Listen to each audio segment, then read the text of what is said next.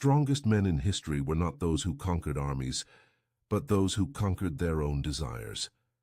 Think about that for a moment.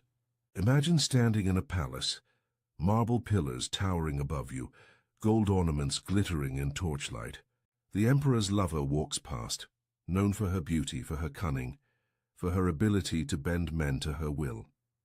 And yet she cannot break his composure. His gaze does not falter. His breathing does not change. He remains unmoved, as if her presence were nothing more than smoke drifting through the hall. What did these men know that we've forgotten? What secret strength made them immune to the very temptations that brought others to ruin? Tonight, you will learn the forbidden Stoic secrets that made emperors, generals and philosophers unbreakable against the most dangerous tests of all, the subtle manipulations of desire, seduction, and betrayal. These are not stories of men who hid in ivory towers writing gentle poems. These are stories of men who ruled, fought, and endured, while the world around them burned with chaos and treachery. Stoicism was not a dry philosophy to be studied by scholars. It was a weapon, a shield forged in the fire of war and betrayal, polished in the courts of intrigue, and sharpened in the silent chambers of temptation. The men who lived by its principles did so not for comfort, but for survival. Because in their world, to be broken by passion or to be owned by desire meant the loss of power, the loss of freedom, and in many cases, the loss of life itself. These secrets were whispered among emperors who faced conspiracies in their own bedrooms, among generals whose wives and mistresses were courted by enemies, eager to twist loyalty into treason, among philosophers who walked through the markets of Rome, mocked and tempted, yet never once bowed their heads in shame. And while the centuries have passed, the truth has not changed. The methods they practiced, the rituals they performed, and the discipline they wielded remain as deadly effective today as they were 2,000 years ago.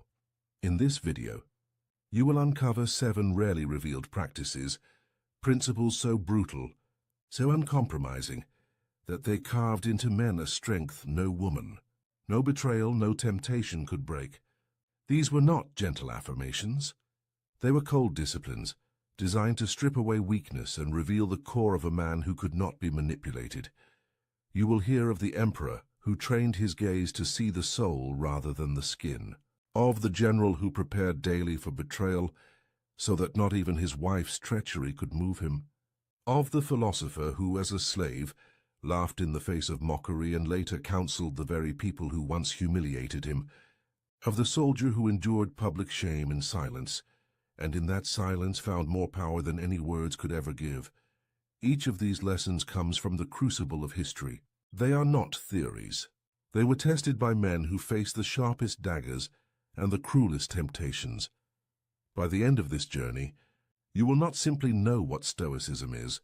You will hold in your hands the very tactics that made the greatest men in history mentally unbreakable. So ask yourself, are you ready to stand where they stood? To face the same fire and come out forged into something harder than iron? Then listen closely, because the 7 brutal Stoic secrets are about to be revealed. In the private chambers of Marcus Aurelius, the night was never without tests. Behind the polished marble doors, servants whispered, and messengers slipped in with subtle agendas. Among them were courtesans, women chosen for their beauty and sent to tempt the emperor into weakness. They were not gifts of pleasure. They were weapons, sharpened by rivals who understood that the fall of a man often begins with his gaze. Marcus Aurelius did not shield himself from these trials. Instead, he confronted them with discipline that few could imagine. He trained his eyes never to linger. A fleeting glance could become a chain, a spark that grew into fire. To him, desire was not passion. Desire was enslavement, the beginning of a ruler's decline. He believed the battle for mastery did not start on the battlefield or in the Senate chamber. It began with perception, in the simple act of looking. If you allowed your eyes to be pulled, you had already surrendered ground. The man who could not control his gaze could not control his life. Modern men think they are immune to this test, yet they are surrounded by it constantly. the glow of a screen filled with images designed to seize attention, the lingering glance at beauty in the office, on the street, or across a crowded room. Each moment of weakness is a thread, and enough threads woven together will bind a man in chains. Marcus understood what many forget. To be unbreakable, you must master the smallest of choices. The first step before desire takes root. He did not avoid women, nor did he fear them. He simply saw through the surface. He looked upon people not as flesh meant to seduce, but as souls bound by the same mortality and flaws as himself. There was a ritual he practiced in silence every morning. Before the sun rose, before Rome stirred awake, he would sit alone and remind himself, see the soul, not the skin. This vow was not a whisper of morality, but a declaration of power. For the man who sees beyond the surface can never be owned by it. The emperor's gaze was more than discipline. It was armor, an unbreakable shield against the most ancient form of manipulation, and that is the first secret. If you can master your eyes, you will master yourself. In the annals of Rome, there is a story of a decorated general, a man who had led legions across the frontiers and returned victorious. Yet the most dangerous battle he ever faced was not against barbarians or rival armies. It was within his own household.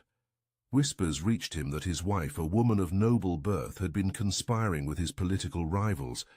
Not only her affection, but her loyalty had shifted into betrayal.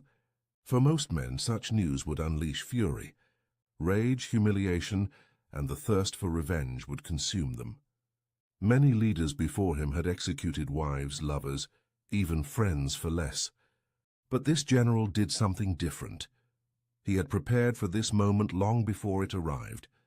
Each morning, before donning his armor, he practiced what the Stoics called premeditation malorum, the premeditation of evils. He imagined betrayal as inevitable. He pictured his closest allies abandoning him, his family turning against him, his soldiers failing him. By rehearsing these calamities in his mind, he stripped them of their power. When they happened, they no longer shocked him. So when the whispers became proof, he felt no tremor of surprise, no tightening of the chest, no consuming fire of vengeance. Instead, he regarded the betrayal as nature itself, as common as a storm breaking across the sea.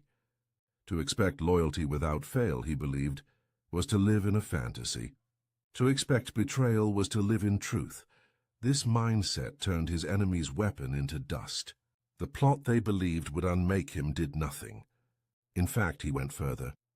He confronted the rival who had gained his wife's favor, not with wrath but with composure. And in an act that stunned the Senate, he promoted the man to higher office. It was not weakness. It was dominance. For in that moment, he showed that no insult, no conspiracy, no theft of affection could disturb his reason. He ruled not by force of passion, but by mastery of self. His enemies gained nothing, and his legend grew greater because of it. This is the second secret. Expect betrayal as natural, and it will never own you. In your own life, whether from friends, family, or women, betrayal loses its sting when you have already rehearsed it in the mind. Emotional immunity makes you untouchable. The general's legacy endures for one reason. When others sought to wound him through his heart, he proved that his heart was beyond their reach. Among the most famous Stoics of Rome was a man who began life not in wealth or honor, but in chains. His name was Epictetus. He was born a slave, treated as property, subjected to the cruelty of his master, and yet, from this lowly station, he rose to a level of authority that even free men envied. One story tells of his humiliation in the presence of noble guests. His master, eager to entertain, mocked him openly, forcing him to perform degrading tasks and endure ridicule. Among the spectators were women of the court, who laughed at his condition, jeering at his weakness. For most men, such shame would cut deeper than any blade. Anger, desperation, or despair would spill out uncontrollably. But Epictetus did not flinch. Instead, he stood in calm silence. His mind was untouched. He once said, "You may insult my body, but you cannot touch my reason." The body could be chained, The reputation could be dragged through the mud. But the inner fortress of thought, that domain remained sovereign. This was the core of his philosophy. True power is not measured by possessions, approval, or reputation. It is measured by the mastery of one's own mind. For while fortune can strip away status, wealth, or even freedom, it cannot touch the reasoning faculty unless you surrender it willingly. This truth makes a man invincible. Because if your worth is not tied to the praise of others, then insults carry no weight. If your identity is not built on possessions, then loss cannot destroy you. If your peace is not dependent on another's affection, then rejection cannot move you. In modern life, this remains the most brutal test. Insults, rejection, and the subtle games played to provoke emotion are constant. Many men crumble when mocked, or when a woman withholds approval. They lash out, they beg, or they retreat into self-doubt. But the man who understands Epictetus's lesson remains untouchable. He knows that his value is not something given by others, and therefore cannot be taken away by others. Epictetus endured slavery, scorn, and humiliation, yet never surrendered his calm. And when he was finally freed, something remarkable happened. The same society that once laughed at him now sought his wisdom. Women of Rome, who had once ridiculed the slave, later came quietly to his lectures, seeking counsel on how to endure their own trials. The man who began life with nothing ended with influence greater than kings, not because of what he owned, but because of what he could never lose, the mastery of his own mind. That is the third secret. A man who builds his self-worth on the unshakable foundation of reason is a man who can never be owned. In the heart of Rome, influence often came not only through the Senate floor or the battlefield, but through the chambers of desire. One senator, admired for his clarity of judgment, faced a temptation that few men could resist. A widow of immense wealth and renown set her sights on him. She was not only beautiful but also powerful, her late husband having left her estates, servants, and a network of allies eager to maintain her favor. Many men competed for her attention, each hoping to secure her fortune and the influence that accompanied her hand. She approached the senator with an offer that seemed impossible to refuse. Riches beyond measure, estates that could guarantee his children's prosperity, influence in the Senate through her allies, and companionship with a woman whose beauty was spoken of in whispers. Most men would have seen this as fortune smiling upon them. Most men would have surrendered, but this senator understood something deeper. He saw what others did not. Her offer was not freedom, but a chain. For the man who needs another's wealth, another's beauty, or another's influence no longer rules himself. He is ruled by what he craves. The senator's response was short but unforgettable. To need her is to be owned by her. With those words, he declined her hand. No hesitation, no apology, no elaborate excuse. Just the clarity of a man unwilling to trade freedom for comfort. The widow was astonished. Accustomed to bending men with her offers, she turned her attention to others. And indeed other men fell. One senator accepted her wealth, and soon found himself a puppet, his every vote in the Senate dictated by her will. Another sought her beauty, and when she withdrew her affection, he crumbled in disgrace. She destroyed them not with daggers or poison, but with chains of desire. The man who walked away remained unbroken. His independence became a legend, whispered as both a warning and a lesson. While others gained temporary pleasure and quick ruin, he preserved something far more valuable: sovereignty over himself. The Stoic principle here is brutal in its simplicity. Freedom means desiring nothing that enslaves you. It is not wealth itself that corrupts, nor beauty, nor influence, but the need for them. Once you believe you cannot live without these things, you have already surrendered your will. In modern life, the trap is no less common. Many men trade their freedom for transactional relationships, where wealth and beauty become bargaining chips. They accept terms that bind them, mistaking golden chains for fortune. Yet chains are chains no matter how they glitter. The senator's refusal remains the lesson. To be unbreakable, you must walk away from anything that seeks to own you, no matter how tempting it appears. For what is gained in dependence will always cost more than it is worth. That is the fourth secret. The man who needs nothing cannot be owned by anyone. There is a tale from the late days of the Roman Republic, when intrigue flowed more freely than wine. A philosopher of great renown was invited to a banquet hosted by a woman whose beauty was matched only by her reputation for manipulation. She was known to ensnare men of power, drawing secrets from them under the influence of desire, and then using those secrets as weapons. At the feast, she presented the philosopher with a jeweled goblet of wine. The aroma was sweet, the color deep, but the cup was laced with herbs said to cloud the mind and inflame the body. It was not meant to honor him, but to bind him. Once weakened by passion, he could be blackmailed, controlled, even ruined. Most men in his position would have accepted without question. To refuse a drink in such company was an insult. To deny her was to risk offense, and perhaps even political retaliation. Yet the philosopher knew the truth. Pleasure that costs freedom is poison. He held the cup in his hand, studied it, and smiled politely. Instead of drinking, he set it aside. He asked for water, clear and untainted, and lifted it in a quiet toast. It was a small gesture, but one that spoke louder than any speech. He chose clarity over indulgence, freedom over desire, discipline over weakness. The hall fell into silence. The seductress's weapon had failed. Her scheme collapsed, not because of confrontation, but because the man she sought to trap refused to play the game at all. By denying the poisoned cup, he denied her power. This is the essence of Stoic wisdom. Not all pleasures are gifts. Many are traps, designed to enslave the will and bend the spirit. What appears sweet on the surface may carry within it chains that bind you tighter than iron. The modern world offers its own poisoned cups. They come not only in the form of lust, but in endless digital distractions, hollow indulgences and fleeting pleasures that steal hours, weaken focus, and erode resolve. Each one promises delight, but the cost is freedom.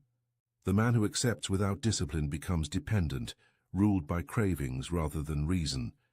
The philosopher's lesson is timeless. To remain unbreakable, you must examine every pleasure with suspicion. Ask not only what it offers, but what it demands in return. If it demands your freedom, your focus, or your self-respect, then it is no gift at all. It is poison.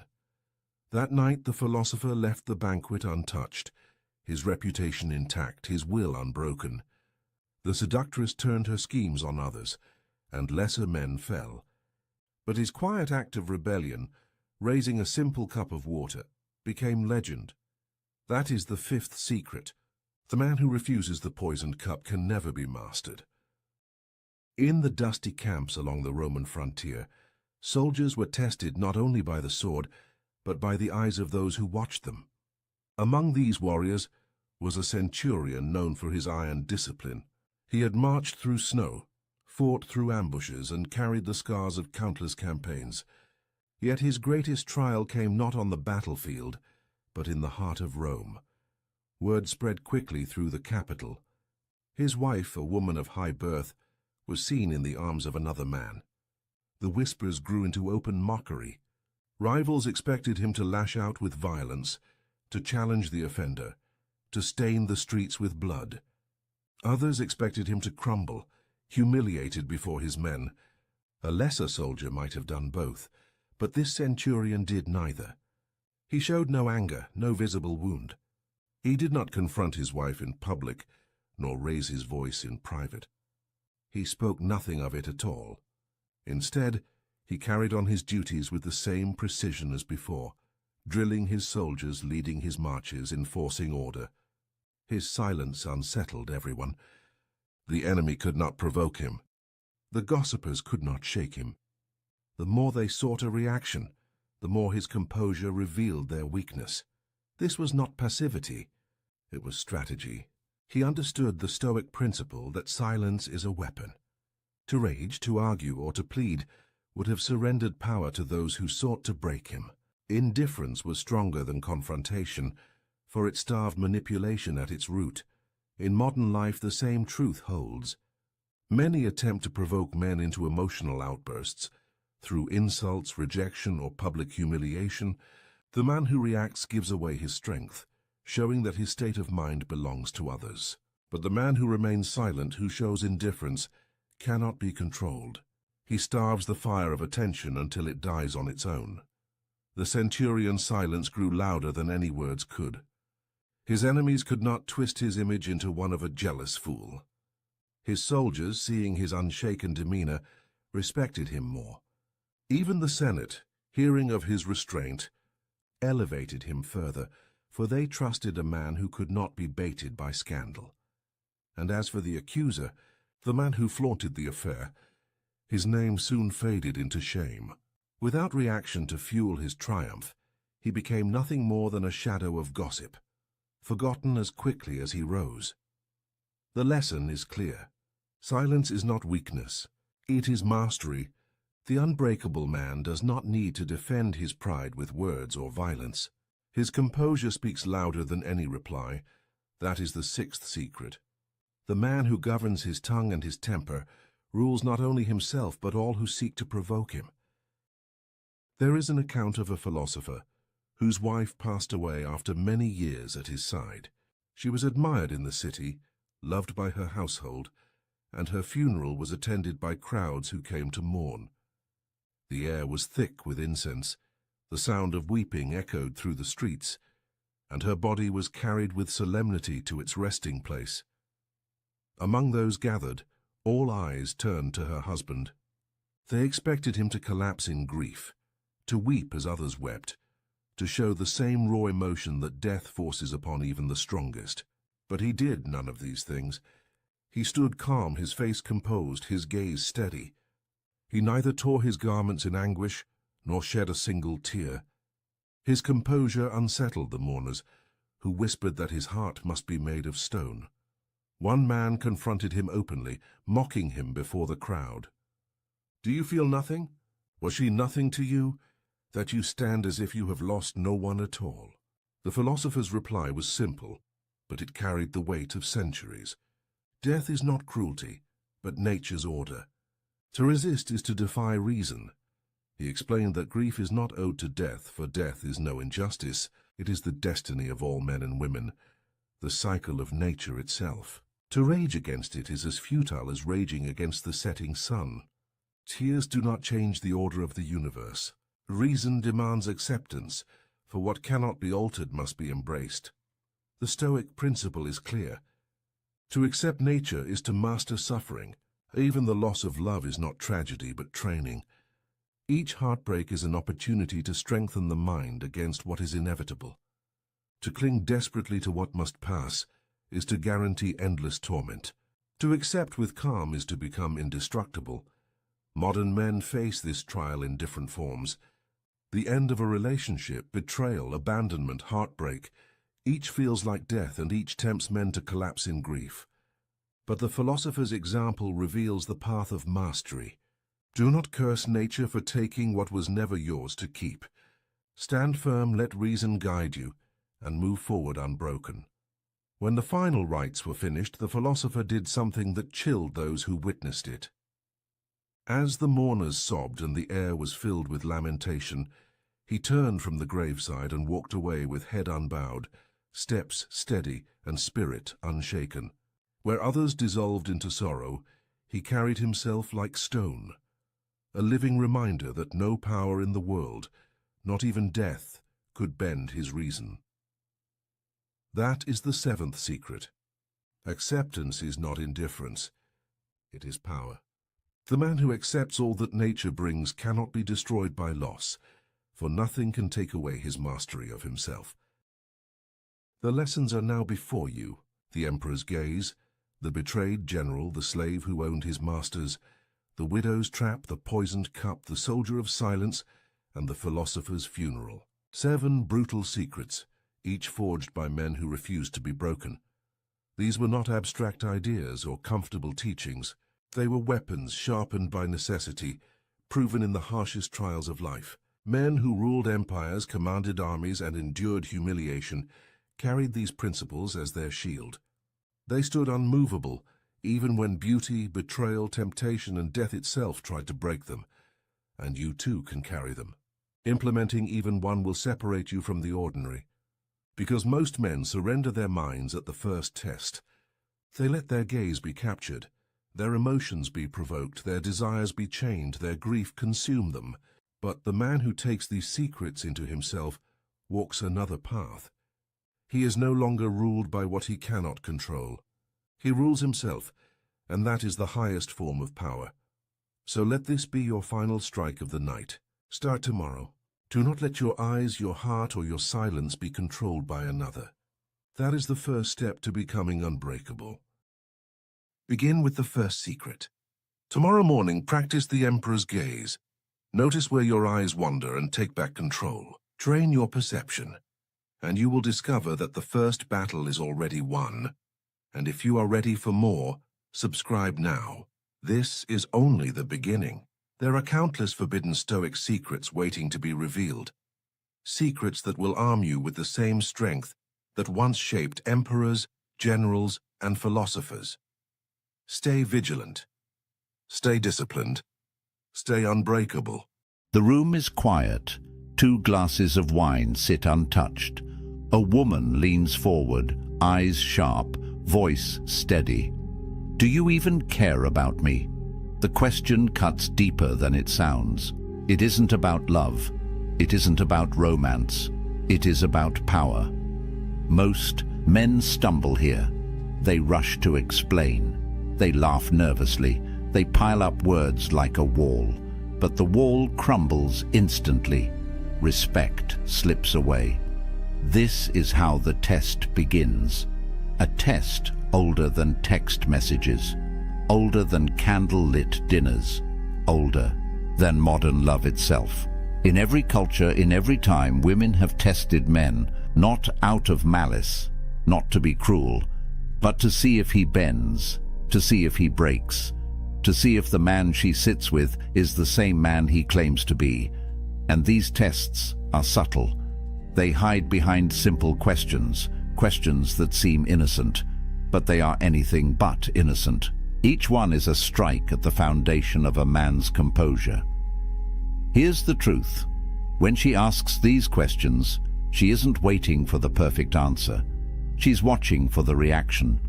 Does he stay calm? Does he hold his frame? Or does he panic? The Stoics faced greater trials than this.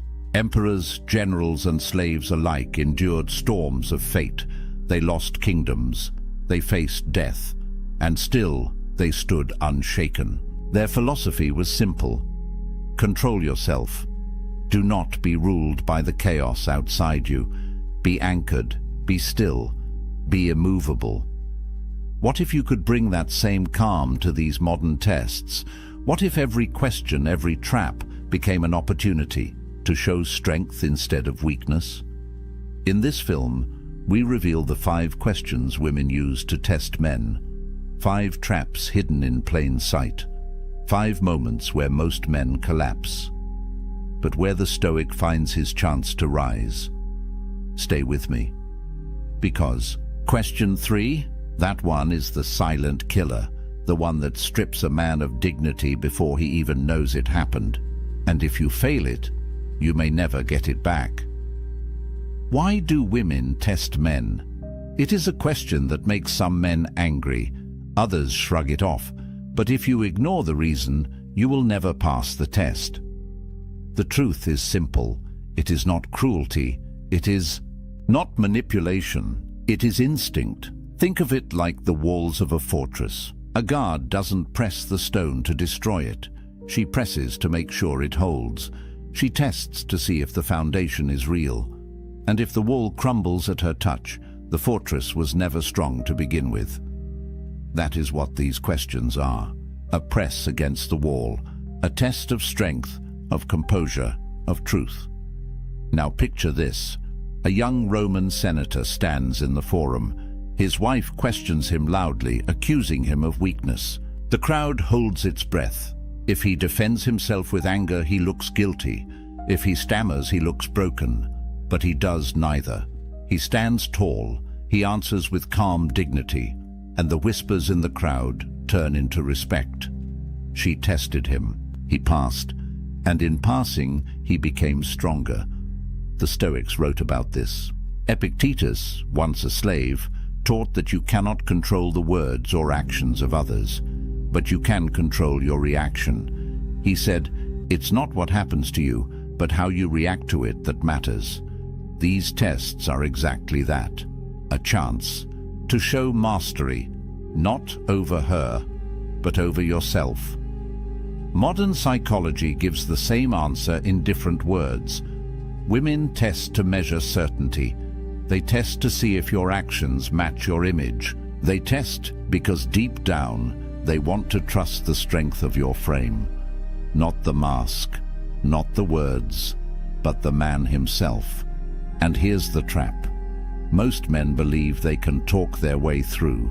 They explain, they argue, they overcompensate. But the more they talk, the weaker they look. The Stoic doesn't fall for this. The Stoic knows silence can be louder than words. A calm pause can be more powerful than a frantic defense. So what do these tests reveal? They reveal whether you are anchored or adrift. They reveal whether you bend at the first sign of pressure. And they reveal whether you are the man you claim to be. Ask yourself, when pressure comes, what do you show? Do you reveal strength or weakness? Do you reveal calm or chaos? Every test is a mirror, and what it reflects is you. This is why these 5 questions matter. They are small moments, but they open the door to something bigger: respect, attraction, power, or the loss of all 3. The first question begins gently. It sounds like love, but it hides a storm, and most men never see it coming. The first question seems simple. It sounds like love. It sounds like a cry for affection, but beneath it hides the real test. Picture this. A man sits at dinner. The candles burn low. The air is heavy with silence. And then she asks, "Do you even care about me?" The man feels panic rise in his chest. He rushes to speak. "I care about you so much. Of course I do. Haven't I shown you? Don't you see everything I do?" The words spill out like water from a cracked jar. The more he says, the less she believes. Because the test was never about words. Here's the truth. This question is not a request for a speech. It is a measure of presence. She wants to see if you can stand steady in the face of doubt, if you can remain calm when emotion is thrown at you, if you can show her without shaking that your care is real. The Stoics faced this kind of test daily. Marcus Aurelius, emperor of Rome, wrote in his private meditations about love and duty. He reminded himself that affection is not proven by noise or by grand gestures. It is proven by action, by consistency, by living with virtue. He cared for Rome not by shouting about his love, but by leading with discipline, patience, and sacrifice. That is the answer hidden in this question. Not louder words, not frantic explanations, but composure, strength, steady truth. Imagine 2 men faced with the same test. One panics. His face tightens, his voice rises. He pleads to be believed. The other stays calm. He looks into her eyes, and he speaks simply, "Yes, I care. My actions prove it every day." The difference is night and day. One collapses under pressure. The other stands like stone. Which one keeps respect? Which one flips the power dynamic? Modern psychology explains it this way. When a woman asks if you care, she isn't only testing affection, she's testing congruence. Do your words and your actions align? Are you the same man in stress as you are in calm? If your response betrays desperation, she feels the fracture. But if your response carries steadiness, she feels safety. Here's where Stoicism shines. The Stoic doesn't need to convince, he doesn't need to perform. He lives in alignment with his principles. He knows his care is real because his actions prove it.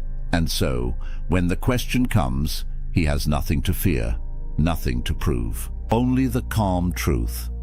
But there is a deeper layer still. When she asks, "Do you even care about me?" she is really asking, "Will you stay steady if I push? Will you remain anchored if I doubt you?" If your frame breaks, she learns she cannot lean on you. But if you remain unshaken, she learns you are safe to trust. So what is the Stoic response? Not a script to memorize, not a trick line to copy, but a way of being, composed, grounded, aligned. Because care is not in the shouting, it is in the silence, it is in the calm, it is in the daily proof of action. This is why the first question matters so much. It seems harmless, but it is the opening move in a much larger game. And if you fail here, the next test only grows sharper. The second question does not sound emotional. It sounds logical, practical. But in truth, it is even heavier because it forces you to face the future. The second question arrives like a whisper, but it lands like a hammer. Where is this going? At first, it sounds simple, a question about direction, about future plans. But underneath, it is a test of certainty. Picture this. A couple sits in a quiet cafe. She stirs her coffee. Her eyes never leave his. And then she asks. Her tone is casual, almost soft. But he feels his chest tighten. He knows this is not casual. The man who fears this question reacts in two ways. Some rush forward. They make promises. They map out a future they aren't ready for. Others retreat.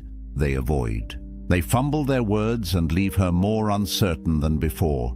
Both fail. Both reveal weakness. Because both let fear dictate the answer. Here's the truth. This test isn't about the future. It's about your frame in the present. She doesn't need every detail. She needs to know if you stand steady under pressure. The Stoics understood this tension well. Marcus Aurelius ruled an empire under constant threat. He never promised his people endless years of peace. Instead, he reminded himself daily that the future is not his to control. Only his actions today were within his command. That was enough. Epictetus put it more sharply. Don't demand that things happen as you wish, but wish them to happen as they do. The Stoic does not cling to guarantees. He speaks truth about what he values now. He lives by principle, not by desperate promises. So what is the Stoic way to respond? Imagine her eyes waiting, the silence growing heavy. Instead of panicking, you breathe. You anchor yourself in the present. And you say with calm certainty, I value what we're building. I don't rush or pretend to know every step ahead. What matters is how we treat each other today. That's what I can promise. No over-promising, no retreat, just steady ground. Notice what happens here. The answer shifts the frame. You are not a boy scrambling for approval. You are a man speaking from principle. The power dynamic flips. But there's more. Modern psychology shows that women often test for stability, not for perfect plans. Stability means, does this man know himself? Does he collapse under pressure or remain composed? If he cannot stand steady in a simple question, how will he stand steady when life grows harder? That is the unspoken meaning of, where is this going? It is less about the map and more about the anchor. Now imagine the two responses again. One man blurts out timelines, dates, grand vows. She nods, but inside she doubts. The other man is calm, centered, certain. He does not rush, but he does not run. And in his steadiness, she feels safety. This is why Stoicism matters here, because it keeps you from panic.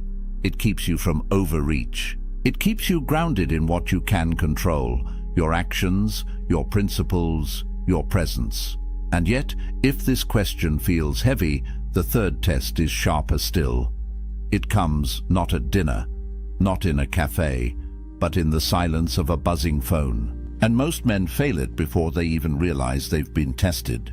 The third question doesn't arrive in person. It arrives through silence, through the glowing screen of a phone, through the long pause between message and reply, and then it comes.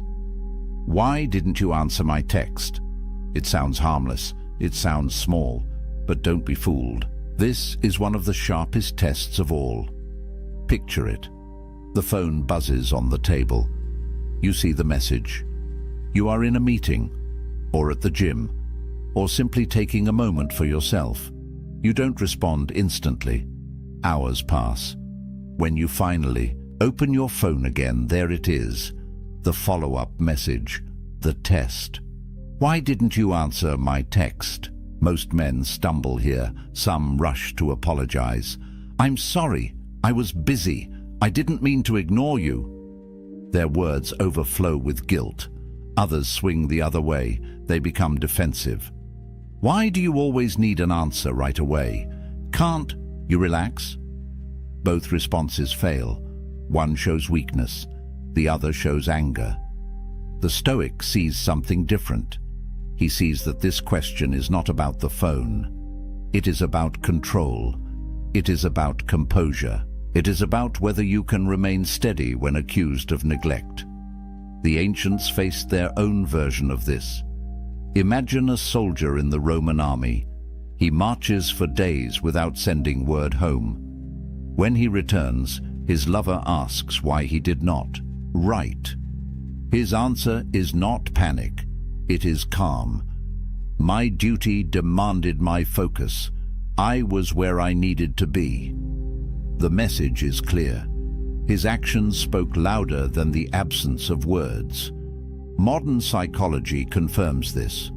The instant response culture we live in creates anxiety. People expect immediate replies as if constant attention equals care. But the truth is the opposite. A man who jumps at every ping of his phone shows that his focus is owned by others. A man who responds in his own time shows self-possession. So, what does the Stoic response look like? It is short, it is calm, it carries no shame. Something like, I was busy, I don't live glued to my phone. Notice the difference. No apology, no defensiveness, just clarity. A calm truth spoken without fear. This is the heart of Stoicism in relationships. The Stoic does not collapse into guilt when tested. He does not explode in anger either. He remains anchored. His time is his own. His focus is his own. And here lies the deeper meaning. When she asks why you didn't answer, she isn't counting minutes. She is counting steadiness. She is testing whether you belong to yourself. If you do, she feels your strength. If you don't, she feels your weakness. So ask yourself, when silence falls, who owns your attention? The phone, the pressure, the fear of disappointing? Or do you own it? Because the man who owns his attention is rare, and rare men are respected. This question may feel sharp, but the next one cuts even deeper, because it hides inside a playful tone, a question that looks harmless, but can shatter a man if he answers wrong. This question hides behind a smile. It slips out casually like a passing thought. But don't be fooled. It is not casual. It is a test, wrapped in silk. Do you think she's pretty? At first it feels harmless. She might be asking about a stranger at a cafe, an actress on a screen, a mutual friend. Her tone is light, but her eyes study every flicker of your reaction. Picture the moment. A man shifts uncomfortably. He looks away.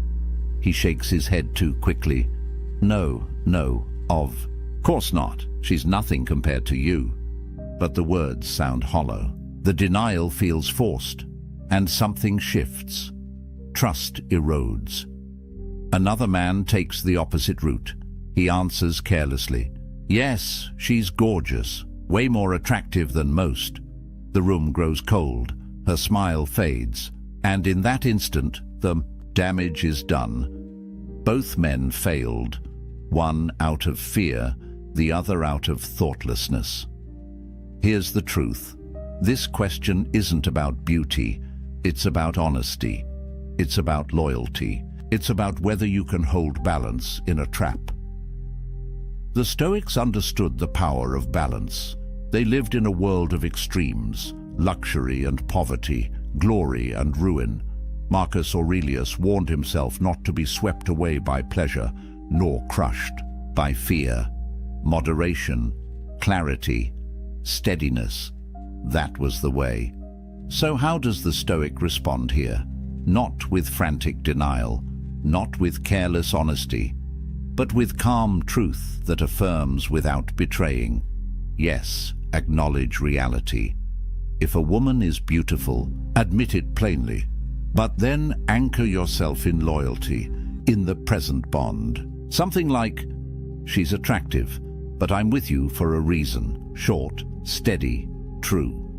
Notice what happens with this answer. You don't lie, you don't collapse, you don't betray, you stay balanced, and balance commands respect. There's a deeper layer too. When she asks, "Do you think she's pretty?" she is not seeking your taste in women. She is seeking proof of integrity. Will you lie to soothe her ego? Will you wander in your gaze? Or will you stay grounded in honesty and loyalty at the same time? The Stoic man knows that truth and virtue cannot be separated. Epictetus said, "If it is not right, do not do it. If it is not true, do not say it." To deny beauty where it exists is to speak falsehood. To dismiss your own bond is to lack virtue. But to hold both in balance is to reveal strength. This test matters because it doesn't look like a test. It looks playful, but hidden beneath the joke is a blade aimed at your honesty. And if you falter, the cut is deep. Most men fail here without even realizing it. They either fear the truth or they mishandle it. But the Stoic response is rare, calm, simple, anchored. And yet, if this question is sharp, the final test is brutal, because it doesn't challenge your care or your plans or your honesty. It challenges your very identity. This is the hardest test of all. It doesn't arrive as a playful question. It doesn't sound soft. It comes like a spear, sharp, direct, designed to wound. Are you even a real man? Imagine the scene. The argument is heated. Her voice is raised. Her patience is gone. And then, in a burst of anger, the words land. They are not gentle. They are not disguised. They are meant to provoke. Most men fail instantly. Some explode in rage. "How dare you say that? Of course I'm a man." Their anger betrays insecurity. Others shrink. They stammer. They lower their eyes. And in silence, they confirm the accusation. But this is not what the Stoic does. The Stoic understands that insults reveal more about the speaker than the target. Words are noise. They cannot touch the essence of who you are. Only your reaction can do that. Marcus Aurelius wrote, "If someone despises me, that's their problem. My only concern is not doing or saying anything deserving of contempt." That is the heart of this test. Not defending your manhood, not proving it with aggression, but standing so calmly that the words lose all power. Picture two men again. The first slams his fist on the table. His rage fills the room. She sees weakness, not strength. The second holds her gaze. He doesn't flinch, and he says quietly, "I don't need to prove it with words. My actions speak." The silence that follows is heavier than a shout, because in that moment, the power shifts. The test is passed. Respect is earned. Psychology confirms this dynamic. Challenges to masculinity trigger deep instincts. Many men feel they must defend or attack, but true strength is self-possession. A man who knows himself doesn't need to fight for his identity. He already owns it. The Stoics lived this way. They were warriors, emperors, slaves, philosophers. Their manhood was not measured in titles or bravado. It was measured in courage, in justice, in steadiness. A real man in their eyes was not the loudest in the room. He was the calmest, the one who did what was right, even when mocked or insulted. So, when the words strike, "Are you even a real man?" the Stoic does not break. He does not rage. He does not beg. He simply remains, unshaken, anchored. This is the true test. Not of romance, not of loyalty, but of identity. And if you fail here, you lose far more than respect. You lose yourself. But if you pass, if you stand calm in the storm, you become rare. Rare men are remembered. Rare men are trusted. Rare men are respected. And that is the ultimate power flip. The test meant to shatter you becomes the proof of your strength. We've walked through the 5 questions, 5 tests that seem ordinary, 5 moments that look small, but each one hides something much larger. Think back. Do you even care about me? Not about words, but about presence, a chance to show that your care is steady, not frantic. Where is this going?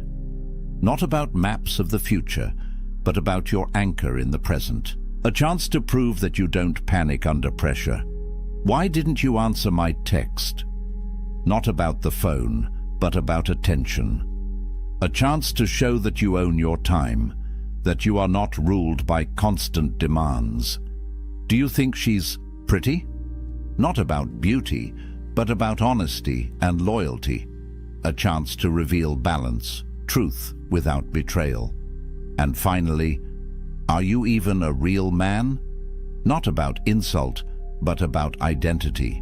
A chance to stand calm when provoked, to show strength without noise. 5 questions, 5 mirrors, 5 opportunities to either collapse or rise. Why does this matter?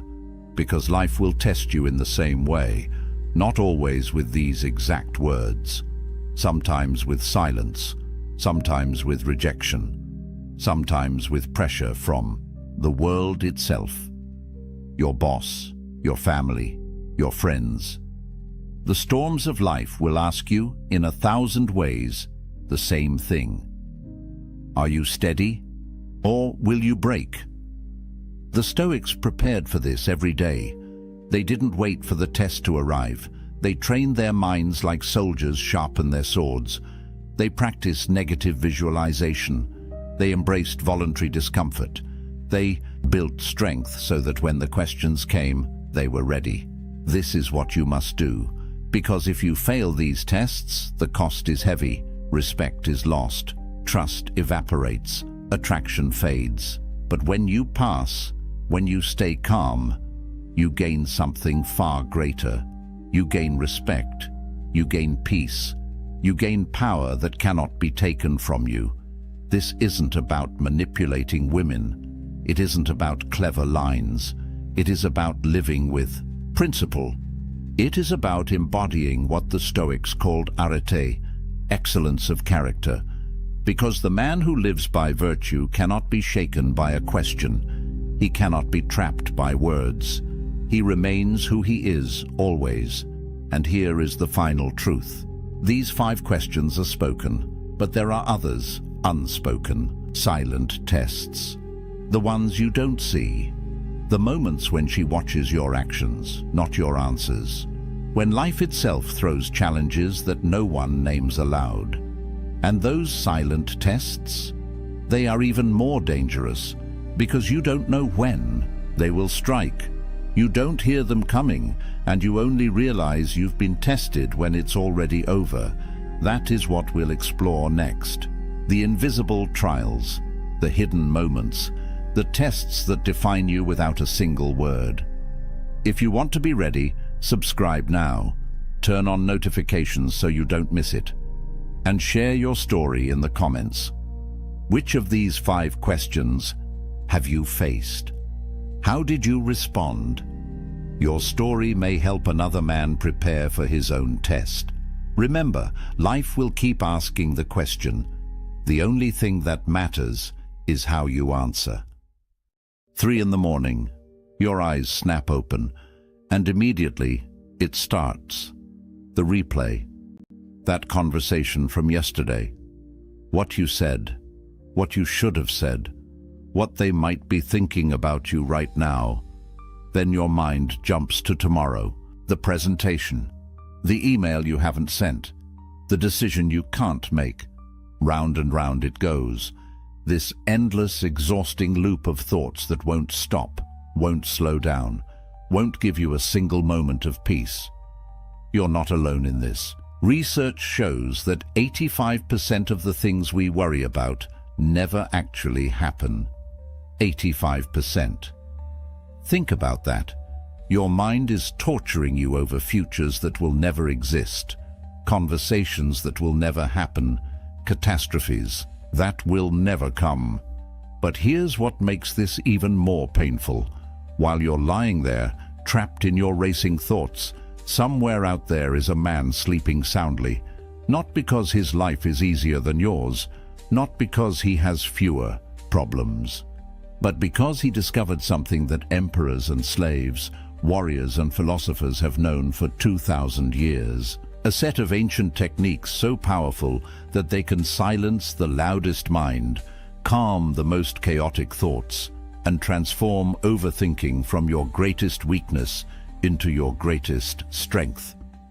In the next 20 minutes, you're going to learn 12 paths that the Stoics used to master their minds. These aren't motivational speeches or empty affirmations. These are battle-tested techniques that Marcus Aurelius used while commanding armies, that Epictetus used while enslaved, that Seneca used while advising emperors. And I'm going to show you exactly how to use them, starting today, starting right now. Because by the time we're done, you'll never look at your racing thoughts the same way again.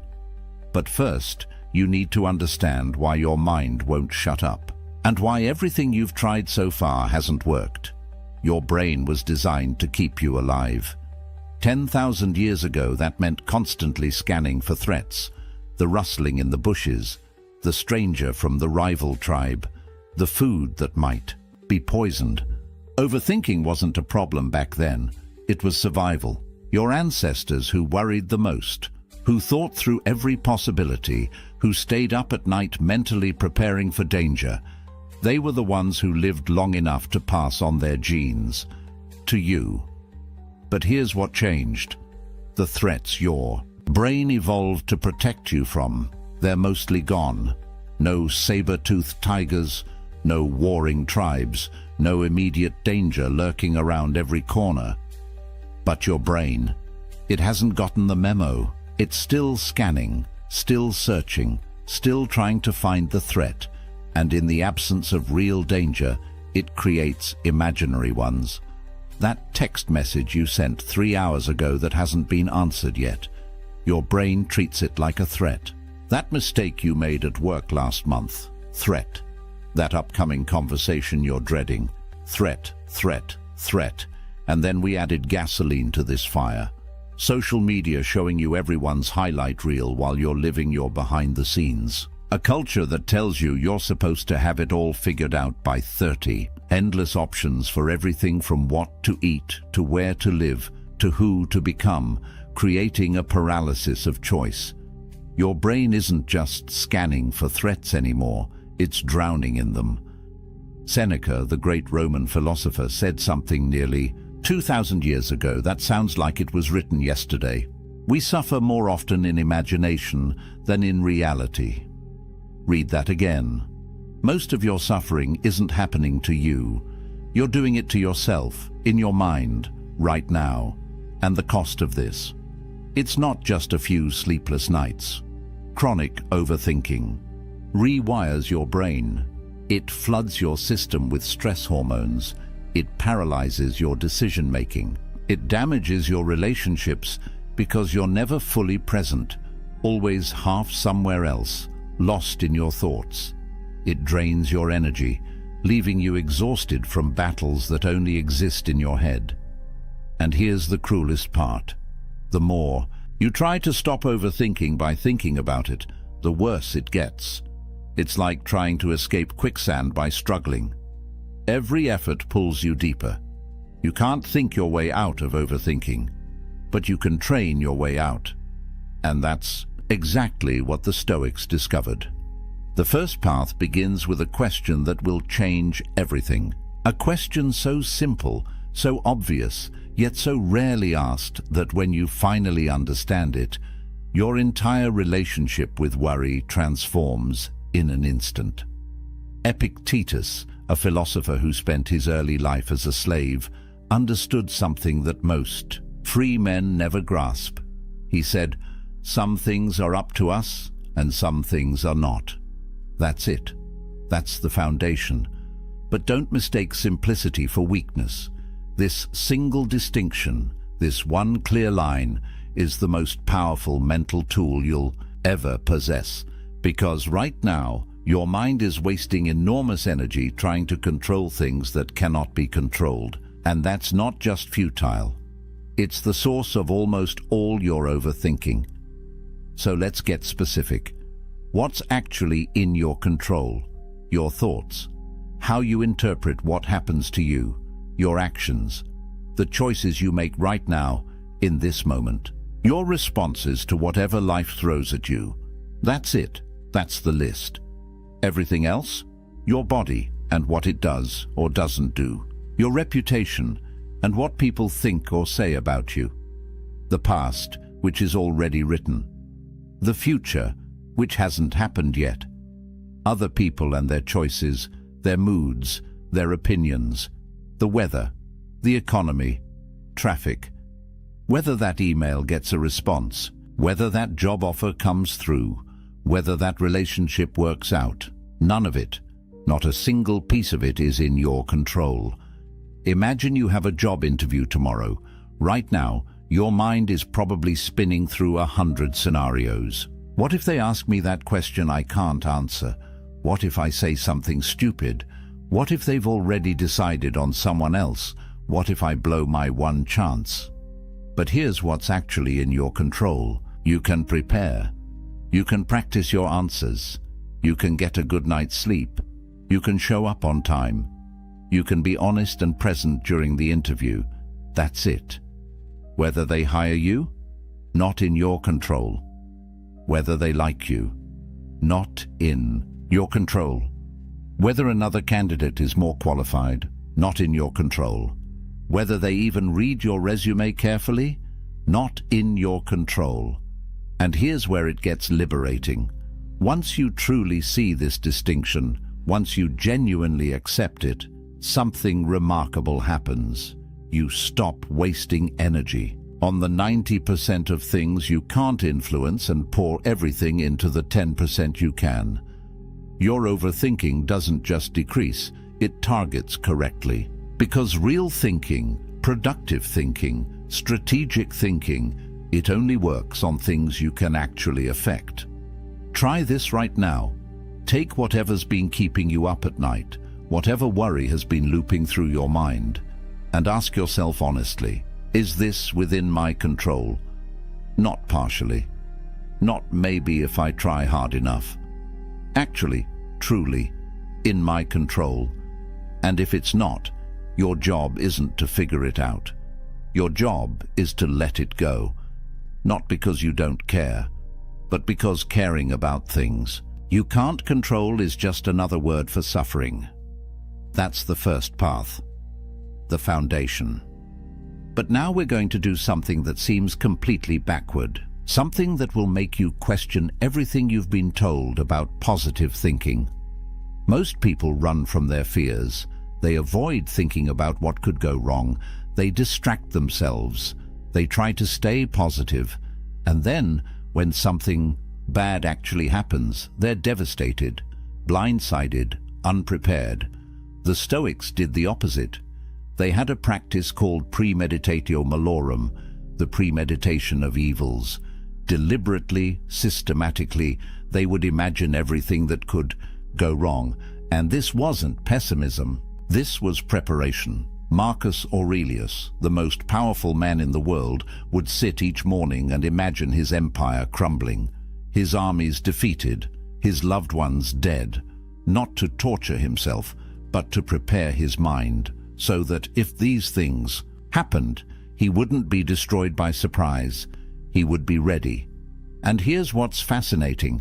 Modern psychology has discovered that this actually works. When you deliberately visualize a worst-case scenario in a controlled way, something changes in your brain. The fear loses its power, because fear feeds on the unknown, on the what-if. But when you look directly at the worst possible outcome, when you play it out fully in your mind, you realize something profound. You could handle it. You'd survive. Let's say you're terrified of that difficult conversation you need to have.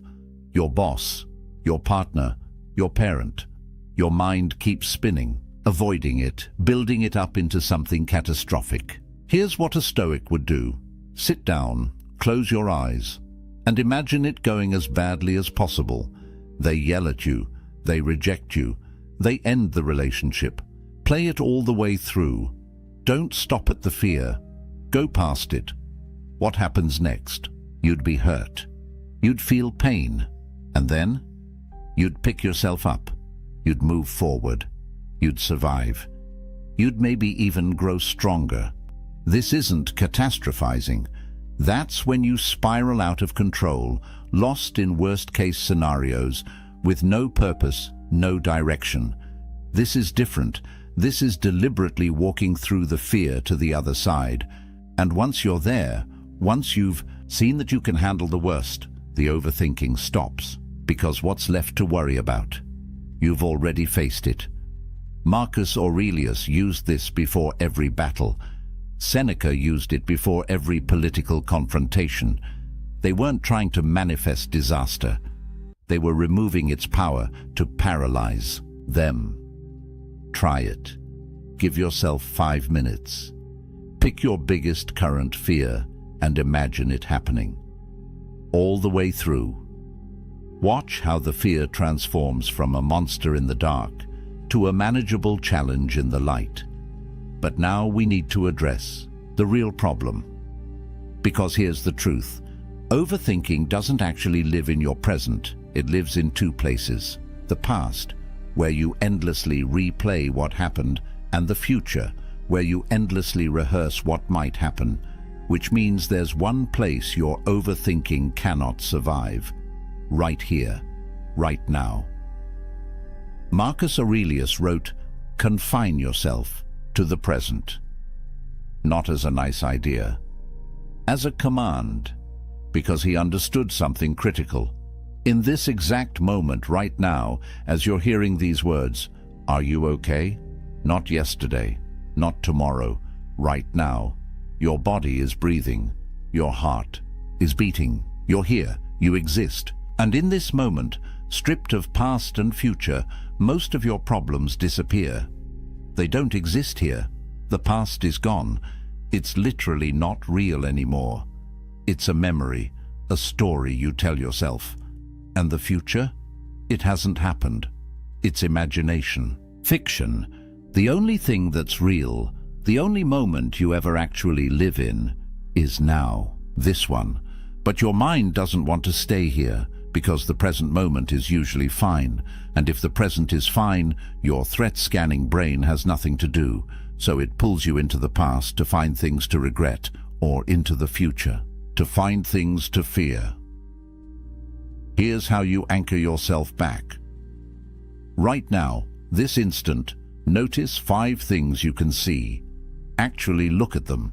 Then 4 things you can hear. 3 things you can feel, your body touching the chair, your clothes on your skin.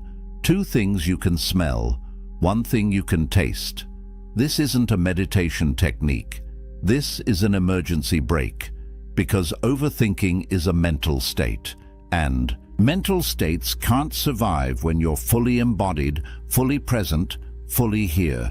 There's an old Zen story. A student asks his master, "What is enlightenment?" The master says, "When I'm hungry, I eat. When I'm tired, I sleep." The student is confused. "But doesn't everyone do that?" And the master replies, "No. When most people eat, they're thinking about 1,000 other things. When they sleep, they're worrying about tomorrow. They're never fully where they are."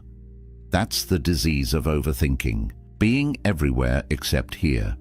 And the cure is radical presence. When you eat, eat. When you walk, walk. When you work, work. Be fully in whatever you're doing, and watch how the racing thoughts have nowhere to attach. This moment right now is enough. It's always been enough. Your overthinking is just your mind's way of refusing to believe that.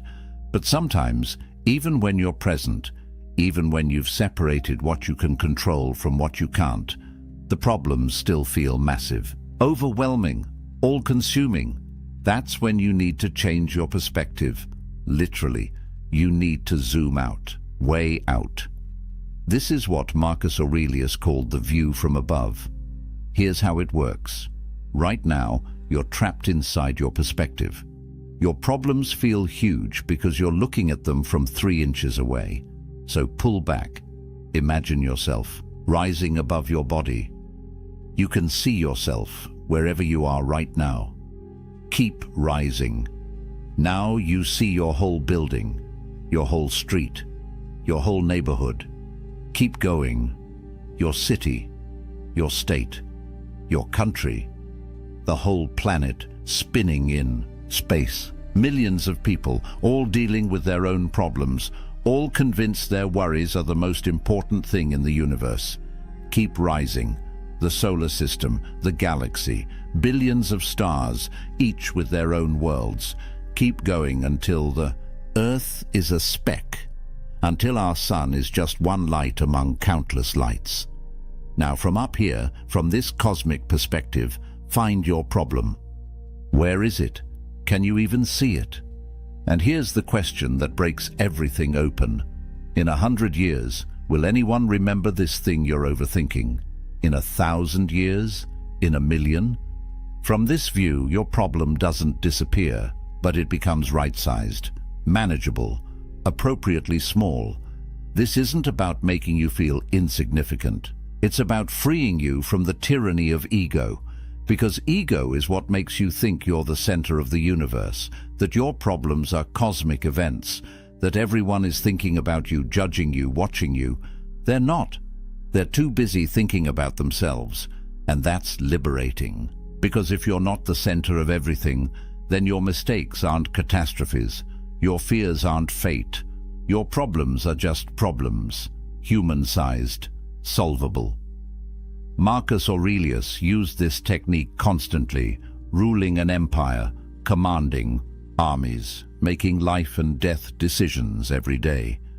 And in his journal, he'd remind himself, Asia and Europe are but corners of the universe. The ocean is but a drop. Everything is small, everything is fleeting. Not to be depressed, to be free. Free from the weight of thinking everything matters equally when most things don't matter at all. Try it the next time you're spiraling. Zoom out. Get the cosmic perspective. Let the universe right-size your worry. But there's another technique, darker, more intense, more powerful than almost anything else the Stoics practiced. And if you can handle it, if you can actually apply it, it will cut through your overthinking like nothing else can. They called it memento mori. Remember death. Seneca said, "You could leave life right now. Let that determine what you do and say and think." This isn't morbid. This is clarity. Because death is the ultimate perspective. It's the final filter that separates what matters from what doesn't. Think about it. On your deathbed, surrounded by people you love, or maybe alone, looking back at your life, Will you care about that embarrassing thing you said 5 years ago? Will you be overthinking what people thought of you? Will you be replaying arguments, analyzing conversations, worrying about things that never happened? No, you'll be thinking about bigger things. Did you love well? Did you live fully? Did you waste your limited time on things that didn't matter? That's the gift of death. It shows you with brutal honesty what actually matters. And if you can bring that clarity into your life now, while you're still alive, you gain a superpower. The ability to instantly cut through all the noise, all the overthinking, all the trivial worries, and ask, will this matter when I'm dying? Steve Jobs had a practice. Every morning he'd look in the mirror and ask himself, if today were the last day of my life, would I want to do what I'm about to do? And if the answer was no too many days in a row, he knew something needed to change. That's the power of death as a teacher. It doesn't allow for overthinking, because overthinking is a luxury. It's what you do when you think you have infinite time. But you don't. None of us do. And the moment you really understand that, not just intellectually but in your bones, your priorities snap into place. You're not going to overthink the email on your deathbed. You're not going to worry about what strangers think of you. You're not going to replay that conversation from 3 years ago. So why are you doing it now? You have a limited number of days, a limited number of hours, a limited amount of mental energy, and you're spending it on this? Death whispers the question you need to hear. Is this worth dying over? And if it's not, maybe it's not worth overthinking over either. The Stoics kept skulls on their desks. They meditated in graveyards, not because they were depressed, because they refused to forget. Life is short, time is limited, and every moment you spend lost in your head is a moment you're not actually living. Memento mori, remember death, not to fear it, but to let it wake you up. Now, let's talk about something that sounds completely wrong, something that goes against every modern message about self-care and comfort and taking it easy. The Stoics believed that you should deliberately make yourself uncomfortable. They called it voluntary discomfort, and it might be the most misunderstood practice they taught. Seneca was rich, unbelievably wealthy. He could have had every luxury. Instead, he would deliberately sleep on a hard floor, eat simple bread and water, wear rough clothes, go without heat in winter. Why? Because he was training, not his body, his mind. He was teaching himself a critical lesson. I can handle hard things, and that lesson, that bone-deep knowledge that you can endure discomfort, that you're tougher than you think, it's the antidote to fear. And fear is what drives most overthinking. Here's what happens when you live a life of constant comfort. You become fragile, soft. Your tolerance for difficulty shrinks. And then when something actually hard happens, something you can't avoid or fix or make comfortable, you break, you panic, you spiral, because you've never trained for it. But when you voluntarily expose yourself to difficulty, when you choose temporary discomfort, you build a different relationship with hardship. You prove to yourself over and over that you're resilient, that you can handle it. Modern applications. Take a cold shower. Let yourself be hungry. Have that difficult conversation you've been avoiding. Do the hard workout. Sit with boredom instead of reaching for your phone. Each time you choose discomfort, each time you lean into something hard, you're sending your brain a message. I'm not fragile. I'm not weak.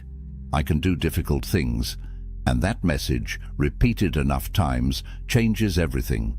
Because now, when your mind starts to spiral about some future difficulty, you have evidence. You've been uncomfortable before. You survived. You even grew stronger. This is the opposite of how most people live. They avoid discomfort at all costs. They optimize for ease. And then they wonder why every little challenge feels overwhelming. Why they overthink every decision, every risk, every potential difficulty. It's because they've never proven to themselves that they can handle hard things. But you can. And voluntary discomfort is how you prove it. Start small. Tomorrow morning, end your shower with 30 seconds of cold water. Just 30 seconds. Watch what it does to your mind. Watch how you feel afterward. Stronger, more alert, more capable. That's not just physical, that's psychological. You did something hard, on purpose. And you're fine. Better than fine. The Stoics knew this. They knew that comfort is a trap, that ease makes you weak, that the path to mental strength runs directly through voluntary difficulty. So stop running from discomfort. Start running toward it, and watch your overthinking lose its grip. But here's something you can do that almost no one does anymore. Something so simple, so accessible, yet so powerful that when you actually do it consistently, your entire inner world transforms. The Stoics wrote. Every day.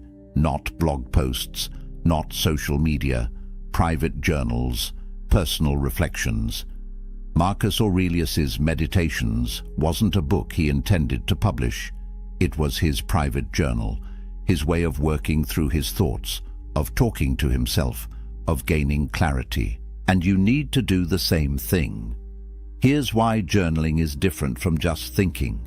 When thoughts stay in your head, they loop, they repeat, they get tangled with other thoughts, they spiral endlessly with no resolution.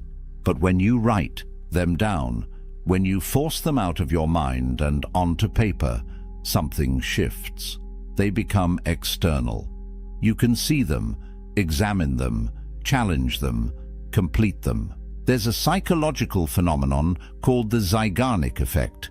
It means your brain obsesses over unfinished tasks. And overthinking, it's your brain trying to complete thoughts that never get completed. They just loop and loop and loop. Journaling completes them. It gives them closure. Here's a simple practice. Every evening before bed, answer 3 questions. What worried me today? What was actually within my control about those worries? And what did I learn? That's it. 5 minutes. But in those 5 minutes, you're doing something profound. You're processing your day. You're applying the dichotomy of control. You're extracting wisdom from experience. And most importantly, you're telling your brain, we dealt with this. It's done. You can stop spinning now. Marcus Aurelius would do this in his tent during military campaigns, surrounded by war, by death, by constant pressure. And writing gave him clarity, distance, perspective. You don't need to be eloquent. You don't need to write beautifully. You just need to get the thoughts out. Because as long as they're bouncing around in your skull, they own you. But once they're on paper, you own them. You can see them for what they are. Often smaller than you thought. Sometimes silly. Occasionally important. But now they're external. Manageable, finished. Stop trying to think your way to clarity. Start writing your way there. Let the page hold the weight your mind can't carry. Now we come to one of the most famous Stoic ideas, and it's probably the most misunderstood, because when people hear the obstacle is the way, they think it's some motivational cliché, some empty phrase about turning lemons into lemonade. But that's not what Marcus Aurelius meant at all. He was teaching something much more radical. He was saying that the obstacle isn't just something you overcome. It is the path forward. The impediment becomes the advantage. The problem contains its own solution. Here's what this actually means. Every difficulty you face, every challenge, every setback, it forces you to change, to adapt, to grow, to find a new way. And that process of changing, that's what develops you. That's what makes you stronger, more skilled, more resilient, more capable. Without the obstacle, you stay the same, comfortable, weak. The obstacle is what shapes you. It's not blocking your path. It is your path. Think about it. That job you didn't get, the one you were sure would destroy you. It forced you to find something better. That relationship that ended badly, it taught you what you actually need in a partner. That business that failed, it gave you the lessons you needed to succeed the next time. At the time, they felt like disasters, but looking back, you can see how they redirected you towards something better, something you wouldn't have found without them. But here's the key. This only works if you change your orientation.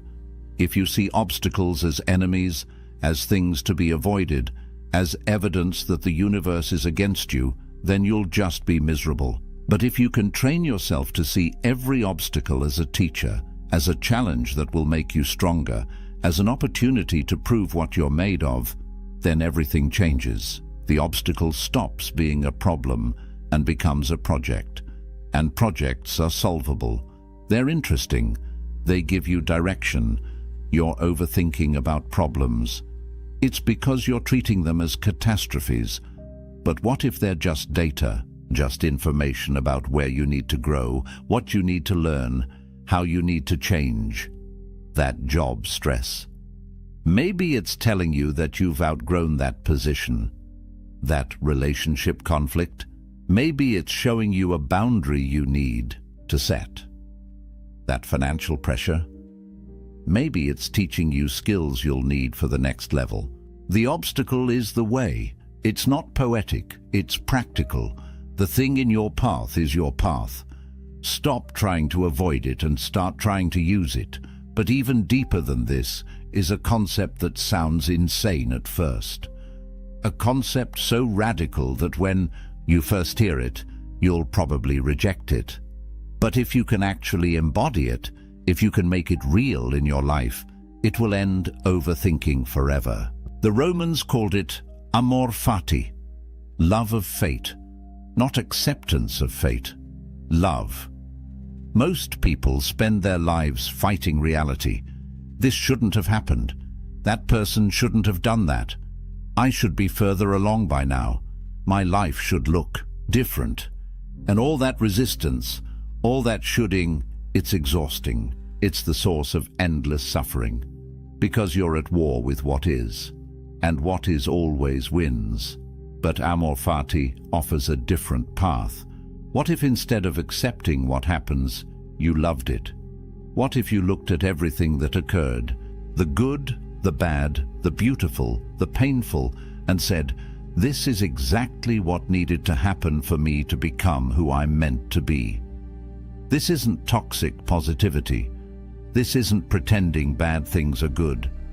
This is understanding that your life, exactly as it has unfolded, with every twist and turn and setback and surprise, has made you who you are. And who you are right now is exactly who you need to be to handle what comes next. Could things have been different? Sure. But they weren't. This is what happened. And fighting it, resenting it, overthinking how it could have been better, that's just pain you're adding to pain, suffering you're adding to difficulty. Think about Nelson Mandela. 27 years in prison. Most people would have been destroyed by that. Bitter, broken, angry. But Mandela said those years were necessary. They made him the leader he needed to be. They taught him patience, forgiveness, strategy. Without that suffering, he wouldn't have had the wisdom to unite a nation. He didn't just accept his fate, he loved it, because he understood that it was shaping him for something greater. Now, your challenges probably aren't that extreme, but the principle is the same. That betrayal, that failure, that loss, that disappointment you keep overthinking. What if it had to happen exactly as it did? What if the universe, or fate, or God, or whatever you want to call the force that shapes things, what if it knew something you didn't? What if this thing that feels like a curse is actually preparing you for something you can't even see yet? Amor fati doesn't mean becoming passive. It means becoming powerful. Because once you stop resisting what is, once you stop wasting energy on should have, all that energy becomes available for what now? You're not fighting the current anymore. You're swimming with it, and suddenly you're moving twice as fast with half the effort. The overthinking stops because there's nothing to overthink. What happened, happened. What is, and you love it all because it's yours, your life, your story, your path. And it's perfect, not because nothing bad happened, but because everything that happened made you who you are. And who you are is exactly enough. There's another practice the Stoics used that connects to this. They would imagine losing everything they loved: their family, their health, their possessions, their reputation. This sounds dark, maybe even cruel. But here's what it actually does. It generates gratitude, intense, profound, life-changing gratitude. Because when you imagine losing something, when you really play out what life would be like without it, you suddenly see what you have. Really see it. Not take it for granted, not overlook it. See it with clear eyes. Seneca said, "If you want to be rich, don't add to your money. Subtract from your desires." And imagining loss does exactly that. It shows you that what you have right now, this moment, this life, these people, this body, even with all its flaws and problems, it's enough. It's more than enough. It's everything. But you can't see that when you're overthinking about what you don't have, about what could go wrong, about what might happen. You can only see it when you pause and genuinely consider, what if this was gone tomorrow? Try it. Right now. Think about someone you love, someone you see regularly, maybe even take for granted. Now imagine they're gone. Really gone. What would you give for one more conversation? One more laugh, one more ordinary day, and then realize you have that. Right now, you have them. They're still here. How many more days will you get? You don't know, but you have today. And if you spend today overthinking other things, worrying about problems that might not even be real, you're wasting something precious, something irreplaceable. This practice isn't meant to make you sad. It's meant to wake you up, to show you what's real, what matters. And once you see that, once you feel that deep gratitude for what you have right now, the overthinking loses its power, because you realize you're not missing anything. You're not broken. Your life isn't wrong. You're here, alive, and that's miraculous. Now let's address something practical. Something physical. Because here's what most people don't understand about overthinking. It's not just mental, it's stored in your body. Think about it. When you're anxious, where do you feel it? Your chest, your shoulders, your stomach, your jaw. Anxiety creates physical tension, and that tension keeps the anxiety alive. It's a loop. The thoughts create tension. The tension feeds the thoughts, round and round. But the Stoics understood something that modern neuroscience is just now confirming. You can interrupt this loop through the body. Marcus Aurelius wrestled, not as a sport, as a practice, as a way to discharge mental energy through physical action. Because when you move your body intensely, when you push it, challenge it, exhaust it, something happens in your brain. The stress hormones metabolize. The racing thoughts quiet. The tension releases. You can't overthink and sprint at the same time. You can't spiral and do push-ups simultaneously. The body anchors you in the present. It forces your mind to shut up and feel. Here's what this looks like practically. Next time you feel yourself starting to spiral, starting to overthink, don't try to think your way out. Move. Do 20 push-ups. Go for a run. Lift something heavy. Do jumping jacks. Clean your house with intensity. Chop wood if you have access to it. Garden. Build something. Anything that demands your body's full attention. And watch what happens. The thoughts don't just slow down. They stop. Because your nervous system gets the message.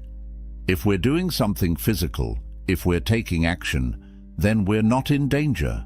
We're handling it. This is why people who exercise regularly report less anxiety, less overthinking. It's not just about endorphins. It's about giving your body a way to express what your mind has been holding. All that worried energy, all that tension, it needs somewhere to go. If it stays trapped in your head, it just cycles endlessly. But if you move it through your body, if you let it out through sweat and breath and muscle, it completes, it finishes, it's done. The Stoics knew this. They didn't just sit around philosophizing, they moved, they worked, they fought, they built. And that physical engagement kept their minds clear. So stop treating overthinking as purely a mental problem.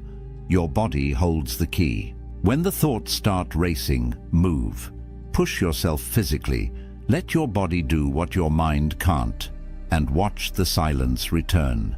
But there's one more technique, one final path that ties everything together, and it's the one that makes all the others sustainable.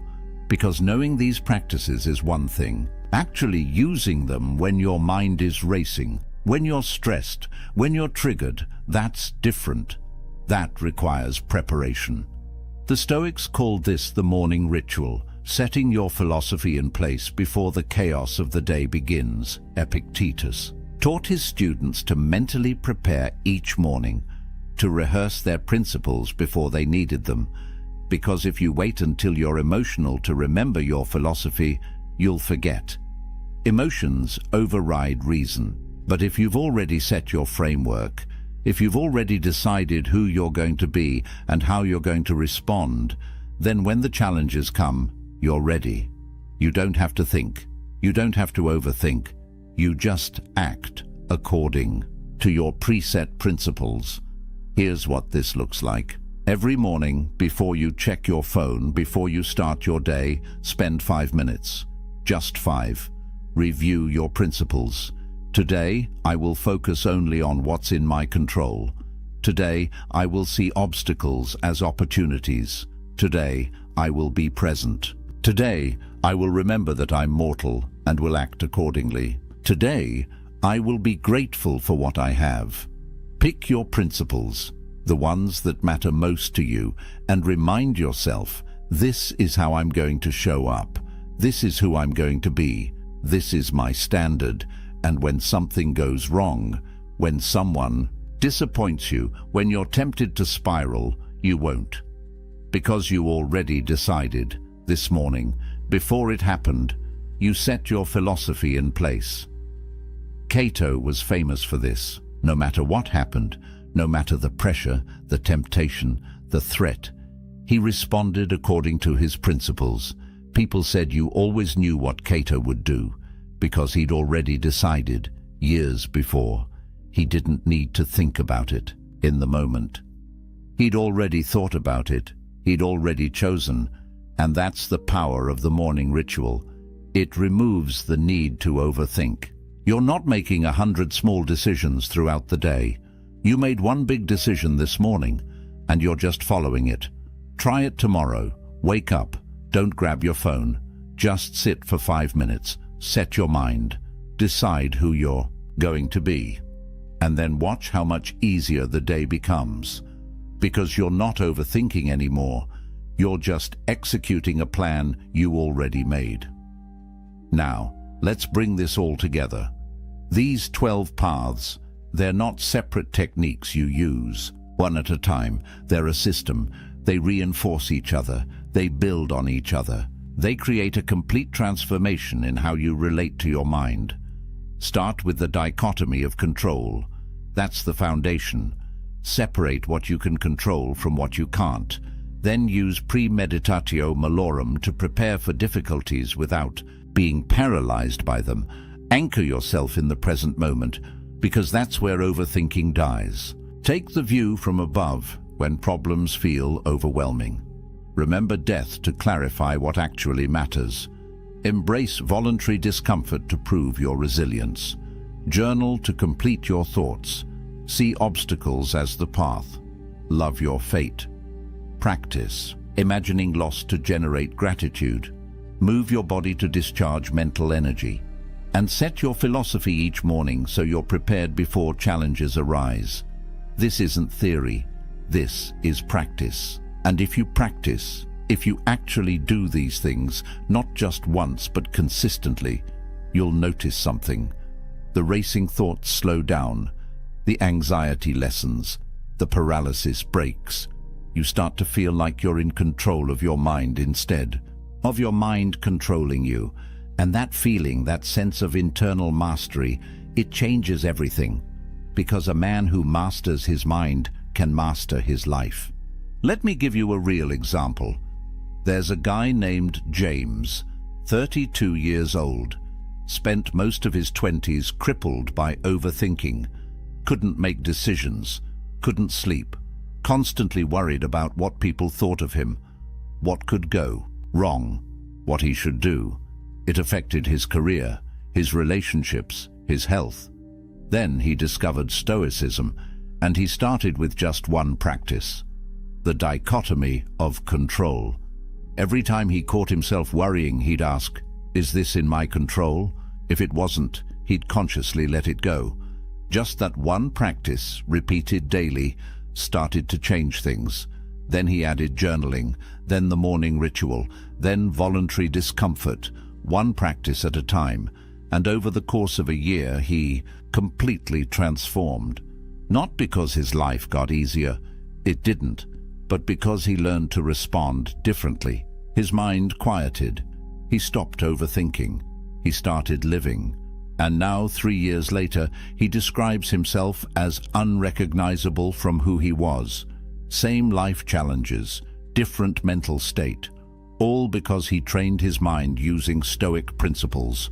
That can be your story. But it requires commitment. These aren't quick fixes.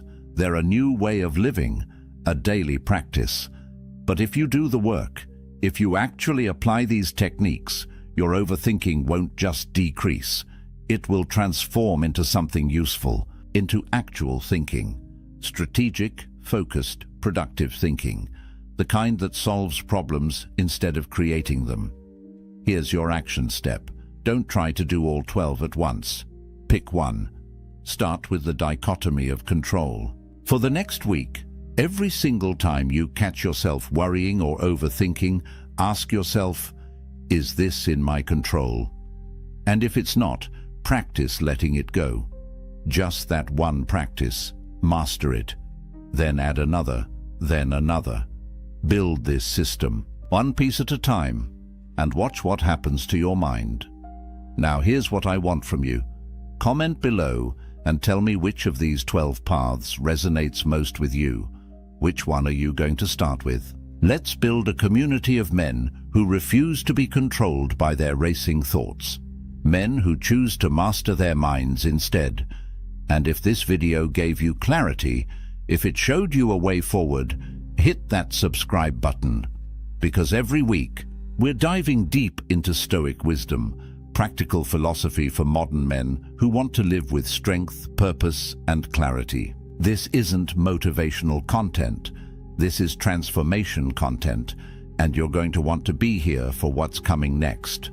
Remember what Seneca said, "We learn not for school, but for life." These techniques aren't academic exercises. They're tools for living, for thinking clearly, for sleeping peacefully, for showing up powerfully. Your mind is the most important tool you'll ever own, and the Stoics spent 2,000 years figuring out how to sharpen it, how to calm it, how to use it instead of being used by it. The racing thoughts, the endless loops, the 3 a.m. spirals, they don't have to be your reality. There's another way, a clearer way, a stronger way, and it starts right now with one decision.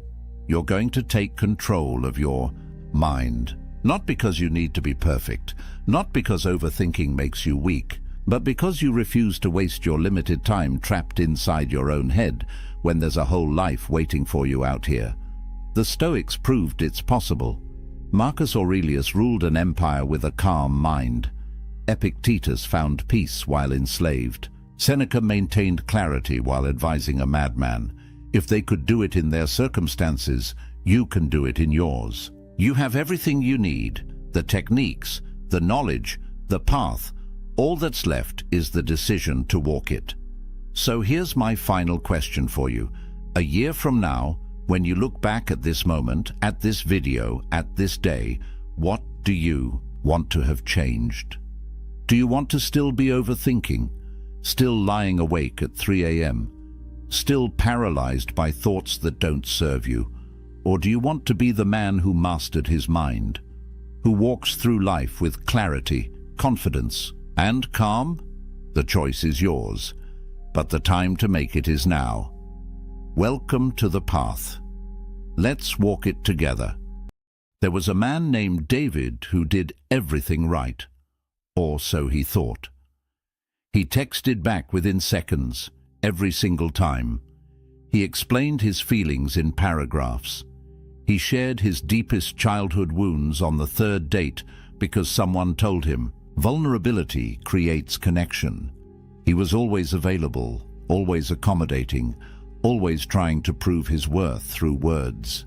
And after 6 months of this exhausting performance, she told him something that shattered his entire understanding of relationships. You're too much. I need space. I don't think this is working. He was devastated, confused, angry even. He'd given her everything, total transparency, constant availability, emotional honesty. How could that be wrong? Here's what David didn't know. Marcus Aurelius, the most powerful man in the Roman Empire, never felt the need to over-explain himself. Yet empresses, senators, and common people hung on his every word. Epictetus, who started his life as a slave, commanded rooms without raising his voice. Seneca, despite immense wealth and influence, understood that true power came from what you didn't say, not what you did. These men understood something profound about human psychology, about attraction, about respect, that our modern world has completely backwards. Today, I'm revealing 7 Stoic secrets that rewire how people respond to you. Not manipulation, not games. Ancient masculine wisdom about presence, restraint, and the magnetic pull of a man who doesn't need constant validation. These aren't the secrets your dating coach told you. These are the principles that built empires and commanded respect for thousands of years. By the end of this video, you'll understand why silence is more powerful than explanation, why absence creates more attraction than presence, and why the less you need her approval, the more she'll seek yours. But here's the warning. The 7th secret is the one most men violate without even realizing it. And once you cross that line, attraction dies. Not slowly, instantly. If you've ever wondered why she pulled away after you opened up, why your honesty seemed to backfire, why the more you tried, the less she cared, stay with me. Because what the Stoics understood about women, about power, about human nature, is about to change everything. Let's start with the first secret. Jake made a simple mistake that cost him everything. He was 20 minutes late to dinner. Traffic was insane, his boss had kept him late, and his phone had died, so he couldn't text ahead. When he finally arrived, breathless and apologetic, she asked one question: "Where were you?" And then Jake did what most men do. He explained, in detail.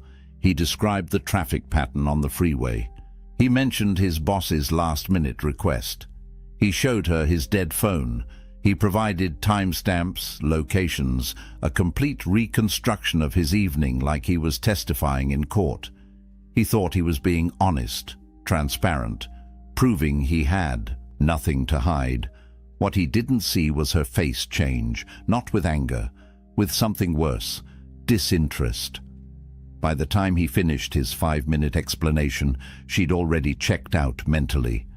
3 weeks later, she ended it. Her reason? "You're Exhausting. I feel like you're always trying to prove something. Here's the first secret the Stoics understood. The best men don't defend themselves. They don't need to. Marcus Aurelius wrote, "The best revenge is to be unlike your enemy." In modern terms, when chaos comes at you in the form of a question, an accusation, a test, matching it with frantic explanation drags you into her frame. You become the defendant, she becomes the judge, and you've already lost. The Stoic path is calibrated brevity. When she asked where he was, Jake could have said 7 words. "Traffic was terrible. I apologize for being late." Then stop. Complete stop. No elaboration, no justification, no desperate attempt to be understood. That silence after his statement isn't weakness. It's a declaration of self-possession. Here's what happens in her brain when you do this. Humans are wired for narrative. That intentional gap, that unexplained space, creates mystery. And mystery creates engagement. Her mind begins working, filling in blanks, wondering about your calm confidence. You transform from the man seeking her approval into the puzzle she wants to solve. This isn't about being evasive or dishonest. It's about understanding that over-explanation broadcasts insecurity. It screams, "I need you to believe me. I need your validation. I'm afraid of your judgment." That fear? She can smell it from across the table. The Stoics called this handing your peace to fortune. You're surrendering your internal calm to the opinion of another person. Epictetus taught that we should control what's within our power and accept what isn't. Your conscience is within your power. You know you didn't do anything wrong. Her interpretation, that's outside your control. The moment you start performing for her approval, you've given away your power. Strong men answer with precision, and then stop. They don't fill silence with nervous chatter. They don't justify, defend, or plead their case. They state the truth calmly and let it stand on its own merit. That restraint, that refusal to seek validation, is what separates men who command respect from men who beg for it. Think about the people in your life who truly command your attention. Do they explain themselves constantly? Do they justify every decision? Or do they speak with such quiet conviction that you simply believe them? That's the energy of the unexplained. It's not arrogance, it's self-contained strength. Jake lost. Her, because he didn't understand this principle. He thought honesty meant total transparency, complete explanation, a detailed account of every movement. What he didn't realize is that attraction isn't built on information. It's built on presence. And you cannot be present when you're drowning someone in explanations. So here's your first Stoic practice. Cut your explanations by half. When someone asks you a question, answer it in 1 sentence, then stop. Feel the discomfort of that silence. Resist the urge to fill it with more words, more justification, more proof. That discomfort you're feeling, that's your ego dying. Let it die. What emerges on the other side is something far more powerful. But if over-explaining pushes women away, what Jake did on their 3rd date was even worse. The second secret is about a specific type of honesty that destroys attraction faster than anything else. And most men think they're being vulnerable when they do it. It was a simple comment, almost throwaway. They were at a party, talking with friends, when Sarah mentioned another guy. "Oh, Jake from work. Yeah, he's hilarious. We went to lunch yesterday." Nothing scandalous, nothing inappropriate, just a casual mention. And Brian's world tilted. His chest tightened. Within seconds, he was asking questions. "Who's Jake? Why didn't you mention lunch? Is he someone I should be worried about?" His voice had that edge, that defensive, slightly accusatory tone that he tried to mask as casual curiosity. Sarah looked at him, and something in her eyes changed. Not guilt, Disappointment. 2 months later, she ended it. Her reason: "You're insecure. I can't constantly reassure you that I'm not interested in other men." Brian didn't understand what happened. He thought he was protecting the boundaries, communicating his feelings. What he actually did was fail a test he didn't even know he was taking. Here's the third secret the Stoics understood. When a woman tests you, defending yourself is losing. These tests aren't conscious. She's not sitting there plotting ways to mess with your head, but her psychology, shaped by thousands of years of evolution, is constantly scanning for one thing: can this man handle pressure without cracking? Epictetus taught about the dichotomy of control. Some things are within your power, some things aren't. Her mentioning another man? That's outside your control. Your reaction to it? That's entirely within your control. And your reaction tells her everything she needs to know about your frame, your confidence, your emotional stability. When Brian immediately jumped to defense mode, asking questions, seeking reassurance, he broadcast loud and clear: "I'm threatened. I'm insecure. My sense of self is so fragile that a casual mention of another man's name sends me into interrogation mode." That's not masculine energy. That's fear. The Stoic response to that comment? Absolute calm. Maybe a slight smile. Maybe, "That's cool. He sounds like a good guy." And then continue the conversation like nothing significant happened. Because to a secure man, nothing significant did happen. His woman having male co-workers isn't a threat. His worth isn't dependent on her never acknowledging another man's existence. Here's what tests actually measure. They measure whether your emotional state is tied to her behavior or grounded in yourself. When you defend, you're essentially saying, "My peace of mind depends on you acting a certain way." When you remain unmoved, you're declaring, "I am my own source of strength." Marcus Aurelius ruled an empire filled with political enemies, backstabbers, and people constantly testing his authority. His response: he focused on what was within his control, his own virtue, his own actions, his own character. He didn't chase down every rumor, didn't defend against every slight, didn't justify himself to people questioning his decisions. That unshakable frame is what made him a legend. Think about the subtext of Brian's defensive questions. He's essentially asking Sarah to manage his emotions for him, to reassure him, to prove her loyalty on demand. That's exhausting, a high value. Woman doesn't want to be someone's emotional caretaker. She wants a partner who can handle uncertainty without falling apart. The paradox here is brutal but true. The more you need reassurance, the less reassuring her words become. Because you've already shown that you don't trust her, don't trust yourself, and can't handle the discomfort of not having total control and certainty. So what does the Stoic man do when tested? He notices the test. He recognizes it for what it is, a subconscious probe into his emotional stability, and he responds with calm indifference.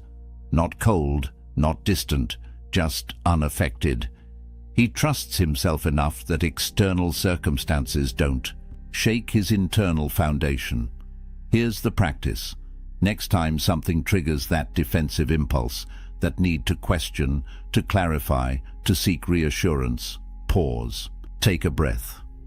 Ask yourself, is my peace of mind really threatened by this? Or is my ego just uncomfortable? Let the ego be uncomfortable. Respond from your center, not from your fear. But here's where it gets even more counterintuitive. The fourth secret isn't just about how you respond to tests. It's about your entire orientation to the relationship. And it's the secret that separates men who attract from men who chase. Daniel had been seeing Emma for 3 months. Things were good, really good. But lately he'd noticed a shift. Her texts were shorter, plans were harder to make. The anxiety started creeping in. So Daniel did what seemed logical. He tried harder. More compliments, more texts checking in, more elaborate date plans, more words of affirmation. He was fighting to keep something he could feel slipping away, and the harder he fought, the faster she pulled back. Until one evening, she sat him down and said words that destroyed him. "I need space. This feels too intense. I think we should take a break." Daniel spent the next week in agony. He texted her long messages about how much he cared. He explained that he'd give her space, but he'd be waiting. He essentially communicated, "My happiness depends on you coming back. Without you, I'm not okay." She never came back. Here's the fourth secret, and it's the most counterintuitive one yet. The moment you need the relationship to work out, you've already lost it. The Stoics practiced something called premeditatio malorum, the premeditation of evils. They would imagine the worst possible outcome, sit with it, accept it, and then act from a place of freedom rather than fear. If you can truly accept the possibility that she might walk away, that the relationship might end, that you might be alone, then you stop performing. You stop contorting yourself into shapes you don't naturally inhabit. You stop trying to talk her into staying. And paradoxically, that's when you become most attractive. Neediness is the universal repellent. It doesn't matter how good-looking you are, how successful, how intelligent. The moment she senses that your emotional stability depends on her staying, attraction dies. Because neediness signals one thing: you don't believe you're enough on your own. Think about what Daniel actually communicated with his behavior. Every extra text, every elaborate date plan, every reassurance he offered was saying, "Please don't leave me. I need you to validate my worth. I'm not complete without you." That's not partnership, that's dependency. And no woman wants to be someone's entire source of happiness. Marcus Aurelius lost children, friends, allies. He faced constant political threats and personal betrayals. Yet he maintained his equanimity because he understood something fundamental.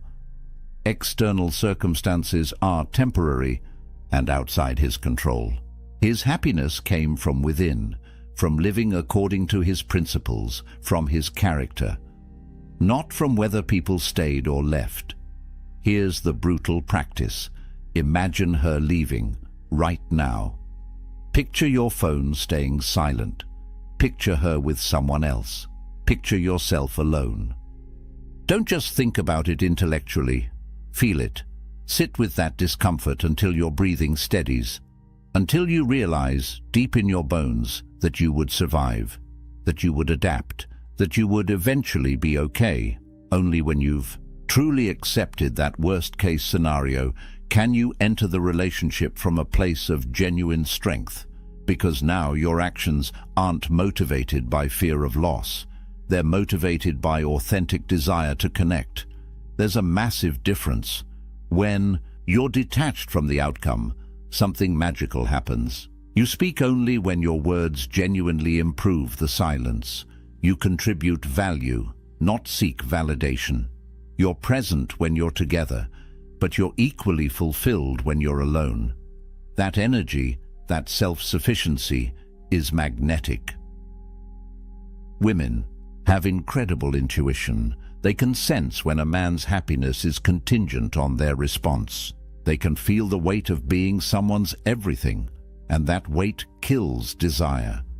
But they can also sense when a man is whole on his own, when he's choosing to be with her rather than needing to be with her. That's the energy that creates lasting attraction. Epictetus, who spent his early life as a slave, understood freedom better than most. He taught that true freedom comes from wanting what you have, not having what you want. Applied to relationships. Be with someone because you genuinely enjoy their company, not because you need them to complete you. Daniel lost Emma the moment he made his happiness dependent on her staying. If he had accepted the possibility of loss, if he had remained grounded in his own worth, if he had continued living his purpose regardless of her distance, there's a good chance she would have come back. Because detachment isn't coldness, it's confidence, and confidence is the ultimate aphrodisiac. Here's your practice. Every morning, remind yourself that you are whole, complete, valuable, with or without her. Let that truth sink into your bones. Act from that place of fullness, not from a place of lack. But detachment is only half the equation.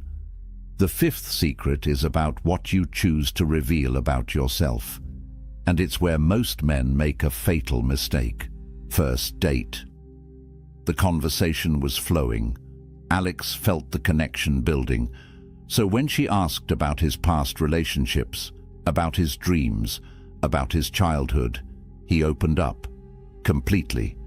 He told her about his failed business venture, his complicated relationship with his father, his travel plans for the next 5 years, his insecurities about his career, his workout routine, his favorite books, his political views, everything.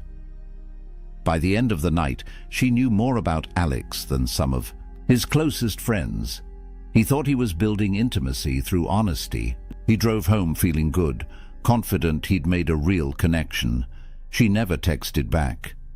Alex couldn't understand it. The conversation had been great. They'd talked for hours. He'd been totally authentic, holding nothing back. What went wrong? Here's the fifth secret the Stoics understood. Scarcity creates value. When everything is immediately available, nothing is precious. Seneca, despite his immense wealth, chose to live simply for periods of time. He did this to remind himself that luxury was optional, that true value came from restraint and self-mastery. He understood that abundance without scarcity breeds contempt. Apply this to personal disclosure. When you reveal everything about yourself on the first date, you eliminate mystery. You remove intrigue. You give her brain nothing to work with, nothing to imagine, nothing to wonder about. The story is complete. There are no chapters left to discover, and humans are wired for narrative. We're drawn to stories that unfold over time, not stories that are dumped on us all at once. Think about your favorite TV series. What keeps you watching? The slow reveal, the mysteries that build, the questions that get answered gradually. Imagine if the first episode gave you every plot point, every character backstory, every twist and turn. You'd stop watching. There's nothing left to discover. That's what Alex did. He gave her the entire season in one episode, and her brain, designed to seek novelty and invest in gradual discovery, simply lost interest. There was no reason to come back. She already knew everything. The Stoic man parcels out his story strategically, not because he's playing games, but because he understands that connection is built on gradual investment. One meaningful childhood memory per month. One significant life challenge revealed when trust has been earned. One dream shared when the relationship has proven its worth. Marcus Aurelius, despite being emperor, remained private about many aspects of his life. His meditations, the closest thing we have to his inner thoughts, weren't meant for public consumption. They were private reflections. He understood that maintaining some level of mystery, some unrevealed depth, was essential to maintaining respect and authority. When you ration your personal narrative, something powerful happens. She begins to invest her imagination. She wonders what else you've experienced. She creates stories about your character based on limited information. And once she's invested mental and emotional energy into understanding you, she values you more. That's basic psychology. We value what we work for, not what's freely given. This isn't about being secretive or dishonest. It's about being selective. It's about recognizing that your life story has value, and value requires scarcity. When someone asks about your past, you don't lie, but you also don't unload your autobiography. You give them a chapter, not the whole book. Here's what this looks like practically. She asks about your childhood. Instead of a 30-minute monologue, you say, "It was complicated, but those challenges taught me resilience." There's a lot there, but that's a conversation for another time when we know each other better. That response does three things.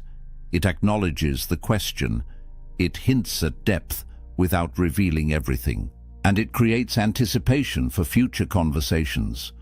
Every relationship that lasts is built on layers. First dates cover surface-level interests.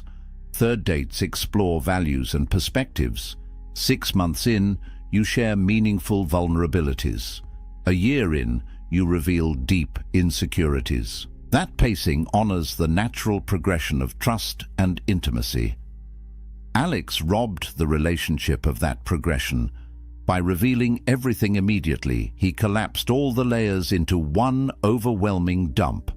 And the human brain, overwhelmed and understimulated at the same time, simply checked out. But there's something even more powerful than what you reveal. It's about what you do when you're not around. The sixth secret is the most counterintuitive of all. They'd been on 3 incredible dates. The chemistry was undeniable. The conversation flowed effortlessly. Kevin felt like he'd finally found something real. So naturally, he texted her every day. Good morning messages, check-ins throughout the day, funny memes, articles he thought she'd like. By the end of week 2, they'd exchanged hundreds of messages, and then something strange happened.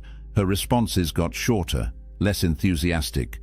The spark that had been so electric in person seemed to fade over text. Kevin panicked and did what felt natural. He increased his efforts. More messages, more attempts to engage, more trying to recreate that initial connection. She ghosted him. Kevin was devastated and confused. They'd had such a strong connection. He'd been attentive, available, interested. How could constant communication be wrong? Here's the sixth secret. The Stoics understood. Absence amplifies attraction. Presence, especially constant digital presence, diminishes it. Marcus Aurelius spent 10 years leading military campaigns on the frontiers of Rome. His prolonged absence wasn't just about warfare, it was masterful psychology. His absence kept rivals uncertain and citizens appreciating him more. When he returned, Rome didn't take him for granted. They valued him because his presence wasn't guaranteed. The modern man makes a fatal error. He thinks constant availability demonstrates interest and builds connection. But what it actually does is eliminate tension, remove mystery, and communicate that he has nothing better to do than wait for her response. Think about what Kevin's constant texting communicated. It said, "I'm always available. My life isn't full, enough to occupy my attention. I'm waiting for you to validate my existence with your responses. I don't have a purpose beyond this connection. That's not attractive. That's suffocating." Contrast that with strategic absence. After those 3 great dates, imagine if Kevin had sent one text. "Had a great time. I'm heading out of town this weekend with friends. Talk to you next week." Then complete radio silence. No breadcrumb texts, no social media updates, just absence. What happens in her mind during that vacuum? She replays the dates. She wonders what he's doing. She notices the space where his attention used to be. She might even miss him. Her imagination fills the void, often with narratives more compelling than reality. And when he returns on Monday, calm and grounded, not explaining or justifying, just genuinely glad to reconnect, his value has increased. But here's the critical distinction. Strategic absence only works when you leave on a high note. If you disappear after an argument or a negative interaction, your absence reads as sulking or punishment. The Stoic understands that every action must be rooted in self-possession, not manipulation. Seneca practiced voluntary discomfort. He would periodically remove himself from luxury to remind himself it was optional. He understood that absence and scarcity breed appreciation. What's always available becomes background noise. What's occasionally absent becomes valued. This isn't about playing hard to get. That's manipulation rooted in insecurity. This is about having a life so full, so purposeful, so engaging that constant communication isn't possible or necessary. When you disappear to train for something, to work on a project, to spend quality time with friends, that absence is authentic. It's not a tactic, it's a byproduct of a rich, multifaceted life. Women are perceptive. They know the difference between a man who's strategically unavailable and a man who's genuinely busy building something meaningful. The first feels manipulative, the second feels magnetic. Here's the practice. After meaningful in-person time, together take intentional breaks from digital communication, not as punishment, not as a game, but because you have other priorities, other pursuits, other aspects of life that deserve your attention. When you do reconnect, be fully present. Quality over quantity. Kevin's mistake was making himself a constant, presence without substance. Every text was an attempt to maintain connection, but connection without tension is just noise. The Stoic creates natural ebb and flow, presence, then absence, engagement, then space, intensity, then calm. That rhythm keeps attraction alive. It prevents the relationship from becoming stale or taken for granted, and it communicates something powerful. I value you, but my life doesn't revolve around you. But all of this, all 6 secrets, collapse without the 7th. This is the secret that ties everything together, and it's the one most men violate without even realizing it. The 7th secret isn't just about women, it's about your entire existence. Tom had everything going for him: a decent job, good friends, hobbies he enjoyed. Then he met Rachel, and slowly, imperceptibly, everything else faded into the background. He stopped going to the gym because she didn't work out. He cancelled plans with friends to be available for her. His side business project sat untouched because evenings were for her. His dreams, his goals, his identity, all of it gradually dissolved until his entire world revolved around one person. For the first few months, Rachel seemed to appreciate the attention. But then something shifted. She started making comments. "Don't you have your own things to do? You should hang out with your friends more. What happened to that business you were starting?" Tom didn't understand. He'd made her his priority. He'd shown her she was the most important thing in his life. Isn't that what women want? 6 months in, she ended it. Her reason gutted him. "I fell in love with someone who had a life. Now you're just someone who revolves around mine. I don't want to be your whole world. It's too much pressure." Here's the 7th and most critical secret the Stoics understood. The moment you make another person your life's purpose, you become a burden to them and a stranger to yourself. The Stoics lived for virtue, for contribution, for mastery of their craft. External relationships were valuable, but they were additions to an already complete life, not the foundation of it. Marcus Aurelius was emperor of Rome, but his purpose transcended any single relationship.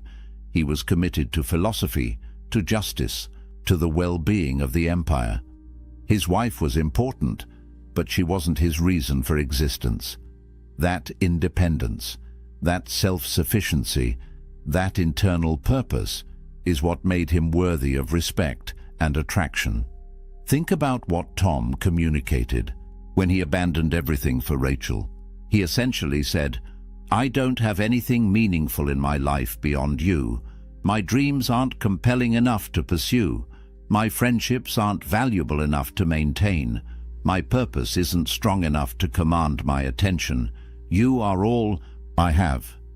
That's not love. That's dependency. And dependency is suffocating. When you make someone your entire world, you place an impossible burden on them. They become responsible not just for their own happiness, but for yours as well. Every time they want space, they're denying you your sole source of fulfillment. Every time they prioritize something else, they're essentially destroying your world.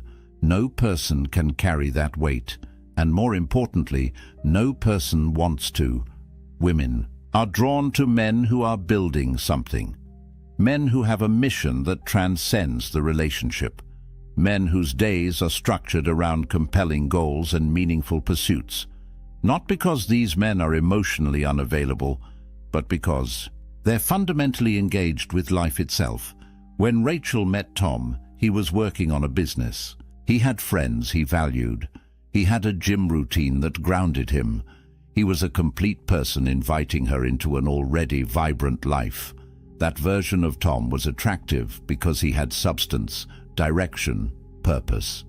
He wasn't looking for someone to complete him. He was looking for someone to complement an already fulfilling existence.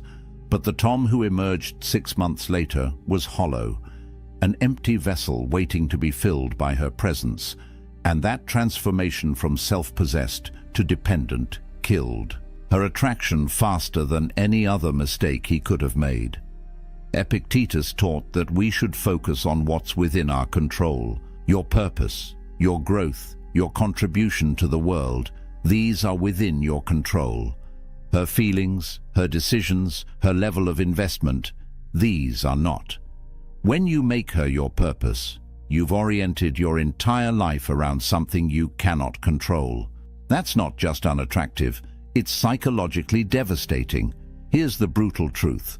The version of you she fell for had a life, passions, goals, friends, commitments. That version was attractive because he was already whole. The moment you abandon all of that to focus solely on her, you become someone else, someone needier, someone smaller, someone less interesting, and she didn't sign up for that person. The Stoic path is to build your life around virtue and purpose. Relationships are beautiful additions, but they're not the foundation. You train your body not to impress her, but because physical excellence is a virtue. You build your business not to provide for her, but because creation and contribution are meaningful. You maintain friendships not to show her you're social, but because deep connections with other humans enrich your life. When your life is structured this way, something powerful happens. You're not inviting her to be your everything. You're inviting her to be part of something already extraordinary. The pressure is off. She's not responsible for your happiness. She gets to add to it, not create it from nothing. And paradoxically, that's when relationships thrive, when both people are complete on their own, choosing to share their lives rather than needing to merge them. When you have a silent purpose, a mission that commands your attention and energy, her presence becomes a beautiful bonus, not a desperate necessity. Tom lost Rachel the day he made her his world. If he had maintained his business, his friendships, his gym routine, his identity, she would have felt drawn to be part of that world, not burdened by being all of it. Here's your practice. Identify your mission. What are you building? What are you mastering?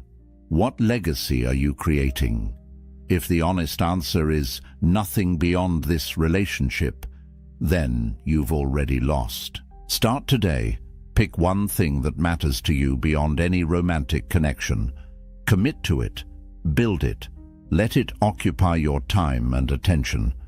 When you're busy forging yourself into something greater, silence isn't a tactic. It's your natural state. Your focus is elsewhere, and women notice. They see a man engaged with life itself, and they want to be part of that life, not the center of it, part of it. The seventh secret is the foundation for all the others, because when you have purpose, you don't over-explain, you don't trauma dump seeking validation, you don't defend yourself against tests, you're detached from outcomes, you naturally reveal yourself slowly, your absence is genuine. All of it flows from this one truth: your life has meaning beyond any single relationship. Now let me show you what happens when you combine all 7 secrets. Now imagine this version of yourself. She asks why you were late. You answer in 7 words and stop. No defense, no justification, just calm statement and silence. She mentions another man's name. You smile slightly, completely unmoved, because your worth isn't threatened by her acknowledging other humans exist. She hasn't texted back in 6 hours. You don't panic because your emotional state isn't tied to her response time. You're busy with your purpose. When you do see her, you're fully present, engaged, interested, but you're not performing. You're not trying to prove anything.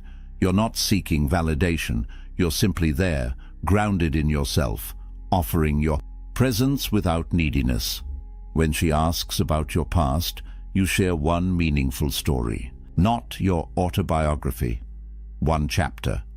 And then you redirect the conversation, asking about her experience, her perspective. She leaves that date wanting to know more, not overwhelmed by knowing everything. After 3 intense dates, you disappear for a weekend, not because you're playing games, but because you have friends to see, a project to work on, a life that existed before her and will continue regardless of her. You return Monday, calm and refreshed, with no over-explanation. This is what the integrated Stoic looks like. A man who answers but doesn't defend, who shares but doesn't dump, who's present but not dependent, who creates space naturally, who has purpose beyond any relationship, every secret working in harmony. What does she experience? A man who is simultaneously engaged and independent, open yet mysterious, available yet not needy, present yet self-contained. That polarity, that balance, is magnetic. It's what Marcus Aurelius embodied, what Epictetus taught, what Seneca practiced. This isn't about manipulation or tactics. It's about genuine self-mastery.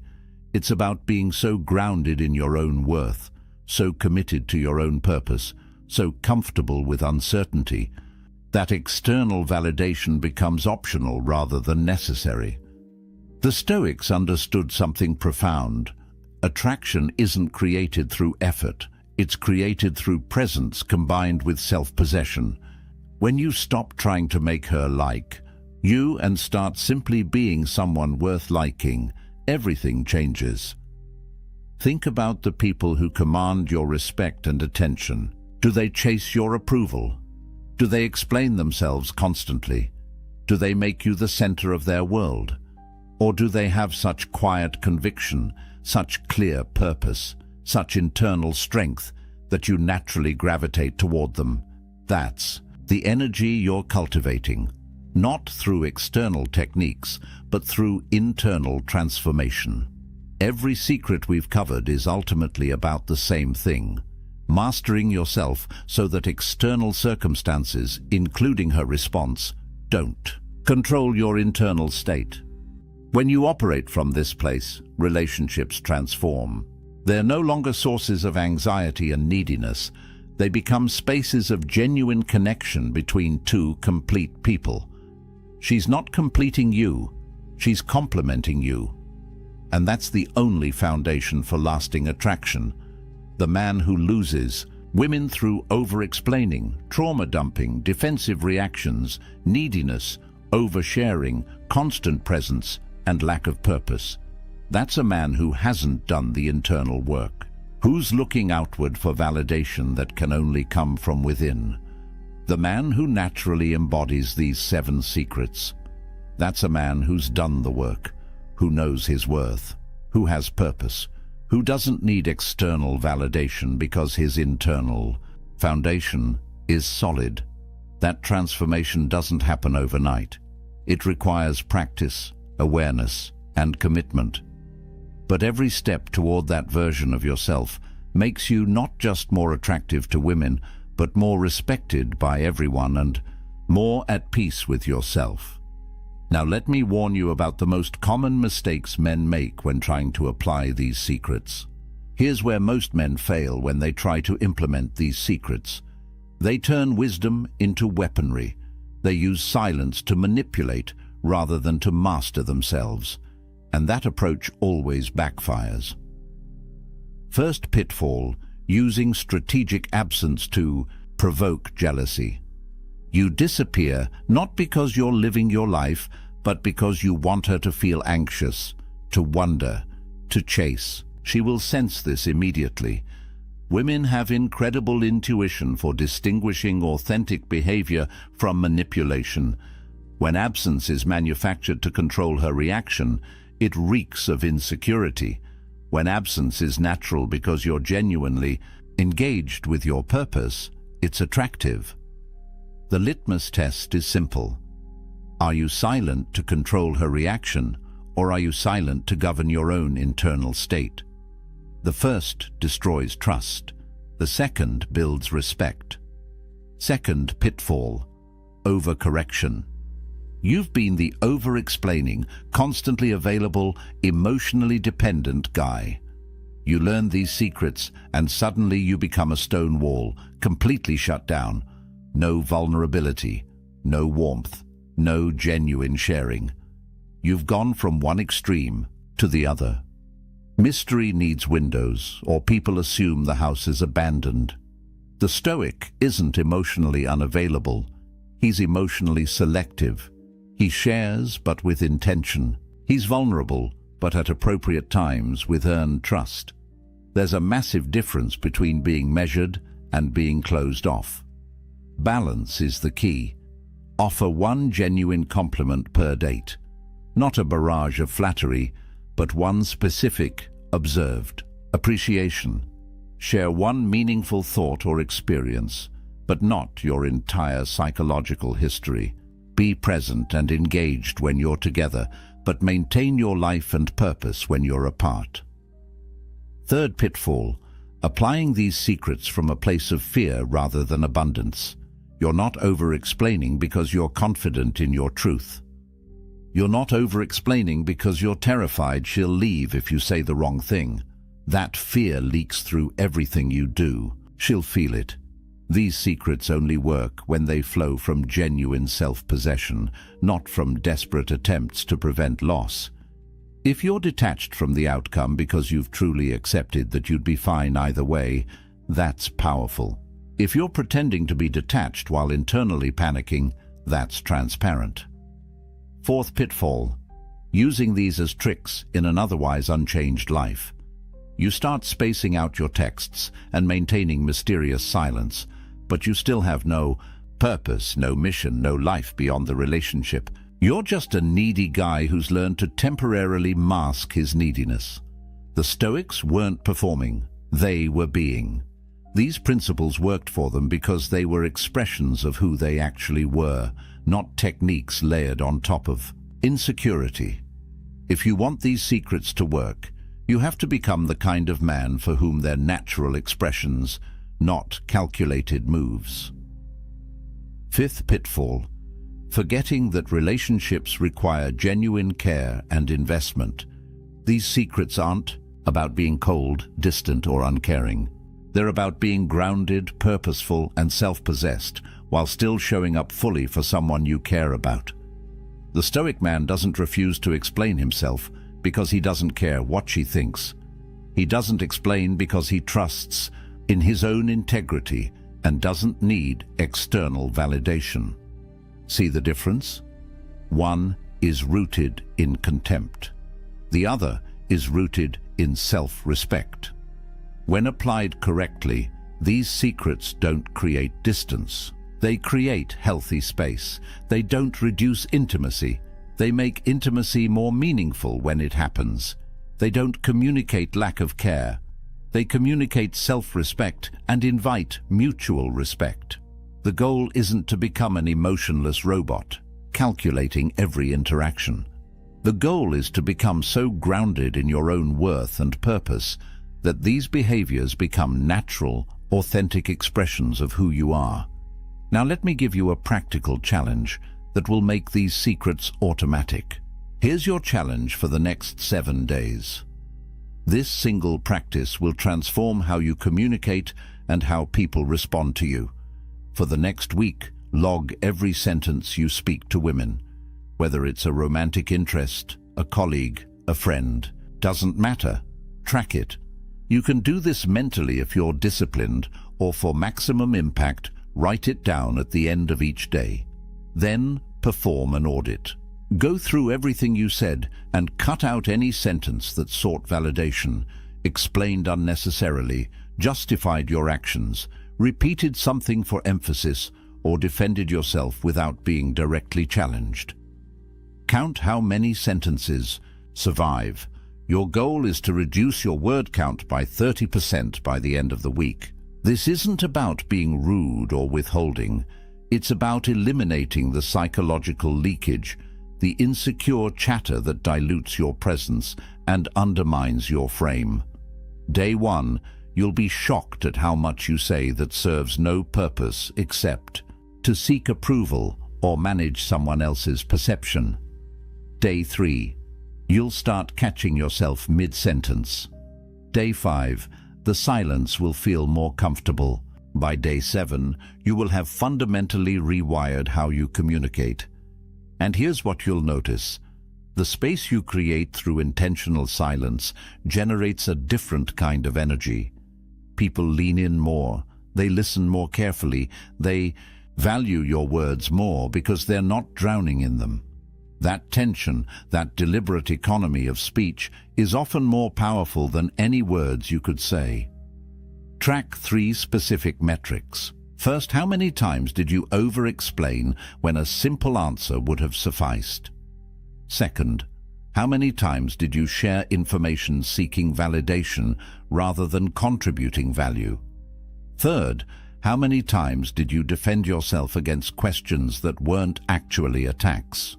Those 3 patterns, over-explaining, validation-seeking, and unnecessary defending, account for probably 70% of the words that undermine your attraction and respect. Cut them, and you've transformed your entire presence. By Friday, you'll feel different, calmer, more centered, more self-possessed. You'll have stopped leaking energy on words that serve no real purpose, and women will feel it. The shift will be palpable. Conversations will have more weight. Your silence will command attention. Your words will land with impact. This isn't theory. This is practical transformation. 7 days. Track, audit, cut. That's it. Simple, but not easy. Because you'll be fighting every conditioning you've received about communication, about sharing, about proving yourself through words. But here's the truth the Stoics understood. Most talk is noise. Most explanation is insecurity. Most words dilute rather than amplify. The man who speaks less but means more commands the room. The man who can sit in silence without discomfort projects strength. The man whose words are scarce becomes someone people actually listen to. So take the challenge. 7 days, 30% reduction, and watch how everything changes. But there's one more thing. One single sentence that will make this magnetic silence automatic and effortless. Here is the single sentence that makes everything we've covered automatic. Every morning, before you engage with the world, before you pick up your phone, before you interact with anyone, recite this. My worth is non-negotiable. Explanations are optional. Say it out loud. Put it in your phone as a daily reminder. Write it on a card you see every morning. Let it sink into your subconscious. Because when you truly internalize that your value is inherent, not contingent on external validation, the compulsive need to justify yourself simply quiets down. Explaining becomes a choice, a conscious decision to add clarity when it serves mutual understanding, not a desperate reflex born from fear of judgment. That single shift, that one reframe, rewires every interaction that follows. Your worth is non-negotiable. You don't have to earn it through perfect explanations. You don't have to prove it through constant availability. You don't have to defend it against every test. It simply is. And explanations? Optional. You can offer them when appropriate, but you don't owe them to anyone as proof of your value. Let's bring this full circle. Remember David from the beginning? The man who texted back instantly, explained everything in paragraphs, shared his deepest wounds early, and made her his entire world. He lost her because he violated every single secret we've covered. But imagine a different David, one who answers questions briefly and calmly, who processes his pain privately before sharing it intentionally, who remains unmoved by tests because his frame is solid, who's detached from outcomes because he knows he's complete on his own, who shares his story gradually, creating intrigue, who disappears naturally because he's building something meaningful, who has a purpose that transcends any relationship. That David doesn't lose her, because the David isn't performing for her approval. He's living from a place of genuine self-mastery, and that energy, that quiet strength, that self-contained power is what attraction is actually built on. You now have the blueprint, 7 Stoic secrets that ancient men understood and modern men have forgotten, the strength of the unexplained. Never trauma dumping early, stopping defensive reactions, detaching from outcomes, revealing yourself slowly, using strategic absence, building purpose beyond relationships. These aren't tricks. They're pillars of character that people instinctively recognize as solid. When you embody them, you stop chasing attraction and start commanding it. You stop seeking respect and start earning it naturally. You stop performing and start simply being someone worth knowing. Speak less, mean more, live with purpose, and watch as women, respect, and genuine connection flow toward you rather than away from you. The next move is yours. This isn't theoretical philosophy. This is practical transformation. Apply just one of these secrets this week. Choose the one that hit hardest. Put it into practice. Then come back and tell me what happened in the comments. If this video shifted something in you, share it with a friend who's still stuck in the cycle of over-explaining and under-living. Comment below which secret resonated most. I read every early comment because your engagement fuels this mission. Subscribe for weekly Stoic wisdom on relationships, purpose, and masculine development. The next video breaks down the specific words that destroy attraction and the exact phrases that build it. You won't want to miss it. Until next time, remember what the Stoics knew. True power doesn't announce itself. It doesn't explain itself. It doesn't defend itself. It simply is. Choose silence. Choose self-mastery. Choose strength. Now close this video, put down your phone, and go build something that matters. Rome wasn't built by men who double-texted. Neither is the life you actually want. Welcome back. Tonight we step into the hidden playbook of true power, a guide not written in titles or wealth, but in the discipline of the mind. If you've ever wondered why some people remain unshaken while the world around them burns, you're in the right place. The hall trembles with noise. Shouts rise like thunder. Accusations pierce the air, and the crowd waits for an eruption. At the center sits a single figure, a leader, motionless, unflinching. Their hands rest calmly on the table, their gaze steady, their breath even. Around them, chaos rages. Advisors demand action, rivals whisper insults. The room seethes with tension. Yet this leader does not rise, does not argue, does not take the bait. They remain silent. This moment is more than stillness. It is dominance. Because what unsettles the crowd is not what the leader says or does, but what they choose not to say, what they choose not to do. We are conditioned to think of power as loud, forceful, overwhelming. But what if true power is something else entirely? What if real strength lies not in striking back, but in refusing to be moved at all? So I ask you, what makes someone truly powerful? It's not the battles they win, it's the battles they refuse to fight. The greatest strength does not always come from the sword or the shout. It comes from the discipline to withhold reaction when every fiber of the world demands you explode. Tonight, we're going to explore 6 things powerful people never react to. Not sometimes, not occasionally, never. 6 moments that would make the average person boil with anger, break down in despair, or lose themselves in temptation, yet the powerful stay calm, grounded, and unshaken. Each one is a test of composure, each one a crucible of strength. We'll journey through history, where Stoic philosophers like Marcus Aurelius and Seneca held their ground against ridicule and ruin. We'll step into fiction, where imagined warriors and leaders show us the timeless image of restraint as mastery.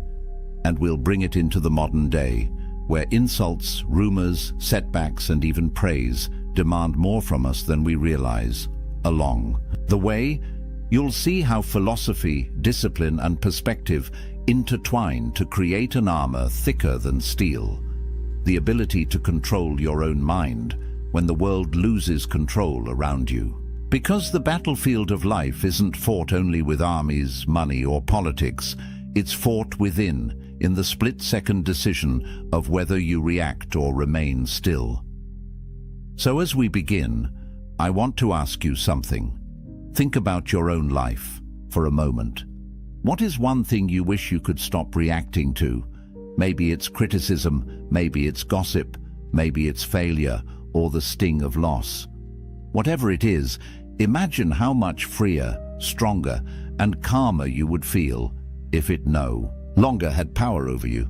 Hold on to that thought, because by the end of this journey, you may discover that the path of Stoic mastery isn't about controlling the world. It's about controlling yourself, and it all begins here, with silence in the middle of chaos. Picture this, a crowded marketplace in ancient Rome. A senator shouts across the forum, hurling insults at a rival. The crowd leans in, waiting for a fiery response, hungry for drama. Yet the rival does something unexpected. He doesn't shout back. He doesn't flinch. He simply continues walking as if the insult had never been spoken. The crowd murmurs in confusion. Was this weakness, or was it something far greater? This is the power of non-reaction. Insults are traps, carefully laid to provoke you into abandoning your composure. They pull at the ego, daring you to defend yourself, to lash out, to prove them wrong. But here's the paradox. The moment you react, you've already lost. You've given control to the other person. You've let their words dictate your state of mind. And that is exactly what the powerful never allow. Stoic philosophy teaches us that insults only sting if we grant them permission. Epictetus once said, "If someone reviles you, it is his own action. You can choose to interpret it as harm or not." Think about that. The insult doesn't carry inherent power. It's our reaction that breathes life into it. Without your consent, the insult withers, hollow and harmless. Consider Marcus Aurelius, Emperor of Rome. He faced endless criticism from politicians, generals, even his own people. Yet in his private writings, the Meditations, he He constantly reminded himself not to be disturbed by words. He wrote, "If an insult from another stirs you, it is your own opinion that has provoked you." He knew the truth. The insult itself is powerless. It's our attachment to reputation that causes the pain. Now imagine a modern version of this scenario.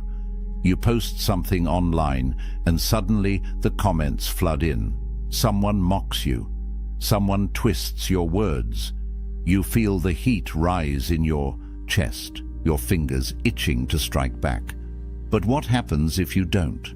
What if you simply carry on, as though their words were smoke drifting in the air? The effect is immediate.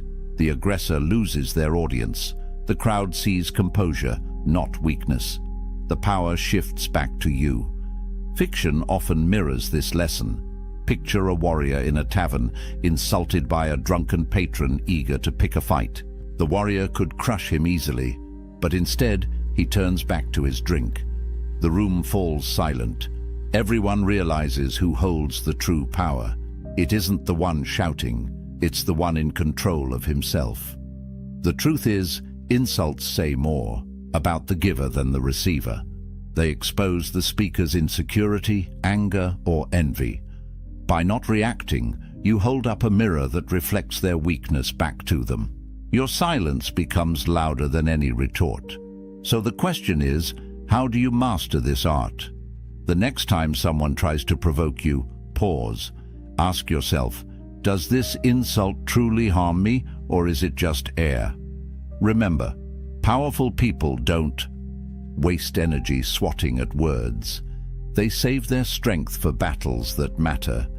Now I'll turn it to you. Think of the last time someone insulted you. What if you had met it with silence instead of reaction? Wouldn't that have felt like victory? The story begins in whispers. A single voice in a crowded room suggests something unflattering. Another person repeats it. Soon, the whisper multiplies until it becomes a rumor spreading like wildfire. No one knows if it's true. No one even stops to ask. But suddenly, your reputation, your name, your very identity feels under siege. This is the world of rumors and lies, an invisible battlefield where words, not weapons, can destroy legacies. Most people panic in this moment. They scramble to explain themselves, to fight back, to stamp out every falsehood before it takes root. But here's where powerful people stand apart. They don't chase lies. They don't waste their energy wrestling with shadows. They let the truth reveal itself in time. History gives us countless examples. Consider Marcus Aurelius, the philosopher-emperor. During his reign, enemies accused him of weakness, of being too contemplative to lead Rome's armies. Yet Marcus did not call for trials or proclamations to defend himself. Instead, he focused on what he could control, leading with virtue, acting with integrity, and ensuring his deeds spoke louder than gossip. Centuries later, he's remembered as one of the greatest emperors in history, not because he silenced lies, but because he outlived them with action. Seneca, too, knew this battle well. As a tutor to the young Emperor Nero, he was accused of greed, corruption, and treachery. Some of the accusations may have been exaggerated, others entirely fabricated, but Seneca's writings show us his response. He refused to let slander dictate his peace of mind. He reminded himself, and us, that reputation is not within our control. Our character, however, always is. Fiction helps us see the same truth in sharper relief. Imagine a wise ruler in a kingdom, accused of betrayal by jealous courtiers. The people murmur, the nobles circle. The ruler knows he could denounce his enemies, demand loyalty oaths, or punish the liars. But instead, he chooses restraint. He continues ruling with fairness, justice, and clarity. Weeks later, the rumors die, and the liars reveal themselves by their desperation. The ruler emerges untarnished, not because he fought every rumor, but because he made the lies irrelevant. Now let's fast forward to today. In the digital age, rumors move faster than ever. A single tweet, a manipulated video, or a half-truth can reach millions before the truth even laces up its boots. And the natural impulse is to react, to clarify, to defend yourself in front of the crowd. Yet here's the paradox. The more attention you give to a lie, the more oxygen it gets.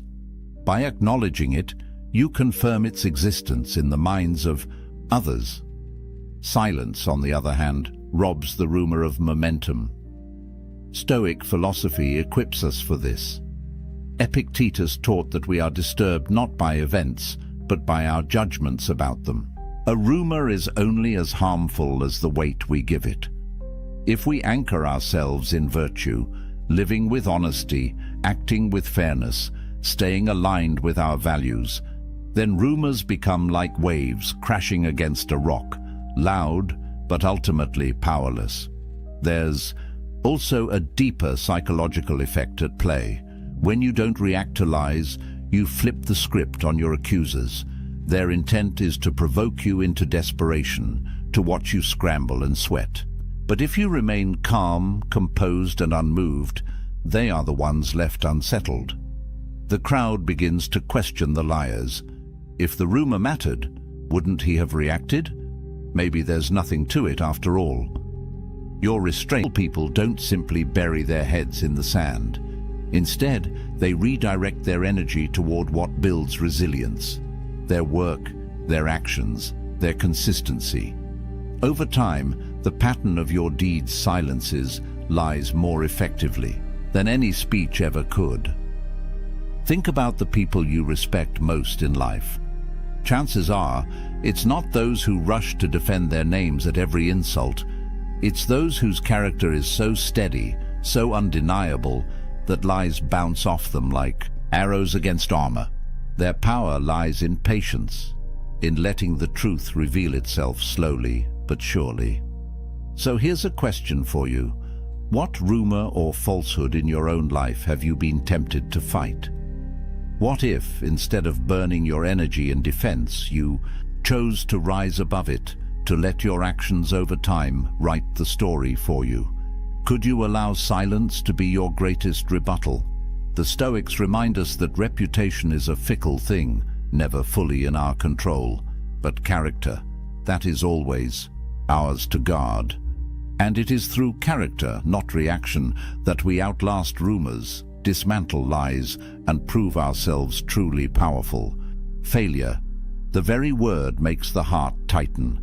We are taught to fear it, to hide it, to run from it.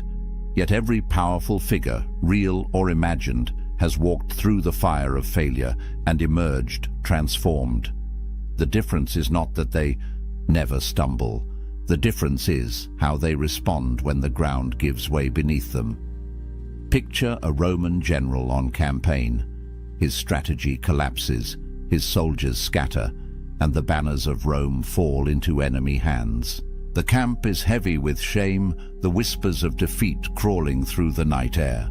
Most leaders would rage, panic, or break down in despair. But imagine instead a general who sits quietly by the fire, studying the maps again, adjusting, recalculating. To his men, his calm is unsettling. To his enemies, it is terrifying. They see not a broken man, but someone already planning the next victory. This is the Stoic way. Failure is not the end, it is information. Marcus Aurelius captured this beautifully when he wrote, "The impediment to action advances action. What stands in the way becomes the way." In other words, the setback is not a barrier, it's the path itself. For the Stoic, failure isn't shameful, it's raw material for growth. Take Seneca, advisor to emperors and one of the richest men in Rome. Despite his wealth and influence, he endured exile, political disgrace, and ultimately an order to take his own life. Yet through all this, he kept writing, turning his misfortunes into teachings that still inspire us today.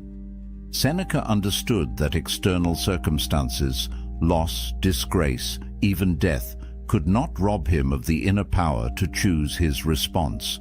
His failures became his legacy. Epictetus went even further. Born a slave, crippled from abuse, he might have seemed destined for a life defined by failure. Yet he transformed his suffering into wisdom, teaching that setbacks are not punishment, but training. He compared life to a wrestling school, where every hardship is a sparring partner, shaping you into something stronger. Fiction often illustrates this vividly. Picture a warrior in a story who loses a great battle. He returns home in shame, mocked, and diminished. Yet instead of retreating into bitterness, he trains harder, studies his mistakes, and grows into a leader greater than before. His eventual triumph is not despite his failure, it is because of it. The very setback that once defined him becomes the foundation of his future power. Now think about how failure shows up today. Maybe it's a project collapsing at work, a business that never took off, or a personal relationship that fell apart. The temptation is to see these moments as permanent scars, but powerful people see them as stepping stones. They don't dwell in the rubble, they build something new with it. The modern Stoic practice here is simple but profound. Reframe. Instead of asking, "Why did this happen to me?" ask, "How is this useful to me?" Failure reveals blind spots. It humbles arrogance. It forces adaptation. And those who learn to reframe setbacks, not as dead ends but as detours, discover that failure is not their enemy, it is their teacher. Here's the deeper truth. Reacting emotionally to failure, rage, despair, self-pity, only prolongs the suffering. It burns energy without creating solutions, but non-reaction, calm reflection, and steady adjustment allow you to transform failure into fuel. The Stoics remind us that fortune can take away everything except one thing: your ability to decide how you respond. There is also a subtle power in the way others perceive your handling of failure. People expect collapse. They expect excuses. When you respond instead with composure, with a clear head and quiet resilience, you inspire trust. You become the unshakable center others can rely on. Failure, in this way, becomes not just personal growth, but leadership itself. So here is your challenge. Think of your last failure. Maybe it still stings. Maybe it still feels unresolved. What if you could go back and reframe it, not as an end, but as preparation? What skills did it force you to learn? What strength did it secretly build? What future success might still be hidden inside that apparent defeat? The Stoics would tell you, stop fearing failure. Fear never learning from it, because every setback is a forge, and you are the iron, heated, hammered, shaped, not broken. And that is why powerful people never react to failure with despair. They transform it into the very source of their strength. The crowd roars. In the theater, in the Senate, in the stadium, voices rise not in praise but in scorn. Boos, hisses, jeers, criticism delivered not by one voice but by thousands. Imagine yourself standing there, every eye fixed on you, the tide of disapproval pressing in like a storm. Most of us would crack under such weight. Anger, defensiveness, embarrassment. These are the natural reactions. But for the powerful, for those who live by Stoic mastery, there is a different path. They don't break. They don't rage. They don't even flinch. They listen, or they simply remain unmoved. This isn't passivity. It's control. And it unnerves people more than any shouted rebuttal ever could. In Rome, emperors faced this test constantly. Marcus Aurelius, though revered by history, was not always loved in his lifetime. He endured public criticism, whispers in the Senate, and discontent among the masses. Yet in his meditations he reminded himself, "If anyone can prove me wrong, I will gladly change, for I seek the truth, which never harmed anyone. But the one who persists in his error and ignorance harms himself." Notice the dual wisdom here. Marcus stayed open to truth hidden in criticism, but he refused to be ruled by the crowd's judgment. He took what was useful, ignored the rest, and kept walking forward. Seneca echoed this resilience. He argued that criticism is inevitable for anyone who dares to live differently. "If you wish to be approved by all," he wrote, "you must resemble all." For him, mass disapproval was not a sign of failure. It was proof that you were living authentically, not bending to the lowest common denominator. Fiction dramatizes this beautifully. Imagine a philosopher in a grand forum presenting an idea that cuts against tradition. The mob erupts in mockery, demanding he take back his words. Instead of arguing, he pauses, lets the jeers subside, and then calmly repeats his point with even greater clarity. The crowd falls silent, not because they all agree, but because they recognize the courage of someone unwilling to bow to their noise. His strength is not in silencing them, but in refusing to be silenced himself. In our modern world, the crowd looks different, but it may be even louder. Social media, workplace culture, public opinion, each can turn critical in an instant. A single post may trigger thousands of negative comments. A bold idea at work might spark resistance. And once again, the temptation is to fire back, to argue, to justify. But here lies the Stoic secret: don't confuse volume with truth. Criticism from the masses is often just an echo chamber of emotion, not wisdom. That doesn't mean ignore it entirely. The powerful treat criticism like sifting for gold in a river. Most of it is mud, irrelevant, emotional noise. But occasionally, buried within, is a nugget of truth, something useful that can sharpen character or improve judgment. The art lies in listening without being consumed, discerning without being wounded. Why is this so difficult? Because humans crave approval. We are wired to seek belonging, to win applause. So when the masses disapprove, it feels like rejection of our very existence. But the Stoics remind us, the opinions of the crowd are beyond our control.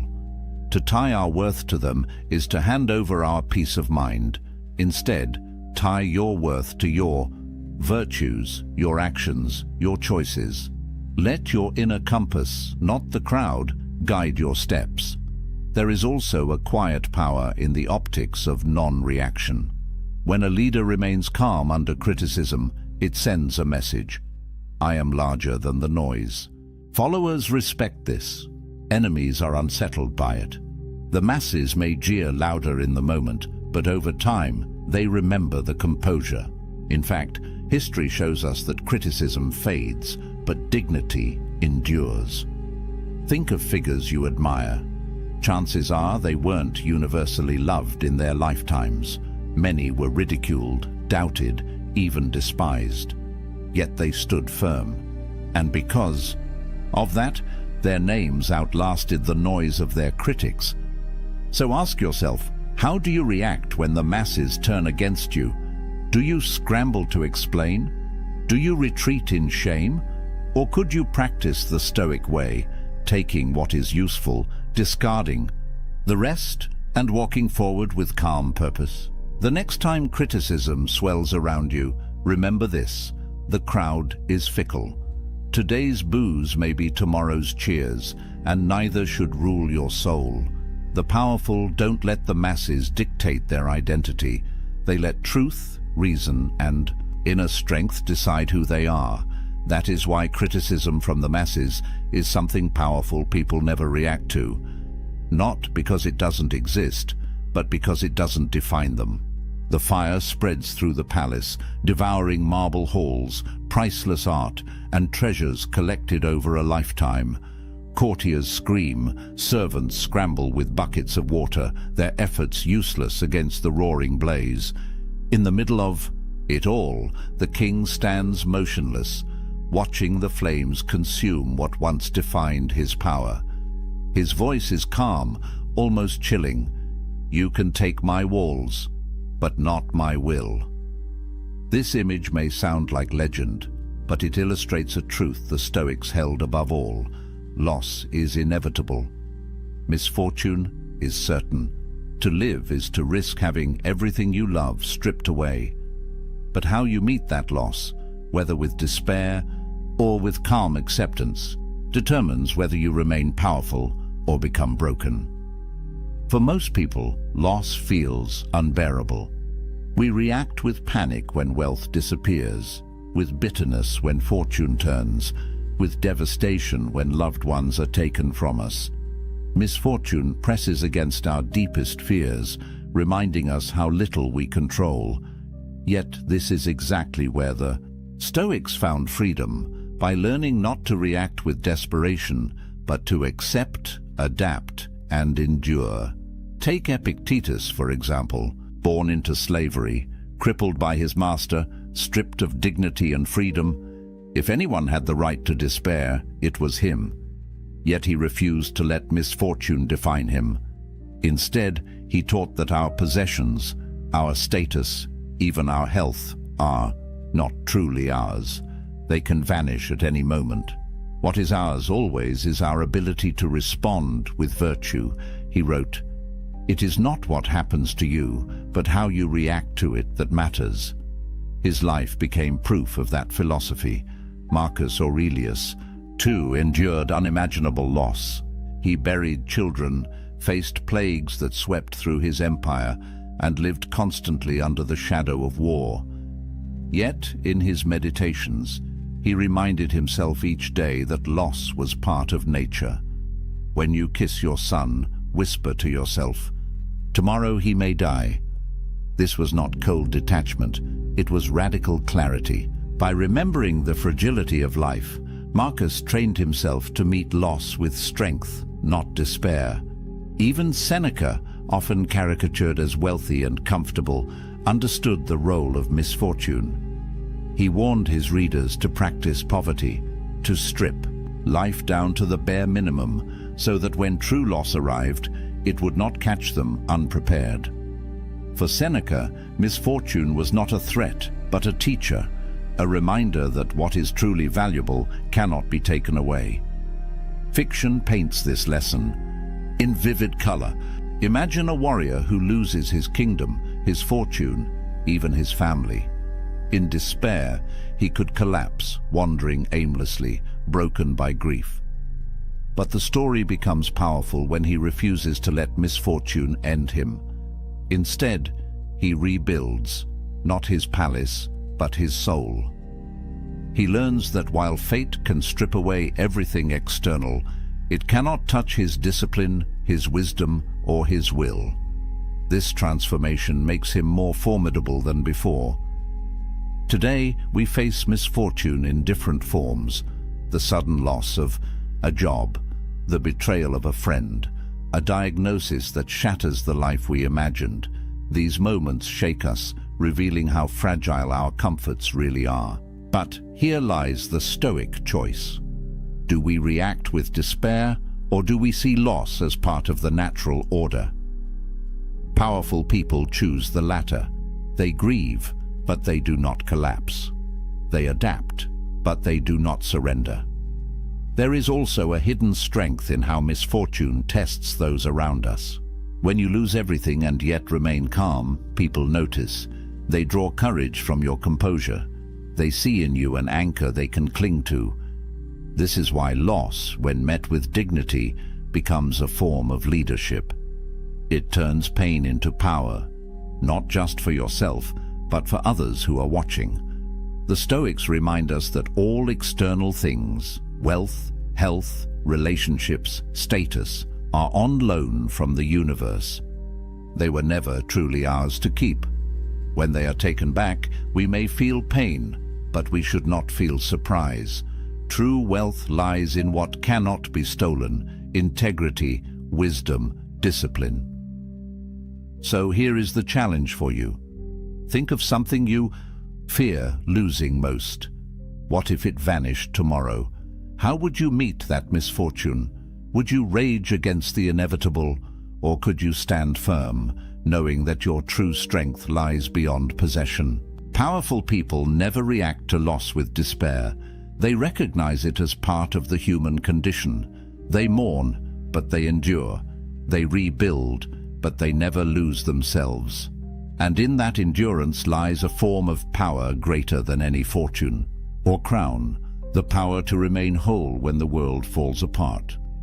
The banquet hall glows with torchlight. Courtiers lean in, eager to flatter their ruler.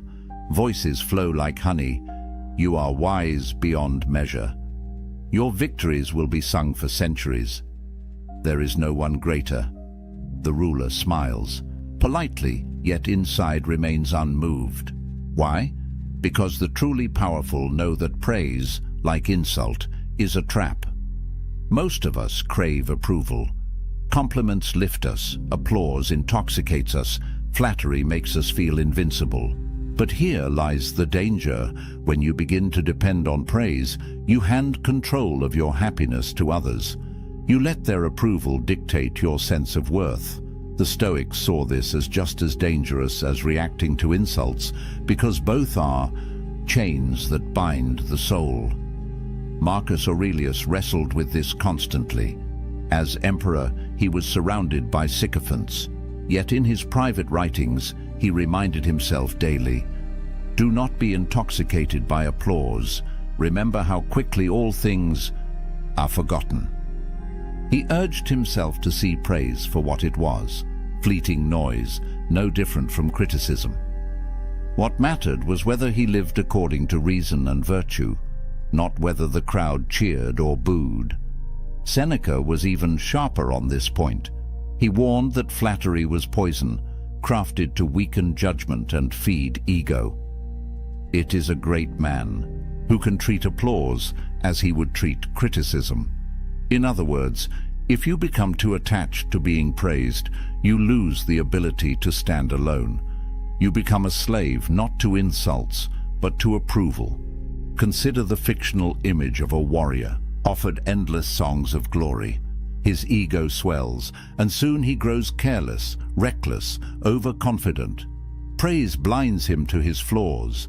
His downfall comes not from his enemies, but from his own intoxication with flattery. Contrast this with another figure, a quiet general who accepts recognition with humility, then returns to his work unshaken. His power grows not from applause, but from discipline. In our modern world, this lesson is more urgent than ever. Social media thrives on likes, shares, and approval. Entire careers rise and fall on public praise. The dopamine rush of recognition is addictive, and most people become trapped chasing it. But powerful people know better. They see praise as data, not as identity. They may appreciate kind words, but they do not anchor their self-worth to them. There's also a subtle psychological power in staying grounded when praised. When someone showers you with compliments and you remain calm, it unsettles them. They expect eagerness, a rush of gratitude, even vanity. But your composure signals something else: strength. You are not dependent on their words, you are complete without them. The Stoics practiced a kind of mental training here. When praised, they reminded themselves of their flaws, their mortality, the fleeting nature of fame. Marcus Aurelius often reflected on how quickly even the greatest names fade into obscurity. To him, glory was dust on the wind. Why then should he allow flattery to cloud his judgment? It's not about rejecting kindness or gratitude. It's about perspective. Powerful people accept praise with humility, but they do not let it inflate them. They treat it the same way they treat criticism, as an opinion, not as truth. They know that applause and insult are two sides of the same coin, both outside their control, both ultimately irrelevant to their inner compass. So here is the challenge for you. Think about the last time someone praised you. Did you feel a surge of pride? Did you cling to that feeling, replay it in your mind, let it define you? What if you could accept the compliment gracefully but remain unmoved within, knowing your worth doesn't rise or fall with another person's opinion? The Stoics would say, let neither flattery nor insult shake you. Stay steady in virtue, and you will never be a prisoner to the crowd. Powerful people never react to praise with intoxication because they know it can be just as dangerous as insult, failure, or loss. They remain grounded, centered, and free. And that is the final secret, to master yourself so completely that neither insult nor praise has power over you. To be unshaken in criticism and uncorrupted in applause. That is Stoic mastery. That is true power. The battlefield is quiet after the storm. Insults have been hurled, lies whispered, failures endured, criticism shouted, losses suffered, praises sung. And yet the powerful figure remains, still, calm, unshaken. This is the paradox of non-reaction. It looks like weakness from the outside, but in truth, it is the ultimate expression of strength. To remain unmoved in the face of attack, temptation, or loss is to wield a power greater than any army or crown. It is the power to control oneself when the world loses control. Think of it this way. When you react, you hand over your energy. Every outburst, every desperate defense, every emotional collapse feeds the forces against you. But when you choose not to react, you conserve your strength. You make your enemies look small, your critics irrelevant, your flatterers impotent. You show the world that you cannot be controlled from the outside. You only move by your own inner compass.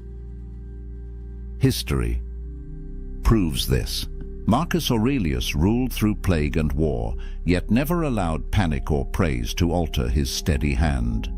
Epictetus was enslaved, abused, and maimed, yet remained freer in spirit than his masters. Seneca faced disgrace and death with the calm of a man who knew that fortune could take everything but his will. Their legacies endure not because they conquered others, but because they mastered themselves. Fiction tells us the same story in another language. Heroes who ignore the baited insult. Leaders who refuse to fight rumors with anger. Warriors who stand in silence as their enemies shout, only to win not with words, but with patience. Their strength lies not in what they do, but in what they refuse to do. So why does it matter today? Because our lives are filled with provocations. Social media demands reaction. Work pressures test our composure. Relationships tug at our emotions. The world constantly dares us to lose ourselves in the noise. But the Stoic lesson is timeless. The person who can remain calm when others panic becomes unshakable. They inspire trust. They command respect. They walk through chaos as though untouchable. This is the fallout of non-reaction. Power. Not the noisy kind, not the flashy kind, but the quiet, enduring power that bends the world around it. Return now to the image we began with. A leader sitting in silence while chaos erupts around them. At first, the crowd mistakes it for weakness, but slowly they realize the truth. The silence is not emptiness, it is control. The refusal to react is not surrender, it is mastery. And so I ask you again, what would your life look like if you mastered this art? If insults rolled off you like rain, if lies lost their grip, if failure became fuel, if criticism sharpened you, if loss could not break you, if praise could not corrupt you. This is the promise of Stoic philosophy. Not a life free from pain or misfortune, that is impossible, but a life where no external force can dictate your inner state. A life where you remain steady, resilient, and powerful, no matter what storms surround you. Now I want to turn this question toward you. What's one thing you wish you could stop reacting to? Is it the sting of someone's words, the fear of failure, the hunger for approval? Share it in the comments. Your answer might inspire someone else. She's staring at her phone right now, scrolling through old messages, looking at your name in her contacts. Her thumb hovers over the call button, but she doesn't press it. Because you haven't reached out, you haven't texted, you haven't liked her posts, you haven't done any of the things she expected you to do, and that silence is driving her absolutely crazy. Here's what most people don't understand about walking away. They think it's about punishing someone. They think it's about playing games or trying to manipulate a situation. But that's not what this is about at all. What you're about to learn in the next 20 minutes will fundamentally change how you see power dynamics in relationships and, more importantly, how you see yourself. Because the moment someone loses you and you stay silent, something shifts. Not just in them, but in the entire universe around that situation. The ancient Stoics understood this. Marcus Aurelius wrote about the power of restraint.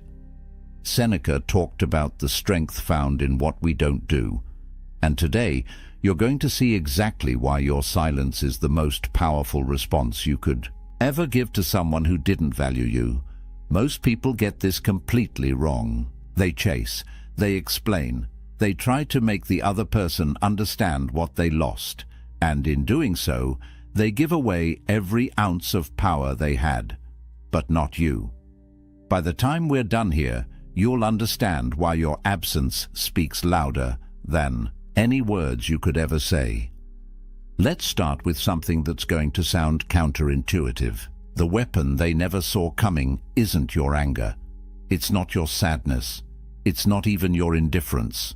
It's your complete and total absence from their life. And here's why that's so devastatingly effective. When Marcus Aurelius led the Roman Empire, he dealt with betrayal constantly.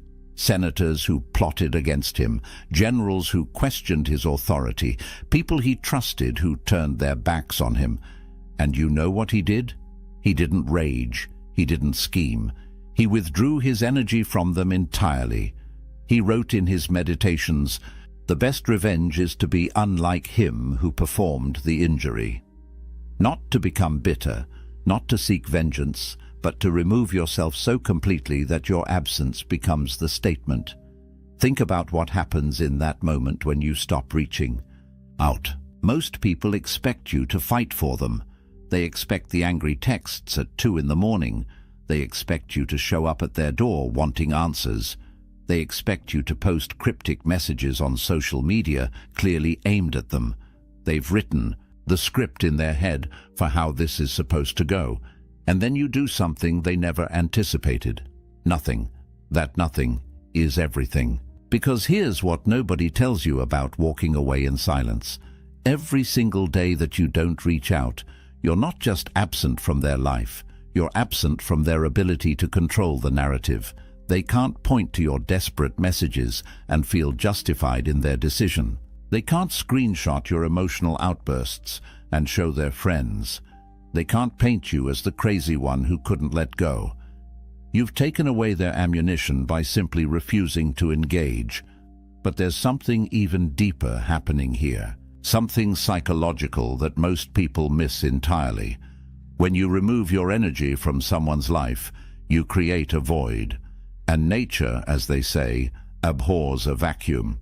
That void starts to get filled with something unexpected. Doubt. They start questioning everything. Not because you're making them question it, but because your silence forces them to sit alone with their decision. The Stoics called this the power of negative space. Epictetus taught his students that what we don't say is often more powerful than what we do say.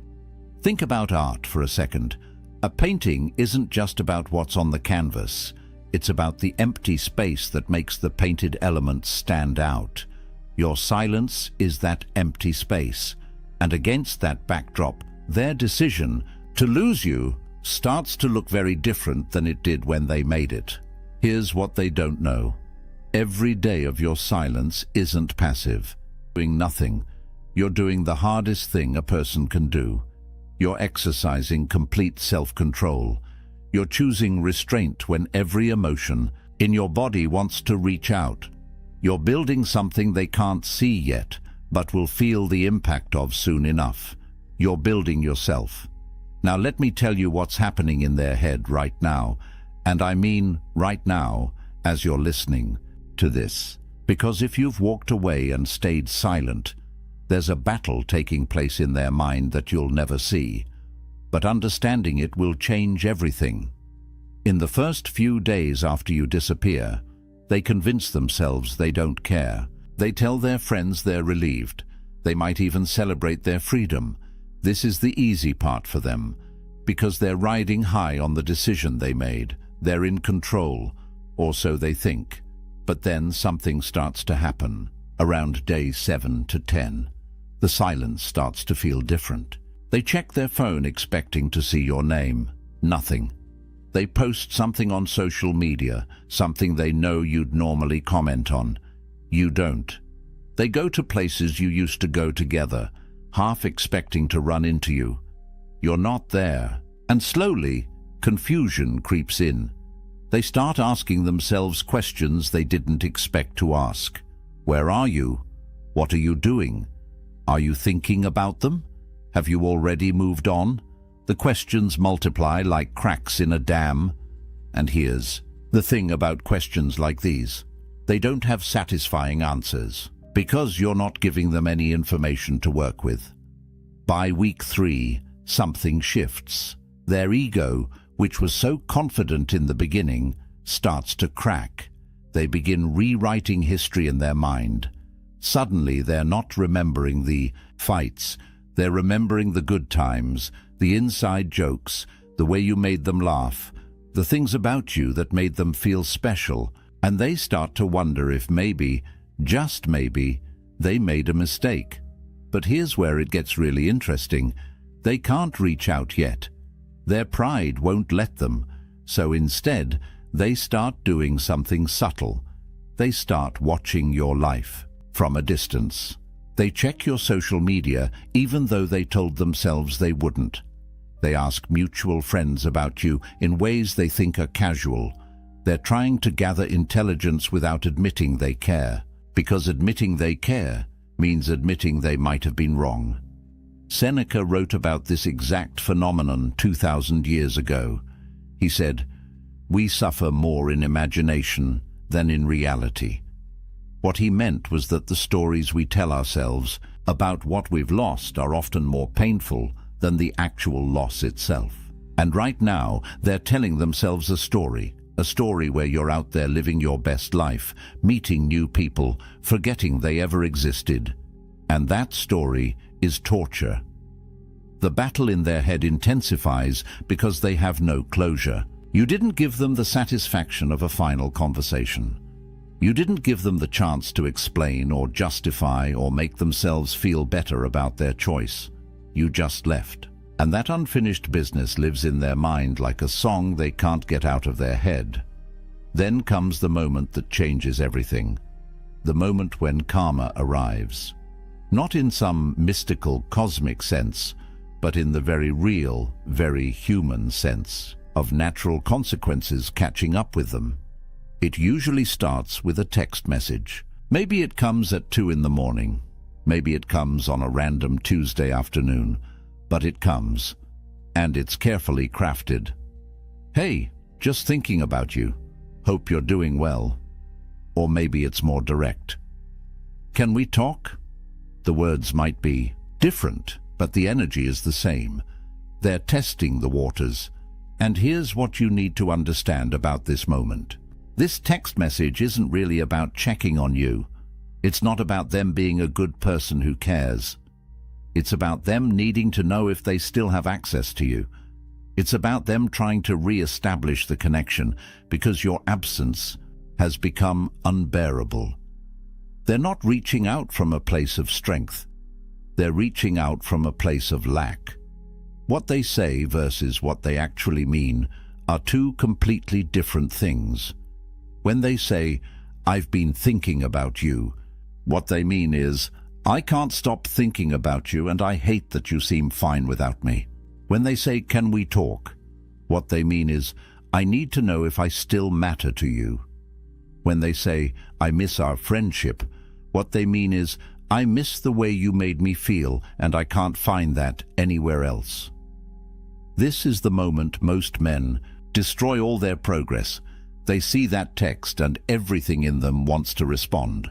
Because finally they're getting the acknowledgement they wanted. The person who walked away is coming back. Victory, right? Wrong. Because here's the truth that the Stoics understood deeply. The satisfaction you're looking for isn't in their return. It's in your indifference to whether they return or not. Marcus Aurelius faced this constantly as emperor. People who had dismissed him would come crawling back when they needed something. And his response wasn't to gloat or seek revenge. His response was to simply not need them anymore. When you respond to that text, you hand them back the power you worked so hard to reclaim. You show them that your silence was just a strategy, not a genuine shift in your life. You prove that they can pull you back in whenever they want. And the cycle starts all over again. But this time, they know exactly how to manipulate you because you showed them your weakness. Karma isn't about them coming back and you getting to reject them. That's still making them the center of your world. Real karma is them coming back, and you genuinely not caring whether they're there or not. That's the natural consequence. They left when you valued them. They returned when you valued yourself. And by then, the math has changed entirely. The Stoic perspective on this is profound. Karma isn't some cosmic force keeping score. It's simply the natural order of things playing out. People who take others for granted eventually face the consequence of being alone. People who chase after those who don't value them eventually face the consequence of losing themselves. The universe doesn't need to punish anyone. Natural law handles it automatically. So when that text comes, and it will come, you'll be faced with a choice. Do you respond and go back to being the person they could take for granted? Or do you honor the work you've done by maintaining the boundary that your silence established? This brings us to something crucial you need to understand. Why breaking your silence is actually breaking yourself. Let me tell you what you lose the moment you respond. First, you lose weeks or months of progress. Every day you stayed silent, you were rewiring your brain. You were teaching yourself that you don't need their validation. You were building new neural pathways that didn't revolve around them. One text, one response, and you're back to square one. But it's deeper than that. You lose respect, not just theirs, but your own. Think about it. You made a decision to walk away. You committed to silence. You told yourself this person doesn't get access to you anymore, and then the moment they reach out, you fold. What does that teach you about yourself? It teaches you that your boundaries are negotiable, that your word to yourself doesn't mean anything, that you'll abandon your standards when tested. Seneca wrote, "The greatest empire is self-command." Not commanding others, not controlling circumstances, but having mastery over yourself. Every time you break your silence, you prove that you don't have that mastery. You prove that they have more power over you than you have over yourself. Here's a hard truth. Real examples of men who broke their silence and regretted it are everywhere. The guy who spent 3 months healing, building himself back up, feeling strong again. Then she texted. He responded. Within a week, they were back in the same toxic pattern. 6 months later, he had to start the healing process all over again. Except this time it was harder because he knew he had betrayed himself, or the man who successfully moved on, started dating someone new, someone who actually valued him. But then the ex reached out. He thought he could just be friends. He thought he was strong enough to handle it, but engaging with her again created confusion. The new relationship suffered, and he ended up alone again, wondering why he couldn't just let the past stay in the past. The temptation to respond is real. I'm not going to pretend it isn't. You want to respond because part of you still cares. Part of you wants them to know you're okay. Part of you wants to have the last word. Part of you wants to show them how much you've grown. These are all understandable feelings, but they're also traps, because the moment you respond, the power dynamic shifts instantly. You're no longer the one who walked away with dignity. You're the one who couldn't maintain your boundaries. You're no longer the mystery they couldn't crack. You're the solved puzzle. You're no longer the lesson they needed to learn.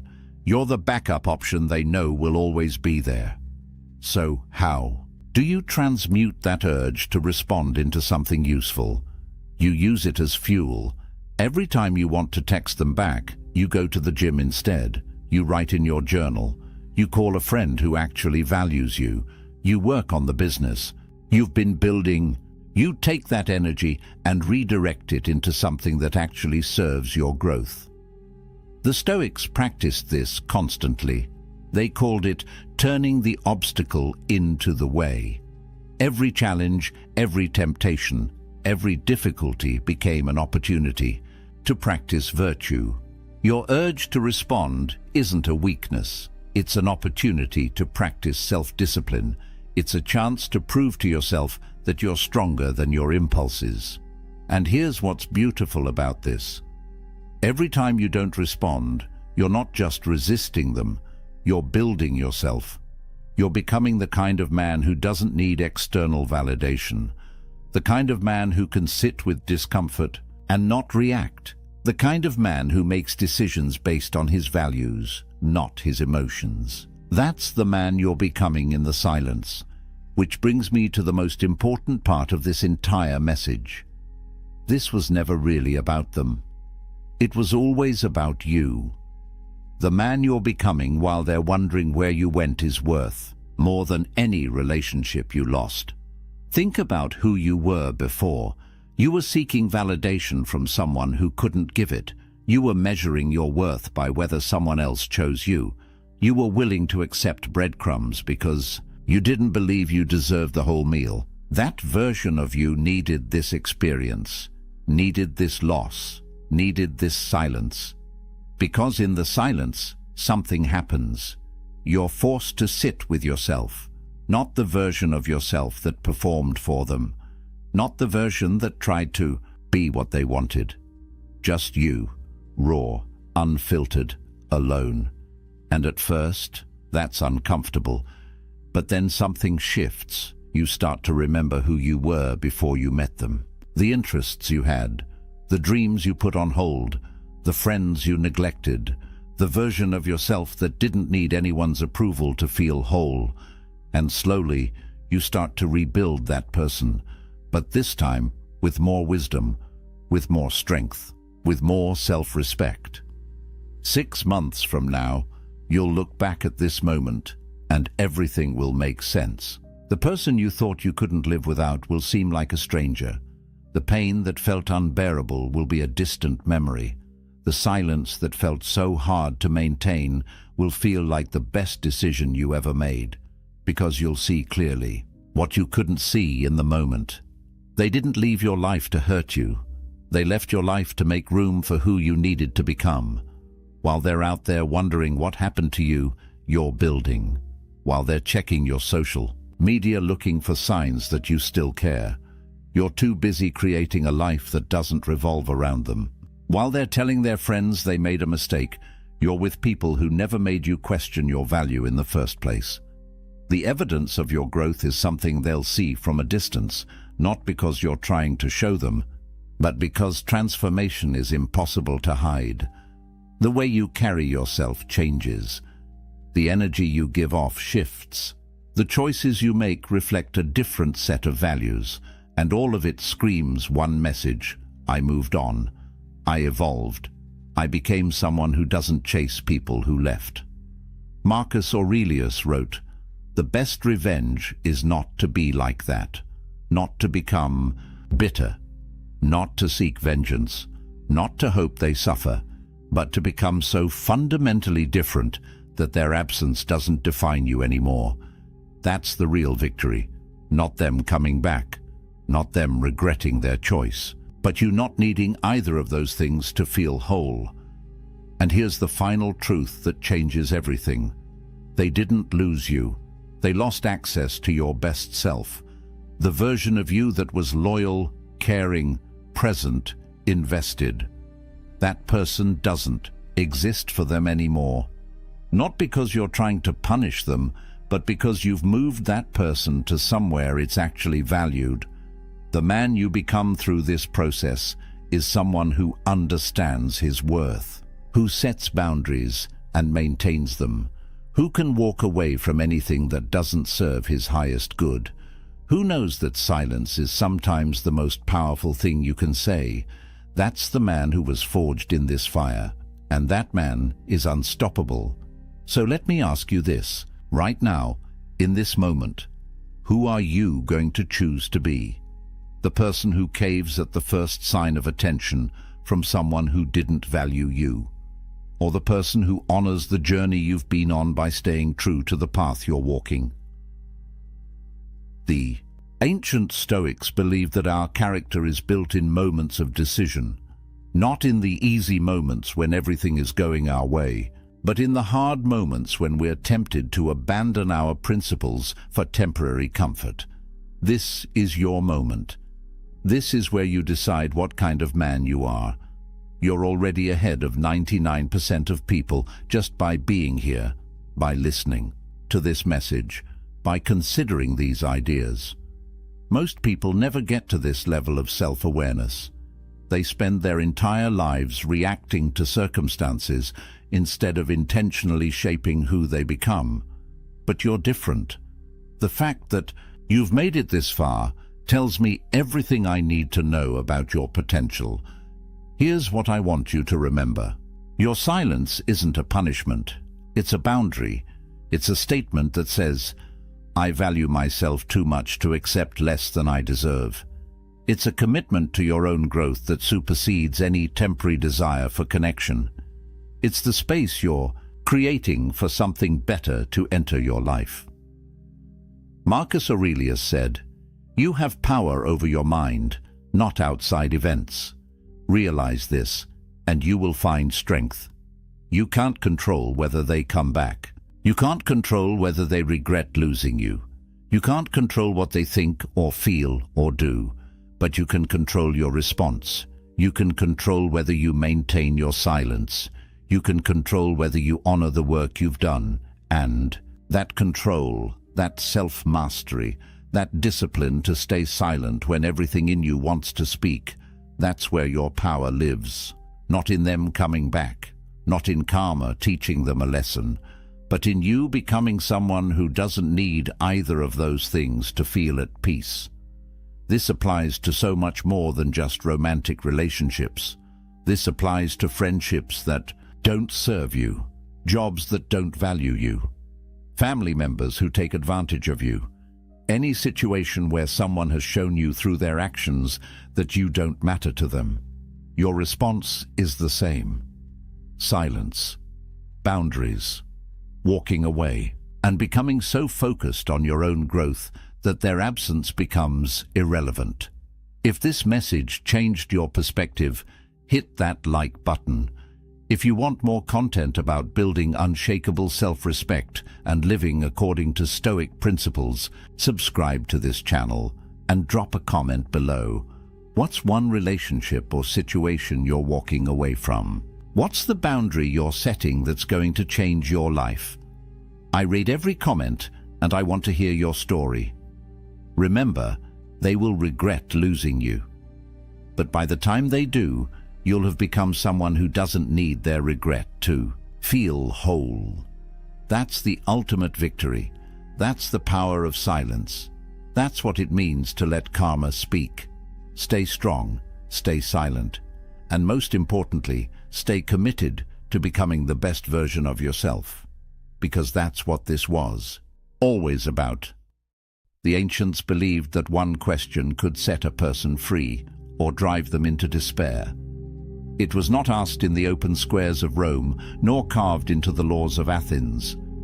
It lived quietly in the minds of philosophers, whispered in private, written in fragile lines that survived only because someone dared to copy them again and again. The question is simple, and yet it is dangerous. What if the worst thing that could happen to you has already happened in your mind? To the Stoics, this was no game. They believed that fear feeds on surprise, that pain grows sharper when it catches us unprepared. So they trained themselves to walk willingly into imagined ruin, to see their fortunes lost, their loved ones gone, their own lives ended.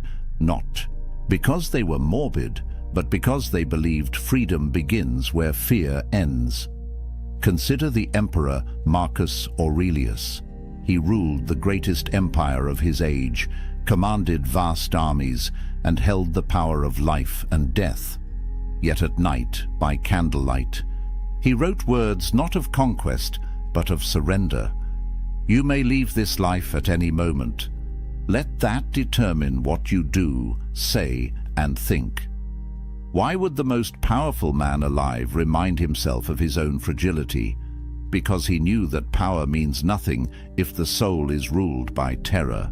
Think also of Epictetus, born into slavery, his body broken, his freedom denied. He had nothing, and yet he claimed to be freer than his masters. His secret was not wealth or status, but the practice of imagining loss until it no longer frightened him. He learned that when you accept the worst in thought, you cannot be enslaved by it in reality. This thought experiment, called premeditatio malorum, the premeditation of evils, was their weapon. It stripped misfortune of its surprise. It turned tragedy into training, but it was also dangerous. Used wrongly, it could lead to cold detachment or reckless despair. Used rightly, it gave men the courage to face storms that would break others. Tonight, we enter that world. We walk alongside emperors and exiles, soldiers and slaves. We step into the experiment that promised unshakable calm, if one dared to face it. Stay with this journey, for once you see as they saw, you may never look at your own life the same way again. As the candle burns low and the night begins to fade, we return to the question that haunted the Stoics. What if every disaster that could befall you has already happened in your mind? What if you rehearsed the losses, walked through the ruins, tasted the bitterness, and in doing so discovered that you could still stand? The experiment is not meant to darken your life. It is meant to free it, to look at death so that you may live, to imagine loss so that you may love, to accept fate so that you may act with courage while you still have time. Think of Marcus Aurelius, the emperor who ruled with armies at his command, and yet reminded himself each morning of mortality and betrayal. His greatness was not in conquest, but in calm, in refusing to be ruled by fear. Think of Epictetus, the slave who owned nothing, yet declared that nothing could enslave his mind. His power was not in possessions, but in freedom of spirit. Think of Seneca, rich and influential, yet sleeping on the floor to prove to himself that fortune could never own him. His wisdom was not in comfort, but in clarity. These men lived in an age of plagues, wars, and political chaos. We live in an age of noise, speed, and uncertainty. Their struggles were different in detail, but not in kind. Like them, we will lose. Like them, we will die. The only question is whether we will face these truths with trembling or with steadiness. The Stoic experiment offers a choice. You can avert your eyes from fear, pretending it is not there, and live in quiet dread. Or you can walk into it willingly, meet it in imagination, and rob it of its power. When you do, you discover the strange paradox the Stoics cherished. By imagining death, you begin to live. By picturing loss, you awaken gratitude. By embracing fate, you find freedom. Pause for a moment. Picture the one thing you fear losing most. The job, the fortune, the health, the person. Picture it gone. Feel the hollow space it would leave. Now open your eyes to the truth. It is still here. For now, that is the miracle. That is the gift. And because it is fragile, it deserves your full attention. This is why the thought experiment matters. Not to numb you, but to awaken you. Not to make you indifferent, but to make you urgent. When you remember that life can be stripped away in a breath, every breath becomes precious. When you recall that time is slipping past, every moment becomes an opportunity. And when you realize that nothing external is truly yours, you begin to live with the strength that comes from owning yourself. The Stoics cannot walk this path for you. They can only point the way. Marcus, Epictetus, Seneca, they left fragments, reminders, hints. But the experiment must be lived, not merely studied. It must be practiced quietly in the solitude of your own mind until the fear loosens and the gratitude deepens. So let this be your invitation. Tonight, before sleep, close your eyes and step into the exercise. Imagine the loss. Imagine the end. Let yourself feel it. And then awaken tomorrow with new eyes, seeing what remains not as ordinary, but as extraordinary. This is the gift the Stoics preserved, the ability to live unafraid, to love more deeply, to meet fate with an open heart. And so I leave you with one question, the same question that echoes across centuries, whispered in marble halls and desert cells, whispered now into your ear. If tomorrow stripped away everything you take for granted, what part of you would remain unbroken? Carry that question, let it shape you, and if these ancient voices have spoken to you tonight, do not let them fade into silence. Join this journey further. There are more lessons, more experiments, more truths buried in time that can sharpen the way you live now. Subscribe, stay with this channel, and together we will walk deeper into the wisdom of those who faced storms and discovered peace. For their stories are not finished until we live them. And your life is not finished until you dare to begin living it fully. In the language of the ancients, it was called premeditatio malorum, the premeditation of evils. The phrase sounds grim, even unsettling. Yet to the Stoics, it was a practice of liberation, not despair. At its heart, the exercise was deceptively simple. Imagine the misfortunes that might strike you tomorrow and face them before they arrive. Not only the small inconveniences, a delay, an insult, a coin lost, but the great disasters as well. The death of a friend, the loss of your wealth, the collapse of your health, the end of your own life. Why would anyone do this? Why deliberately walk through horrors in the safety of your own mind? To the modern ear, it seems backwards. We are told to visualize success, to think positively, to build castles in our imagination. But the Stoics believed the opposite strategy brought greater strength. They argued that if you can stand calmly in the ruins of your own imagined life, then reality can never truly defeat you. Seneca, the Roman statesman and philosopher, put it plainly: he robs present ills of their power who has perceived their coming beforehand. When we rehearse misfortune, its arrival no longer shocks us. Pain may still visit, but its sharpest weapon, surprise, has been blunted. To understand this better, picture an archer at practice. He does not wait for the chaos of battle to test his skill.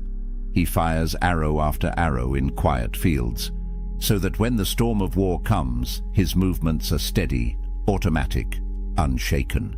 The Stoics believed the mind required the same discipline. Each night, they would draw back the bow of imagination and fire at the darkest targets they could conceive, so that when those shadows appeared in real life, they could still aim true. Marcus, Aurelius, alone in his tent, did not write merely to comfort himself. His private notes, the Meditations, are filled with reminders that the world can break us at any time. Yet his tone is not fearful. Instead, it is steady, almost tender. "When you kiss your child good night," he warns himself, "whisper that he may not be here tomorrow." Harsh words to our ears. But to Marcus, this was not cruelty. It was clarity. Only by facing the fragile nature of life could he love more deeply in the present moment. Epictetus, born into slavery, offered the same lesson in different clothing.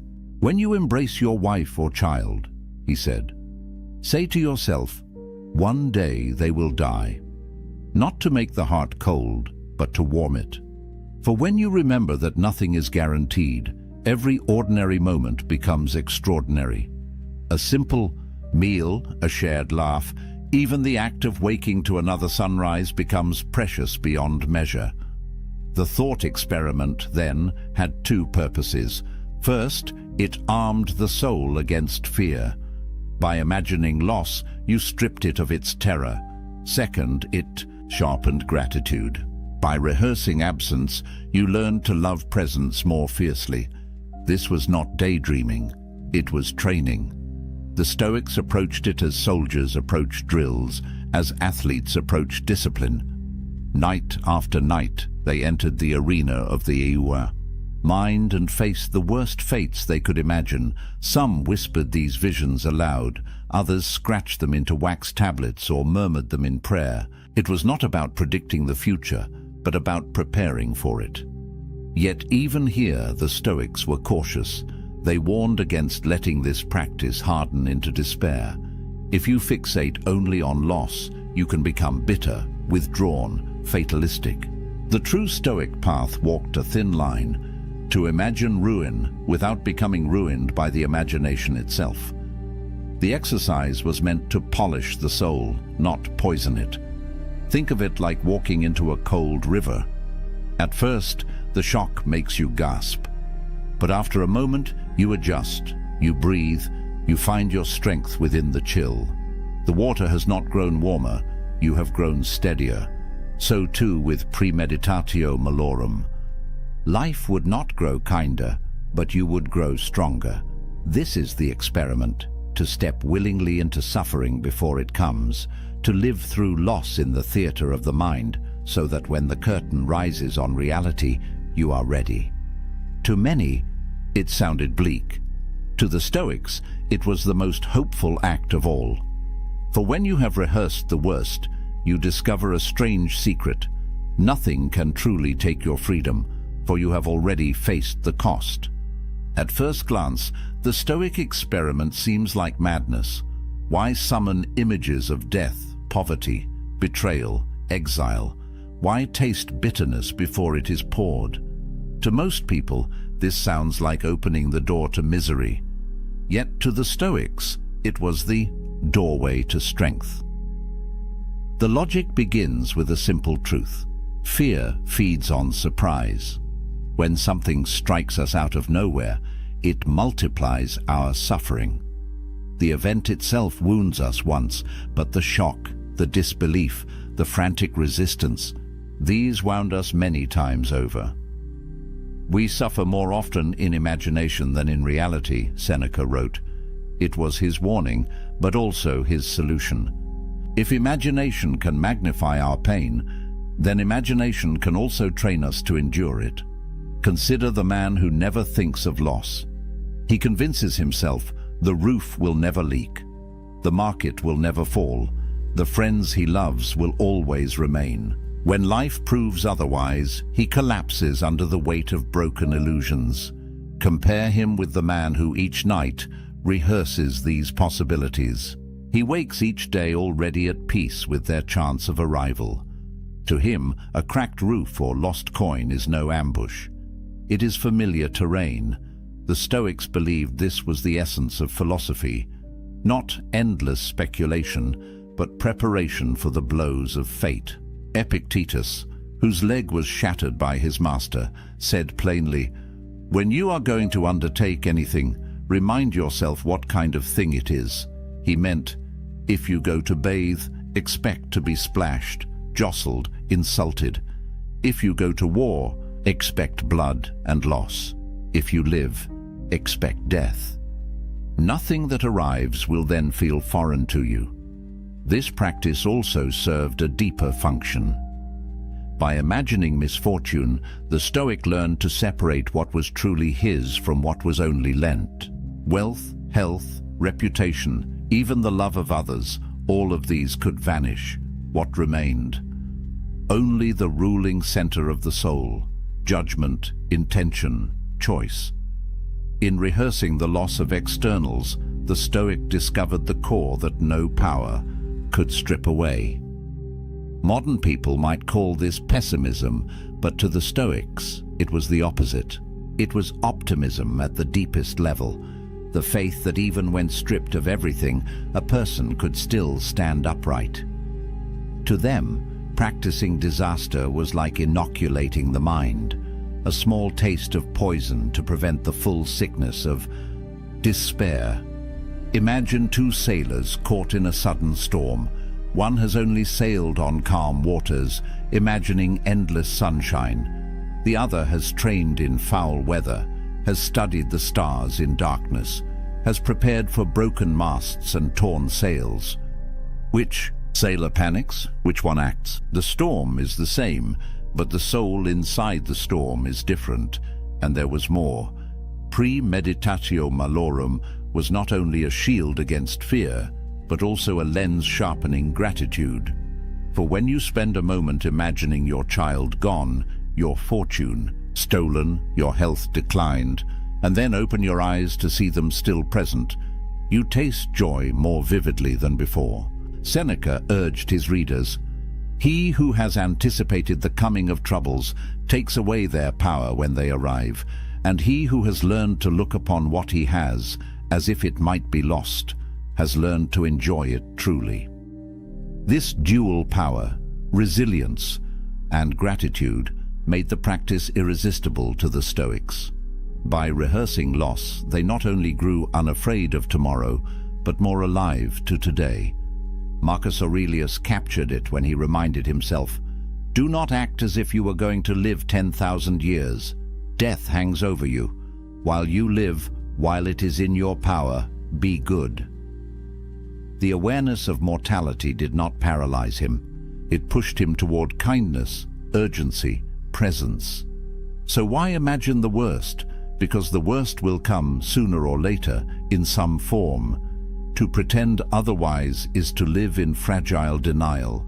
To face it in thought is to live with a steady heart. The Stoics believed that only those who walk through the valley of loss in their minds can walk through life itself without chains.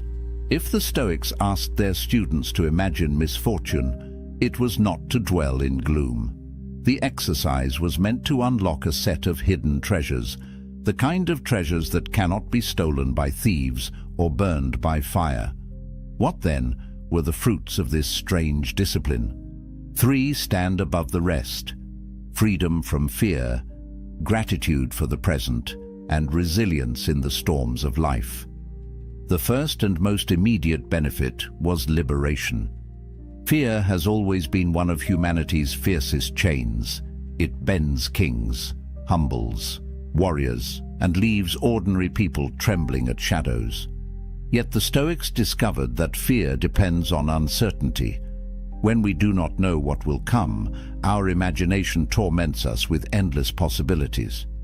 By rehearsing disaster, the Stoics removed the sting of surprise. They learned to say, "Yes, this too may happen, and if it does, I am prepared."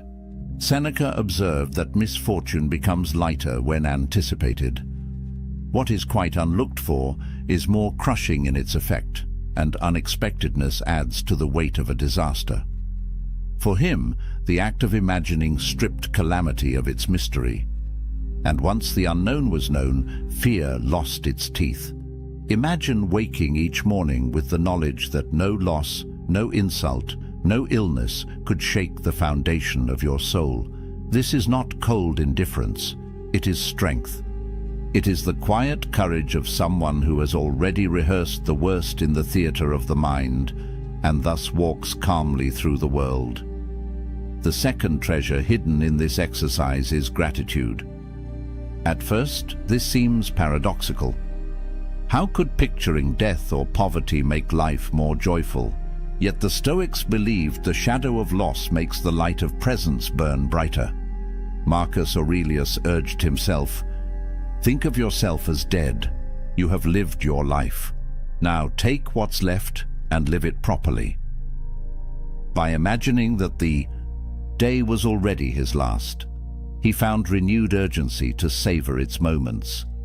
Epictetus taught his students to practice detachment, not to strip love away, but to make it purer. When you remind yourself that the friend you embrace or the child you tuck into bed may not be there tomorrow, you do not love them less. You love them more fiercely, knowing the hour is fragile. Seneca carried this practice into action. Once a month, he would strip away comfort deliberately, sleeping on the hard ground, eating coarse bread, wearing the simplest clothing. When asked why, he replied, "Is this the condition that I feared?" By practicing loss, he turned ordinary comfort into extraordinary pleasure. A warm meal, a soft bed, a friend's laughter, all glowed brighter when contrasted against their imagined absence. Gratitude, then, was not a luxury to the Stoics. It was a form of armor.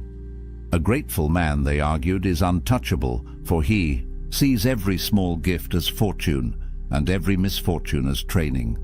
The final benefit of premeditatio malorum was resilience. Life will strike. That much the Stoics never denied. No amount of philosophy can erase pain, illness, or death. What philosophy can do is decide how we meet them. Epictetus said, "Circumstances don't make the man, they only reveal him to himself."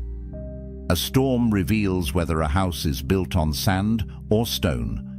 In the same way, a crisis reveals whether a soul has been prepared. By imagining hardships beforehand, Stoics built their inner foundation. When the blow finally landed, they did not crumble. Think of Marcus Aurelius, who ruled in a time of plague, war, and betrayal. He faced repeated disaster, yet his writings do not drip with despair. They show a man who had already met these enemies in thought, and thus could endure them in reality. His empire might crack, his health might fade, his friends might betray him, but his mind, trained by philosophy, remained firm. This resilience was not arrogance. The Stoics did not claim invincibility. They claimed preparedness. They taught that a blow is lighter when the soul has braced itself. And just as a soldier trains with heavy armor so that he is swift on the battlefield, so too does the philosopher train with imagined burdens so that he is light when real ones arrive. Yet the true brilliance of the practice lay in balance. Was not about endless brooding on death and ruin. That would be morbid and destructive. The goal was moderation, enough rehearsal to soften the sting, enough reflection to deepen gratitude, but never so much that one drowned in despair. The Stoics believed philosophy was a medicine. Too little, and the illness of fear returns. Too much, and the medicine itself becomes poison. But the right measure, taken daily, transforms life. Thus, the Stoics found in this strange exercise a triad of power: freedom from fear, gratitude for the present, and resilience in crisis. They believed that any man or woman who practiced it would stand differently in the world, not as someone immune to loss, but as someone no longer enslaved by it. This was the reward of imagining the worst. Not darkness, but light. Not despair, but a soul sharpened into strength. Every powerful practice carries its shadow. The Stoics knew this well. A thought experiment capable of freeing the soul could also twist into something harmful if misunderstood. The same exercise that sharpened resilience could harden into coldness or slide into despair. This is why the Stoics insisted that premeditatio malorum, the rehearsal of misfortune, must be approached with wisdom and balance. The first danger is mistaking preparation for pessimism. Some people, hearing the Stoics speak of imagining death, ruin, or betrayal, believed the philosophers were advocating endless worry. To live in constant dread of loss is not Stoic strength, but weakness in disguise. Seneca warned against this confusion. He urged his students not to shackle themselves with anxiety masquerading as foresight. He who suffers before it is necessary suffers more than is necessary. If you imagine disasters without purpose, you bleed twice, once in fear and once in reality. Stoic practice is not about drowning in scenarios, but about tasting them briefly to build immunity. The second danger lies at the other extreme: nihilism. A careless student might hear the Stoics say, "All things are fleeting, wealth and health and life itself," and conclude, "Then nothing matters." This is the dark abyss the Stoics fought to avoid. Marcus Aurelius himself confronted this temptation. Surrounded by plague, betrayal, and endless war, he reminded himself daily that all things pass. Yet he added a crucial command: while you live, while it is in your power, be good. The awareness of mortality was not meant to drain meaning, but to intensify it. The thought of death should not make us reckless or indifferent, but rather kinder, wiser, and more deliberate. Another danger is the loss of warmth. Practicing detachment, some grew rigid, mistaking numbness for strength. Epictetus warned his followers not to become statues. "Remember that you are a man," he said, "and that what befalls a man is natural." To feel sorrow at loss or grief at death is not a failure of philosophy. It is the mark of being human. The Stoic exercise was never intended to erase emotion, but to keep emotion from becoming tyranny. Imagine a father who, rehearsing his child's death, convinces himself never to feel attachment. He tells himself, "This is Stoic wisdom." But when the child laughs or reaches for his hand, the father feels nothing. This is not strength, it is a distortion. True Stoicism teaches us to love more fiercely because we know the bond is fragile, not to withhold love in the hope of avoiding pain. Finally, there is the danger of false courage. A soldier might say, "Since death is nothing, I will rush headlong into danger," careless of consequence. But this too betrays the philosophy. Stoic training was meant to produce calm judgment, not reckless abandon. To imagine death is to prepare for it, not to seek it without reason. Courage, in the Stoic sense, is rational endurance of hardship, not blind pursuit of destruction. So, how did the Stoics guard against misuse? They set boundaries. Practice premeditatio malorum, but do so with intent. Imagine loss not to wallow in it, but to measure your strength against it. Picture death not to despise life, but to embrace it. Think of misfortune not to withdraw from the world, but to act wisely within it. Seneca gave his students a rhythm: a few days each month spent in poverty, eating coarse food, wearing rough clothes. Not every day, lest life become joyless, but enough to remind the soul of its power. Marcus wrote nightly of death and impermanence, but by day he ruled with justice, fought wars with patience, and tried to act for the common good. Epictetus trained his mind against loss, but also urged compassion, laughter, and friendship. In other words, Stoic foresight was never meant to extinguish humanity. It was meant to free it. Misfortune rehearsed in thought should make us more grateful, not less. It should make us calmer, not colder. The Stoics knew the temptation to misuse their philosophy would always remain. It is easier to become numb than to remain balanced, easier to collapse into dread than to face hardship calmly. But the true Stoic way demands vigilance. The practice is a knife. In skilled hands, it carves strength. In careless hands, it wounds the one who wields it, and so they left us this warning. Do not let the experiment become your prison. Let it be your training ground. Walk through imagined ruin, not to despair of life, but to return to it with greater clarity, gratitude, and resolve. The Stoic exercise of rehearsing misfortune did not appear in isolation.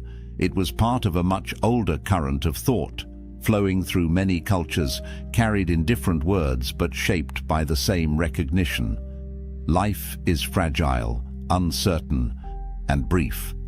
And only by facing this truth can we learn to live with strength. Long before the Stoics, the Greek philosopher Heraclitus declared, "All things flow." To him, the universe was not fixed but ever-changing, like a river in constant motion.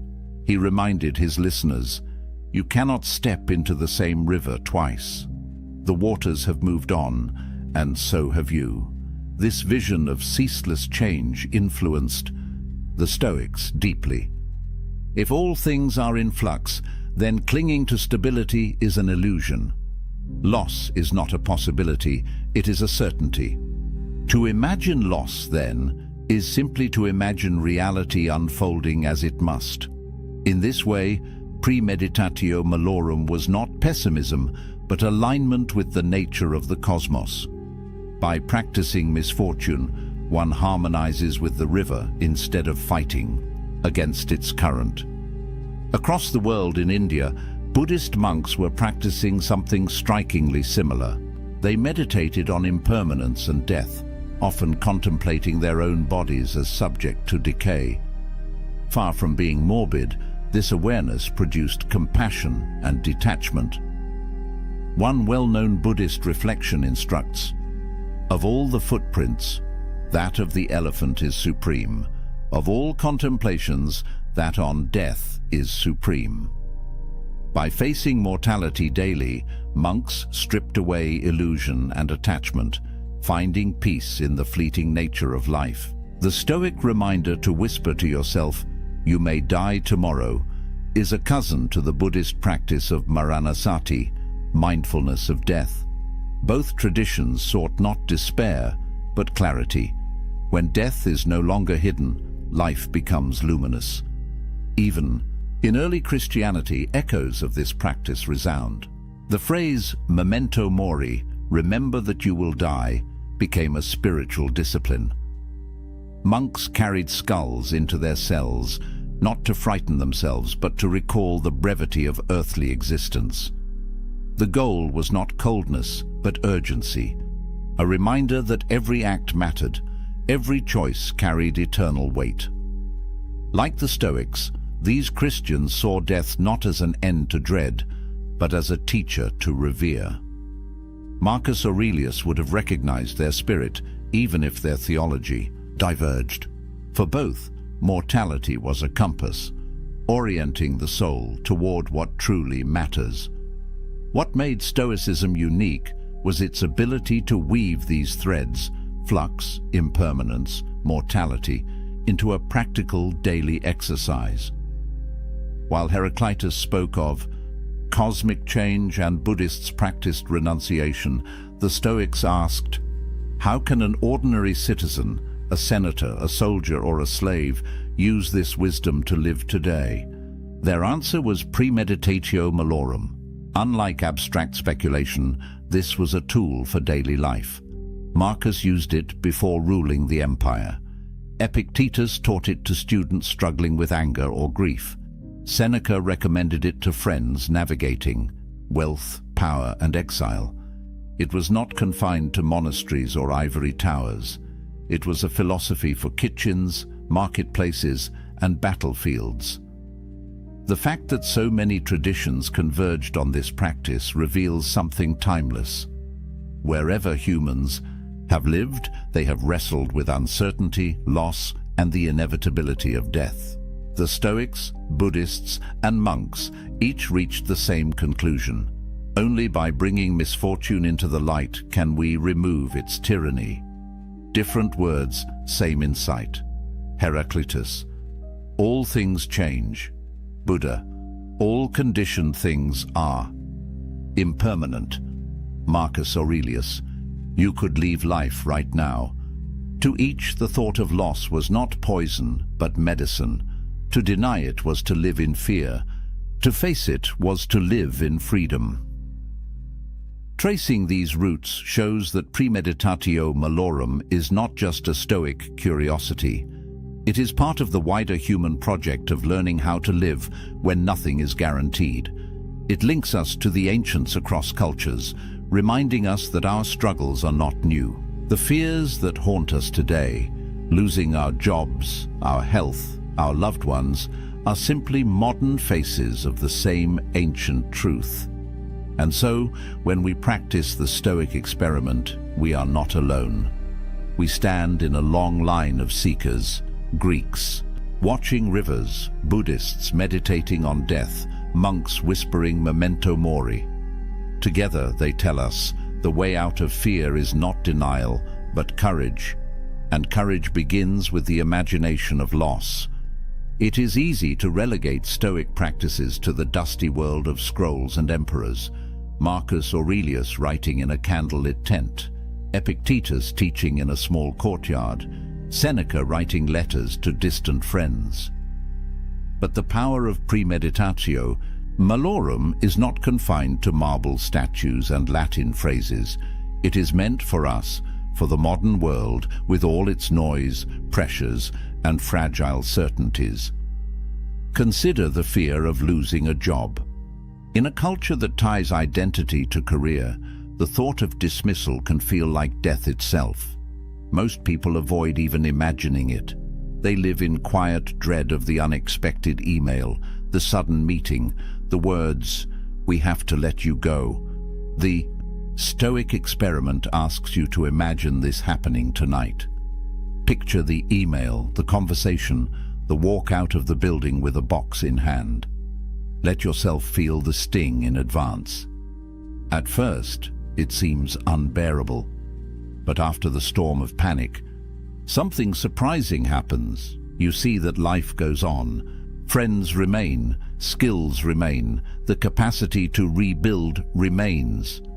You discover that while the event may be painful, it cannot take everything from you. By imagining loss, you make the prospect survivable, or think of health. We live as though the body will serve us endlessly, forgetting how fragile it is. But the Stoics urged us to remember its frailty daily. Imagine the diagnosis. Imagine the sudden weakness, the test results, the bed you cannot rise from. Again, the first wave is grief. But then comes clarity. If this body can fail, then today's walk matters more. The meal with a friend matters more. Every moment unbroken by pain becomes a treasure. This was Seneca's point in practicing poverty. By imagining the worst, he discovered how much he could live without and how rich the ordinary actually was. For us, rehearsing frailty makes each day of strength a victory. The practice also reshapes how we love. Epictetus urged parents to remember that children, like all of us, are mortal. This was not meant to strip affection, but to deepen it. When we remind ourselves that those we love will not always be here, we hold them closer. A simple dinner together, a casual laugh, a brief embrace, all glow brighter when seen against the backdrop of impermanence. In modern terms, this means resisting the urge to take people for granted. Instead of rushing through conversations with friends or family, the Stoic experiment nudges us to pause, to see each encounter as fragile and precious. By imagining absence, presence becomes luminous. The Stoics often paired imagination with small acts of practice. Seneca slept on the floor to taste poverty. Marcus reminded himself that every insult, every inconvenience was part of human nature. We too can create small drills. Spend a weekend without technology to remind yourself how little is necessary. Walk instead of driving. Eat plain food instead of delicacies. Live for a moment as if stripped of luxury, or simply, at night, write down one thing you fear losing, then picture it gone. The next morning, when you find it still there, gratitude blossoms. Still, we must be careful not to misuse the exercise. The Stoics did not recommend endless brooding on catastrophe. The purpose is not to flood yourself with dread, but to inoculate yourself against it. Like a vaccine, a small dose strengthens, too much overwhelms. The rhythm of practice is key, a few moments of contemplation, then a return to action with renewed clarity. Our own age is not so different from the Roman world. They lived with plagues, so do we. They faced political instability, so do we. They feared betrayal, loss, decline, death. The costumes change, but the human condition remains. This is why premeditatio malorum still matters. It is not about dwelling in ruins, but about discovering that ruins cannot touch the core of who you are. It is about remembering, in a world of constant distraction, what is truly yours, the power to meet life with steadiness, even when everything else slips away. The greatest evidence of its power is how life looks after you practice it. The small annoyances, traffic, insults, delays, lose their bite. The larger fears, illness, financial strain, rejection, lose their grip. You still feel them, but they do not rule you. You carry within you a kind of invisible armor, forged not by denial, but by rehearsal. And in that space where fear once lived, something else enters, joy. Not shallow joy, dependent on luck or comfort, but deep joy born of clarity. The joy of realizing that today, in this fragile moment, you are alive, you are breathing, and nothing else is guaranteed. The Stoics did not stop at merely imagining misfortune. To them, endurance alone was not enough. A soldier can grit his teeth through pain. A prisoner can resign himself to chains. But philosophy sought something higher, not only to accept what fate delivered, but to love it. This deeper transformation was called amor fati, the love of fate. To love fate means more than bearing it without complaint. It means seeing even the hardest blows as threads in a larger tapestry. What others call tragedy, the Stoic calls instruction. What others call accident, the Stoic calls design. Life ceases to be a sequence of random disruptions and becomes a coherent whole, stitched together by necessity. Marcus Aurelius wrote often of this. In his private meditations he urged himself, accept the things to which fate binds you, and love the people with whom fate brings you together, but do so with all your heart. These words are not the tone of resignation. They are the words of a man who believed that the very shape of his hardships was part of a greater order, one he might not see, but one he could honor. Epictetus too pressed this lesson. He had no illusions about life's cruelty. He had known slavery, injury, ridicule. Yet his counsel was not to curse what happened, but to align himself with it. Do not seek for things to happen the way you want them to, he said. Rather, wish that what happens happen the way it happens, and you will be happy. The freedom he taught was not freedom from suffering, but freedom from resistance. This subtle shift marks the difference between Stoic endurance and Stoic joy. To endure is to carry a burden. To love is to transform the burden into meaning. When you love fate, even disaster becomes a teacher, even pain becomes a sculptor of the soul. The image is of a craftsman's hand. The hammer that strikes the iron may feel like violence, but in truth it is shaping the blade. So too with fate. Each blow that falls is part of the forging of character. To curse the hammer is to misunderstand the art. To accept it is wisdom. To love it is greatness. Yet the Stoics were careful not to fall into sentimentality. They did not preach blind optimism. To love fate is not to say that every event is pleasant. It is to say that every event belongs. A plague that kills thousands is not good in itself, but it belongs to the order of nature, and from its presence, new strength, new compassion, or new clarity may emerge. The death of a friend is not sweet, but it is woven into the same fabric that gave the joy of knowing them. To love fate is to love the whole cloth, not only its brightest threads. In this way, amor fati becomes the natural extension of premeditatio malorum. At first, you imagine loss to prepare yourself against fear. In time, you see that loss itself is not alien, but part of the same universe that gave you life. You begin with resistance, move to acceptance, and end in embrace. This attitude changes how one lives daily life. An insult from another no longer provokes outrage. It is simply one of the sounds of the world. A delay on the road no longer feels like theft of time. It becomes time offered for reflection. Even personal failure loses its sting, because it too is part of the process of growth. What once seemed hostile now appears as part of the curriculum of existence. Nietzsche, centuries later, would seize upon this Stoic seed and turn it into a central principle of his own philosophy.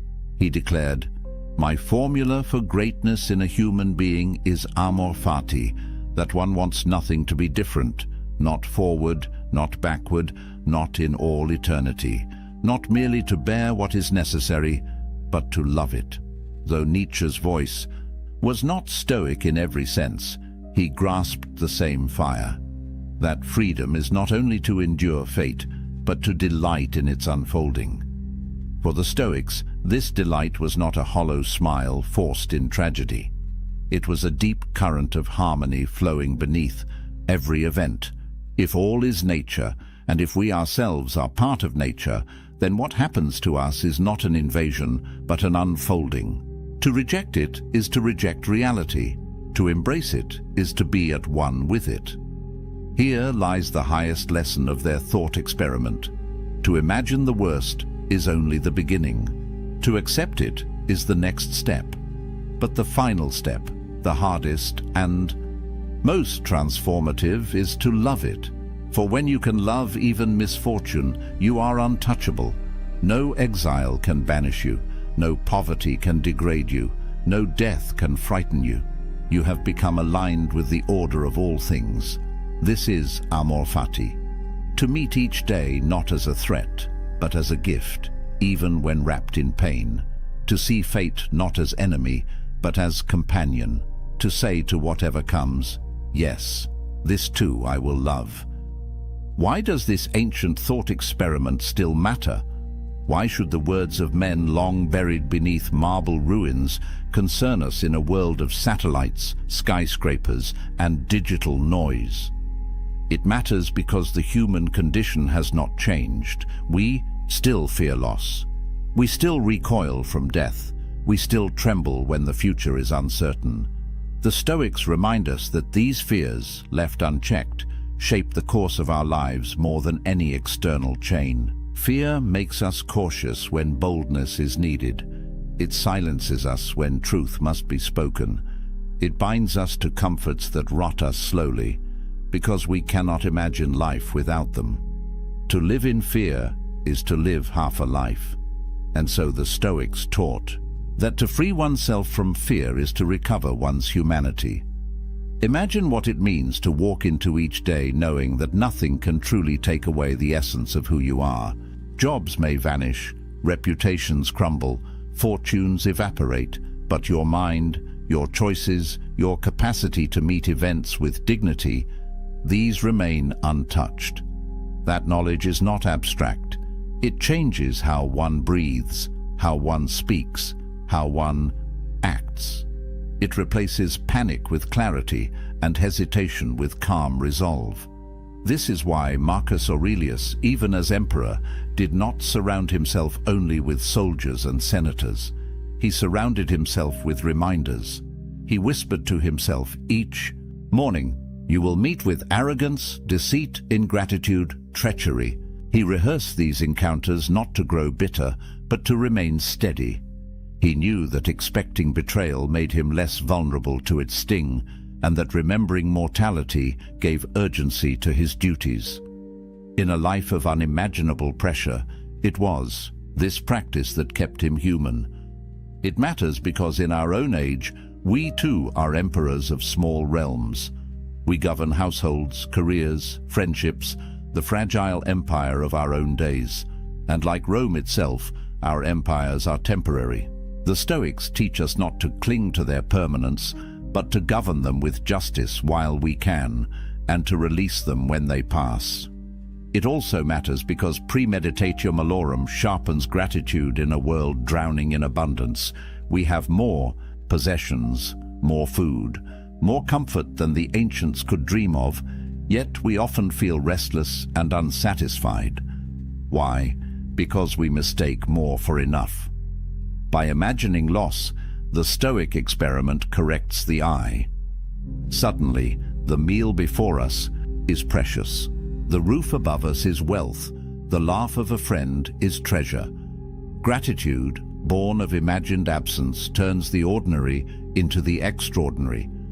But perhaps most of all, it matters because this experiment teaches us how to face the one certainty that shadows every life: death.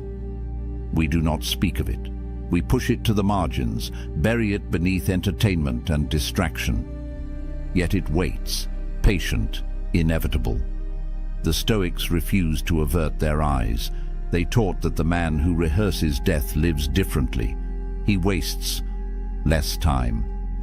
He forgives more quickly. He chooses his words carefully because he knows they may be his last. This is not about morbidity. It is about intensity. When you accept death, life becomes urgent. Each sunrise is no longer routine, but a miracle. Each breath is no longer unnoticed, but a gift. By facing the end, the Stoic finds the beginning of true living. The experiment also matters for how it reshapes our relationships. To remember that everyone we love is mortal is to see them more clearly. The anger that felt urgent softens. The grievance we clung to dissolves. What remains is tenderness, because we know the hour is brief. Epictetus urged parents not to avoid this truth, but to embrace it, so that their love would be fiercer, not weaker. We too can let this practice remind us that the people in our lives are temporary companions, and that each moment with them is sacred. And finally, it matters because it returns us to ourselves. In rehearsing the loss of all externals, we discover what cannot be lost. Wealth, health, reputation, family, even life itself, all may fall away. But the ability to judge wisely, to choose with integrity, to act with courage, remains until the final breath. This is the core of the Stoic creed, that no one can steal your soul's freedom unless you surrender it. So why does it matter? Because the world will continue to change, but our hearts will continue to wrestle with fear, attachment, and the fragility of time. The Stoic experiment is not an artifact. It is a compass. It points us back to what is essential: courage in the face of loss, gratitude in the presence of life, clarity in the shadow of death. And once you have walked through that experiment, once you have looked into the darkness and discovered that it does not own you, something fundamental shifts. You no longer cling so tightly. You no longer panic so quickly. You no longer waste so much time. You begin, perhaps for the first time, to live. There's a weapon more dangerous than any sharp tongue, more powerful than the loudest voice in the room. It's the one thing weak men fear most and strong men wield without effort: silence.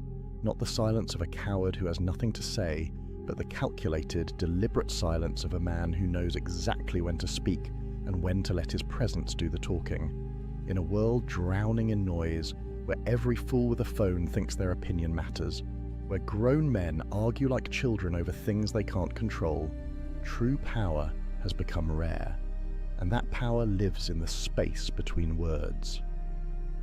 The ancient Stoics understood something that modern men have forgotten. Marcus Aurelius, the most powerful man in Rome, could have commanded legions with a word, could have silenced any critic with his authority. Yet his journals reveal a man obsessed not with what he should say, but with what he should leave unsaid. Epictetus, who went from slave to one of history's most respected philosophers, built his entire teaching on the foundation of restraint. And Seneca, advisor to emperors, wrote more about the dangers of loose lips than he did about the power of persuasion. These weren't weak men. These weren't cowards. They were warriors, leaders, philosophers who shaped the world, and they all knew one undeniable truth. A man who masters his mouth masters his life. Today, I'm going to show you 6 situations where silence isn't just golden, it's absolutely lethal. These moments will separate you from 99% of men who talk themselves into weakness every single day.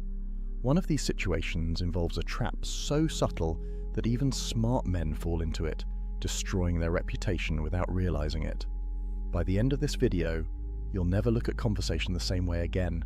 You'll understand why the quietest man in the room is often the most dangerous. And you'll learn how to wield silence like the ancient philosophers did, as a weapon that cuts without ever being drawn. So, if you're ready to stop being just another voice in the crowd and start becoming the man everyone remembers, the man people respect even when he says nothing, then pay attention. Because what I'm about to share isn't theory, it's battle-tested wisdom that's been proving itself for over 2,000 years. Let's start with the first situation, and this one hits home for every man who's ever been confronted by someone who's lost control. Picture this. You're in a meeting, or maybe at a family gathering, or just having a conversation. Suddenly, someone comes at you with pure rage. Their face is red, their voice is raised, they're attacking your character, your decisions, your very existence. Everything in your body screams at you to fight back, to defend yourself, to match their energy and put them in their place. And that's exactly what weak men do. They take the bait, they raise their voice, they defend, explain, justify. They step into the ring thinking they're showing strength, when really they're revealing the exact opposite. Here's what the Stoics knew that most men never learn. Anger is temporary insanity. Seneca wrote extensively about this.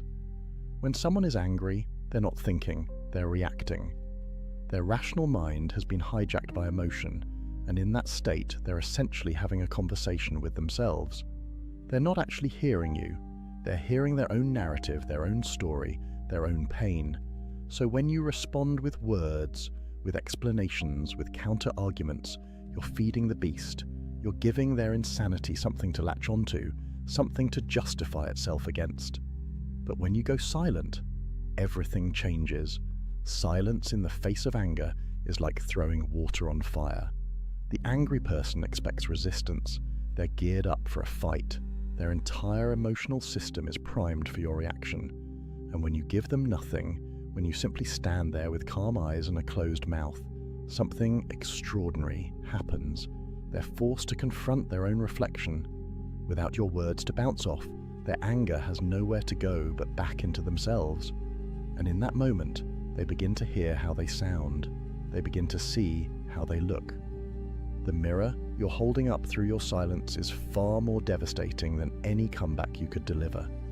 Marcus Aurelius faced opposition constantly. The Roman Senate was filled with men who questioned his decisions, challenged his authority, spoke against him in public forums. And his response? Documented in his own writings, he would often sit in complete silence as senators railed against him. He understood something profound.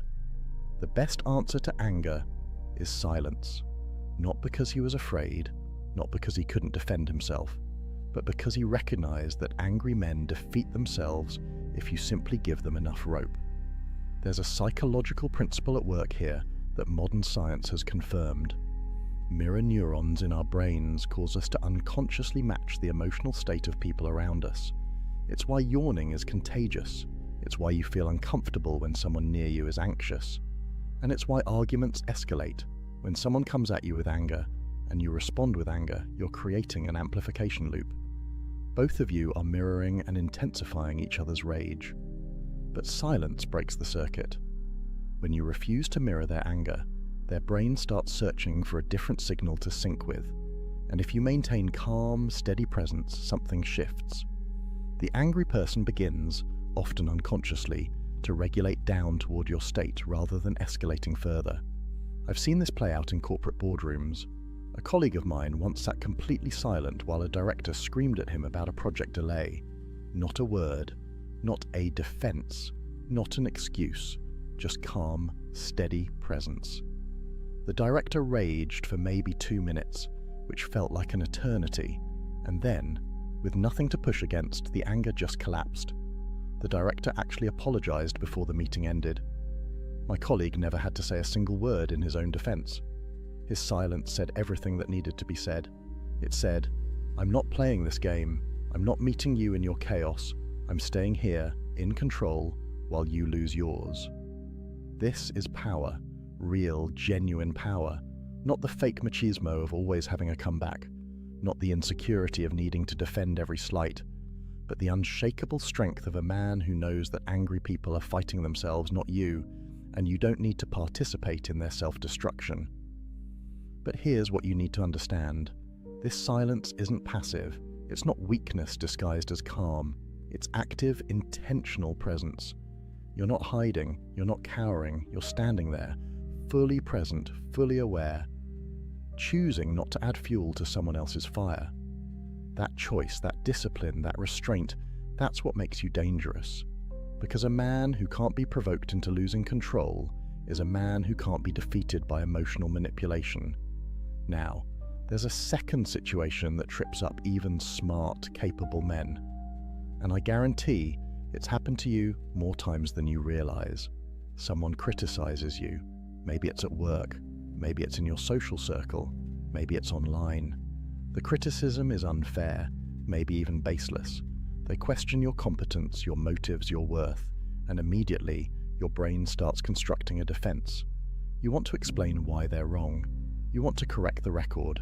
You want everyone to know the truth. And that impulse, that need to defend yourself, that's the trap. Here's what weak men don't understand. The moment you defend yourself against criticism, you've already lost. Why? Because defense is an admission that the criticism has power over you. It reveals that you need others to see you correctly, that your sense of self depends on their approval. Every word of explanation you offer is proof that their opinion matters more to you than your own knowledge of who you are. The Stoics had a framework for this, and it's one of the most powerful concepts in their philosophy. The dichotomy of control. There are things within your control and things outside it. Your actions, your intentions, your effort, those are yours. But other people's opinions, judgments, perceptions, those are completely outside your control. You can influence them, maybe, but you cannot control them. And when you try, when you argue and defend and explain, you're spending your precious energy and attention on something you have no real power over. Galileo understood this at the deepest level. When he proposed that the Earth revolved around the sun, he faced persecution from the most powerful institutions of his time. The church, academic authorities, the entire establishment came against him. They called him a heretic, a fool, a danger to society, and while he did eventually recant under threat of execution, which is a reasonable response to literal torture, his approach to criticism in the years before was telling. He didn't spend his time arguing with every critic. He didn't write long defenses every time someone attacked his work. He did his research, he made his observations, he documented his findings, and then he let his work speak. That's the power move. Silence in the face of criticism forces critics to confront their own lack of substance. When you don't engage, when you don't defend, their criticism has nothing to bounce off. It just hangs there in the air, naked and exposed. And if the criticism was baseless, as unfair criticism usually is, it reveals itself as such without you having to say a word. Think about the last time someone criticized you unfairly at work. Maybe they questioned a decision you made, or suggested you weren't pulling your weight, or implied you didn't know what you were doing. If you're like most people, you probably immediately started explaining, "Here's why I did it this way. Here's all the work you didn't see. Here's the context you're missing." And with every explanation, what were you really doing? You were trying to convince them, which means you were putting your sense of competence in their hands. You were saying, without realizing it, "Your opinion of me matters more than my own knowledge of my work." But imagine instead you had simply nodded, said, "I hear you," and gone back to your work. No defense, no explanation, no justification, just acknowledgement and a return to producing results. What happens? The critic is left holding their criticism with nothing to do with it. And if your work is actually good, if your decisions were actually sound, the results will prove it. The criticism dissolves on its own. Your work becomes your defense, and work is always more convincing than words. There's a deeper truth here that goes beyond just protecting yourself from critics. When you develop the strength to let criticism exist without defending against it, you free yourself from the exhausting need for approval. You build an inner fortress that no outside opinion can penetrate. Marcus Aurelius wrote, "It never ceases to amaze me. We all love ourselves more than other people, but care more about their opinion than our own." Read that again. We claim to love ourselves, but we give other people's judgments more weight than our own self-knowledge. That's insanity, and defending yourself constantly is how you perpetuate that insanity. The man who stays silent in the face of criticism is telling himself a crucial truth. I know who I am, I know what I've done, I know my intentions, and I don't need you to see me correctly for any of that to remain true. That's freedom. That's power. That's the difference between a man who's controlled by others' opinions and a man who's governed by his own inner compass. Your work will speak. Your results will speak.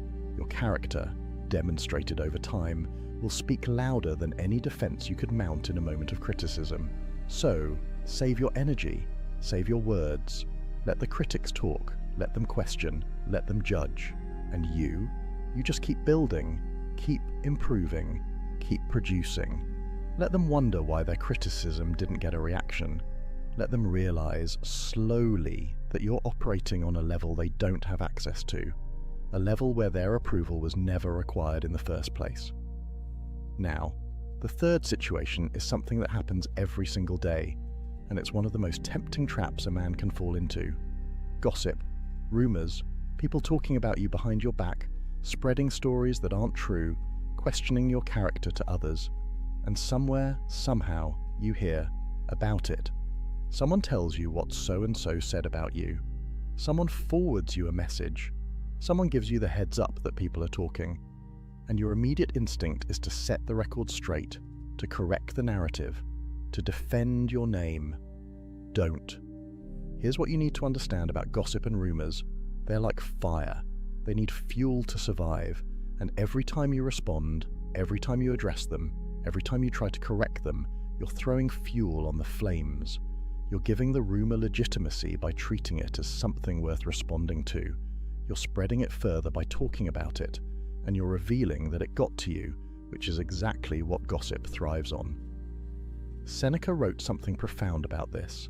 He said we suffer more in imagination than in reality. Think about what gossip is. It's other people's imagination. It's stories they're telling themselves, narratives they're creating, often to make themselves feel better about their own lives. And when you engage with those stories, when you try to correct them, you're stepping into their imagination and trying to rewrite it.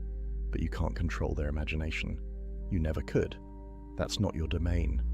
The strategic move is to let rumors die of starvation.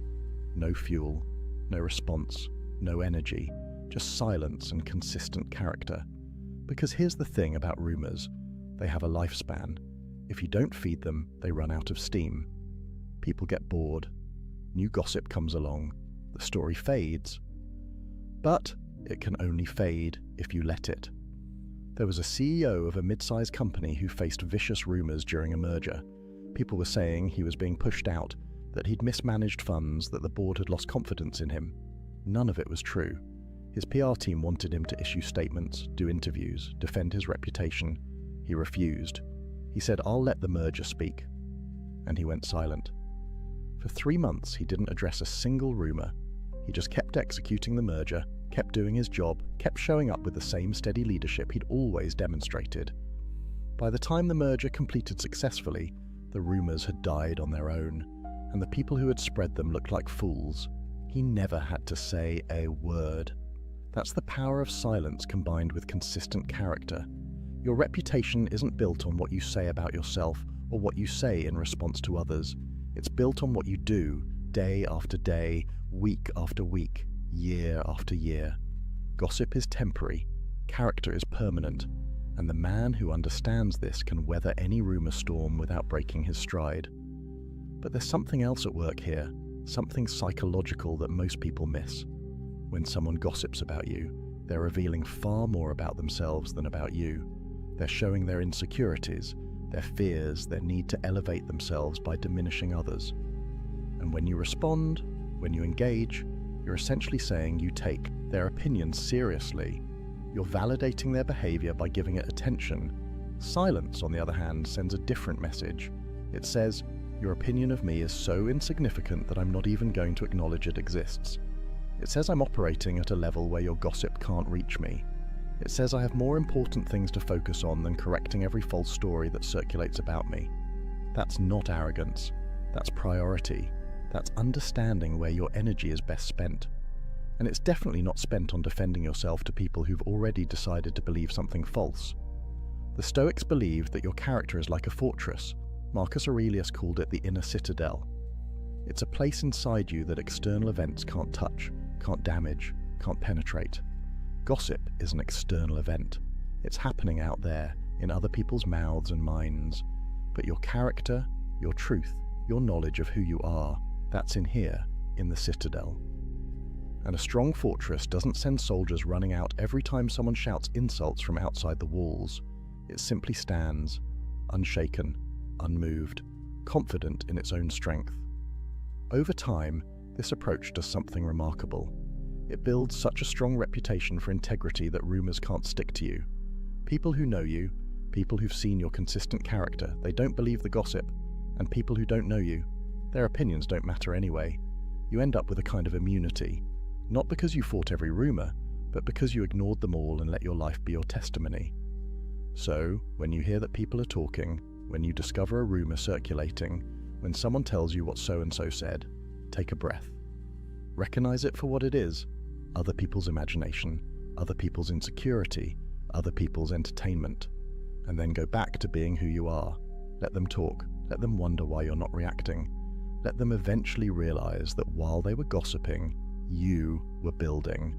While they were talking, you were doing. While they were imagining, you were living in reality. The fourth situation is subtle, but it's one of the most revealing tests of a man's character, and most men fail it without even realizing they're being tested. You're in a meeting, a social gathering, a group conversation. Someone else is getting praised. Maybe they accomplished something impressive. Maybe they're being recognized for their work. Maybe everyone's attention is on them, celebrating their success. And as you sit there listening, a thought creeps in. But I did something just as good. But I worked just as hard. But no one's acknowledging what I've done. And you feel this almost irresistible urge to interject, to mention your own accomplishments, to make sure people know you're successful too. Stop right there, because what you're feeling is your ego screaming for validation. And if you listen to it, if you speak up, you're about to reveal something you don't want to reveal: insecurity. Here's what weak men don't understand. When you feel the need to mention your own accomplishments while someone else is being praised, you're announcing to everyone in the room that your sense of worth depends on external recognition. You're showing that you're keeping score. You're revealing that you measure yourself against others. And all of that, every bit of it, is the opposite of strength. A truly confident man, a stoically grounded man, can sit in a room while someone else receives all the praise and feel nothing but genuine appreciation for that person's success. Why? Because his sense of worth isn't tied to who's getting attention. His identity isn't dependent on being recognized. He knows what he's accomplished, he knows his own value, and he doesn't need the room to validate it. Marcus Aurelius, literally the Emperor of Rome, could have demanded praise constantly. He could have made sure every achievement was publicly celebrated.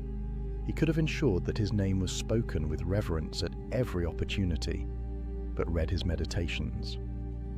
You know what you find? A man constantly reminding himself that praise means nothing. Ambition means tying your well-being to what other people say or do, he wrote. Self-indulgence means tying it to the things that happen to you. Sanity means tying it to your own actions. Read that again. Your well-being, your sense of self, your inner peace, it should be tied to your own actions, not to how others respond to those actions. When you need praise, when you need recognition, when you need others to acknowledge what you've done, you've tied your well-being to something outside your control. And that's a prison. That's weakness disguised as ambition. The power move when someone else is being praised is radical silence. Not bitter silence, not jealous silence, but genuine, grounded, appreciative silence. You listen, you acknowledge their success. You might even congratulate them, but you don't make it about you. You don't redirect attention. You don't say, "That's great, and by the way, I just did this thing too." You let them have their moment, fully, completely. And here's what happens. Here's the subtle magic of this kind of silence. People notice. They notice that you're secure enough to let someone else shine without dimming their light. They notice that you're not competing for scraps of attention. They notice that you operate from abundance, not scarcity. And paradoxically, your status rises. Not because you sought it, but because you demonstrated something rare. The confidence to be content in silence while others are celebrated. Think about social media for a moment. The entire platform is built on people broadcasting their achievements, seeking validation, competing for attention, constant updates about promotions, accomplishments, vacations, possessions, and underlying all of it is a desperate need to be seen, to be acknowledged, to be praised. The Stoic approach is the opposite. Do great work, accomplish meaningful things, and then, largely, keep quiet about it. Let your life speak louder than your posts. I'm not saying never share your achievements. I'm saying your first instinct, your driving motivation, should never be the need for others to acknowledge them. There's a massive difference between sharing from a place of abundance and sharing from a place of need. One is generous, an offering to inspire or inform. The other is begging, a plea for validation disguised as an update. The man who masters this fourth form of silence develops something priceless, internal validation. He becomes his own source of acknowledgement. He pats himself on the back. He tells himself he did well. He recognizes his own growth and effort. And that self-recognition becomes stronger and more sustaining than any external praise ever could be, because it's always available. It can never be taken away, and it doesn't depend on anyone else's mood, attention, or opinion. Seneca wrote, "Until we have begun to go without them, we fail to realize how unnecessary many things are. We've been using them not because we needed them, but because we had them." The same is true of praise. Once you begin to go without seeking it, once you develop the discipline to let others shine while you remain quiet, you realize how unnecessary that external validation was. You were seeking it not because you needed it, but because the opportunity to seek it was always there. The confident man lets others be praised. The insecure man makes sure he's praised too. Which one are you? The next time you're in a room and someone else is getting recognition, watch your internal reaction. Notice if you feel that urge to redirect attention to yourself. And if you do, breathe. Let it pass. Stay silent. Let them have their moment. And notice how strong you feel when you do. That feeling, that quiet strength of not needing the spotlight, that's real power. That's the kind of power that can't be shaken because it doesn't depend on anything outside yourself. The fifth situation is one that destroys more potential than almost anything else. And it's so common, so normalized, that most men don't even recognize they're sabotaging themselves when they do it. You get excited about a new goal. Maybe it's a business idea. Maybe it's a fitness transformation. Maybe it's learning a new skill. Whatever it is, the excitement is real. The vision is clear. And your immediate instinct is to tell people about it. You want to share your plans. You want to announce your intentions. You want people to know what you're about to accomplish, and the moment you do that, the moment you broadcast your plans before you've executed them, you've just dramatically reduced your chances of success. There's actual science behind this, and it perfectly validates what the Stoics knew 2,000 years ago. When you tell people about your goals, your brain gets a hit of dopamine. It feels good. It feels like you've accomplished something just by sharing the intention.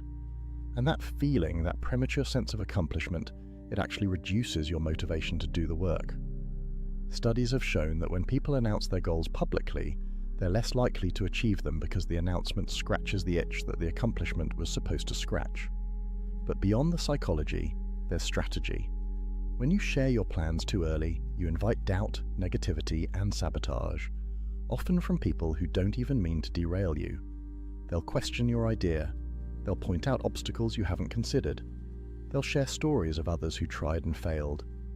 And even if their intentions are good, even if they think they're being helpful, they're planting seeds of doubt in your mind during the crucial early stage when your belief needs to be strongest. The Stoic principle here is simple. Actions speak louder than announcements. Marcus Aurelius wrote, "Waste no more time arguing what a good man should be one." The same applies to your goals. Waste no more time announcing what you're going to do it. Let your results announce themselves. Let your transformation be the reveal. Let your success be the notification. Think about the entrepreneurs who talk endlessly about the business they're going to start versus the ones who quietly build until they have something real to show. Think about the guys who announce they're getting in shape, post about their new gym membership, tell everyone about their meal prep, versus the guys who just start training and let their physical transformation do the talking 6 months later. Which approach commands more respect? Which one actually gets results? There's power in moving in silence. When you keep your plans to yourself, you maintain strategic advantage. Competitors don't know what you're working on. Doubters can't plant seeds of uncertainty. Negative people can't drain your energy with their skepticism. You're operating in stealth mode, building momentum without interference, accumulating small wins without the pressure of public accountability to people who don't actually matter. And there's something deeper happening too. When you keep your plans silent, you're developing internal accountability. You're proving to yourself that you don't need external pressure or validation to follow through. You're building the muscle of self-discipline, the capacity to commit to something and execute it without needing cheerleaders or witnesses. That's real strength. That's the difference between someone who needs accountability partners to do anything and someone who's accountable to themselves. I know a guy who wanted to write a book. For 2 years, he told everyone he was working on it. He talked about the premise at parties. He discussed his progress on social media. He sent update emails to friends, and 2 years later, he had maybe 50 pages written. Then he met someone else who had published 3 books. When he asked this person how they did it, the answer was simple. I stopped talking about writing and started writing. I told no one. I just wrote every day. And when the first draft was done, then I mentioned it. That's the difference. One person needed the validation of others knowing he was a writer. The other just quietly became one. The man who announces his plans is creating accountability to the wrong people. He's making himself answerable to friends, family, social media followers, people who have no real stake in his success and no authority to judge his progress. The man who keeps his plans silent is accountable only to himself and to reality. Either he does the work or he doesn't. Either the results materialize or they don't. No one to make excuses to, no one to explain himself to, just him and his commitment. Seneca advised, let your progress become your proof. Not your promises, not your announcements, your actual, tangible, undeniable progress. That's what earns respect. That's what can't be argued with. Anyone can talk about what they're going to do. The man who keeps quiet and then shows up with results, that man is rare. That man is dangerous, because he's demonstrated that his word to himself is stronger than his need for external validation. So the next time you feel excited about a goal, about a plan, about a vision, feel that excitement fully. Let it fuel you, but keep it to yourself. Guard it like a secret. Protect it from the energy vampires, the doubters, the well-meaning but ultimately unhelpful opinions of people who aren't in the arena with you. Work in silence. Build in private, and when the time comes, when you have something real to show, Let your results do the announcing. Let people be surprised. Let them wonder when you found the time, how you developed the discipline, why they didn't see it coming. That surprise, that gap between their perception and your reality, that's the signature of a man who knows how to move with power. Talk less, do more. Let the world catch up to what you've already become. Now, the sixth and final situation is perhaps the most difficult. It requires a level of wisdom that most men spend their entire lives developing, and yet, it's one of the most common scenarios you'll face. You know you're right, you have the facts, you have the truth, you have the logical high ground, but the person you're talking to, they're not listening, they're not open, they're dug into their position, and no amount of evidence, reasoning, or explanation is going to change their mind, and you face a choice. Do you keep trying to convince them? Do you keep presenting your case? Do you keep fighting to be acknowledged as correct? Or do you let it go? This is where most men stumble, because there's something in us, something deep and primal that needs to be recognized as right when we know we are. It feels like defeat to walk away from an argument we could win. It feels like cowardice to let someone remain wrong about something we could correct.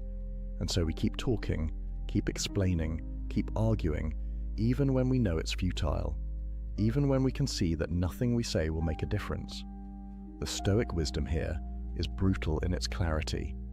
Some battles aren't worth fighting, not because you'd lose, but because winning gains you nothing. Epictetus taught that some people simply aren't ready to hear truth.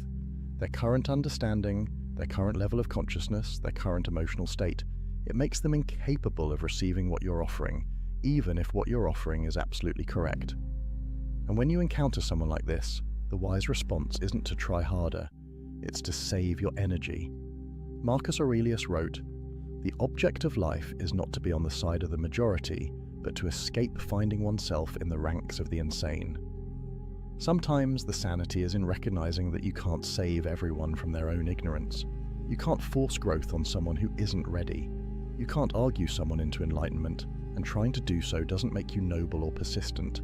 It makes you a fool wasting resources on an unwinnable fight. Think about the last time you got into an argument online. You presented facts. They dismissed them. You provided sources. They questioned the sources. You broke down the logic. They moved the goalposts. And 3 hours later, you were exhausted, frustrated, and they hadn't changed their position 1 millimeter. What did you gain? Nothing. What did you lose? 3 hours of your life, a significant amount of mental energy, and probably some peace of mind. Was being right worth that cost? The man who masters this sixth form of silence understands something crucial. Being right doesn't require being heard. Your correctness doesn't depend on someone else acknowledging it. The truth is the truth, whether they accept it or not. And sometimes, probably more often than you'd like, the most powerful thing you can do is let someone be wrong. There's a concept in Stoicism about choosing your battles. Not every hill is worth dying on. Not every argument is worth having. Not every wrong idea is worth correcting. You have finite energy, finite time, finite attention. And every moment you spend trying to convince someone who doesn't want to be convinced is a moment you're not spending on something that actually matters, something that's actually within your control, something that actually moves your life forward. I watched a friend destroy a relationship with his father over politics. They had opposite views, both intelligent, both passionate, both convinced they were right. And every family gathering turned into a debate. Every phone call became an argument. My friend couldn't let it go. He had to make his father see reason. He had to win the argument. And eventually, they stopped speaking. Years of silence. All because my friend couldn't accept that some minds won't change and some arguments aren't worth the cost of winning them. Compare that to someone I know who has completely opposite political views from his entire family. And he simply doesn't engage. When conversations turn to politics, he stays quiet. When people ask his opinion, he gives vague answers and changes the subject. When someone tries to bait him into an argument, he smiles and says something like, "I'm sure you're right," and walks away. Is he a coward? No, he's wise. He's recognized that winning political arguments with his family gains him nothing and costs him relationships he values. So he chooses silence. He chooses peace. He chooses to let them be wrong about whatever they want to be wrong about because his relationship with them matters more than being acknowledged as correct. That's the mark of maturity. That's the difference between a man governed by ego and a man governed by wisdom.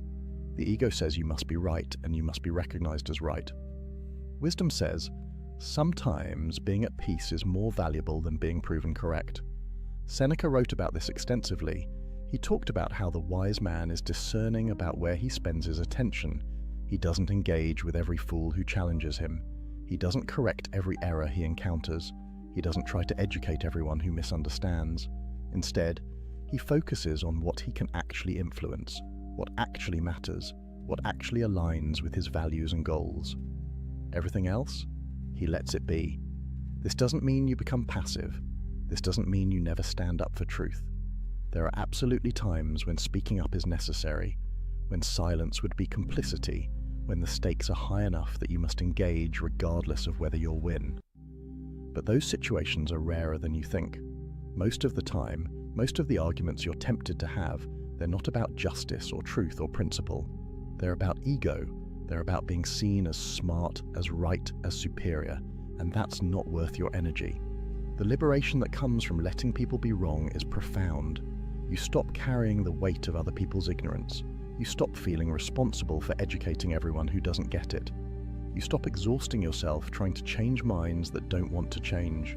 Instead, you invest that energy in yourself, in your growth, in your goals, in the people who actually want to learn from you, in the battles that actually matter. Being right doesn't require being heard. Your truth doesn't need someone else's validation to remain true. And sometimes the most powerful statement you can make is complete silence in the face of determined ignorance. It says your opinion of reality doesn't change reality. It says I'm not going to waste my energy trying to convince you of what I already know. It says I have better things to do than argue with someone who isn't listening. So the next time you find yourself in an argument with someone who clearly won't change their mind, take a breath. Recognize what's happening. You're about to spend energy on something that will produce no return. You're about to sacrifice peace for the temporary satisfaction of explaining why you're right to someone who doesn't care. And then make a different choice. Let them be wrong. Wish them well, even if only silently in your own mind. And walk away, not in defeat, not in frustration, but in wisdom. In the knowledge that your time, your energy, your peace, they're too valuable to waste on battles that can't be won. Save your strength for fights that matter, and let silence be your answer to those that don't. So here we are, 6 situations where silence is your ultimate weapon. When someone attacks you with anger, when critics try to provoke you, when gossip and rumors circulate, when someone else receives praise, when you're tempted to announce your plans, and when you're right, but speaking won't change anything. 6 moments where weak men talk themselves into defeat and strong men stay silent and maintain power. But let's be clear about something. This isn't about never speaking. This isn't about being a doormat. This isn't about passive acceptance of everything. The Stoics weren't silent because they were weak. They were silent because they were strong. Strong enough to choose when to speak and when to stay quiet. Disciplined enough to resist the pull of ego, emotion, and social pressure. Wise enough to recognize that not every moment requires a response. The transformation from reactive to strategic, from emotional to grounded, from weak to powerful, it all starts with one realization. You don't have to respond to everything. You don't have to defend everything. You don't have to explain everything. You don't have to correct everything. You don't have to announce everything. You don't have to win everything. And the moment you accept that, the moment you internalize it, you become dangerous in the best possible way. Because a man who can't be provoked is a man who can't be controlled. A man who doesn't need validation can't be manipulated through praise or criticism. A man who moves in silence can't be stopped by people who never saw him coming. And a man who chooses his battles wisely has energy for the wars that actually matter. Marcus Aurelius spent his life fighting wars, running an empire, dealing with senators, generals, enemies both foreign and domestic. And yet, what did he write in his journals? The best revenge is to be unlike him who performed the injury. Not to strike back, not to defend endlessly, but to rise above, to remain true to yourself, to let your character be your answer. That's what these 6 situations are teaching you. How to rise above, how to remain true, how to let your life be your answer when words would only weaken your position. This week, I want you to do something. Pick one of these 6 situations, just one, and commit to practicing silence when it shows up. When someone gets angry, don't defend. When someone criticizes unfairly, don't explain. When gossip circulates, don't address it. When someone else gets praised, don't interject. When you get excited about a goal, don't announce it. When you're right but it won't matter, don't argue. Pick one and practice, because this isn't theory. This is training. This is how you build the muscle of restraint, the discipline of silence, the power of knowing when to speak and when to let your presence speak for you. Silence isn't the absence of power, it's the accumulation of it. Every time you choose not to react, you're storing energy. Every time you choose not to defend, you're building confidence in yourself that doesn't need external validation. Every time you choose not to argue, you're proving to yourself that you're governed by wisdom, not emotion.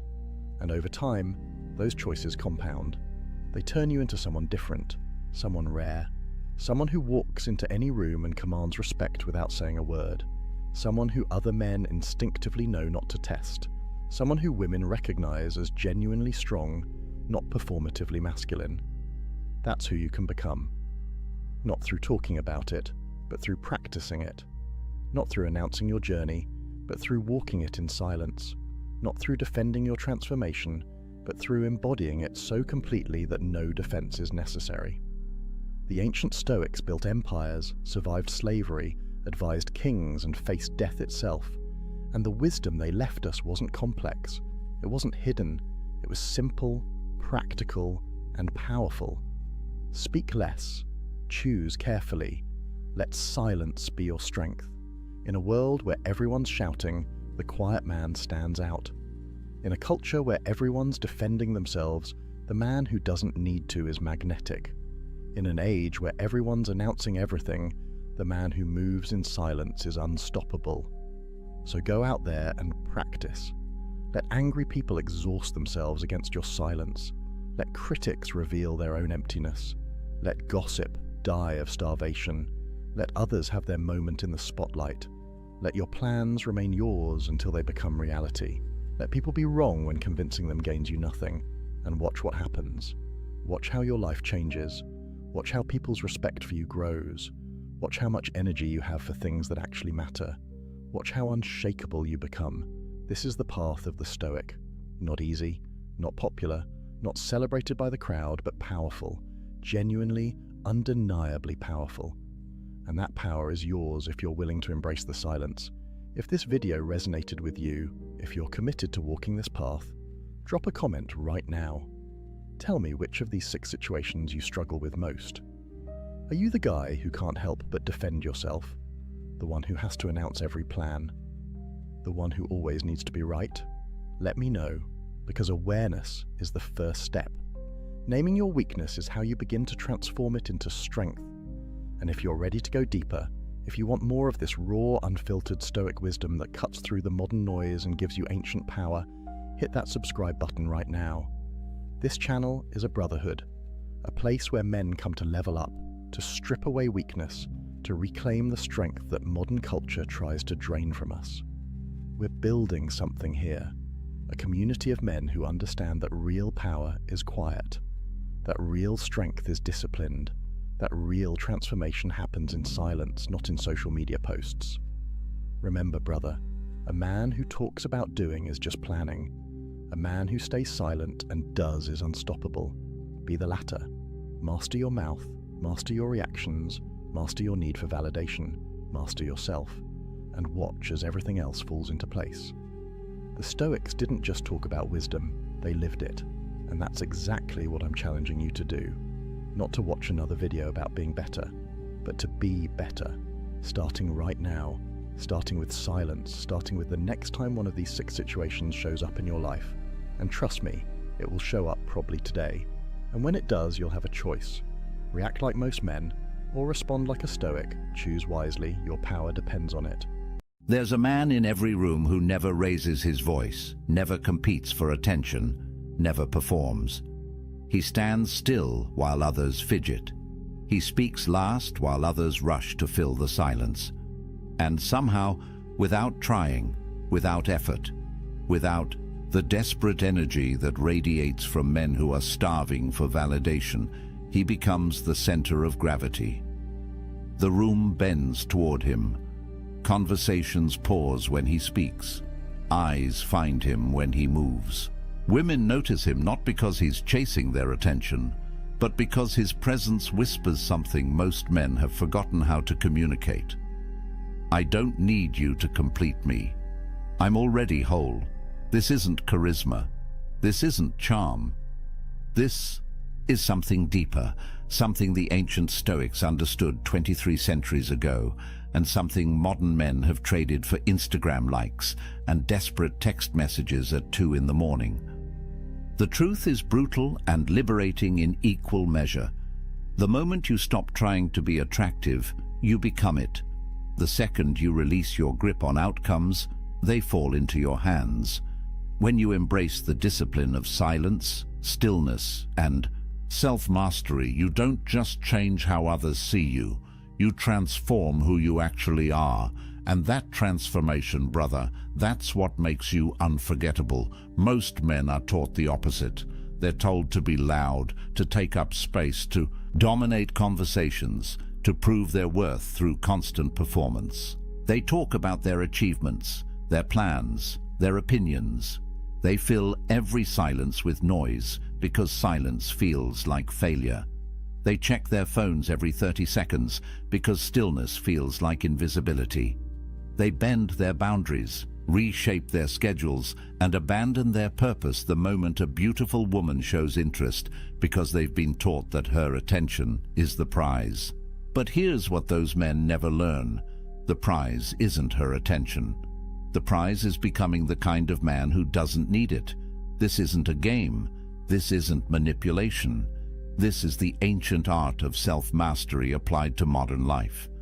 Marcus Aurelius didn't write his meditations to attract women. He wrote them at night, alone in his military tent, trying to become a better man. Epictetus didn't teach the dichotomy of control so his students could get dates. He taught it so they could build unshakable character. Seneca didn't practice voluntary discomfort to impress anyone. He did it to forge resilience. But here's the fascinating part. These men, these ancient philosophers who focused entirely on internal excellence, they possessed a magnetic quality that transcended their era. Not because they were trying to be attractive, but because they had become something rare. Men who had mastered themselves. Let me show you how this works in practice. Let me walk you through 9 habits, 9 disciplines, 9 ways of being that separate men who chase from men who attract. These aren't tricks you perform, they're transformations you embody. And once you integrate them, once they become part of who you are rather than things you do, everything changes. The first habit might surprise you because it goes against everything modern dating culture preaches. It's the discipline of strategic silence. Not the awkward silence of someone who doesn't know what to say. Not the cold silence of someone playing games. The intentional silence of someone who understands that words lose power when you waste them. Most men are terrified of pauses. They fill every gap in conversation with nervous chatter, with jokes, with stories designed to prove how interesting they are. They think silence is failure, that if they're not talking, they're losing. But silence is a weapon, and most men have no idea how to wield it.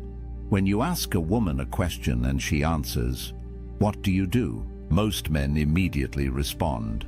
They're already thinking about what they'll say before she finishes talking. They're performing, not listening. But a man who understands strategic silence does something different. He waits. 2 seconds, 3 seconds. He holds her gaze.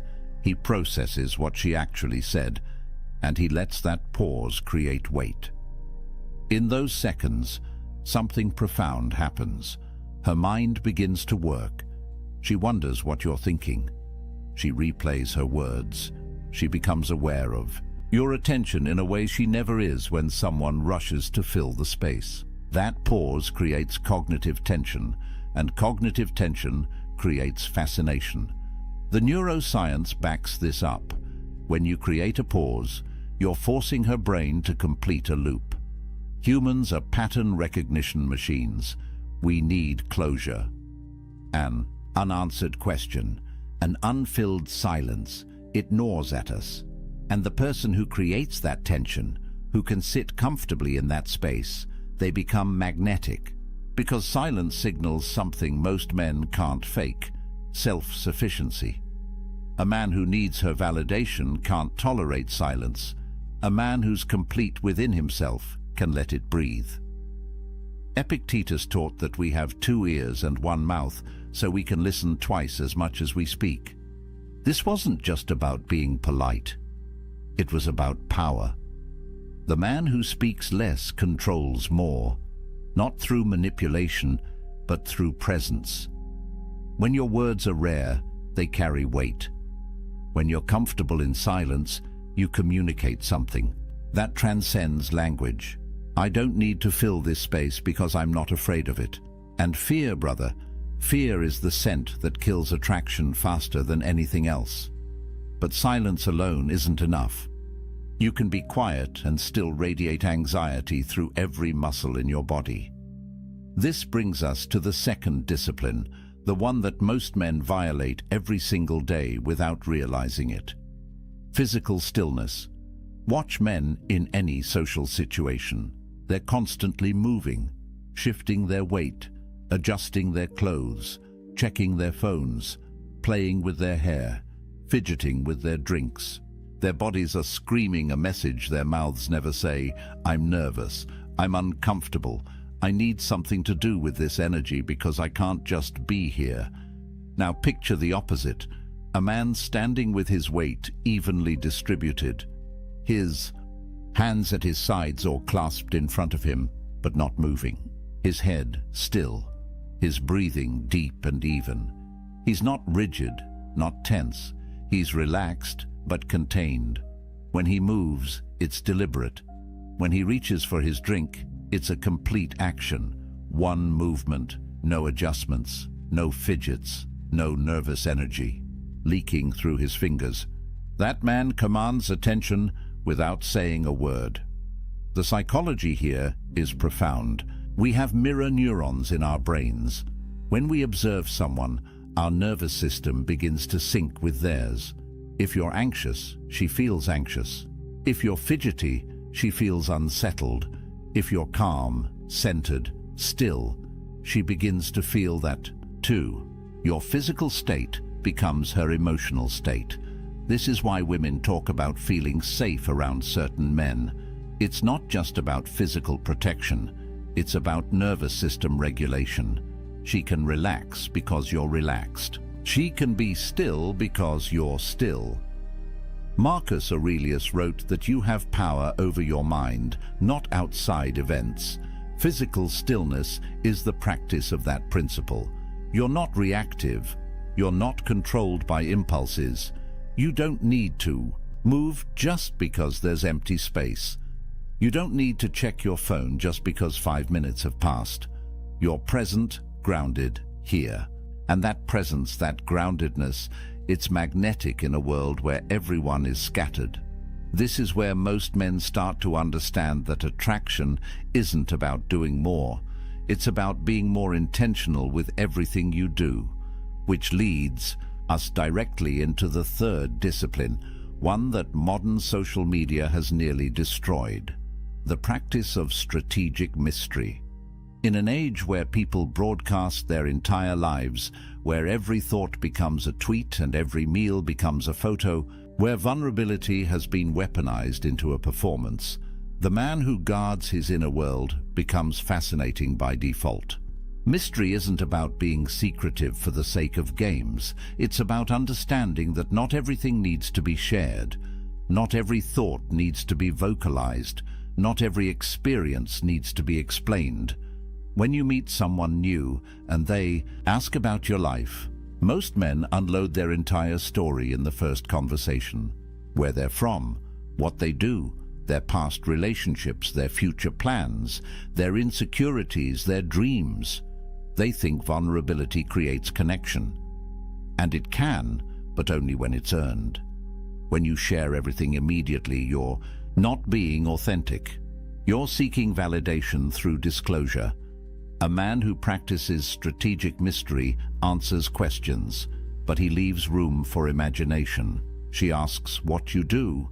You tell her, but you don't give her your resume. She asks about your past. You acknowledge it without turning the conversation into therapy. She asks about your plans. You share enough to intrigue without revealing the full map. This isn't deception, this is discretion. It's understanding that the human mind is drawn to what it doesn't fully understand and repelled by what's been completely explained. There's a psychological principle called the Zeigarnik effect. It describes how our brains remember incomplete tasks better than completed ones. An open loop stays active in our minds. We keep thinking about it, turning it over, trying to close it. When you practice strategic mystery, you create open loops. She knows some things about you, but not everything. Her mind keeps working even when you're not there. She wonders, she imagines, she becomes curious. And curiosity, properly cultivated, is a more powerful force than any pickup line ever invented.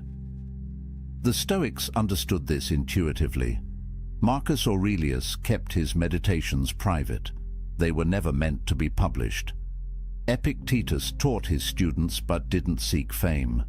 Seneca was a public figure but guarded his inner life fiercely. They knew that dignity requires discretion, that power is diminished when everything is exposed. Your thoughts, your struggles, your journey, these are sacred. Share them selectively with people who've earned access. Everyone else gets the version of you that's polite, present, but protected. But mystery without boundaries is just smoke. This is where the fourth discipline becomes critical.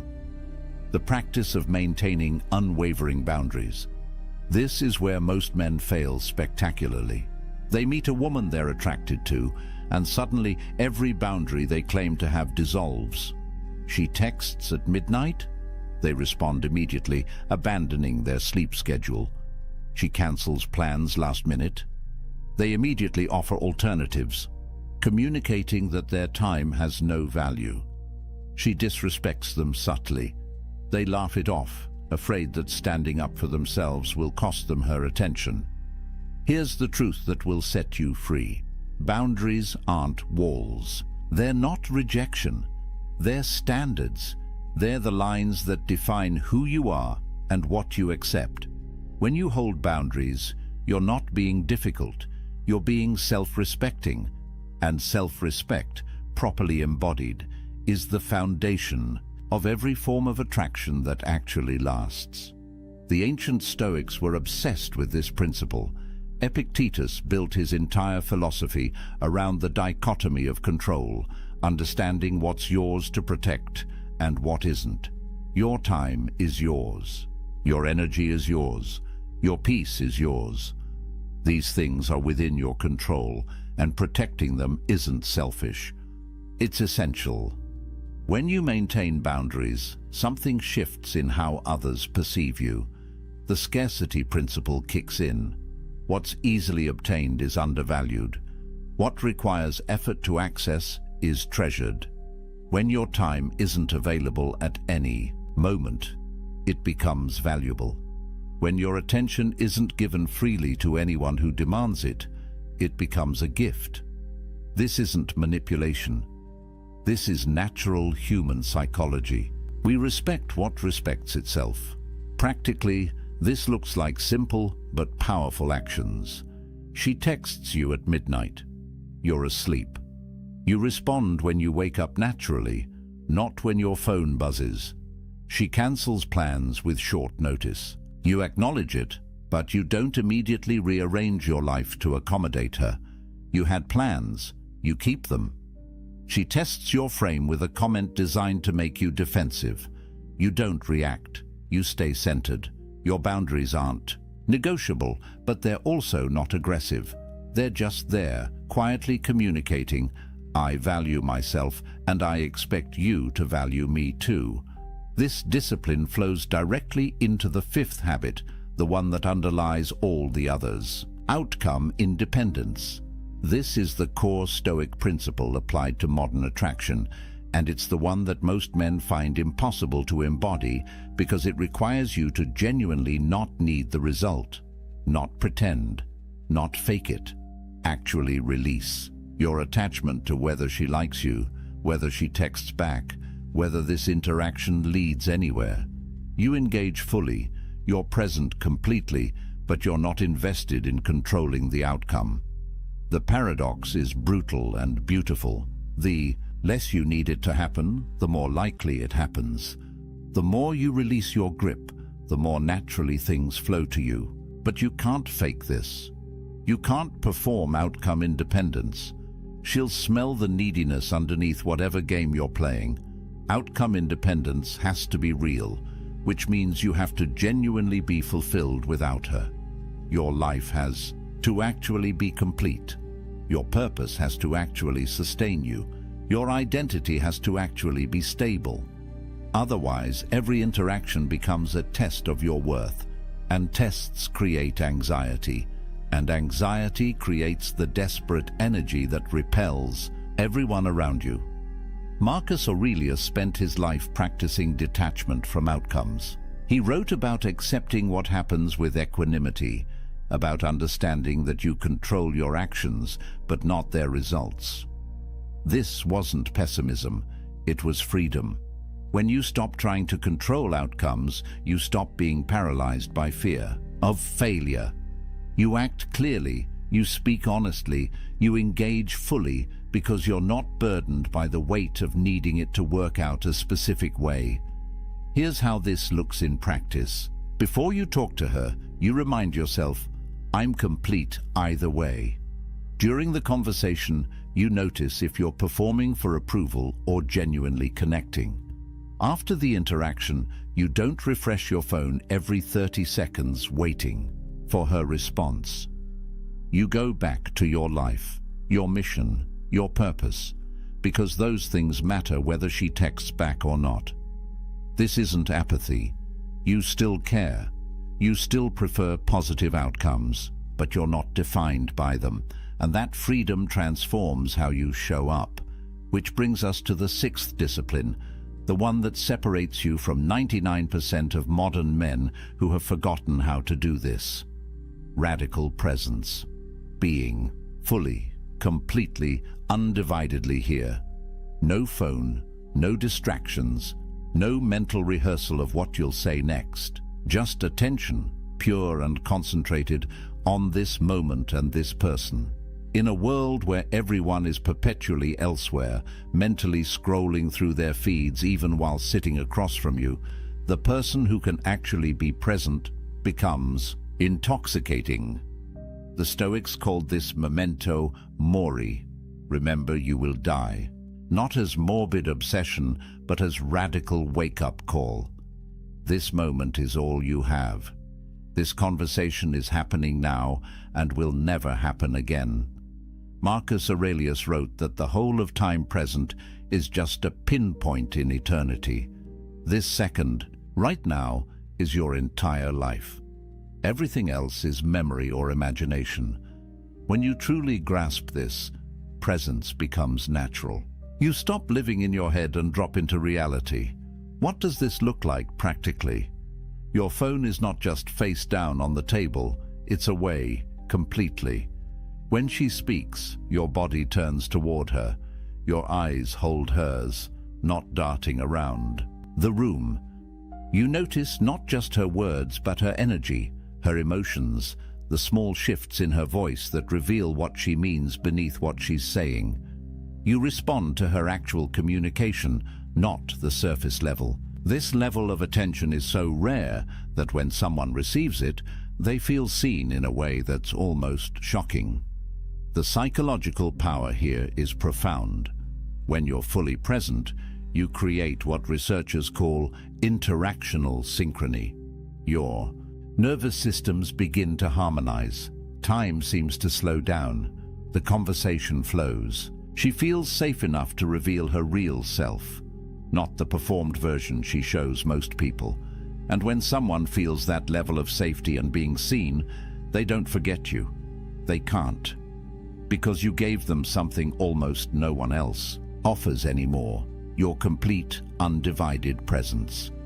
But presence without stability collapses under pressure. This is where the seventh discipline becomes essential. Emotional stability, not emotional suppression, not pretending you don't feel things. The capacity to feel deeply while responding wisely.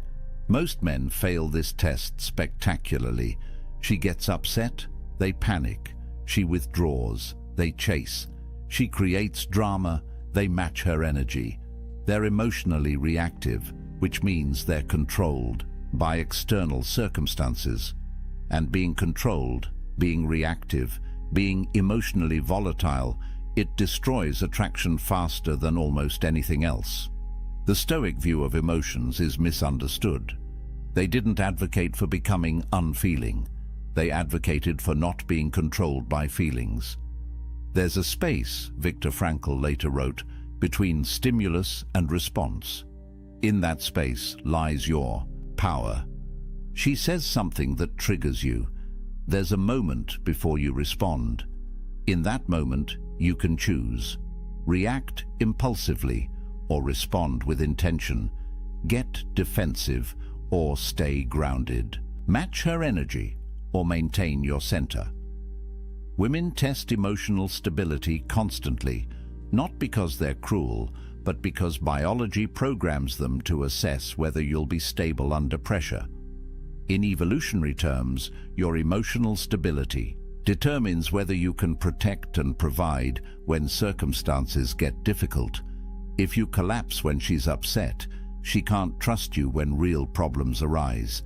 If you panic when she pulls away, you're not a secure base. If you get defensive, when she challenges you, you're weak underneath the performance. This is practical, tangible, learnable. She's upset about something at work. You don't try to fix it. You don't make it about you. You hold space. You listen. You stay calm. She tests you with emotional withdrawal. You don't panic. You don't chase. You give her space, remaining centered in yourself. Conflict arises in conversation. You don't escalate. You don't match her intensity. You speak calmly. You acknowledge her perspective. You hold your boundary without aggression. This is emotional mastery, not control over her emotions, but complete authority over your own. But emotional stability without growth becomes stagnation. This is where the eighth discipline comes in, the one that makes everything else sustainable long-term. Relentless self-improvement. Not improving to get her, not changing yourself to match what you think she wants. The commitment to becoming excellent because that's who you've decided to be. Marcus Aurelius wrote, "Be tolerant with others and strict with yourself. This is the standard. High expectations for your own character, compassion for others' imperfections." Women are attracted to trajectory, to momentum, to men who are becoming something, not because they want a project to fix, because growth signals potential, and potential is exciting.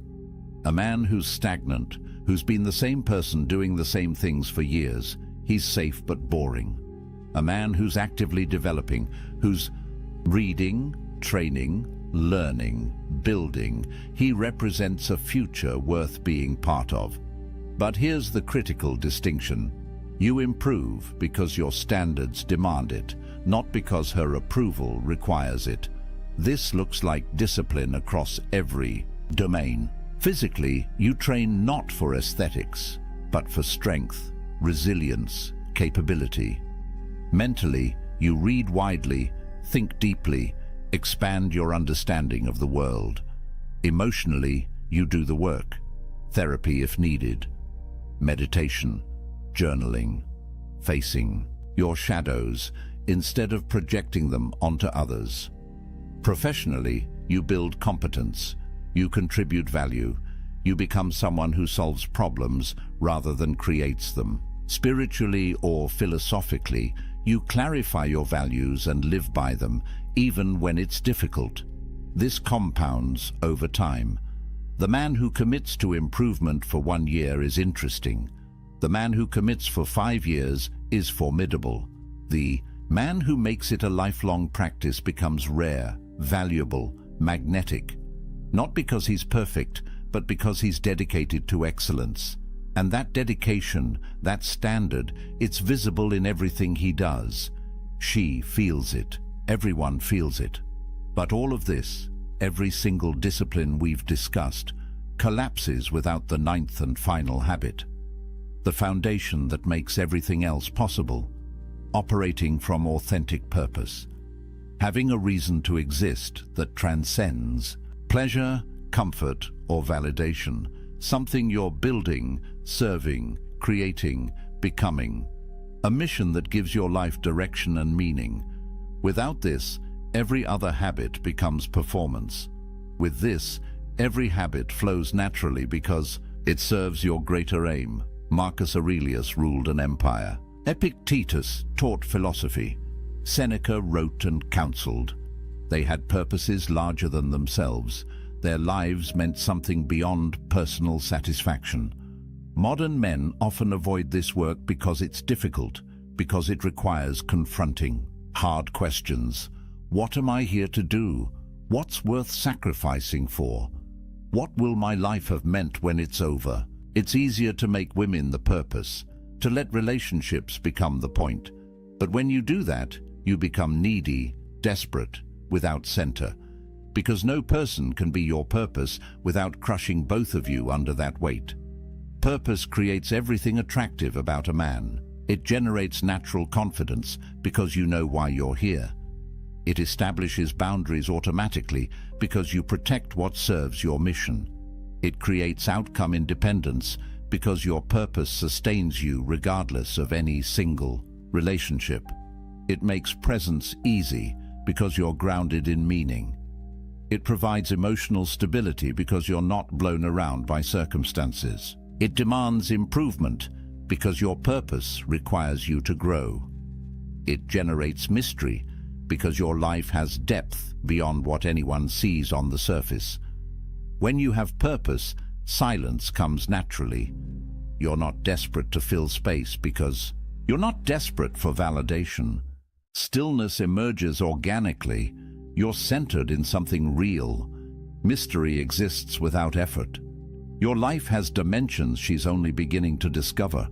Everything we've talked about, every discipline, every habit, they all flow from this foundation. A man on a mission doesn't chase attraction. It follows him, not because he's using techniques, but because he's become someone genuinely worth following.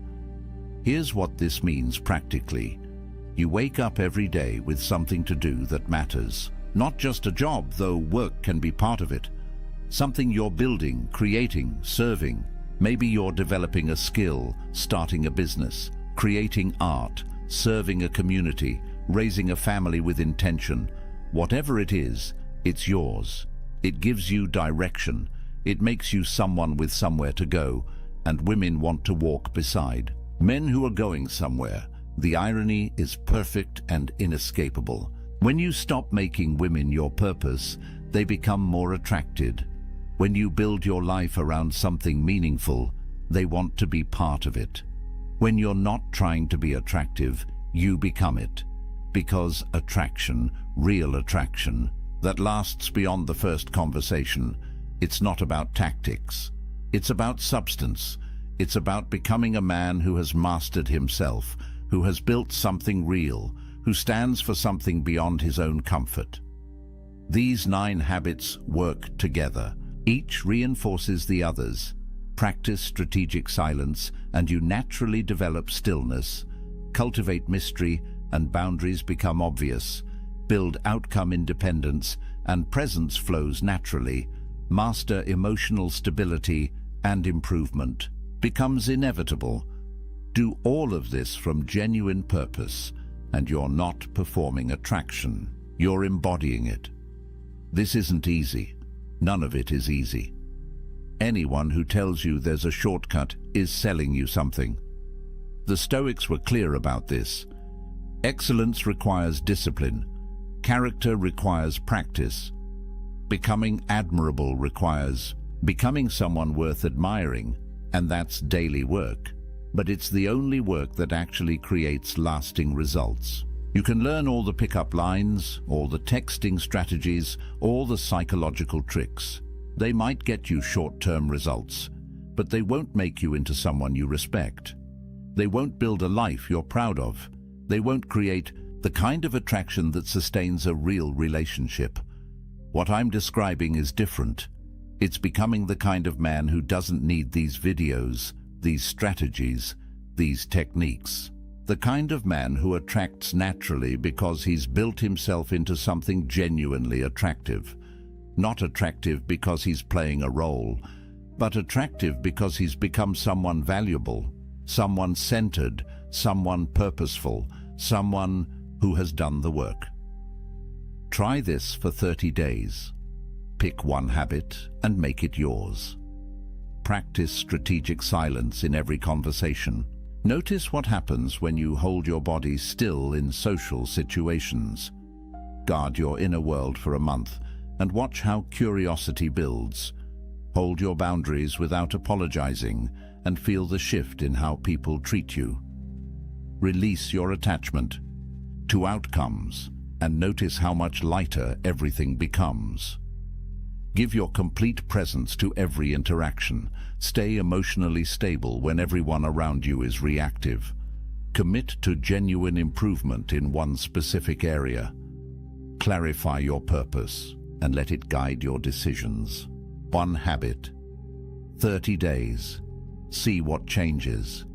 Because I promise you, when you stop performing and start becoming, when you stop chasing and start building, when you release the desperate energy of needing validation and step into the quiet power of being complete, everything shifts. Not just with women, with everyone, with yourself.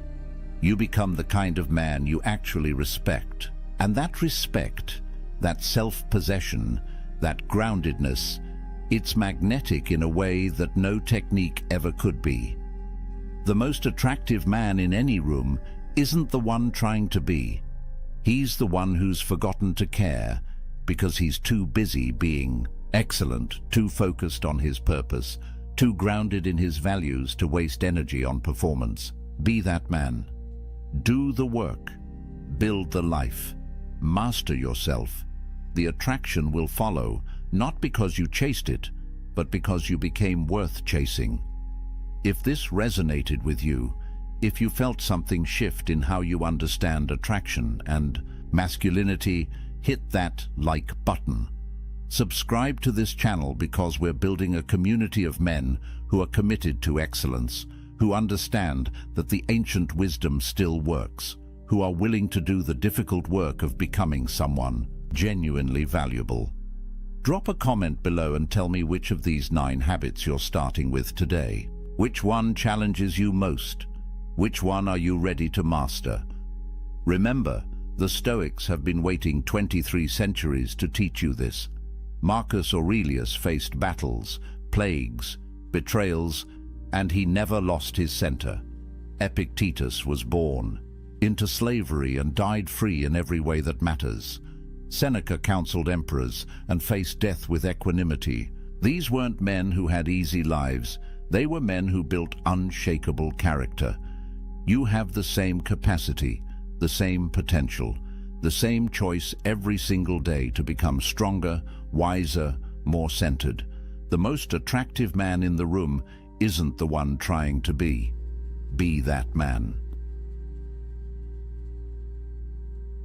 73% of men admit they stayed in a relationship far longer than they should have because they missed the signs, not because the signs weren't there, but because they chose not to see them. And here's the brutal truth.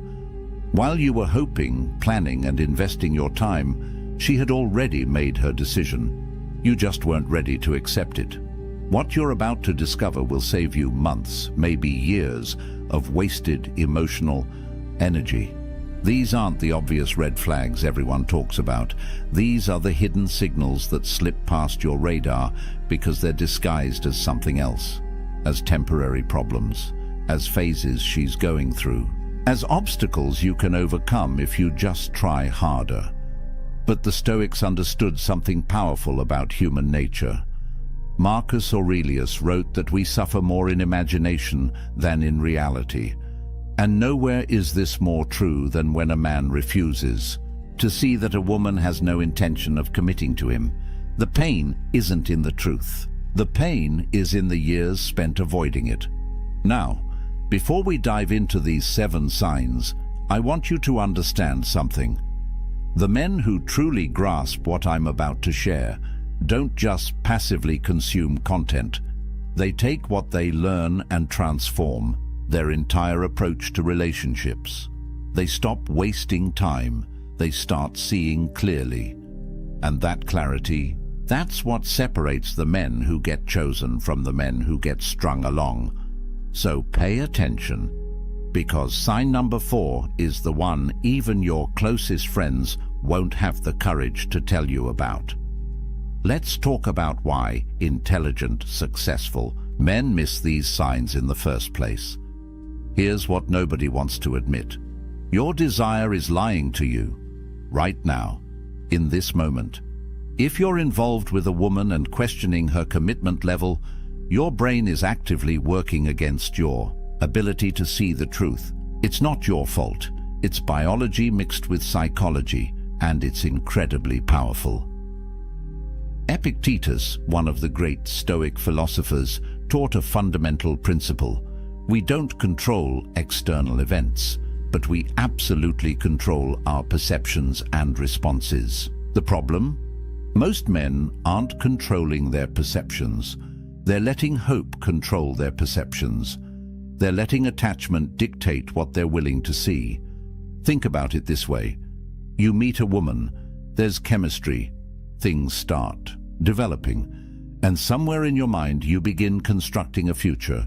You imagine scenarios, you plan possibilities, and once that mental investment is made, your brain has a vested interest in protecting that investment. So when signs appear that contradict your desired outcome, your mind doesn't objectively analyze them. It rationalizes them. It explains them away.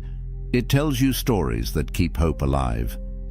She cancels plans last minute. She's just stressed with work. She's vague about the future. She's been hurt before and needs time. She doesn't introduce you to her friends. She's private and protective of her personal life. Every sign gets reframed. Every signal gets reinterpreted. And months pass, then years, and you're still telling yourself the same stories. But here's the brutal reality that the Stoics would force you to confront. She's already decided. Women know very early whether they see long-term potential with a man, not on the first date necessarily, but within the first few months she knows. The confusion isn't hers, it's yours. She's acting consistently with her decision. You're just not accepting what her actions are telling you. Marcus Aurelius wrote, "The object of life is not to be on the side of the majority, but to escape finding oneself in the ranks of the insane, and refusing to see obvious signs because they're painful. That's a form of insanity. It's choosing comfortable delusion over uncomfortable truth." So before we go through these 7 signs, I need you to make a choice right now. Are you going to read these through the lens of hope, already preparing your rationalizations? Or are you going to read them with stoic clarity, willing to face what's real? Because the signs are always there. The question is whether you're strong enough to see them.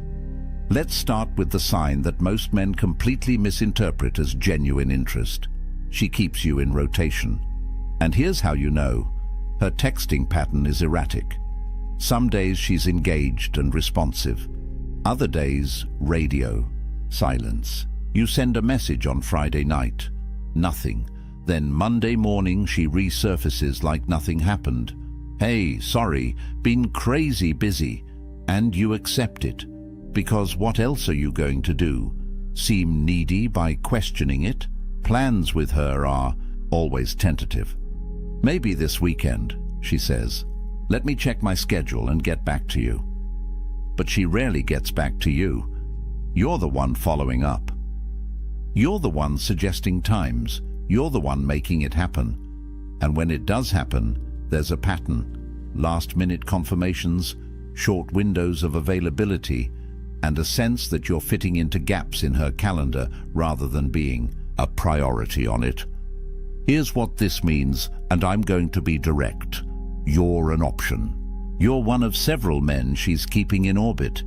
Not because she's malicious, but because she's doing what anyone does when they haven't found what they're looking for. Keep open while continuing to search. Seneca wrote about self-respect and dignity as non-negotiable elements of a virtuous life. He would tell you that accepting scraps of attention is beneath you, that settling for sporadic interest is an insult to your own value. But most men don't see it this way. They see intermittent reinforcement and mistake it for a challenge to overcome. Let me paint you a clearer picture. You text her Wednesday suggesting weekend plans. She responds Thursday evening. This weekend is tough. Maybe next week. You say sure, no problem. The weekend passes. You see her Instagram story. She's out with friends, clearly not buried in obligations. Monday comes. You follow up about the next week. She's responsive again. Yeah, let's definitely find time. But she never suggests a specific day, never offers her availability, just keeps the door cracked open enough that you don't walk away. Meanwhile, contrast this with how a woman acts when she's genuinely interested. She makes time, she initiates, she confirms plans early because she's excited to see you. She doesn't leave you guessing about her availability because making you a priority isn't something she has to force. It's natural, the brutal truth you need to accept. She's comparing you, actively, right now. You're being measured against other options. And if you were winning that comparison, these patterns wouldn't exist. You wouldn't be an afterthought, you'd be the thought. But it gets more dangerous, because the next sign feels like progress when it's actually the opposite. She talks about the future, but the future never arrives. Pay attention to this carefully, because this is where men lose years of their lives. She says things like, "We should definitely take a trip together sometime," or "I'd love to meet your family eventually," or "Maybe next year we could think about moving in together." Notice the pattern? Sometime, eventually, maybe. These are fog words. They create the illusion of forward movement while committing to absolutely nothing. You bring up Thanksgiving, plans in October. "Oh, I don't know. My family situation is complicated." You mention a concert 3 months away. "Let's see how things are going then." You suggest planning a weekend away. "That sounds amazing, but work is crazy right now. Let's revisit it in a few weeks." Here's what's happening. She's keeping you invested without actually investing herself. She's discovered that vague future promises are enough to keep you around, so she deploys them strategically. And here's the insidious part. You interpret this as her wanting a future with you. Look, she's talking about trips. She mentioned meeting family. She's thinking long-term. No. She's thinking about how to manage your expectations without actually meeting them. Marcus Aurelius had a simple test for this. Judge people by their actions, not their words. Words are cheap. Words cost nothing. Anyone can paint verbal pictures of possible futures. But actions? Actions reveal true intentions, and when someone's actions consistently contradict their words, you don't have a communication problem. You have a truth problem. Let me show you the difference. A woman who genuinely sees a future with you doesn't speak in hypotheticals. She makes plans, real plans, with dates, with confirmations. Let's go to that concert. I'll buy tickets for December 15th. Does that work for you? Or I want you to meet my parents. They're having dinner next Sunday. Can you make it? See the difference? Specificity, commitment, action. Not someday we should, but here's when. Let's do it. But when you're getting vague future talk, what's really being communicated is this. I need to keep you emotionally invested enough that you don't leave, but I'm not ready to commit to you as my definite future. She's buying time. Time to keep looking. Time to keep her options open. Time to see if something better comes along. And the worst part, the longer you accept vague promises, the more you're training her that you'll settle for them. You're demonstrating that words without action are sufficient for you, that you don't require follow-through. That hope is enough. Epictetus taught that we should focus only on what's within our control. Her commitment isn't within your control, but your standards are. Your willingness to accept indefinite vagueness is entirely within your control, and every day you accept it, you're choosing it. Which brings us to the third sign. And this one is painful because it's so obvious once you see it. You're not part of her real life. You're separate, compartmentalized, isolated. How long have you been seeing her? 3 months? 6 months? A year? Now answer this. How many of her friends have you met? How many of her family members know you exist? When she posts on social media, are you ever in the frame? If the answer is none, none, and no, you're not in a relationship heading toward commitment. You're in a situationship that she's deliberately keeping isolated from her actual life.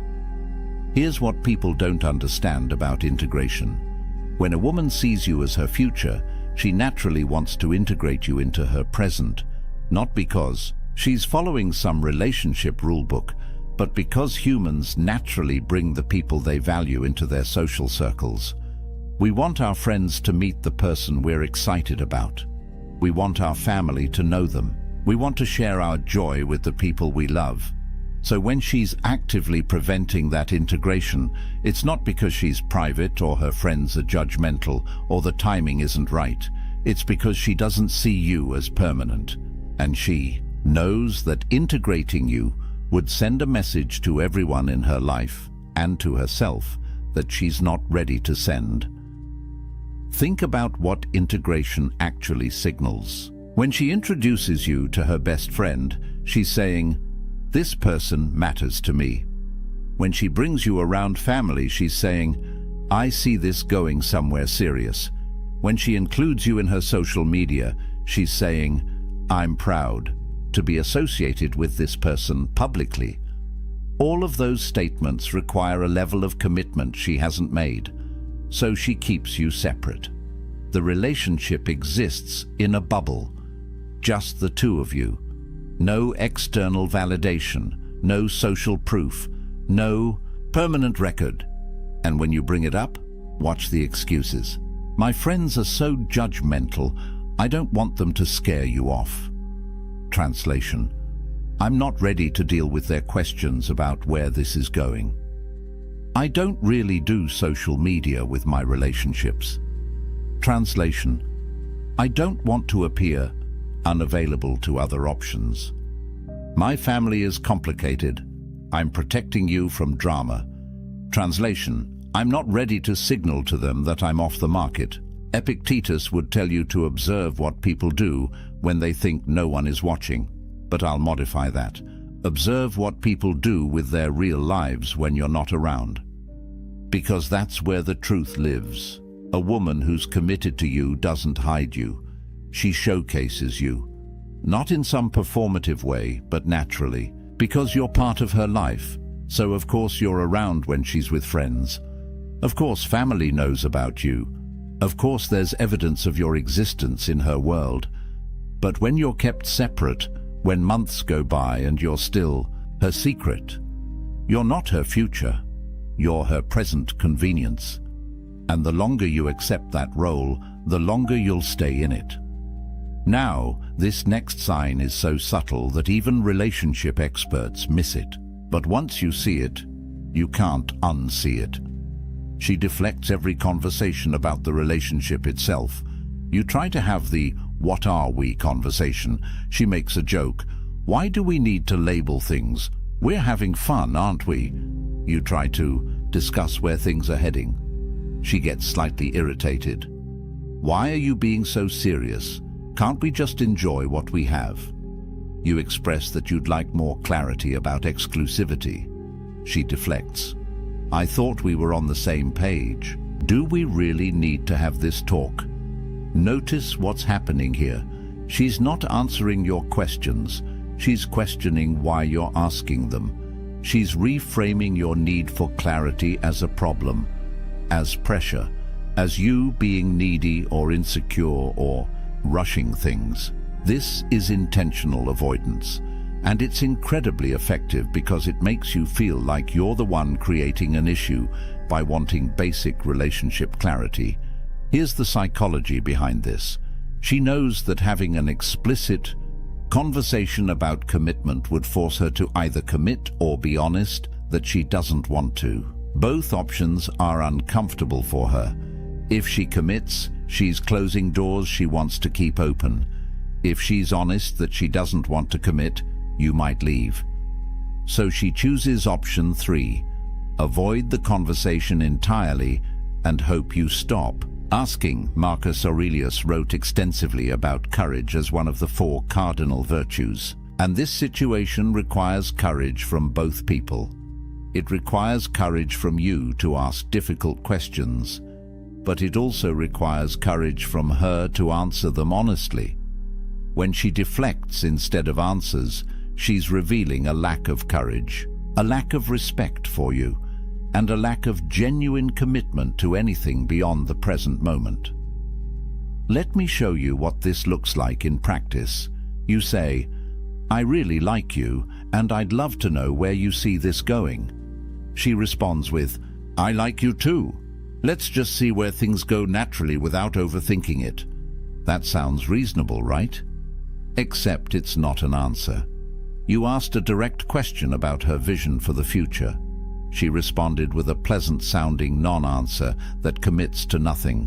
Or you say, "I'm not seeing other people, and I'd like to know if we're exclusive." She says, "I'm not really seeing anyone else either. I don't think we need to make a big formal thing out of it." Again, sounds okay. Except she didn't answer whether she wants to be exclusive. She said she's not currently seeing others, which is different, and she discouraged you from seeking clarity, which keeps everything ambiguous enough that she maintains maximum flexibility. Compare this to how a woman who wants commitment responds. You ask where things are going. She says, "I really like where this is heading. I can see us being serious if we keep building what we have. What do you want?" You ask about exclusivity. She says, "Yes, I'd like us to be exclusive. I'm not interested in seeing other people." Direct, clear, no deflection, no irritation at your questions, because she wants the same thing you want, so your questions aren't threatening. They're welcome. But when she's deflecting, what she's really saying is, "I don't want to commit, but I also don't want to lose what I'm getting from you, so I'm going to avoid giving you a clear answer and hope you stop pushing for one." The Stoics would tell you that accepting ambiguity when you desire clarity is accepting suffering. You're choosing anxiety over peace. You're choosing to live in uncertainty when you could demand truth. And the only reason to do that is fear. Fear that the truth is something you don't want to hear, which connects directly to the 5th sign, and this one cuts deep. Her effort is minimal and declining, and you're doing all the work. Think about the beginning. How much effort did she put in? Probably quite a bit. She responded quickly to texts. She suggested plans. She showed enthusiasm. She asked questions about your life. There was reciprocity. There was balance. Now think about the present. When was the last time she initiated a conversation? When was the last time she planned a date? When was the last time she went out of her way to do something thoughtful for you? If you're struggling to remember, you have your answer. The effort has declined, and not because she's busy or stressed or going through something. Effort declines for one reason: priority has shifted. You're no longer high priority, and low priority people get low effort. Here's the brutal math that men refuse to calculate. Attraction doesn't decline in healthy relationships. It grows, it deepens. The connection gets stronger, not weaker. So when effort is consistently declining, over time it's not a phase, it's a trend. And that trend is telling you exactly where her interest level is going: down. Seneca wrote about the importance of not forcing what isn't freely given. He understood that anything you have to constantly pursue, beg for, or work to maintain isn't really yours. It's borrowed. And the terms of that loan can be called at any time. When you're the only one initiating conversations, you don't have mutual interest. You have your interest and her tolerance of it. When you're the only one planning dates, you don't have shared desire to spend time together. You have your desire and her occasional availability. When you're the only one putting in emotional labor, you don't have a partnership. You have a one-man show with an audience of one. Let me paint you the scenario you're probably living right now. You text her good morning. She responds 3 hours later with something short. You ask how her day is going. She gives a brief answer and doesn't ask about yours. You suggest getting together this week. She says, maybe, depends on how work goes. You follow up 2 days later. She confirms last minute for something low effort. Throughout all of this, you're moving the relationship forward. You're creating momentum.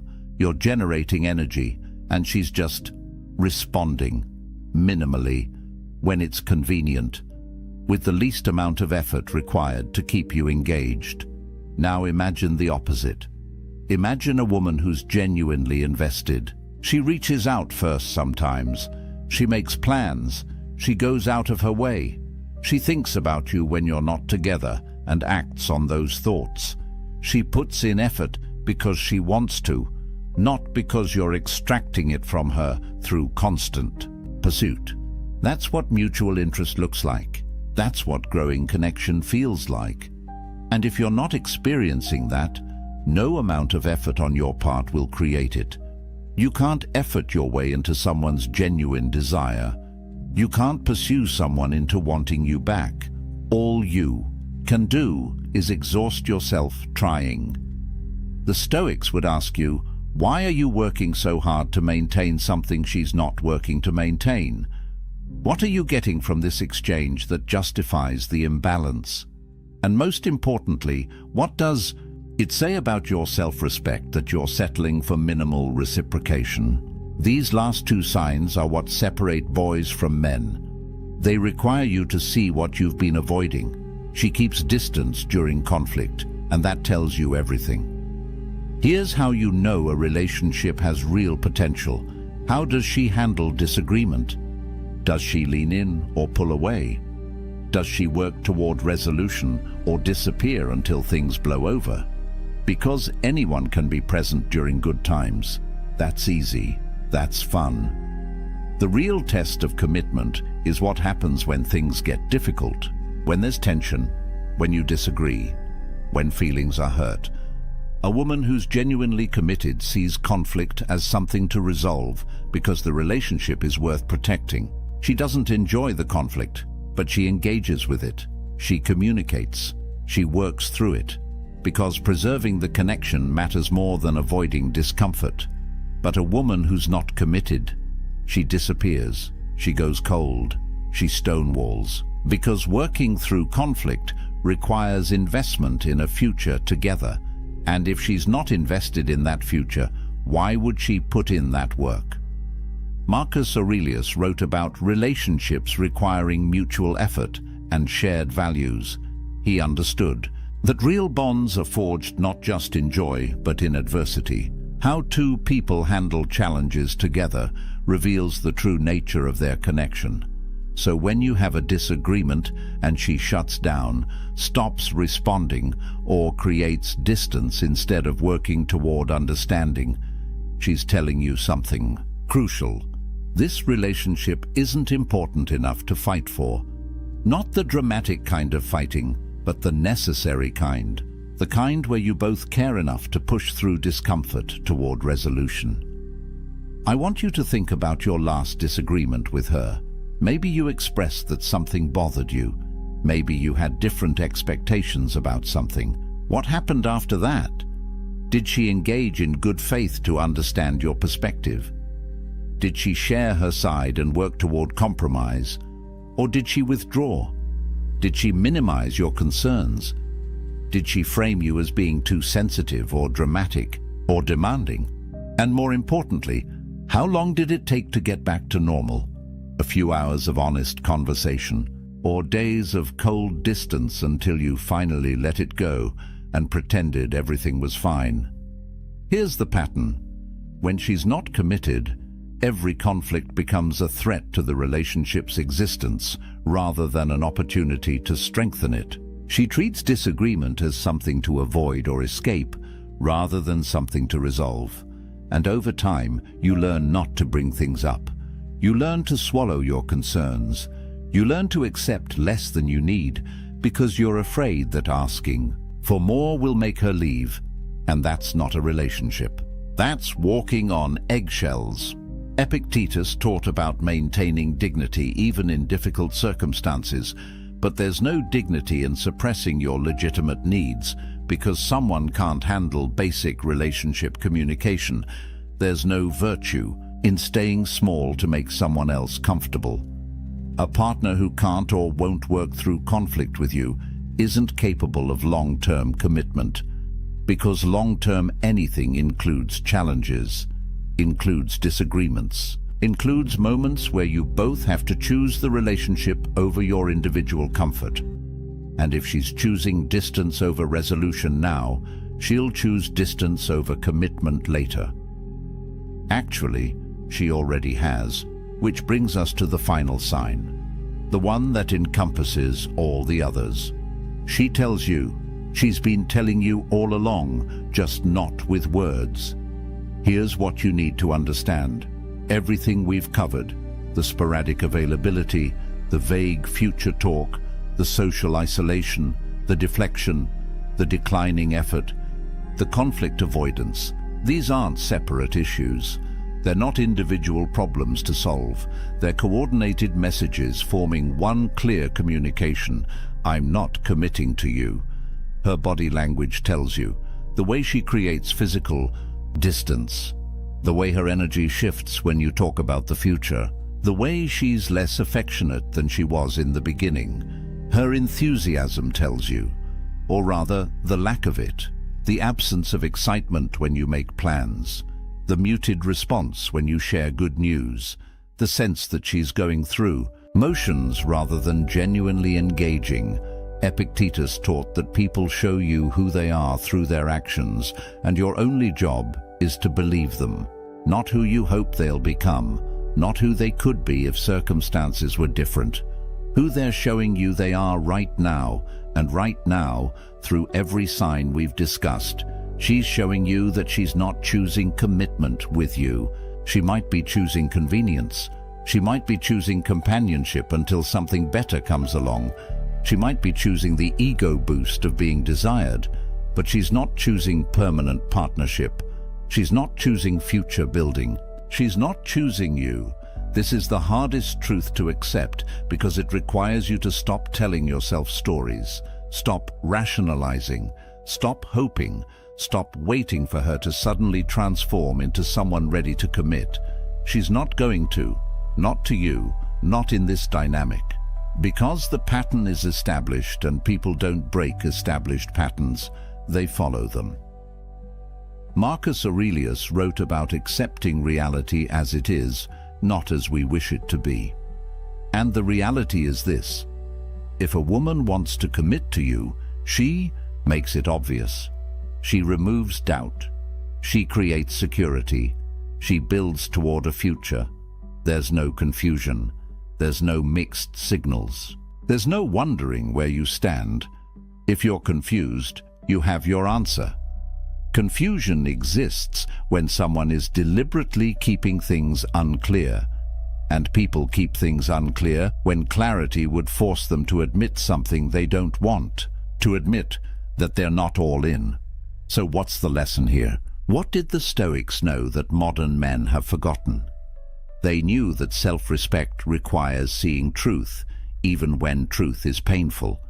They knew that dignity means not accepting scraps of attention and calling it love. They knew that wisdom is being able to walk away from what doesn't serve you, even when walking away is hard. You can't negotiate desire. You can't logic someone into commitment. You can't earn your way into being chosen. Either she chooses you or she doesn't. And if she hasn't by now, if these signs are present in your relationship, she's already made her choice. You're just refusing to accept it. But here's where this gets powerful. The moment you accept reality, the moment you stop fighting against what is and start dealing with what is, you reclaim your power. You stop being a victim of hope. You stop being trapped by potential. You start making decisions based on reality. And reality-based decisions always lead to better outcomes than fantasy-based ones.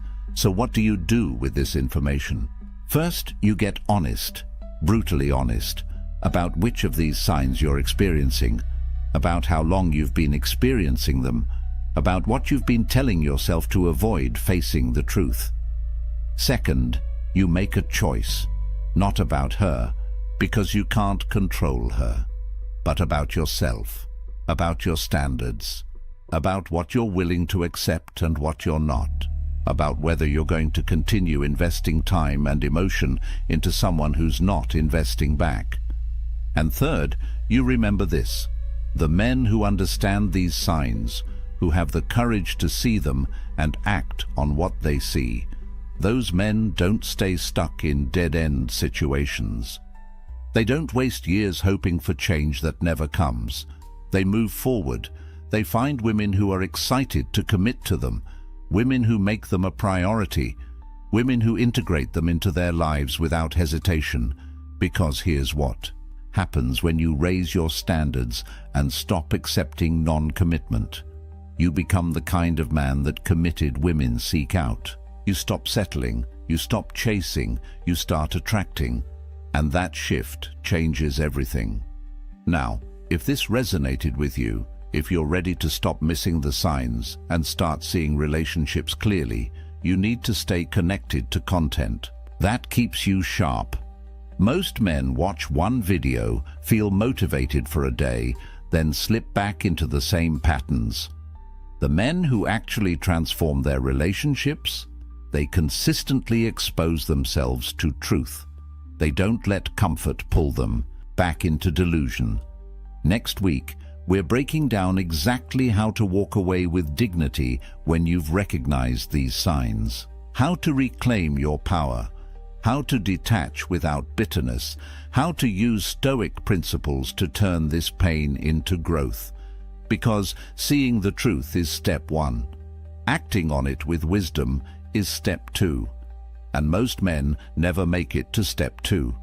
So here's what I need you to remember. A woman who wants to commit to you makes it obvious. She doesn't make you guess. She doesn't keep you uncertain. She doesn't give you mixed signals to decode. If you're analyzing, questioning, seeking clarity from a video like this, you already have your answer. You just needed permission to accept it. The Stoics taught that freedom comes from accepting what you cannot control and acting decisively on what you can. You can't control whether she commits, but you can control whether you continue accepting non-commitment. You can control your standards. You can control your next move. That's your power. That's your freedom. Use it. Studies show that 73% of women admit they've lost respect for a man they were once attracted to, not because he changed, but because he revealed who he was beneath the surface. And here's what most men will never understand. You're probably making these same mistakes right now, watching the respect drain from her eyes, and you have no idea why. Most relationship advice is garbage. It tells you to communicate more, be more vulnerable, show her you care. But the ancient Stoics understood something that modern psychology is only now confirming. Attraction isn't built on what you say. It's destroyed by what you do. And the 7 mistakes I'm about to reveal, they're silent killers. You won't see them coming, but she will. And by the time you notice, it's already too late. Marcus Aurelius commanded armies. Epictetus survived slavery and became one of history's most influential teachers. These men understood human nature at a level that makes modern dating coaches look like children playing dress-up. They knew that respect isn't given. It's commanded through your actions, your frame, and your absolute refusal to abandon yourself for anyone. Over the next 25 minutes, you're going to learn exactly why women lose respect for men. Not theories, not feel-good platitudes. Cold, hard truths backed by ancient philosophy and modern neuroscience. I'll be referencing statistics that will shock you, Stoic principles that have stood for 2 millennia, and the exact behavioral patterns that separate men who keep respect from men who lose it. But here's what you need to know before we go further. The 7th mistake on this list is so devastating, so completely fatal to attraction, that once you commit it, there's almost no coming back. It's the mistake that makes all the others inevitable, and I guarantee you're either doing it right now, or you're one decision away from falling into it. If you've ever felt her pull away and couldn't understand why, if you've watched attraction fade and blamed yourself without knowing what you actually did wrong, if you're tired of being the nice guy who finishes last while pretending you don't care, this video will change everything. Subscribe now, because 99% of men need this information, but most won't have the courage to watch until the end. Let's begin with the first mistake. It seems innocent. You probably think you're being reasonable when you do it, but it's already destroying how she sees you. The first mistake that kills respect is excessive explanation of your choices. And before you dismiss this as minor, understand that this single behavior signals something primal in her brain: uncertainty, weakness, a man seeking approval instead of living by conviction. Marcus Aurelius wrote extensively about self-justification. He observed that the moment you feel compelled to explain yourself beyond simple clarity, you've already surrendered your authority. Think about that. The most powerful man in the Roman Empire understood that over-explanation is the language of insecurity. When you justify your decisions to gain approval, you're teaching her that your choices require her permission to be valid. Here's what the research shows. Studies on leadership communication patterns reveal that people perceived as high status use 38% fewer justifying statements than those perceived as low status. That's not a small difference. That's the gap between a man who commands respect and a man who begs for it with every sentence. The mechanism is brutally simple. When you constantly explain why you made a choice, why you prefer something, why you did what you did, you're creating a power dynamic where her approval becomes the measuring stick for your decisions. Her brain registers this pattern, not consciously perhaps, but deep in the neurological circuitry that evaluates mate value, a signal fires. This man is uncertain. This man needs validation. This man is not secure in himself. Seneca understood this concept perfectly. He wrote about the power of brevity and conviction. A statement made with certainty requires no defense. A choice made with clarity needs no justification. When you speak your truth and move forward, you demonstrate something that triggers respect at a biological level: self-trust. And a man who trusts himself is a man worth following. But here's where men get confused.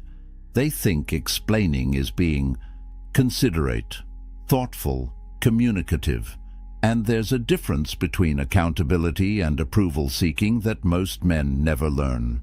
Accountability sounds like, I chose this because it aligns with my values. Approval seeking sounds like, I chose this because I thought you'd like it, and if you don't, I can change it. I just wanted to make sure you were okay with it. And see the difference. One is a statement. The other is a negotiation with reality itself. Epictetus taught his students about the dichotomy of control. Your judgments belong to you. Other people's opinions belong to them. When you explain yourself excessively, you're trying to control something that isn't yours to control. Her perception, and that desperate reach for control, reveals the exact opposite of what you want to project. Research in social psychology confirms this. People trust decisive communication. When you state your position without hedging, without qualifiers, without the endless parade of justifications, you activate trust responses in the listener's brain. But when you over-explain, you trigger suspicion. Because at a subconscious level, she's wondering, why does he need to convince me this much? What is he hiding? What is he uncertain about? The Stoics had a phrase for this: living according to nature. Not nature as in trees and rivers, but nature as in your essential character. A tree doesn't explain why it grows toward the sun. A river doesn't justify its path to the ocean. They simply are what they are. And when you live with that same unconflicted certainty, when you make choices and state them without the desperate need for approval, you embody something that respect cannot help but follow. So here's your first truth. Secure men state, insecure. Men explain, which one are you? But this next mistake is worse, because you're doing it to be nice. Mistake number 2 destroys more masculine potential than perhaps any other error on this list, except for what's coming later. And it's this: abandoning your mission for validation, sacrificing your purpose, your goals, your direction in life, because you think it will make her respect you more. It does the exact opposite. Musonius Rufus, a Stoic philosopher less known than Marcus Aurelius but equally profound, taught extensively about purpose and direction. He argued that a man without a mission is like a ship without a rudder, tossed by every wave, controlled by every wind. And here's what modern relationship research confirms. Studies show that women report significantly higher satisfaction, attraction, and respect in relationships where their partner demonstrates clear life direction independent of the relationship itself. Let me break down those numbers for you. In longitudinal studies tracking relationship satisfaction, couples where the male partner maintained strong personal goals and pursuits showed 42% higher reported respect levels from female partners compared to relationships where men primarily oriented their lives around the relationship. 42%. That's not a rounding error. That's the difference between keeping her or losing her. Marcus Aurelius wrote something that should be carved into every man's mind. You have power over your mind, not outside events. Realize this, and you will find strength. Apply that to relationships. You have power over your purpose, your mission, your direction. You do not have power over whether she approves of it.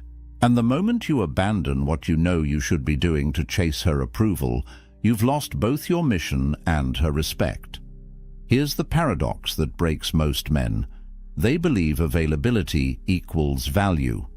They think, if I'm always there, always accessible, always putting her first, she'll see how much I care and respect me more.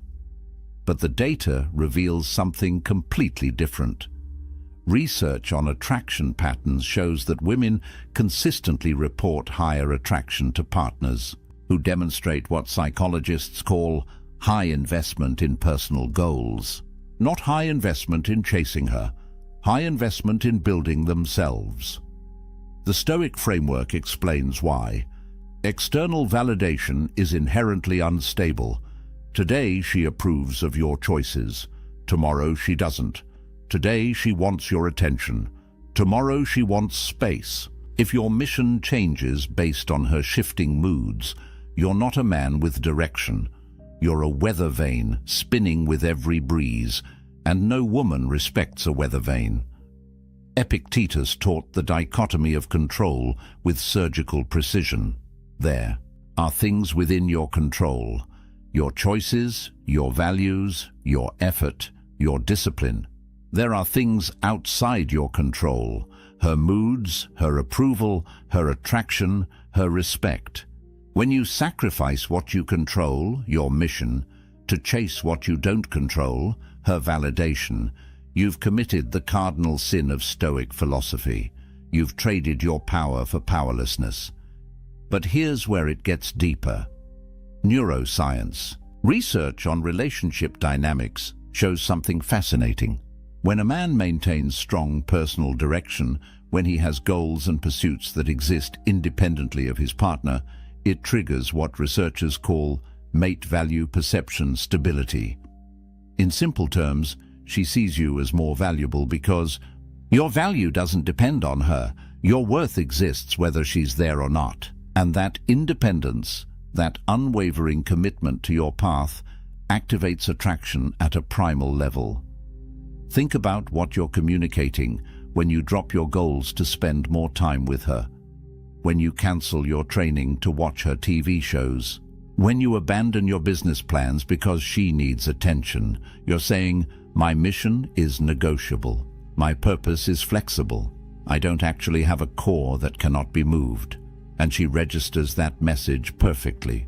The statistical correlation is brutal and clear. Studies tracking long-term relationship outcomes show that men who maintain consistent personal pursuits, who have what researchers call identity sovereignty, experience respect levels in their relationships that are 61% higher than men who merge their identity entirely into the partnership. Your mission protects your respect. Your purpose guards your attraction. The moment you trade them for her validation, you've guaranteed losing both. Here's the Stoic truth that will save you. Your mission is your domain, not up for debate, not negotiable, not subject to her approval or disapproval. When you live from that unshakable center, when your purpose is as unmovable as a mountain, you become the kind of man that respect follows naturally, because she sees what most men never demonstrate. A man who knows who he is and where he's going, regardless of who's watching. The third mistake is subtle. Most men don't even realize they're committing it daily. This one separates boys from men in her eyes, instantly. And it's this: emotional reactivity to tests. The moment you let her emotions control your emotions, the moment you react instead of respond, you've handed her the keys to your inner world. And once she has those keys, respect walks out the door. Seneca wrote about anger with a clarity that modern psychology is only now catching up to. He called it temporary madness, a state where reason abandons you and impulse takes control. And here's what the research shows. Psychological studies on emotional regulation reveal that individuals perceived as high status demonstrate significantly lower reactivity to emotional provocation. They measured this. People who maintain composure under pressure are automatically assigned higher social value by observers. It's not conscious. It's hardwired into how we evaluate strength. But let's talk about what's actually happening when she tests you, because she will test you. Research on relationship dynamics confirms what the Stoics understood intuitively. Partners engage in what psychologists call relationship testing behaviors to assess emotional stability and frame strength. She's not doing this to be malicious. She's doing it because her neurology demands to know, is this man solid, or does he crumble when challenged? Marcus Aurelius faced this principle on a civilizational scale. He wrote, "The impediment to action advances action.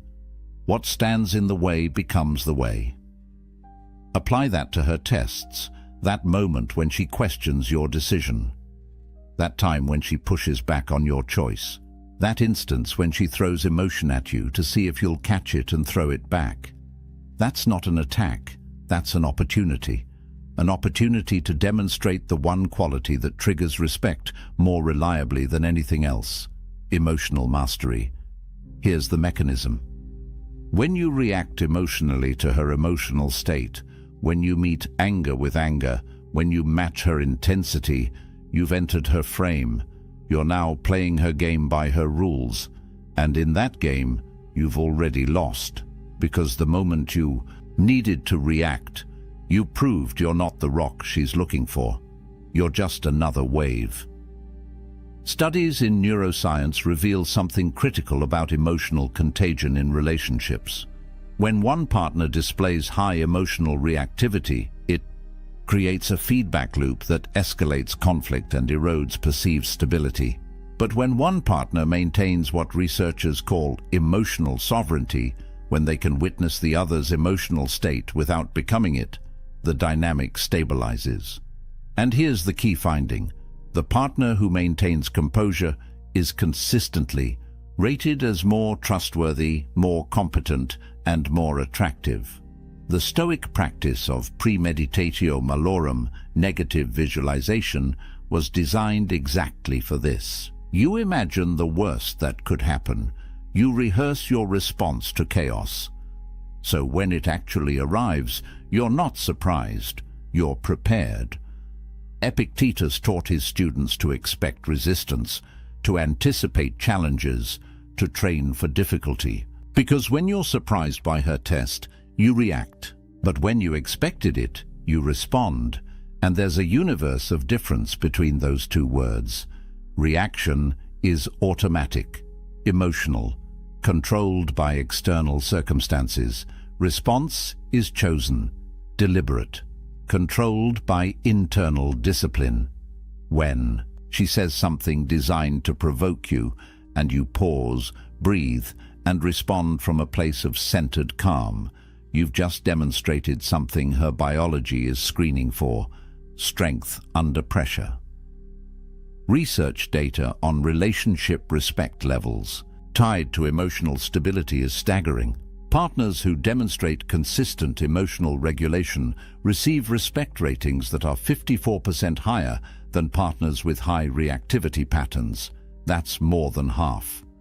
Over half the difference between respect and contempt comes down to whether you can control your emotional state when tested. But here's what most men miss. They think emotional mastery means suppression, becoming stone, showing nothing. That's not stoicism, that's avoidance. Marcus Aurelius felt deeply. Seneca wrote about grief with profound emotion. The difference is they felt their emotions without being controlled by them.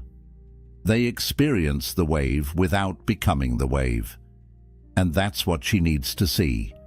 Not that you don't feel, but that what you feel doesn't dictate what you do. The statistics on this are clear. Relationship studies show that emotional reactivity is one of the top 3 predictors of long-term respect loss. When you consistently react to her emotional state with your own emotional chaos, you're training her to see you as unstable, unreliable, not the foundation she thought you were. And once that perception sets in, reversing it is almost impossible. So here's your third truth. Your reaction reveals everything about your character. She doesn't remember what you said when you were calm. She remembers what you did when you were tested. And if what you did was lose control of yourself, you've shown her exactly who you are beneath the surface. Mistake number 4 is where good men unknowingly sabotage themselves. Most relationship advice tells you to do this, but the Stoics knew it kills attraction, and it's this: seeking permission instead of leading. Asking, "Is this okay?" when you should be stating, "This is what we're doing," turning every decision into a negotiation when leadership requires conviction. Heracles, a Stoic philosopher less celebrated than Marcus Aurelius, but deeply insightful, wrote about natural hierarchy and roles within partnerships. He understood something that modern egalitarian thinking tries to erase, but biology refuses to forget. Certain dynamics create attraction, and certain dynamics destroy it. And one of the fastest ways to destroy it is to transform yourself from a leader into a permission seeker. Statistical data on this is remarkably consistent. Relationship satisfaction studies show that partnerships where decision-making follows clear leadership patterns report 29% higher satisfaction ratings than relationships characterized by constant negotiation and approval seeking. 29%. That's the difference between a relationship that flows and one that stagnates in endless discussions about what to have for dinner. But let's be precise about what we mean. This isn't about domination. It's not about ignoring her input or steamrolling her preferences. The Stoics understood the difference between tyranny and leadership, and so should you. Epictetus taught about taking ownership of choices, making decisions from clarity, and then executing them with confidence. That's not the same as asking permission for your every move. Here's what happens in her mind when you constantly seek approval. Research on decisiveness and perceived competence shows that individuals who demonstrate what psychologists call decision-making confidence are rated as significantly more competent, more trustworthy, and more attractive than those who display hesitation patterns. When you ask, "Is this okay?" before making simple choices, you're communicating uncertainty. And uncertainty in a man triggers doubt in a woman's mind about whether you can handle larger challenges. Think about the message embedded in permission seeking. Is it okay if I go to the gym? Do you mind if I see my friends? Are you fine with this restaurant choice? Every one of these questions carries a subtext. I need your approval to know if my choice is valid. I'm not confident enough in my own judgment to simply act. I require your permission to exist in the way I want to exist. And that subtext kills polarity. Marcus Aurelius commanded legions. Do you think he asked his soldiers if they minded marching north? No. He assessed the situation, made the decision, and communicated it with clarity. That's leadership. And while a relationship isn't a military campaign, the principle of decisive action remains the same. Consideration is valuable. Seeking permission is weak.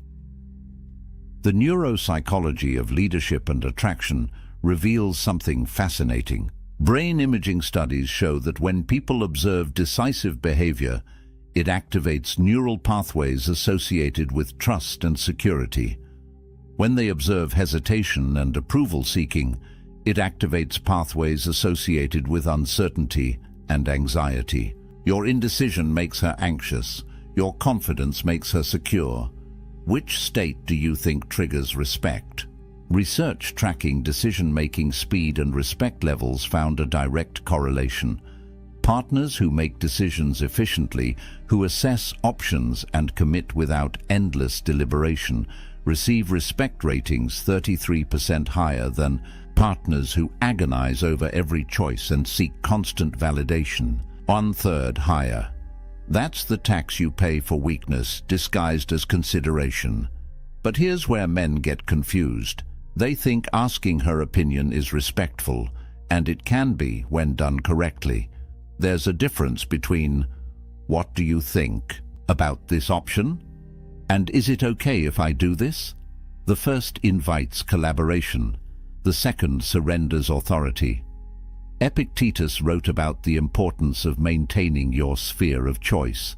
You can consider input. You cannot outsource your decisions. The Stoics practiced something called assent, the idea that you choose what you agree to, what you accept, what you allow into your mind. When you seek permission for your choices, you're giving her veto, power over your assent. You're saying, I won't agree to my own decision until you approve it. And that's not partnership. That's abdication. Statistical analysis of long-term relationship dynamics shows this pattern clearly. Men who maintain what researchers call decision sovereignty, who make choices and communicate them with confidence while remaining open to input, experience, relationship respect levels that far exceed men who operate from constant approval seeking. The difference isn't subtle. It's the chasm between a man she follows and a man she manages. So here's your fourth truth. Consideration is not permission. You can value her input without needing her approval. You can be thoughtful without being weak. And when you understand that difference, when you start making decisions with confidence and communicating them with clarity, you'll notice something shift in how she looks at you, because you've stopped being the boy who asks if it's okay and started being the man who knows what he's doing. We're getting into dangerous territory now. Mistake 5 is where respect starts dying. This mistake turns you from her rock into her burden. And the top 2 are even worse. But this one, defending yourself against her emotions, this is where most men lose the battle without understanding they were even fighting.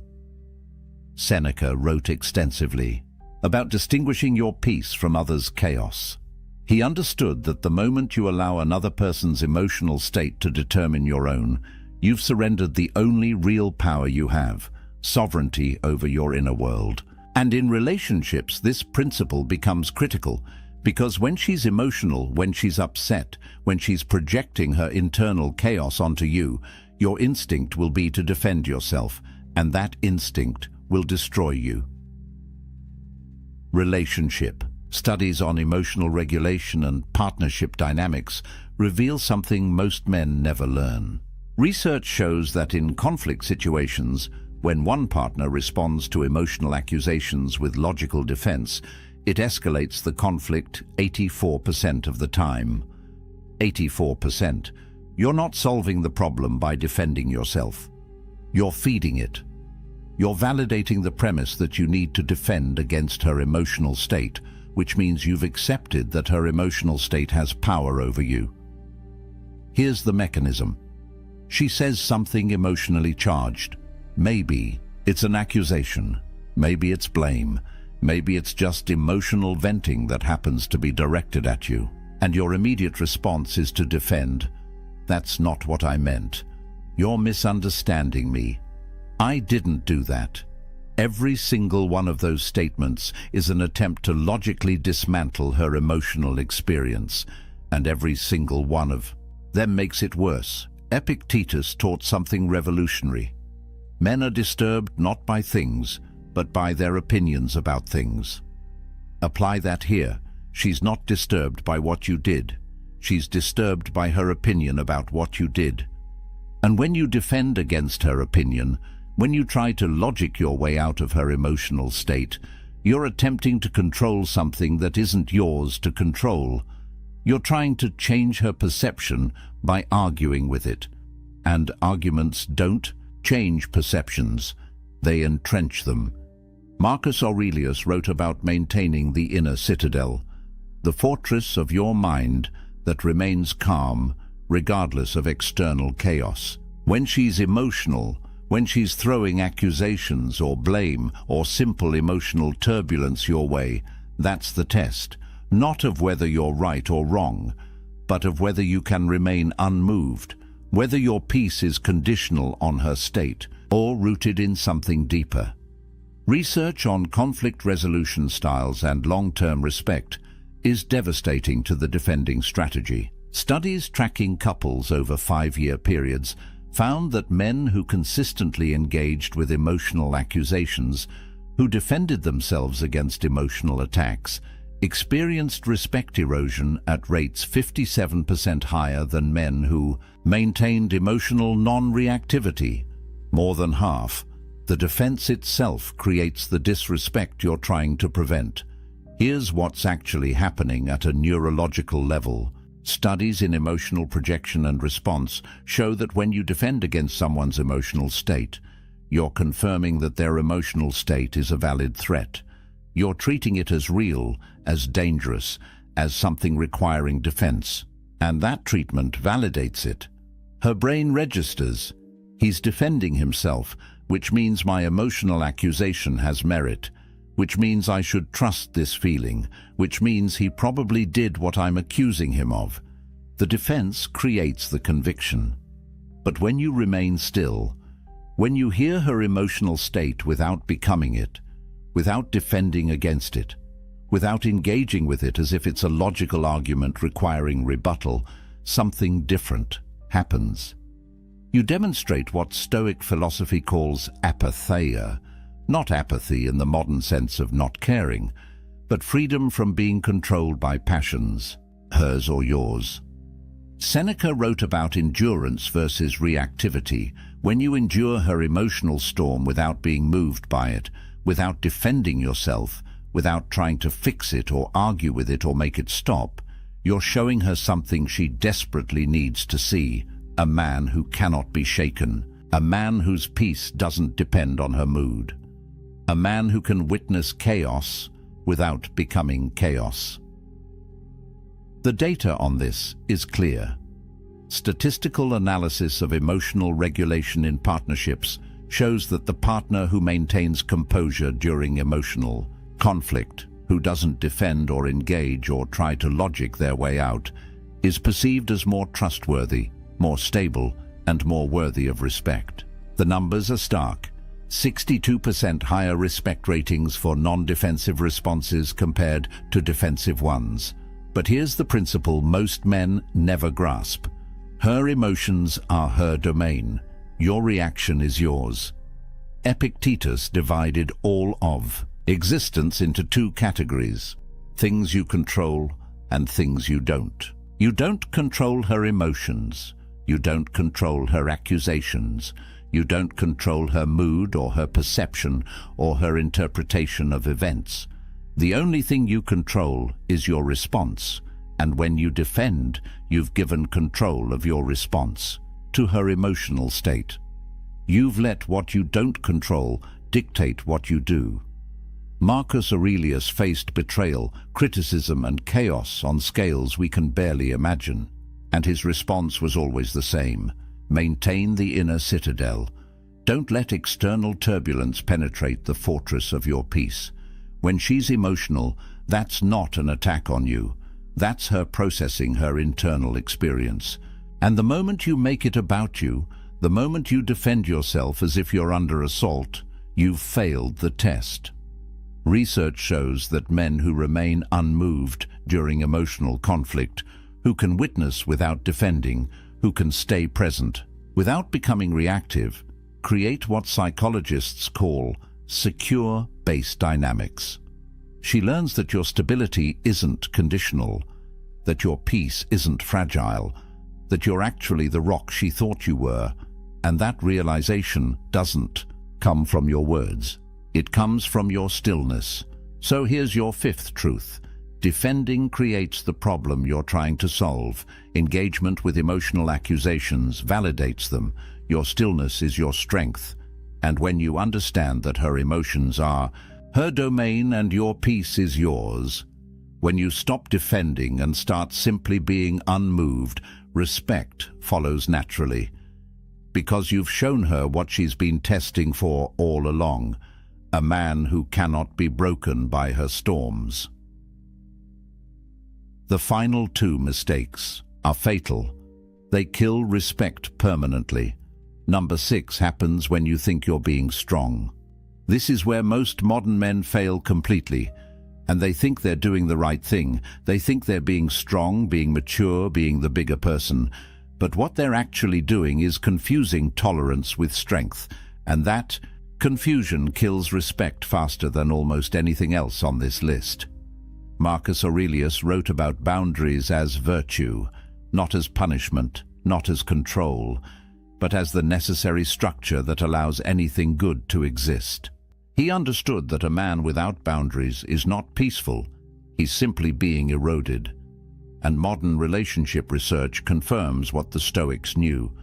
Boundaries aren't optional, they're the foundation of respect. Statistical data on boundary setting and relationship longevity reveals something most relationship advice ignores. Studies tracking long-term partnerships show that relationships where clear, consistent boundaries exist demonstrate 49% lower rates of contempt development, compared to relationships characterized by high tolerance of boundary violations, almost half. The difference between respect and contempt often comes down to whether you enforce your boundaries or tolerate their destruction. But here's where men get it catastrophically wrong. They've been taught that strength means endurance. That real. Men tolerate.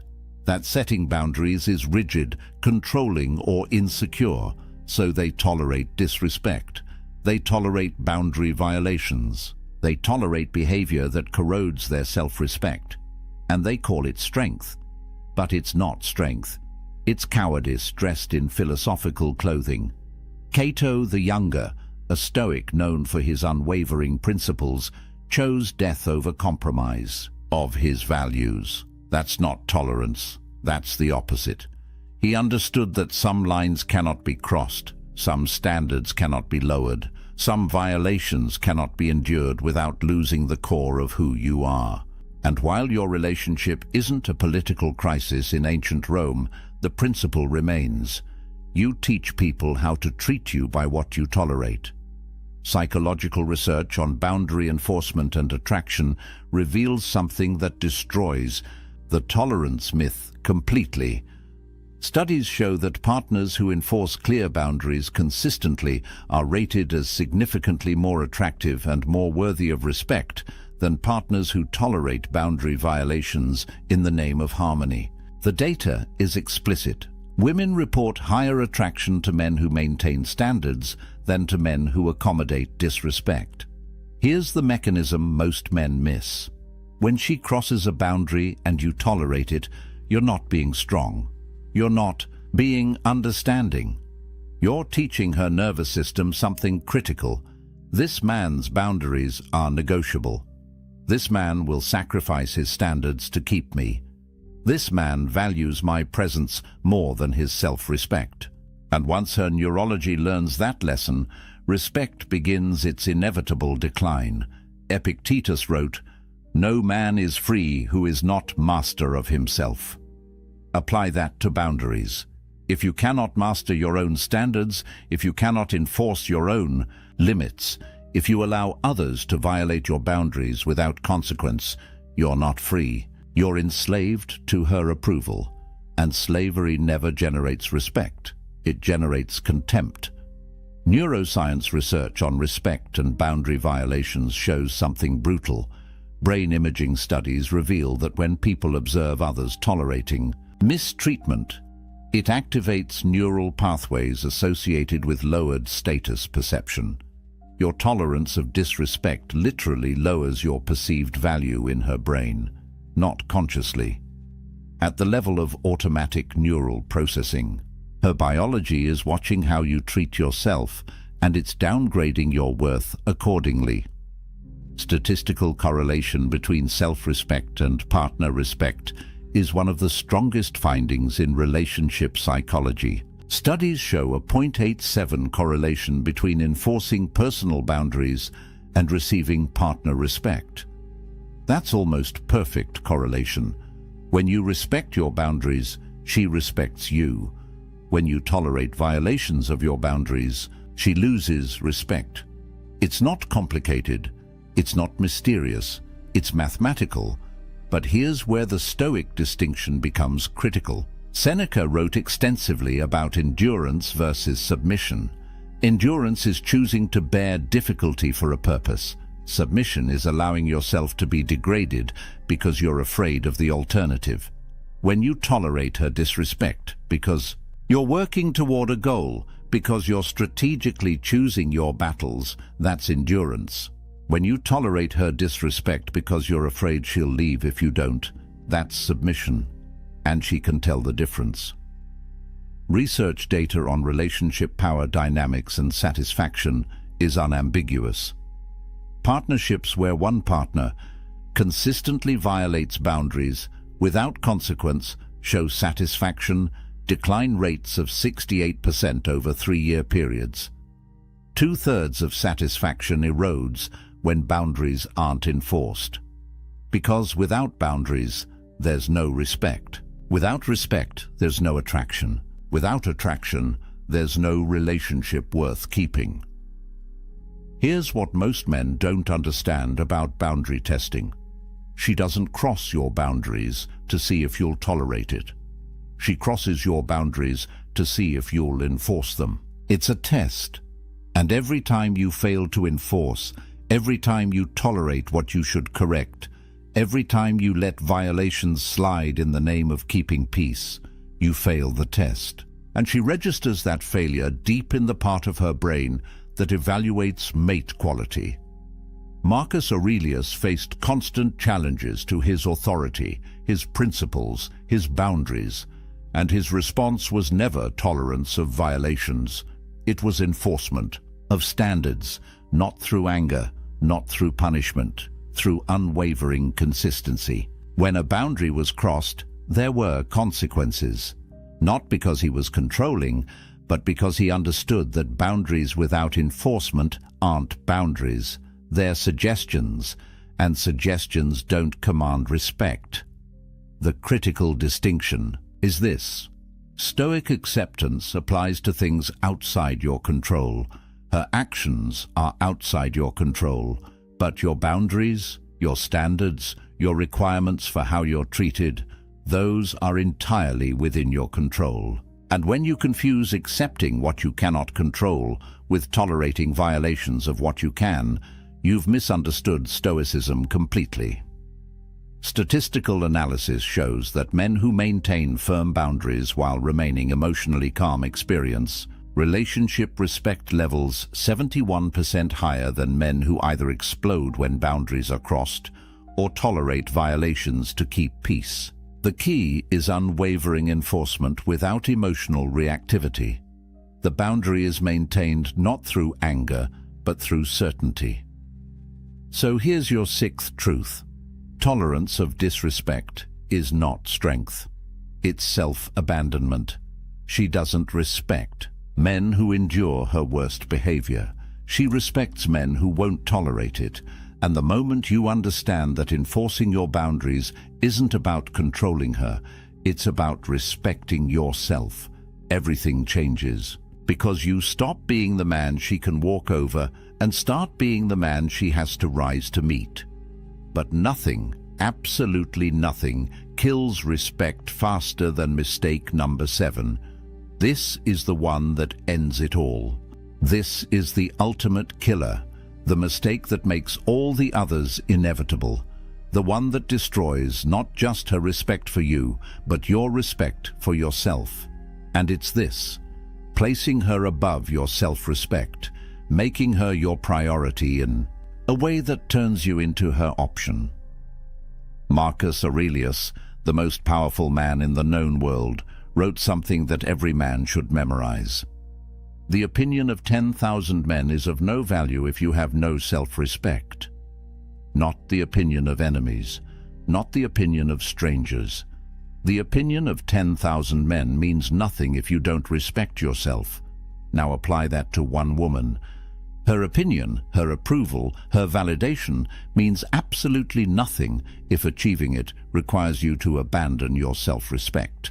The statistics on pedestalization and relationship failure are devastating. Research tracking relationships where one partner places the other on a pedestal shows failure rates of 79% within 5 years. 79%. When you make her more important than your own self-respect, when you sacrifice your standards to keep her, when you betray yourself to maintain her approval, you've guaranteed the relationship will fail.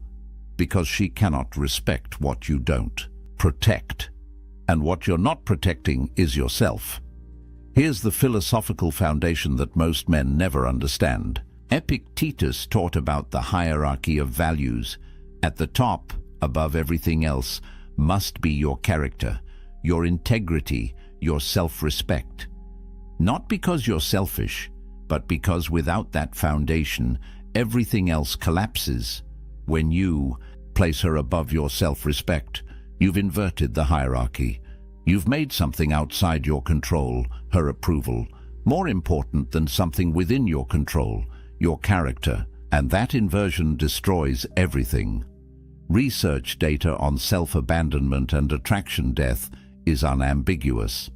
Studies show that when individuals sacrifice core values or self-respect to maintain a relationship, their partner's attraction decreases by an average of 64% over 18 months. Almost 2/3 of attraction dies when you abandon yourself for her, because at a neurological level, at a biological level, at every level that matters, she's watching how you treat yourself. And if you treat yourself as less important than her brain concludes you must be less valuable. The paradox breaks most men. They think, if I put her first, if I prioritize her needs, if I sacrifice for her, she'll see how much I care and love me more. But the mechanism works exactly opposite. When you make her your priority, you communicate that your value is contingent on her, that you need her more than she needs you, that you're willing to betray yourself to keep her. And that desperation, that willingness to abandon your self-respect, triggers the opposite of attraction. It triggers contempt. Musonius Rufus wrote about self-governance as the highest virtue, not governance of others, governance of yourself, your thoughts, your choices, your standards, your self-respect. When you can govern yourself, when you maintain your standards regardless of external pressure, you demonstrate the only kind of strength that matters. But when you cannot govern yourself, when you let her desires override your self-respect, you've proven you're ungovernable, unreliable, a ship without an anchor. Neuroscience research on value perception and scarcity reveals why this mistake is fatal. Brain imaging studies show that we assign higher value to things that are scarce, that are not easily obtained, that maintain their standards regardless of our desire for them. When you abandon your self-respect to keep her, you've made yourself abundant, available, willing to compromise anything to maintain her approval. And abundance kills value. Scarcity creates it. Statistical analysis on self-respect levels and partner respect shows the strongest correlation in relationship psychology. The data is crystal clear. Men who maintain unwavering self-respect, who refuse to compromise their core values regardless of relationship pressure, receive respect ratings 93% higher than men who sacrifice self-respect for relationship maintenance. 93%. This isn't a minor factor. This is the entire game. But here's where it gets deeper. Seneca wrote, "A man who does not respect himself cannot respect others." Think about what that means. When you abandon your self-respect for her, you're not just harming yourself, you're harming your ability to genuinely respect her. Because if you'll betray yourself for approval, what won't you betray? If your self-respect is negotiable, what standards do you actually have? If you can't maintain boundaries with yourself, how can you maintain them with anyone? The mechanism is brutally simple. She watches how you treat yourself because that's the preview of how you'll eventually treat her. If you don't respect yourself enough to maintain your standards, why would she believe you'll respect her enough to maintain yours with her? If you'll abandon your values to keep her approval, what happens when keeping her approval requires abandoning her? Your self-abandonment doesn't make her feel special, it makes her feel unsafe, because she's with a man who has no core. Research on long-term relationship outcomes reveals something that should terrify any man making this mistake. Studies tracking partnerships over 10-year periods show that the single strongest predictor of relationship failure is asymmetric value placement, where one partner values the relationship more than self-respect. When you place her above yourself, you've created an asymmetry that guarantees collapse. Because healthy relationships require two people who respect themselves enough to maintain standards, not one person chasing another's approval. Marcus Aurelius faced unimaginable pressures: political intrigue, military threats, personal betrayals, and through all of it, he maintained one unwavering standard: self-respect above all else. Not because he was arrogant, but because he understood that the moment you sacrifice your self-respect for any external goal, no matter how valuable that goal seems, you've lost the only thing that makes achieving any goal meaningful. Here's the final truth about this mistake. When you place her above your self-respect, you're not showing her love. You're showing her fear. Fear that you're not enough. Fear that she'll leave. Fear that without her approval you have no value. And fear kills attraction at a cellular level. Research confirms this. Displays of fear-based behavior in relationships correlate with attraction decline rates of 86%. When she sees you afraid of losing her enough to abandon yourself, she's already gone. The Stoic principle is absolute. Your self-respect is non-negotiable, not because you're selfish, but because without it, you have nothing of value to offer anyone. When you maintain unwavering self-respect, when you refuse to place anyone above your own character and integrity, when you demonstrate that your standards are unmovable regardless of who's watching, you become the kind of man that respect follows. Naturally, she cannot respect what you don't protect. And if you won't protect your self-respect, if you'll sacrifice it to keep her, you've shown her exactly what you are: a man without a core, a man who can be moved, a man whose value is determined by her approval. And that man, no matter how nice, how caring, how available he is, will never command her respect. Because respect isn't given to men who abandon themselves. It's given to men who remain unmovable in who they are, regardless of the cost. So there they are, 7 fatal mistakes that kill respect: excessive explanation, abandoning your mission, emotional reactivity, seeking permission, defending against her emotions, tolerating disrespect, and the ultimate killer, placing her above your self-respect. But here's what you need to understand. All 7 of these mistakes stem from one source, one fundamental error that creates all the others. And it's this: seeking external validation instead of living from internal conviction. Every mistake on this list happens when you make her approval more important than your own standards, when you let her perception control your actions, when you abandon the Stoic principle that Marcus Aurelius lived and died by. You have power over your mind, not outside events. The ancient Stoics understood something that modern men have forgotten. Your value doesn't come from her approval. Your worth isn't determined by whether she respects you. Your strength isn't measured by whether she stays or leaves. All of that is outside your control. And when you chase what you cannot control, when you sacrifice what you can control to obtain it, you've guaranteed losing both. But here's the truth that will save you. These aren't quick fixes. This isn't a technique you apply tomorrow and everything changes. This is character reconstruction. This is rebuilding yourself from the foundation up, using principles that have stood for 2,000 years because they're based on human nature, not modern trends. Epictetus taught daily self-examination. Marcus Aurelius practiced constant reflection. Seneca wrote about measuring yourself against your own standards, not others' opinions. The statistics show that men who implement these principles, who commit to this path of self-respect and Stoic discipline, experience relationship transformations that seem impossible to those still chasing approval.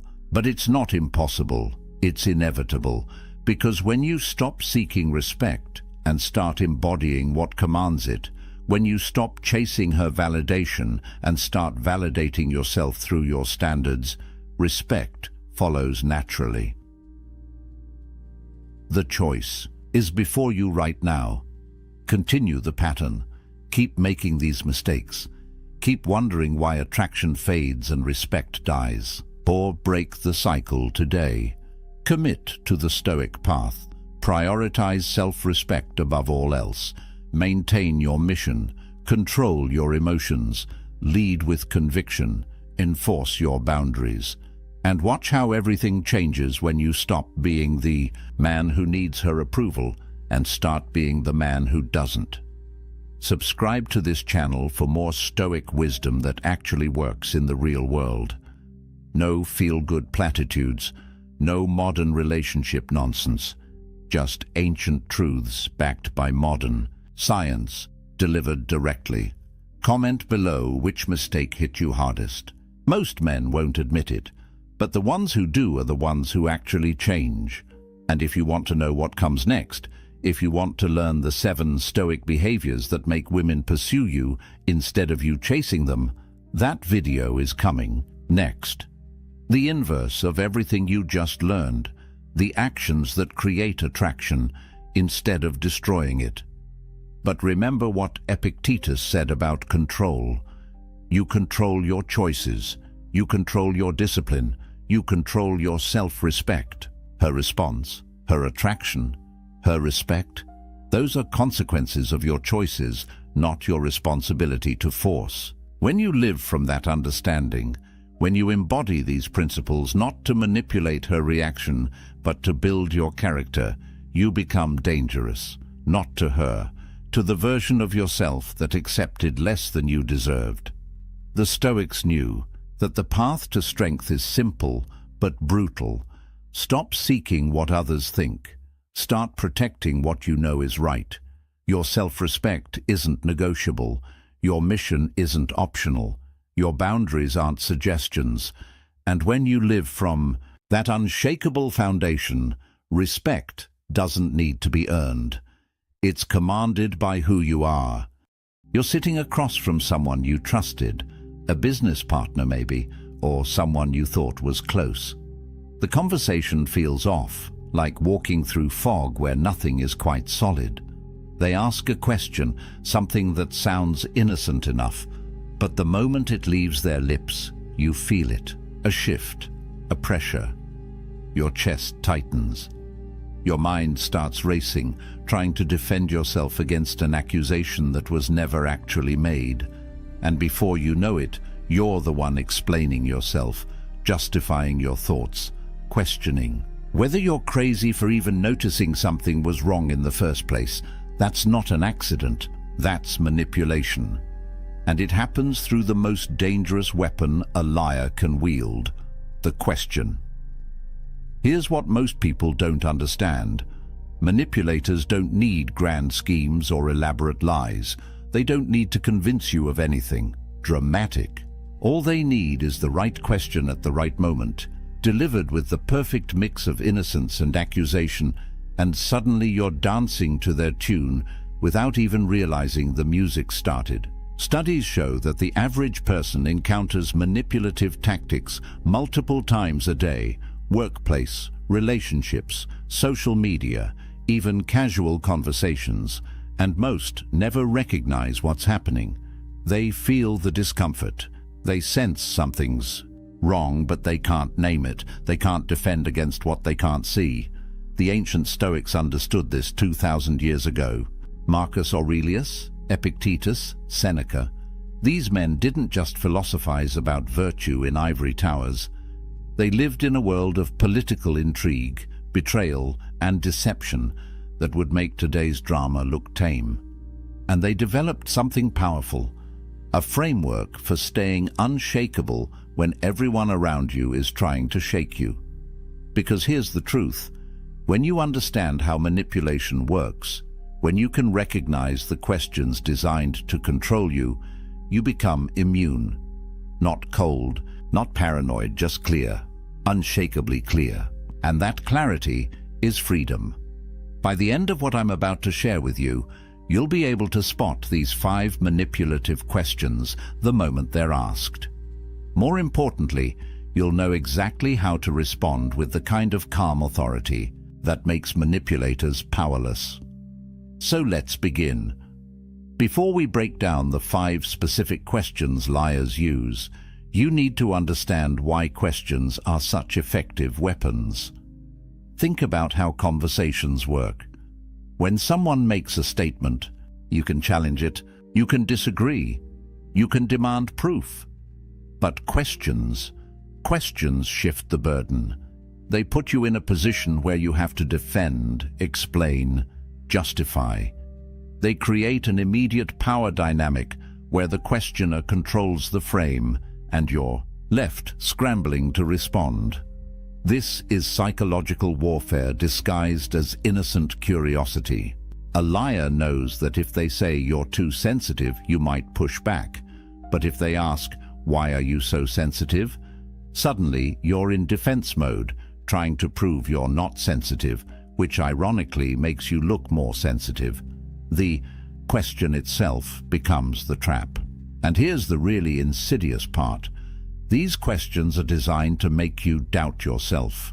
They exploit what psychologists call cognitive dissonance, that uncomfortable feeling when your reality doesn't match what someone else is telling you it should be. So you start questioning your own perceptions, your own memories, your own sanity. And the moment you doubt yourself, you've given them control. Marcus Aurelius wrote something profound in his Meditations. He said, "Everything we hear is an opinion, not a fact. Everything we see is a perspective, not the truth." The Stoics understood that external events and external people have no power over your inner fortress unless you grant them that power. And manipulation only works when you forget this fundamental truth. The manipulator's question isn't reality. It's their attempt to shape your reality. But you get to choose whether to accept that frame or stand in your own. So the Stoic principle here is simple but revolutionary. What's within your control? Your perception, your judgment, your response. What's outside your control? Their behavior, their questions, their attempts to manipulate. When Epictetus taught his students, he drilled this into them relentlessly. Focus only on what's yours. Let go of the rest. Because the moment you try to control external things, you become a slave to them. But when you master yourself, when you control your reactions and maintain your own frame of reality, you become unshakable. Now, let's get into the 5 questions and how to defend against each one with Stoic precision. The first manipulative question liars use is devastatingly simple. Why are you so sensitive? Think about the last time someone said this to you, or something close to it. Maybe it was, "You're overreacting," or "Why do you always take things personally?" On the surface, it sounds like concern. It sounds like they're trying to help you see that you're getting worked up over nothing. But here's what's really happening. They're reframing your very valid observation or concern as a character flaw. You noticed something was off. Maybe they contradicted themselves. Maybe their story didn't add up. Maybe you felt that instinctive gut reaction that something wasn't right. And instead of addressing your concern, they flipped it. Now the problem isn't their behavior. The problem is your sensitivity. This is classic gaslighting, and it's one of the most effective manipulation tactics because it attacks your confidence in your own perception. Let me give you a real scenario. Imagine a business partnership where the numbers aren't adding up. You notice discrepancies in the accounts, small ones at first, then bigger. You bring it up casually saying, "Hey, I noticed these expenses don't match what we discussed." And instead of addressing it, your partner leans back, gives you that look and says, "Why are you so suspicious? Why can't you just trust the process? You're being paranoid." Now, If you're not careful, you'll spend the next 20 minutes defending yourself, proving you're not suspicious, explaining that you trust them but just want clarity.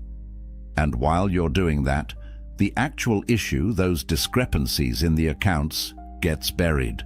The question itself derailed the entire conversation. That's the power of this manipulation. So what's really happening psychologically? The manipulator is making you responsible for their wrongdoing. They're shifting the emotional burden. You came with a legitimate concern about their behavior. They've now made it about your emotional state. And if you accept that frame, if you start explaining why you're not too sensitive, you've already lost. You've validated the premise of their question. But here's where the Stoics give us something powerful. Epictetus taught that we should be indifferent to external judgments, not cold but grounded. He said, if someone succeeds in provoking you, realize that your mind is complicit in the provocation. In other words, their question only has power if you give it power, if you accept their frame. So what's the Stoic response? Calm, direct, and anchored in your own perception. When someone asks, why are you so sensitive? You don't defend, you don't explain. You simply respond with clarity. I notice what I notice. Should I not trust my own observations? See what that does? It doesn't accept their frame. It doesn't engage with whether you're sensitive or not. It redirects back to the actual issue, your observation, and it puts a question back to them. Are they suggesting you should ignore what you see? This works because it maintains your frame. You're not defensive. You're not emotional. You're simply stating a fact. You observed something. That observation stands. And now they have to deal with that, rather than you having to defend your emotional state. This is the power of Stoic composure. When you refuse to be moved by their attempts to shake you, when you stay centered in what you know to be true, the manipulation loses its grip. The second manipulative question is one you've definitely heard. Don't you trust me? This one's particularly insidious because it weaponizes relationship and emotional connection. Trust is sacred, right? It's the foundation of any meaningful relationship. So when someone demands trust, it feels like you're being the bad guy if you question them. But here's the critical distinction: earned trust versus demanded trust. Manipulators don't want to earn trust through consistent, honest behavior. That takes time and integrity. Instead, they demand trust as if it's owed to them, and they use guilt to shut down any healthy skepticism. Think about this dynamic. You notice something suspicious. Maybe they've been evasive about where they were. Maybe they've lied about small things before, and now you're starting to connect dots.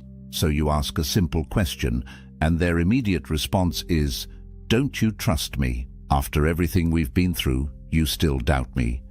Now you're on the defensive. Because questioning them suddenly feels like betraying the relationship.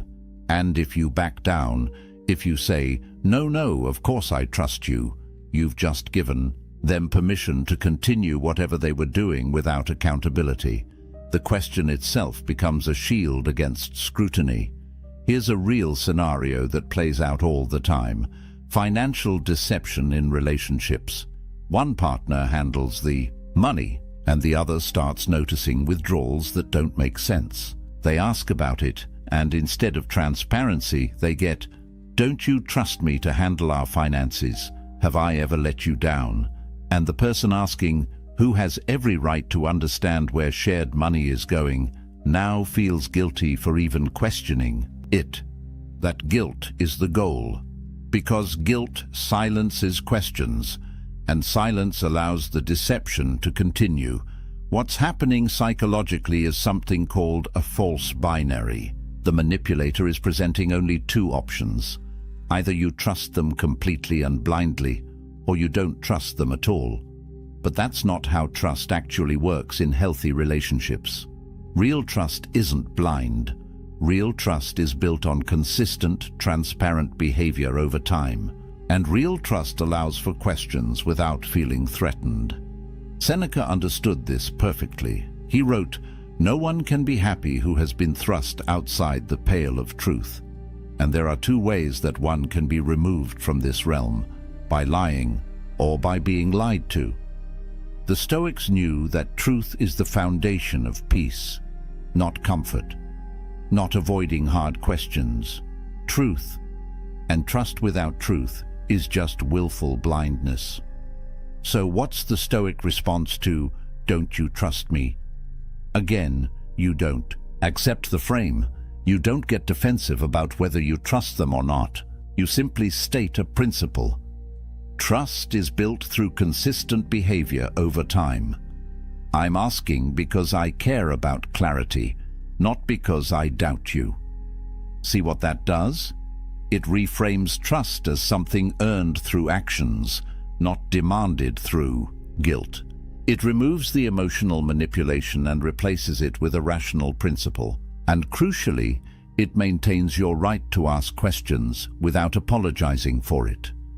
If they're honest, they'll appreciate that you value truth enough to ask. If they're manipulating, they'll likely get defensive, which tells you everything you need to know. Either way, you stayed grounded. You didn't let their question control your response. That's Stoic strength in action. The third manipulative question is maybe the most aggressive. Are you calling me a liar? This one goes straight for the throat. It's a defensive reversal that puts you on trial for daring to question them. And it's incredibly effective because most people are conflict averse. They don't want to be seen as accusatory or confrontational. So when someone flips the script and makes you the aggressor, your natural instinct is to backpedal. Let's break down what's happening here. You've noticed inconsistencies. Their story changed between yesterday and today. Details don't line up.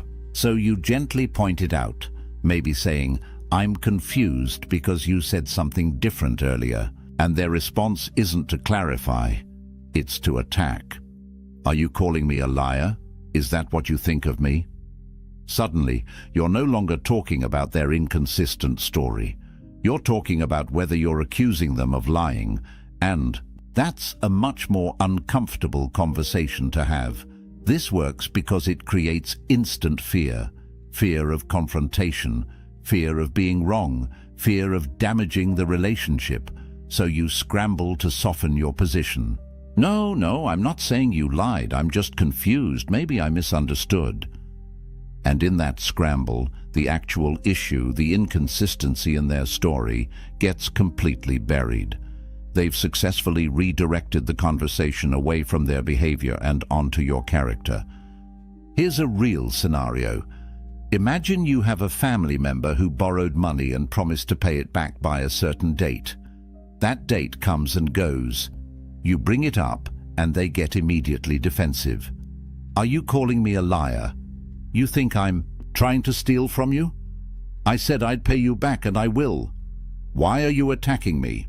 Now, instead of discussing when you'll get your money back, you're defending yourself against accusations of being accusatory. That's the power of this manipulation. Psychologically, this is a false equivalence. They're equating asking questions with making accusations. But these are not the same thing. Honest people don't fear questions. Honest people welcome clarity. They'll address inconsistencies by explaining them, not by attacking the person who noticed them. But liars can't afford clarity. Clarity exposes them. So they make the act of seeking clarity itself seem like an attack. Marcus Aurelius offers us wisdom here.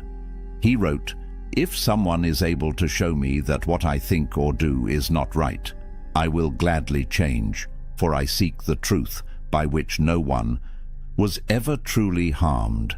It is the person who continues in self-deception and ignorance who is harmed. The Stoics valued truth above comfort.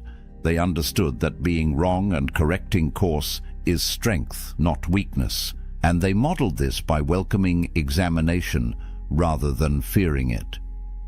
So what's the Stoic response to, "Are you calling me a liar?" You stay calm, you stay factual, and you don't let them make you the villain for seeking truth. A powerful response is simply this: should I be? Because honest people don't fear questions. Let that sink in for a moment. You're not saying they're a liar. You're not defending yourself against the accusation of accusing them. You're simply pointing out a truth. If they're being honest, your questions shouldn't threaten them. This response maintains your composure and flips the frame back to where it belongs. It's not about whether you're accusatory. It's about whether they have anything to hide. And by staying calm, by not getting pulled into emotional defensiveness, you demonstrate something critical. You are not moved by their attempts to intimidate or deflect. You remain grounded in seeking truth. That's Stoic power. The fourth manipulative question is subtle but deadly. Why would I lie to you? This one works by appealing to logic and relationship. History. It's making you feel foolish for even suspecting something might be wrong. Because, right, why would they lie? They have no reason to. Except, of course, they do. But this question makes you second-guess your instincts by making deception seem illogical. Let's think about how this plays out. You've discovered something, maybe a hidden expense, maybe they were somewhere they said they wouldn't be. Maybe you found a message that contradicts what they told you. You bring it up, and instead of explaining, they look at you with confusion and hurt. Why would I lie to you? What would I possibly gain from that, after everything we've been through? Together, you really think I'd deceive you? And suddenly, you're in a position where your concern seems absurd. Why would they lie? You can't think of a good enough reason, so maybe you're just paranoid. Maybe you're seeing things that aren't there. This is manipulation through incredulity. They're making the idea of them lying seem so ridiculous that you start doubting your own perception. But here's the truth. People lie for all kinds of reasons. To avoid consequences, to maintain an image, to cover other lies, to get what they want without conflict. The question, why would I lie, isn't actually asking for a reason. It's asserting that no good reason exists, which is a claim, not a question. Here's a real scenario. You start noticing your romantic partner has been distant, working late more often, less communicative. You see messages on their phone that seem suspicious. You bring it up, trying to have an honest conversation, and they respond with, "Why would I lie to you? I love you. If something was wrong, don't you think I'd tell you?" And in that moment, it's easy to feel foolish. Maybe you're being paranoid. Maybe you're creating problems where none exist. But psychologically, what's happening is a logical fallacy wrapped in emotional appeal. Just because you can't immediately articulate why someone would lie doesn't mean they're not lying. And more importantly, your observation, the thing that triggered your concern in the first place, doesn't disappear just because you can't explain their motive. The facts don't change based on whether you understand their reasoning.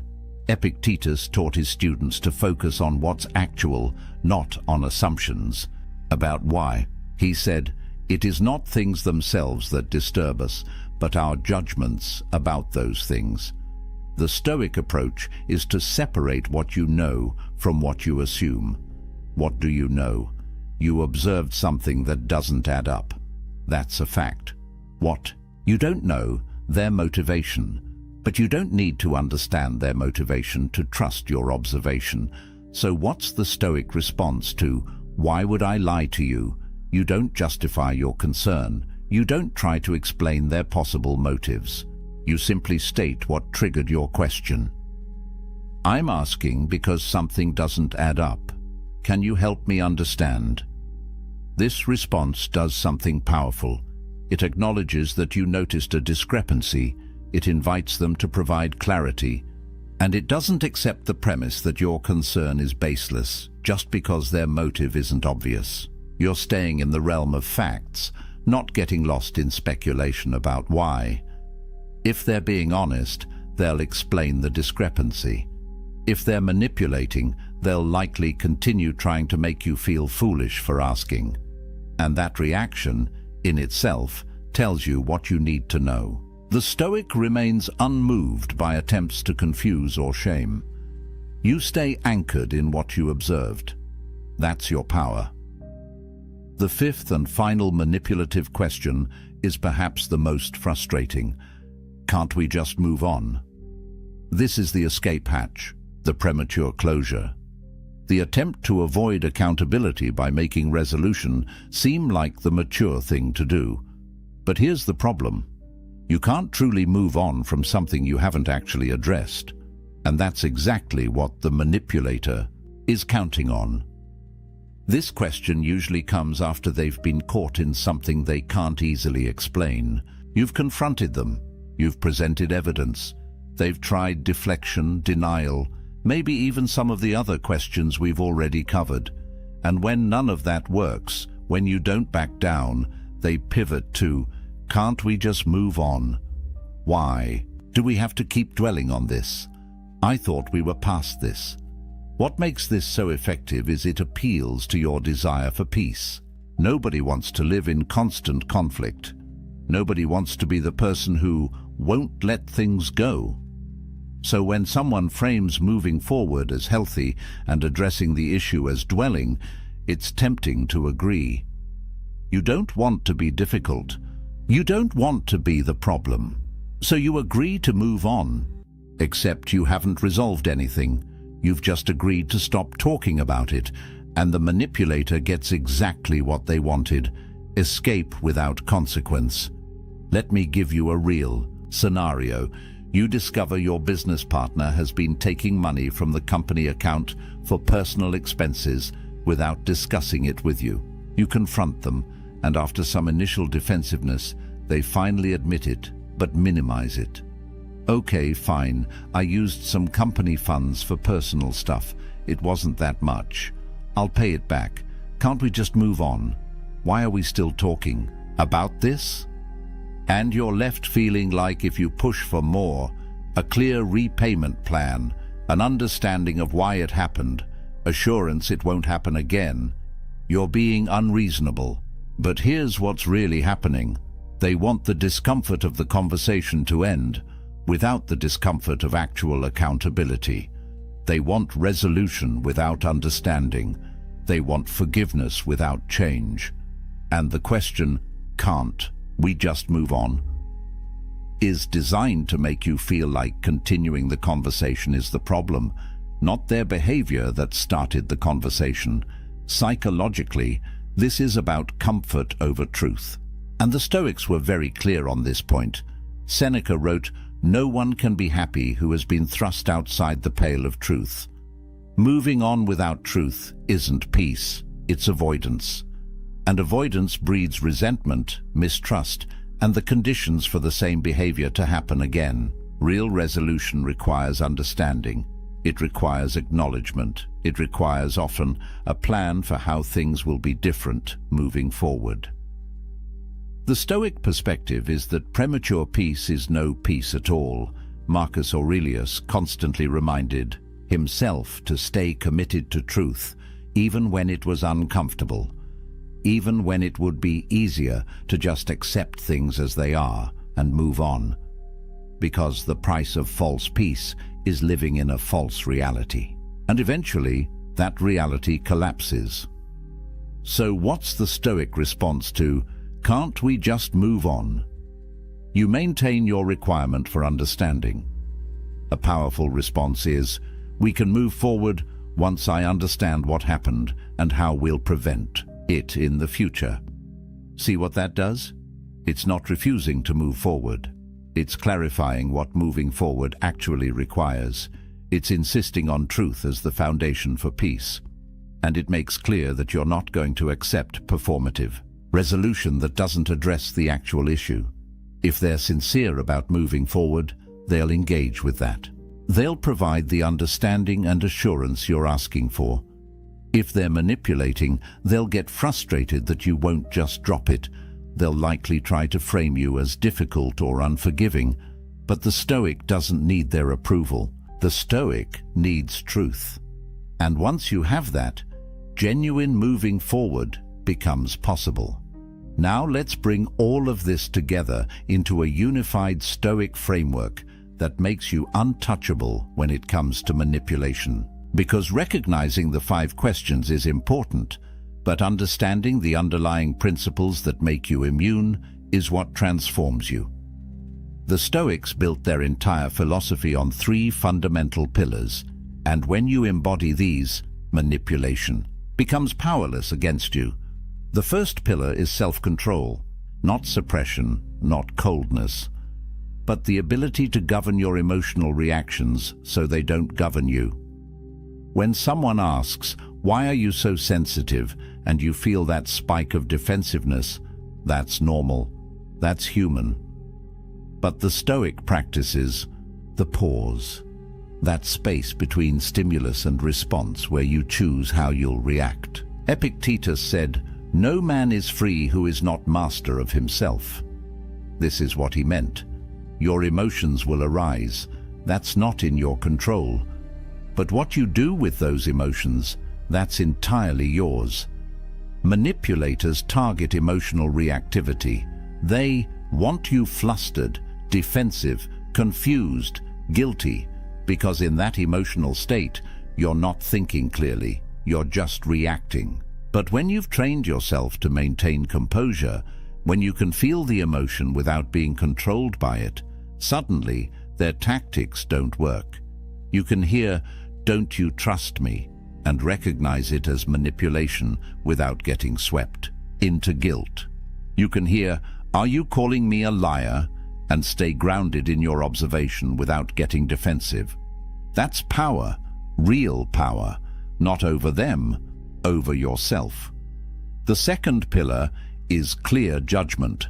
Marcus Aurelius wrote, "Everything we hear is an opinion, not a fact. Everything we see is a perspective, not the truth." This is crucial. The manipulator's questions are their opinion about what you should think or feel, but they're not facts. When they ask, "Why would I lie to you?" that's not actually an argument. It's an attempt to shape your judgment.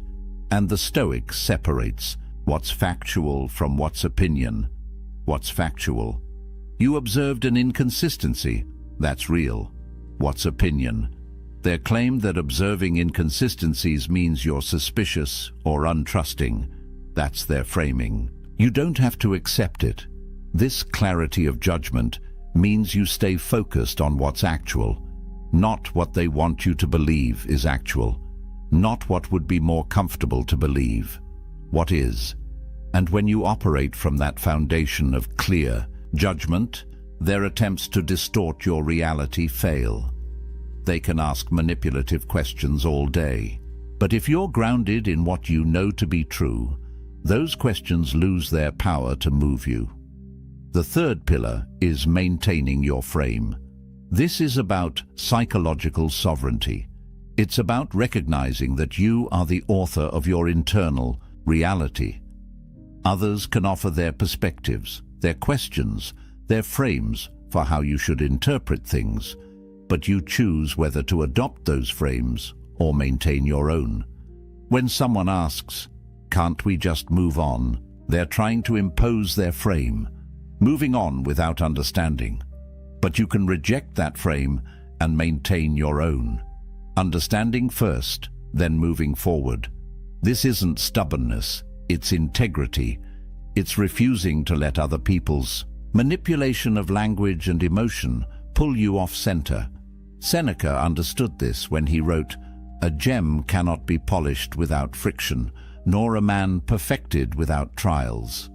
These manipulative questions are tests, and every time you stay grounded, every time you refuse to be moved from your center, you become stronger, not harder, not more defensive. Stronger in your ability to remain yourself regardless of external pressure. Here's what this looks like in practice. You're not trying to win arguments. You're not trying to prove you're right. you're simply unmoved. When they ask their manipulative questions, you respond with calm clarity. You don't accept their frame. You don't get defensive. You simply stay anchored in what you know and maintain your requirements for truth and understanding. And that combination, self-control, clear judgment, maintaining your frame, that makes you essentially manipulation-proof. The manipulator relies on you getting emotional, accepting their distorted version of reality, and abandoning your own perception to accommodate theirs.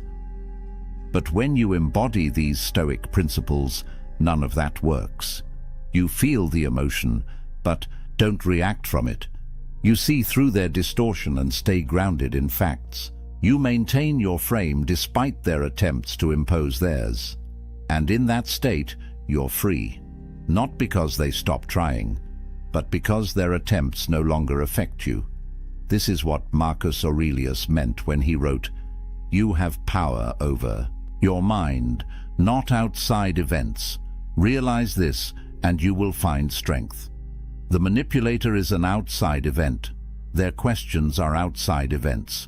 You can't control whether they ask, but you have absolute power over how you receive those questions, how you interpret them, and how you respond.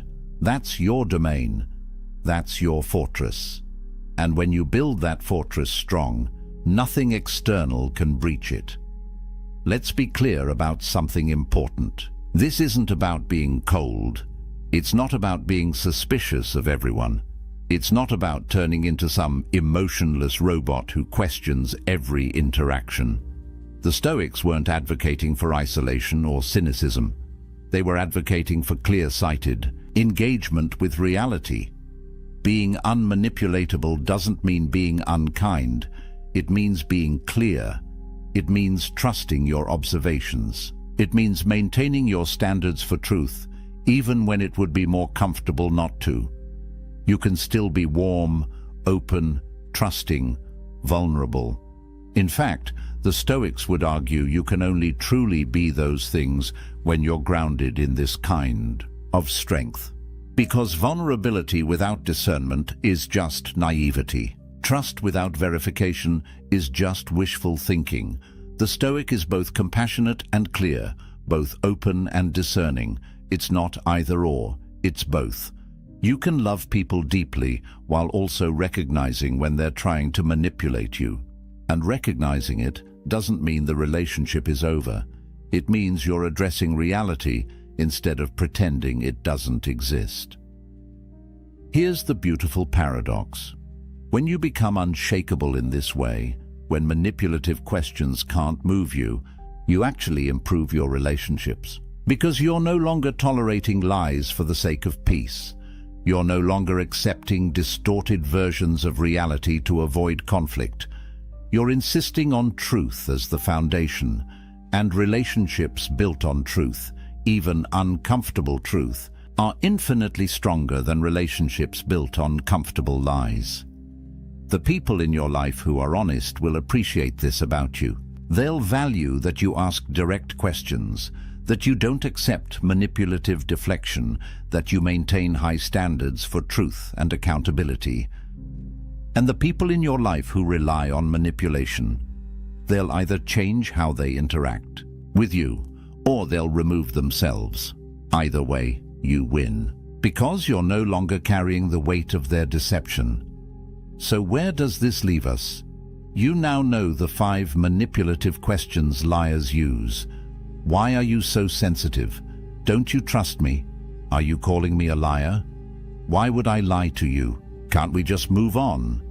You understand what each question is designed to do, how it shifts power, how it creates doubt, how it deflects accountability, and more importantly, you have the Stoic framework for responding with unshakable clarity. You maintain self-control so you're not reactive. You exercise clear judgment so you're not confused. You hold your frame so you're not manipulated. And from that place of strength, you can engage with the world, with relationships, with difficult conversations, without losing yourself in the process. This is what the Stoics discovered 2,000 years ago and what remains just as true today. Your power doesn't come from controlling others. It comes from mastering yourself. Marcus Aurelius ruled an empire.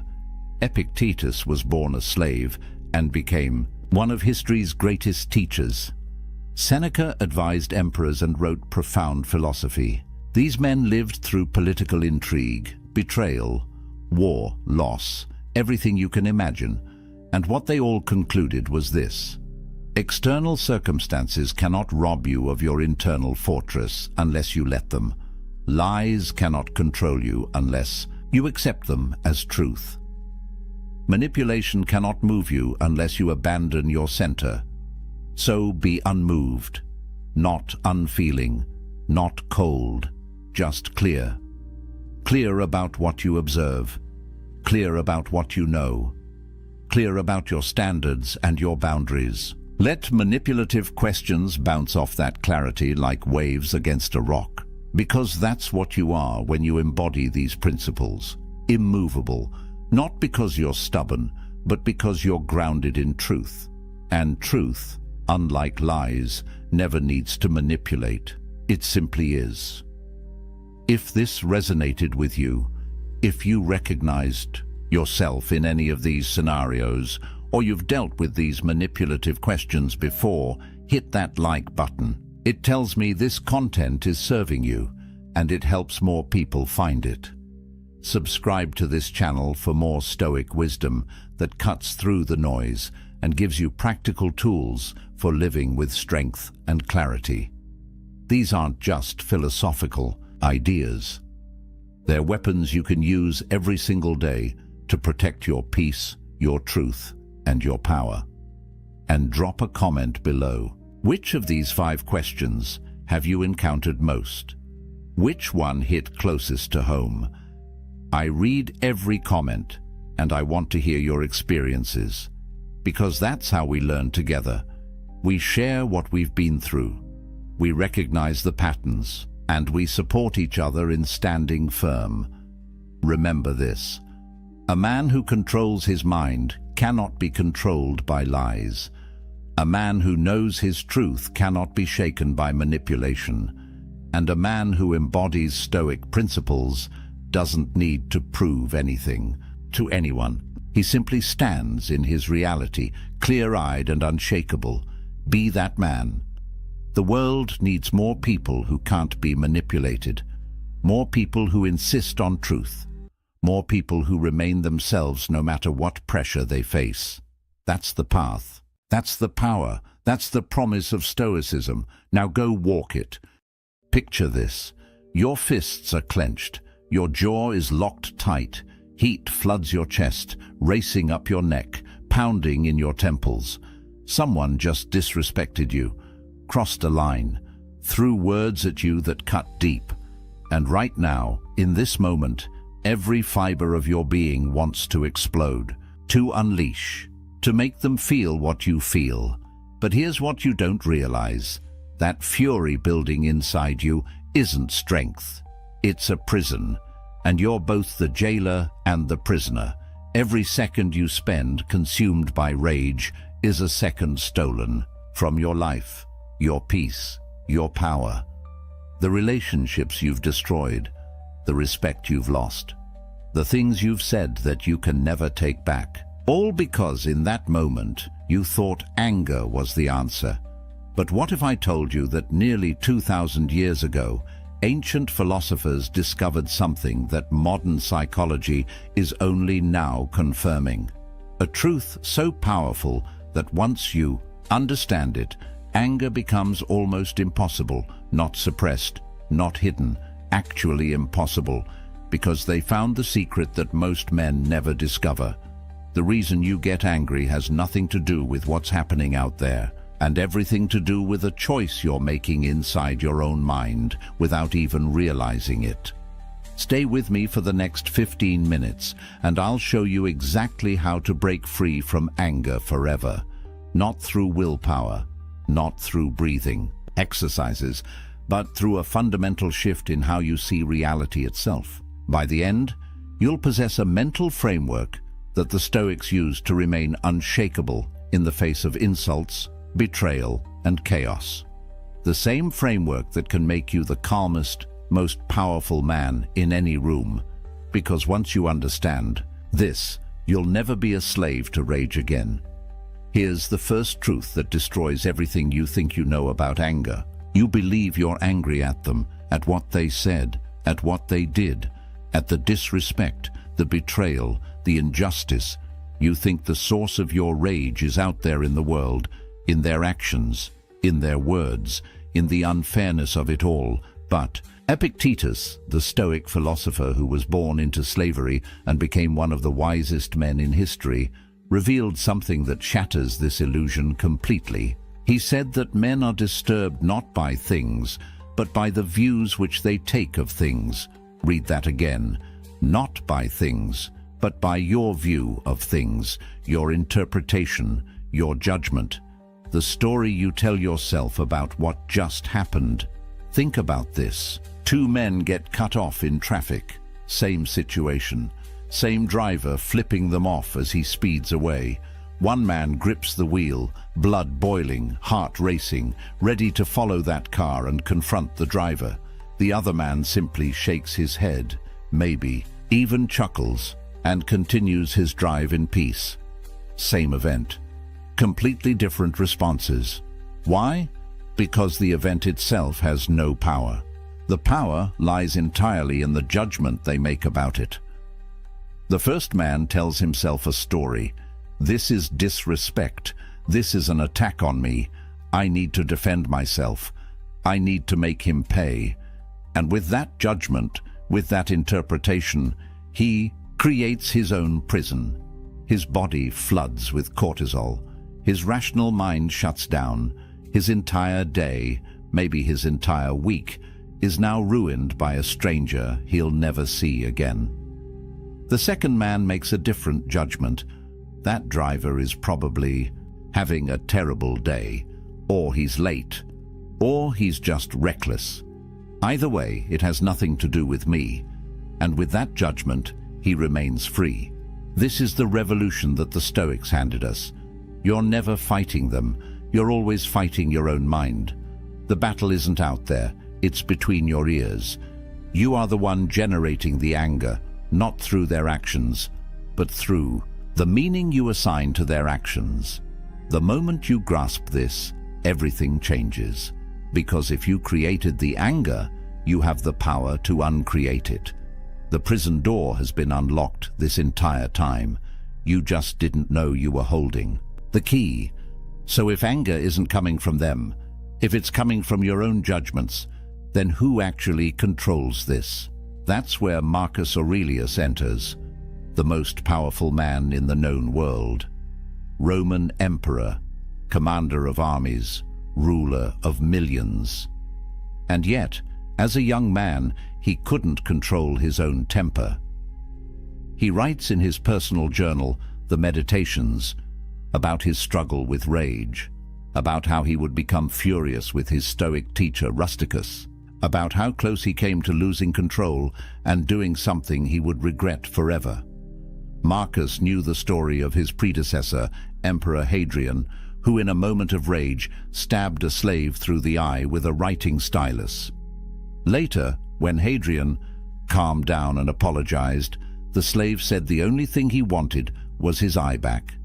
And even an emperor couldn't give him that. The damage was permanent. The lesson was clear. You can rule an empire and still be a slave to your emotions. You can command armies and still be conquered by anger. But Marcus discovered something that changed everything. The Stoics called it the dichotomy of control, and it's the single most powerful framework for understanding life that has ever been created. It's brutally simple. There are things you control, and there are things you don't control. That's it. And when you truly internalize this distinction, anger becomes nearly impossible. Here's what you actually control. Only 3 things: your thoughts, your judgments, your responses. That's the entire list. Everything else, every single other thing in this universe is outside your control. Other people's actions, their words, their opinions, the past, the future, outcomes, circumstances, traffic, weather, the economy, your body's aging, other people's respect, all of it, completely outside your control. Now here's the brutal truth. Almost all of your anger comes from trying to control things you cannot control. You're angry because someone disrespected you, but you cannot control what they say or think. You're angry because something didn't go your way, but you cannot control outcomes. You're angry because the past happened, but you cannot control what already occurred. Every moment spent in rage over these things is energy poured into a bottomless pit. It's trying to move a mountain by shouting at it. It's absolute insanity. But look what happens when you shift your focus to what you actually control. Someone insults you. You cannot control their words, but you can control your judgment about those words. You can choose to interpret them as the ravings of someone having a bad day, or the opinion of someone whose opinion doesn't matter, or the behavior of someone who simply doesn't understand. The event stays the same, but your judgment transforms your entire experience. Your project fails. You cannot control the outcome, but you can control what you do next, how you learn from it, how you adapt, how you rebuild. The failure stays the same, but your response determines whether it destroys you or strengthens you. This isn't resignation. It's not giving up. It's the opposite. It's radical empowerment. Because when you stop wasting energy on what you can't control, you suddenly have enormous power for what you can. You're no longer fighting a war on 1,000 fronts. You're focused, directed, unstoppable. The Stoics understood something profound. Accepting powerlessness over externals gives you ultimate power over yourself. And power over yourself is the only power that actually matters. Because the man who masters himself can never be conquered. The man who tries to master the world will always be at war. Marcus wrote that you have power over your mind, not outside events. Realize this, and you will find strength, not the strength to control others, the strength to remain unshaken no matter what others do. That's freedom.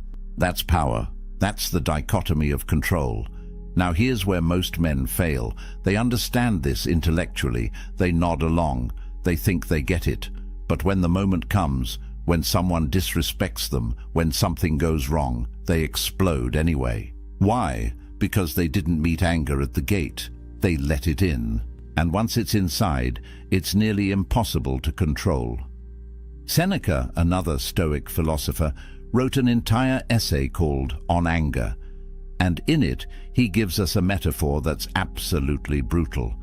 He says that anger is like an invading army, and the best plan, the only plan that works, is to resist it at the very beginning, to stop it at the frontier before it crosses into your territory. Because once anger enters the city, once it passes through the gates, it doesn't allow you to set limits. It does whatever it wants. It burns everything. And by the time you realize what's happened, the damage is already done. Think about the timeline of anger. Someone says something. You feel that first spark, that initial reaction. Seneca calls this the involuntary proto-passion. You can't control it. It's automatic. Your body reacts before your mind can catch up. Heart rate spikes, adrenaline dumps, face flushes. That's biology. That's not your fault.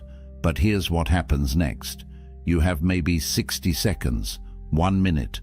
That's the window. That's when your rational mind can still function. That's when you can still think clearly. That's when you have a choice. You can either let the anger build, feed it, justify it, fan the flames, or you can recognize it for what it is and let it pass. But if you let it in, if you say yes to that second movement, If you assent to the judgment that you've been wronged and someone must pay, then the third movement happens, full-blown rage, and now your prefrontal cortex, the part of your brain responsible for judgment and reason, goes offline. You're operating from the amygdala, pure fight or flight. You're no longer human, you're an animal, and everything that happens next, you'll regret. The Stoics knew this. That's why they emphasized what they called postponement. When you feel anger rising, do nothing. Wait, walk away, create space. Because anger is temporary. It peaks and then it fades.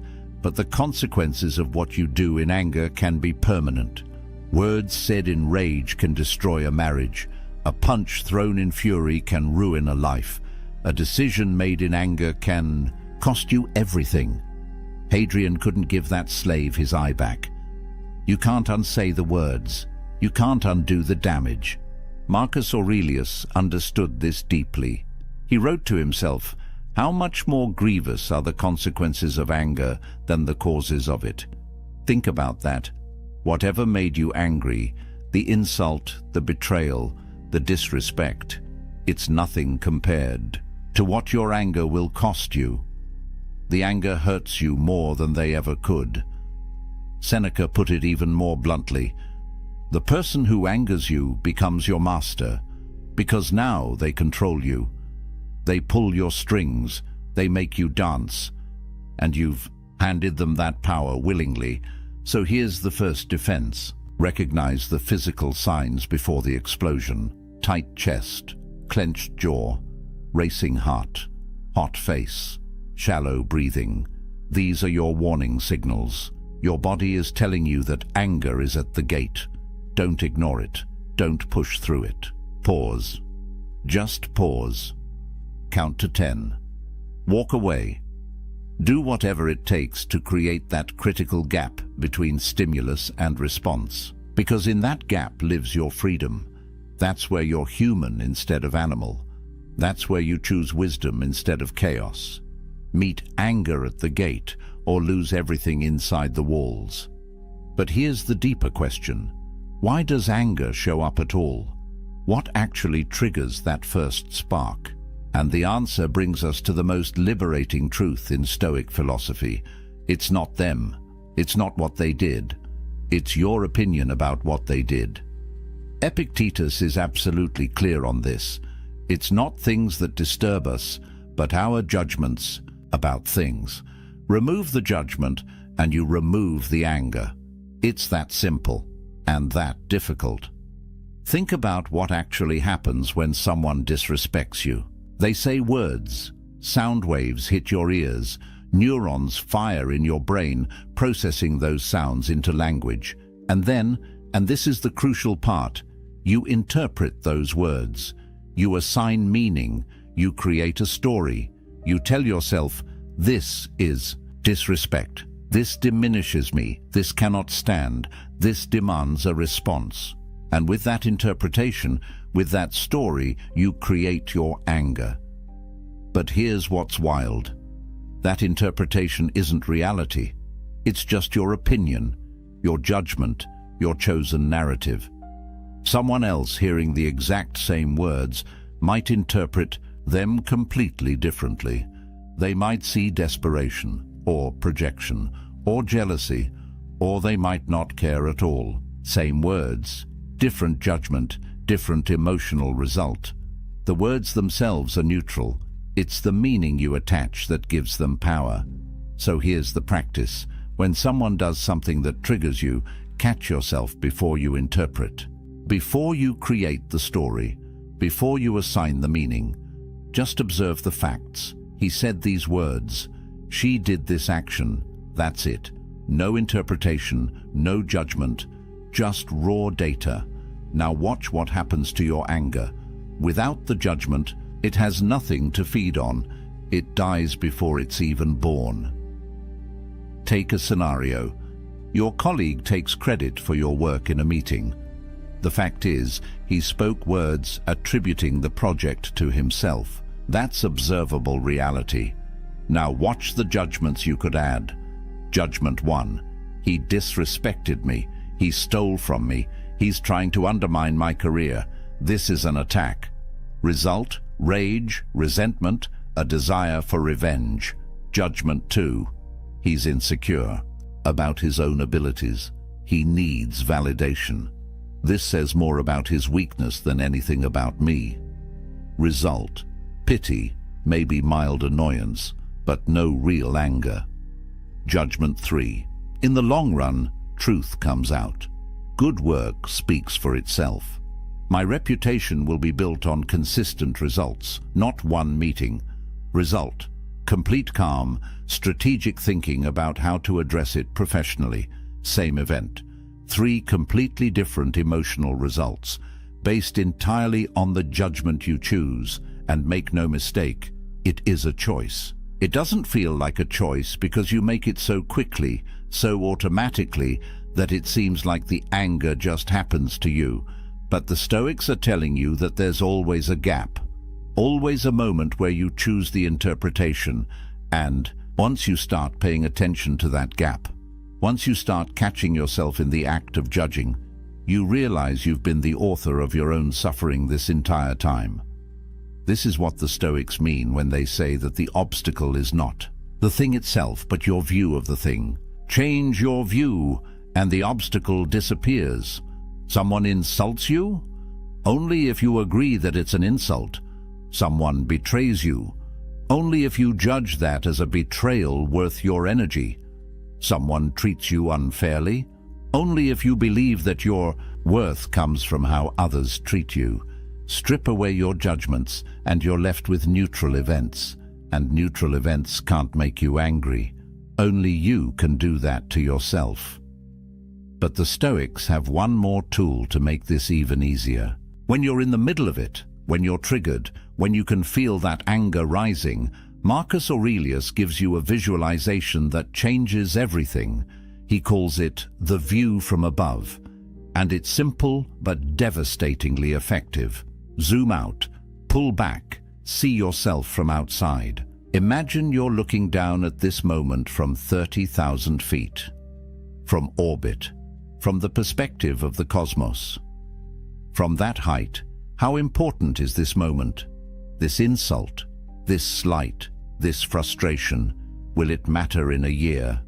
In 5 years? In 50? When you're on your deathbed looking back at your life, will you remember this? Will you care? The brutal answer is almost always no. It's completely insignificant. It's a tiny ripple in an endless ocean. And yet, you're about to sacrifice your peace, your dignity, your relationships over it. You're about to let it steal your day, your week, maybe more. Marcus would remind himself constantly about the shortness of life. He wrote, "You could leave life right now. Let that determine what you do and say and think. You have a limited number of days, a finite amount of time, and every moment you spend angry is a moment wasted. A moment you'll never get back. Stolen not by them, but by your own reaction to them." The cosmic perspective reveals the absurdity of anger. You're a brief flash of consciousness in an infinite universe. A few decades if you're lucky, and you're going to spend those precious moments raging over someone's opinion, over circumstances you can't control, over events that won't matter tomorrow. Here's another angle Marcus used: the impermanence of everything.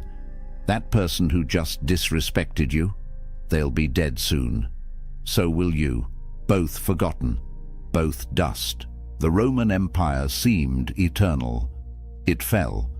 Your career, your reputation, your pride, all temporary, all fleeting, all ultimately meaningless in the grand scale. So why give them the power to disturb your inner tranquility? Why hand over your peace for something so temporary? And here's the final piece of the cosmic view. Recognize your shared humanity. Marcus would remind himself every morning that today he would meet people who are meddling, ungrateful, violent, treacherous, envious. But he would also remind himself that they act this way out of ignorance. They don't know good from evil. They're doing the best they can with the understanding they have. Just like you mess up sometimes, just like you've hurt people, just like you've been ignorant. They're human, flawed, struggling, just like you. When you see it from this perspective, anger transforms into something closer to compassion, or at least indifference. Because how can you stay angry at someone you pity? How can you rage at someone whose entire existence is a brief, confused stumble toward death, same as yours? The view from above doesn't make you weak. It makes you wise. It shows you what actually matters, and anger almost never actually matters. All right, you understand the theory. Anger comes from your judgments. You can only control your own mind. You need to catch it at the gate. You need the cosmic perspective. But how do you actually do this? How do you turn philosophy into practice? Here's your system. The Stoic protocol for remaining unshakable no matter what life throws at you. Start every morning with what Marcus called the morning meditation. Before you check your phone, before you start your day, sit for 5 minutes and prepare yourself. Remind yourself that today you will encounter difficult people, people who are angry, selfish, ungrateful. But here's the key: you expect it. You're not surprised by it. You're prepared for it. When you expect challenges, they lose their power to upset you. You've already mentally rehearsed the moment. So when someone cuts you off in traffic or snaps at you in a meeting, you don't react with shock and anger. You think, ah yes, just as I expected. One of today's challenges, and you handle it with calm. This is premeditation of adversity. The Stoics would visualize worst-case scenarios not to be negative, but to be prepared. If you spend time each morning imagining someone disrespecting you and practicing how you'll respond with dignity instead of rage, then when it actually happens, you've already trained for it. Athletes visualize performance before competition. Stoics visualize challenges before daily life. Same principle. You're training your mind to respond with wisdom instead of emotion. Now, in the moment, when you feel anger rising, use the 3-breath rule before you speak, before you act, before you do anything. Take 3 slow, deep breaths. Count them. Feel the air moving in and out. This does 2 things. First, it creates that crucial gap between stimulus and response, that space where freedom lives. Second, it activates your parasympathetic nervous system, the calming response, which literally counteracts the fight or flight response your body is having. While you're breathing, ask yourself one question: what would a wise person do right now? Not what do I want to do? Not what does my ego demand? What would wisdom choose? Would Marcus Aurelius blow up over this? Would Epictetus let this disturb his inner peace? Would Seneca sacrifice his tranquility for this temporary irritation? The answer is always no, and if they wouldn't, why should you? Then comes the evening review. Before you sleep, Seneca recommends auditing your day. Where did you get angry? What triggered you? What judgment did you make that created that anger? Could you have interpreted it differently? What will you do better tomorrow? This isn't about guilt or shame. It's about learning. It's about noticing your patterns. It's about slowly reprogramming your automatic responses. You're training yourself to catch the judgments earlier, to question them faster, to choose wisdom more consistently. And here's a powerful technique Seneca himself used: the contrary action principle. When you feel anger rising, do the exact opposite of what anger wants. Anger wants you to yell. Lower your voice. Anger wants you to attack. Say something kind. Anger wants you to storm out. Stay calm and present. This breaks the pattern. It shows your mind that you're in control, not the emotion. It's like catching yourself mid-fall and turning it into a controlled descent. You're interrupting the automatic program and installing a new one. Finally, commit to 30 days. Track every time you get angry. What triggered it, how long it lasted, what you did. Be honest, be thorough. Because what gets measured gets managed. Just the act of tracking will make you more aware, and awareness is half the battle. You can't change what you don't notice. After 30 days, review your log. You'll see patterns. You'll see that most of your anger is over the same few types of situations, and now you know exactly what to prepare for. Progress isn't perfection. You're not trying to become an emotionless robot.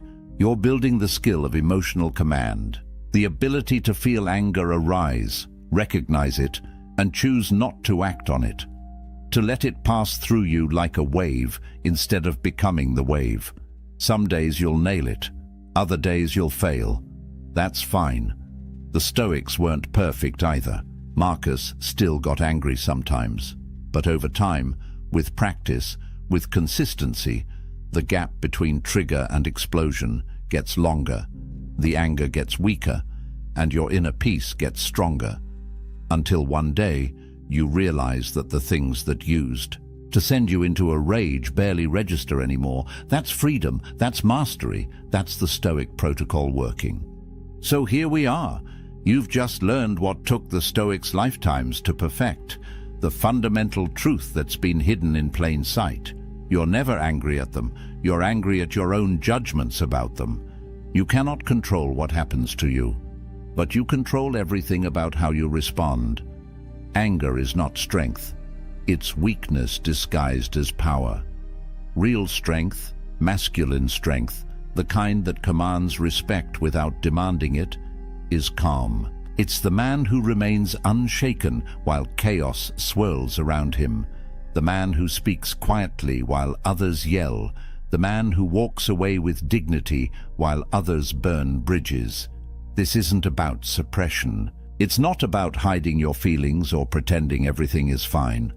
It's about understanding that most of what makes you angry is completely beneath you. You're letting strangers who won't remember you tomorrow steal your peace today. You're handing your power to people who don't deserve even your attention. You're sacrificing your inner tranquility for situations that won't matter next week. That's insanity. And now you see it.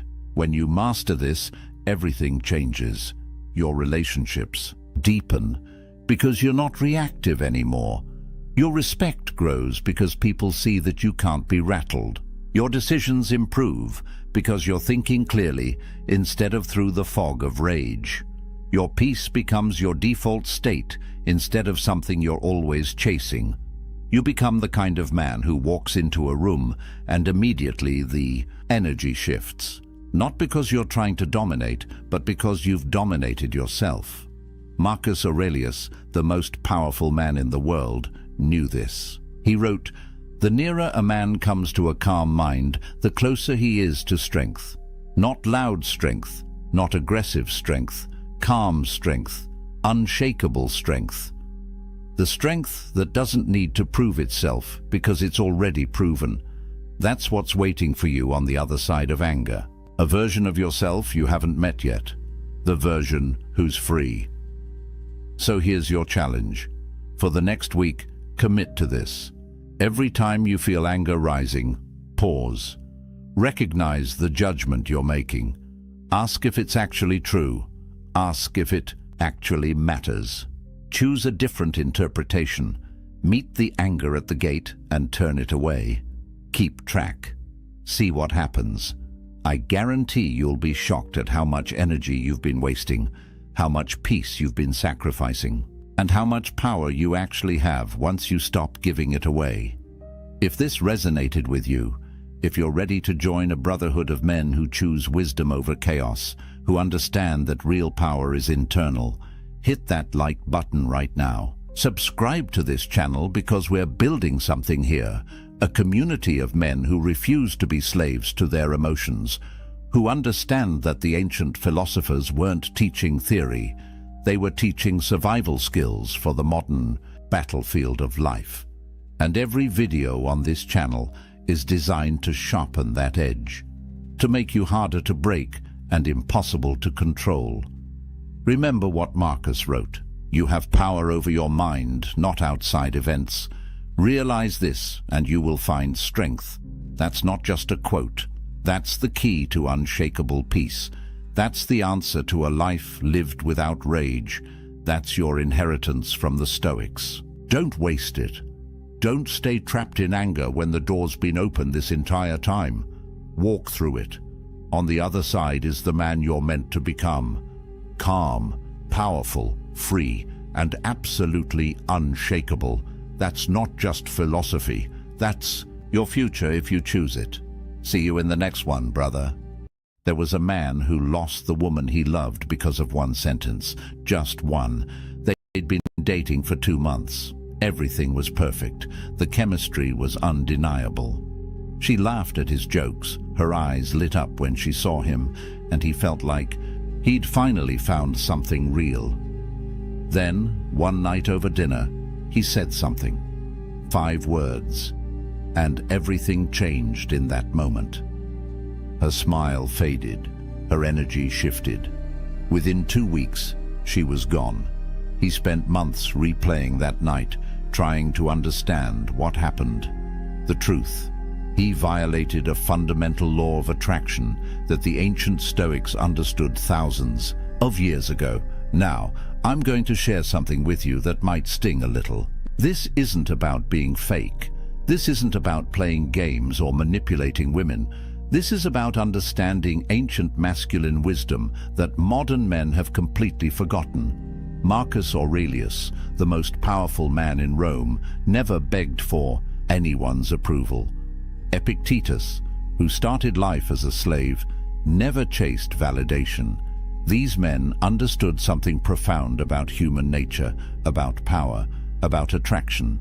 Today, I'm revealing 5 specific phrases that destroy attraction instantly. Not slowly, not over time, instantly. Each one breaks a fundamental principle of Stoic masculinity. Each one broadcasts weakness directly to her subconscious mind. And by the end of this video, you're going to understand exactly why these words repel women at a primal biological level. If you've ever wondered why she pulled away, why the spark died, why she suddenly seemed less interested, there's a very good chance you said one of these 5 phrases. Stay with me until the end, because the 5th one is what most men say when they're desperate, and it's the most damaging of all. But first, before I reveal what that man said at dinner that night, you need to understand something the Stoics knew about female psychology that modern dating advice completely misses. Something that will change how you see every interaction with women from this moment forward. Let's talk about control. Epictetus, one of the greatest Stoic philosophers, taught something radical. He said, there are things within your control and things outside your control. That's it. That's the line. Your thoughts, your actions, your character, within your control. Other people's opinions, their feelings, whether they choose you, completely outside your control. He called this the dichotomy of control, and it's the foundation of everything I'm about to tell you. Here's where it gets interesting. You cannot control whether she likes you. You cannot control whether she finds you attractive.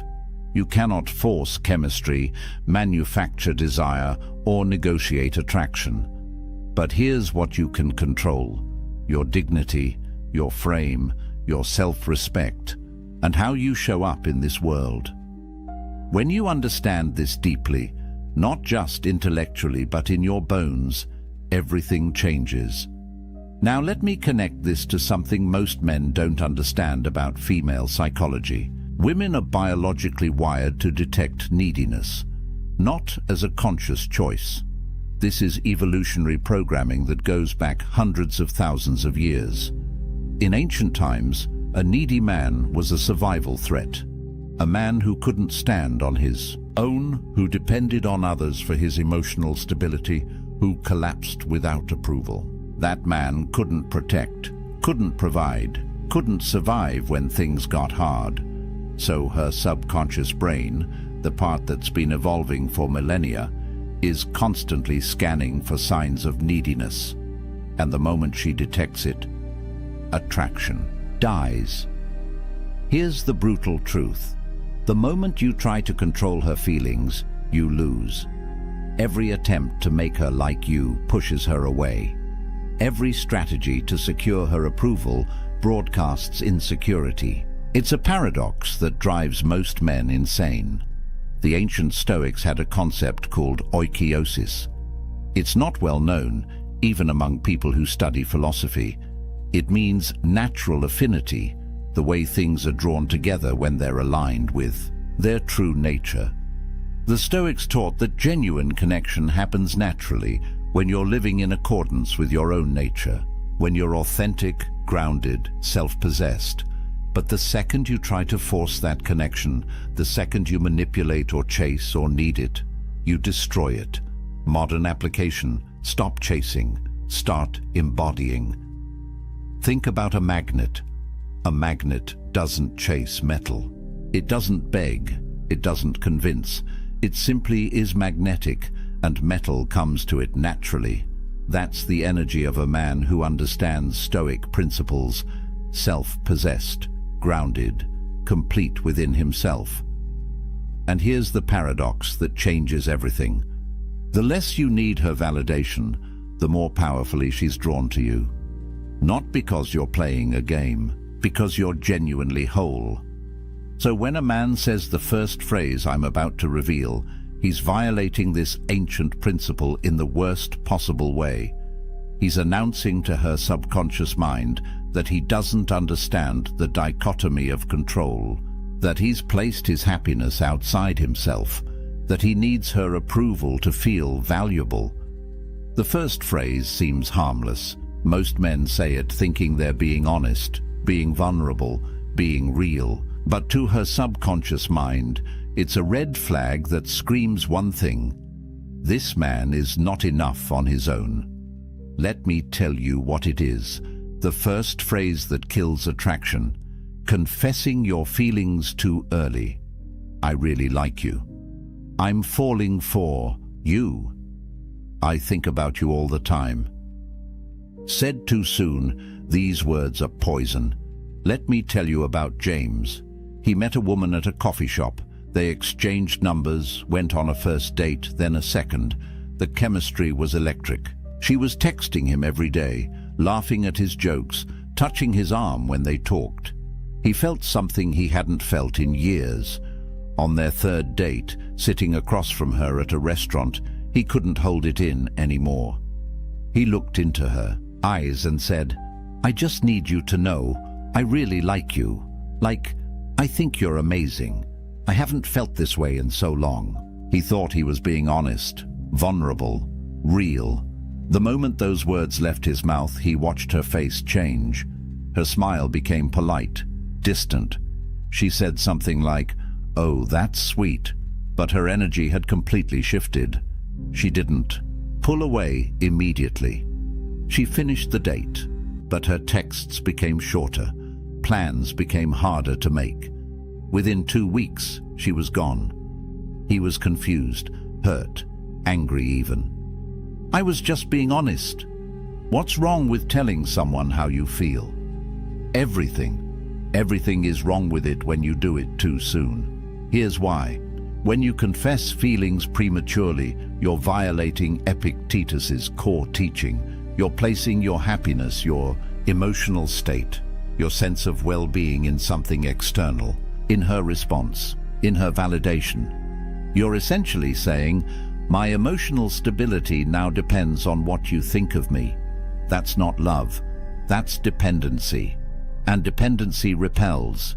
It shows outcome dependency. Your emotional state is controlled by whether she reciprocates.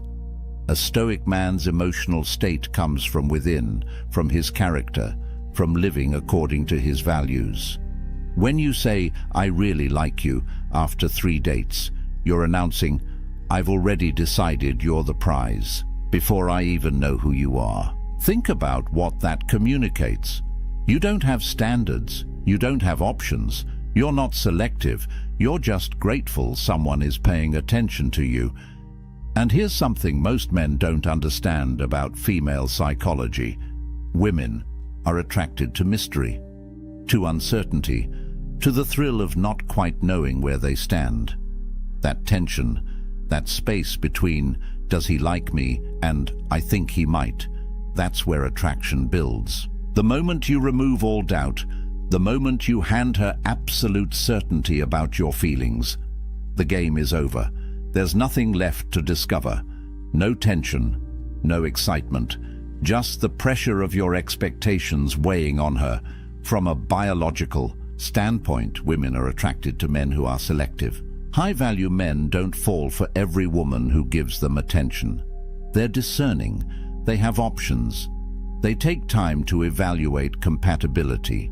When you confess deep feelings after barely knowing someone, her subconscious translates that as "this man doesn't have options. He's decided I'm his best chance.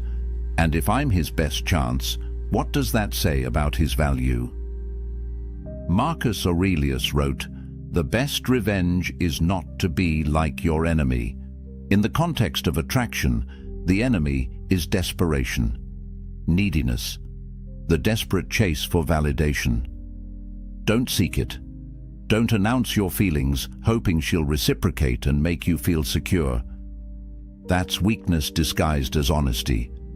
Let your actions show interest. Show up consistently. Invest time. Be present when you're together. Plan thoughtful dates. Listen.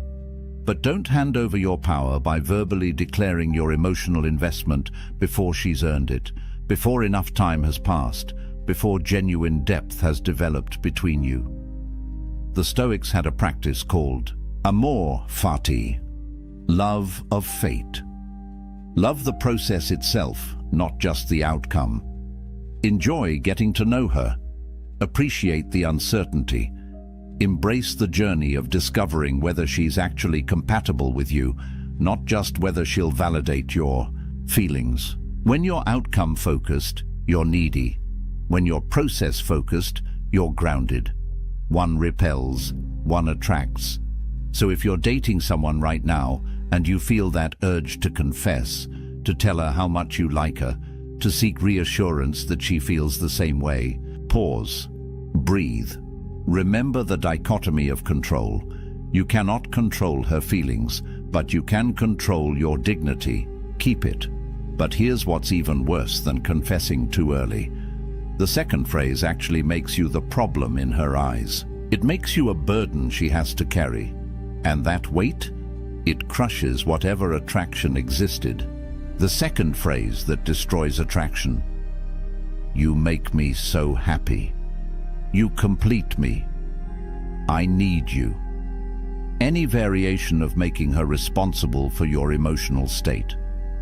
David had been with his girlfriend for 6 months. Things were good, really. Good. He was head over heels. Every morning he'd text her, "You make me so happy." During dates, he'd look into her eyes and say, "I don't know what I'd do without you. You're everything to me." He thought he was being romantic, thought he was showing her how much she meant to him. He'd seen it in movies, heard it in love songs. This is what you're supposed to say when you love someone, right? Wrong. She started pulling back around month 7, became less available, less affectionate. When he asked what was wrong, she'd say, "Nothing, I'm just tired." But he could feel her slipping away. Finally, she sat him down and said something that gutted him. "You're too much. I feel like I can't breathe. It's like your entire happiness depends on me, and that's not fair. I can't be responsible for that. I feel suffocated." He was devastated, confused. How could loving her too much be the problem? Here's what David didn't understand. Seneca, the Roman Stoic philosopher, wrote something profound. "The person who depends on another for happiness is a slave." Read that again. When you tell a woman, "You make me happy," you're not declaring love. you're announcing slavery. You're saying, I'm incomplete without you. My emotional well-being is in your hands. If you leave, I collapse. That's not masculine energy. That's not strength. That's dependency. And dependency is the opposite of what creates attraction. Think about it from her perspective. Women are biologically attracted to the oak tree, not the ivy. The oak tree stands tall and strong on its own. Storms come, seasons change, but the oak remains. The ivy, on the other hand, needs something to cling to.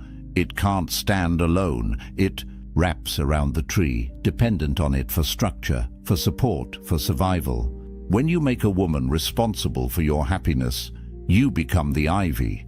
And no woman wants to be the oak tree in the relationship. She wants to rest against your strength, not carry the weight of yours. Here's the psychology that most men miss. Being someone's everything is exhausting. It's not flattering. It's not romantic. It's a burden. When your happiness depends on her, every interaction becomes high stakes. If she's tired and wants space, she's not just taking care of herself anymore. She's now responsible for your emotional collapse. If she's having a bad day and isn't warm and affectionate, she's not just dealing with her own stuff. She's also managing your need for reassurance. That pressure kills desire faster than almost anything else. She doesn't want to be your life. She wants to add to your life. She wants to enhance an already fulfilling existence, not be the only source of your joy. When you're complete within yourself, when your happiness comes from your purpose, your growth, your values, your friendships, your passions, then her presence becomes a beautiful addition, not a desperate necessity. The Stoics called this apatheia. It doesn't mean being emotionless or cold. It means freedom from destructive passions. It means emotional self-sufficiency. You create your own happiness through living virtuously, through contributing to the world, through pursuing excellence in what matters to you. She doesn't create your happiness. She shares in it. Epictetus taught, don't seek to have events happen as you want them to, but instead want them to happen as they do happen, and your life will go well. Apply that to relationships. Don't need her to be a certain way for you to be happy. Don't need her to stay for you to be whole. Your happiness is your responsibility, always. When you're emotionally self-sufficient, something interesting happens. She feels free. Free to be herself. Free to have bad days without managing your emotions. Free to be imperfect without you falling apart. And in that freedom, attraction thrives. She's drawn to your strength, to your groundedness, to the fact that you'd be fine without her, but you choose her anyway. That's love from a position of power, not neediness. Now, the third phrase is sneaky. Most men don't even realize they're saying it. They think they're being considerate, being a gentleman. But she hears something completely different. She hears manipulation disguised as niceness, and it repels her at a deep level. The third phrase, whatever you want. I don't care, you decide. It's up to you. Constant agreeableness. Having no opinions of your own. Meet Ryan. Nice guy. Really nice. Maybe too nice. He'd been seeing Sarah for about 2 months, and everything seemed fine on the surface. But there was a pattern. Every single time they made plans, the conversation went the same way. Where should we go for dinner? I don't know. Wherever you want. What movie should we see? You pick. I'm good with anything. Should we go to the beach or stay in the city this weekend? Whatever makes you happy. Ryan thought he was being considerate, accommodating, the perfect boyfriend who never causes conflict. 3 months in, she ended it. Her exact words. I don't even know who you are. You're like a ghost. You have no preferences, no opinions, no spine. I feel like I'm dating a mirror. Ryan was shocked, hurt. He'd done everything to make her happy. How could that be the problem? Here's what he missed. Marcus Aurelius wrote, "Waste no more time arguing what a good man should be. Be one." A man without opinions is a man without character. A man who constantly defers isn't showing respect. He's committing self-erasure. He's disappearing right in front of her. Think about attraction. Real, visceral, sexual attraction. It requires polarity. Masculine and feminine energies create spark through contrast, through difference, through tension. When you agree with everything, when you have no preferences, when you're just a mirror reflecting whatever she wants, there's no contrast, no friction, no electricity, just boring sameness. Women test for backbone, not consciously, but instinctively. When she asks, "Where should we eat?" that's not really about food. It's a test. Can you lead? Do you have conviction? Are you capable of making a decision and standing by it? Every time you say, "I don't care, you choose," you fail that test. Every single time. Here's the covert contract that nice guys operate under. They think, if I agree with everything she wants, if I never challenge her, if I'm always accommodating, she'll like me more. She'll see how easy I am to be with. But the opposite happens. She loses respect with every "whatever you want," because deep down, she knows what you're doing. You're not being agreeable because you genuinely don't have preferences. You're being agreeable because you're afraid. Afraid of conflict, afraid she'll disagree, afraid she'll leave if you're not perfect. That fear, she can smell it. The Stoics practiced something called premeditatio malorum, negative visualization. They'd imagine the worst outcomes to prepare themselves mentally. Apply that here. Imagine what happens if you please everyone. The answer, you please no one, especially not yourself. When you have no opinions, no preferences, no boundaries, you become invisible, forgettable, replaceable. Epictetus taught, if you wish to be good, first believe that you are bad. In this context, it means acknowledge the people-pleasing tendency. Recognize that your constant agreeableness isn't kindness, it's avoidance. It's fear-based behavior disguised as consideration. Here's what women actually want. They want to feel your presence, your direction, your masculine certainty, not arrogance, not domination. Just the simple confidence to say, "I'd prefer Italian tonight," or "I'm not really into action movies, let's do the thriller instead," or "I want to go to the mountains this weekend." Simple preferences, stated calmly. That's it. That's all it takes to show you're a real person with real opinions. And here's the secret. She doesn't even need to agree with your preferences. She just needs to know they exist. Disagreement is fine, healthy even. What kills attraction is the void where your personality should be. Be willing to have opinions. State them without apology. And be equally willing to hear hers and find compromise when it matters. That's partnership. That's polarity. That's attractive. The fourth phrase is what men say when they're losing her. And instead of slowing the decline, it accelerates it. If you've said this next one, you know exactly how she responded, and it wasn't good. The fourth phrase that kills attraction, seeking constant reassurance. Are we okay? Do you still like me? Are you mad at me? Did I do something wrong? Michael couldn't handle silence, couldn't handle space, couldn't handle uncertainty. He'd been dating Lisa for about 4 months when the pattern started. Anytime she seemed quiet, anytime she didn't respond to a text within an hour, anytime her tone seemed even slightly different, he'd panic. "Hey, are we good? You seem distant. Is everything okay? I feel like something's off. Did I do something?" At first, Lisa would reassure him. "No, babe, we're fine. I'm just tired. Everything's good, I promise. You didn't do anything wrong. I'm just busy at work." But the questions kept coming. Every week. sometimes multiple times a week. Eventually, her reassurances became shorter, less convincing, until finally she stopped responding to his "Are we okay?" text altogether.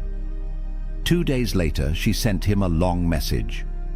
"I can't be your therapist. This constant need for reassurance is exhausting. I feel like I'm managing your anxiety instead of being in a relationship. I'm done."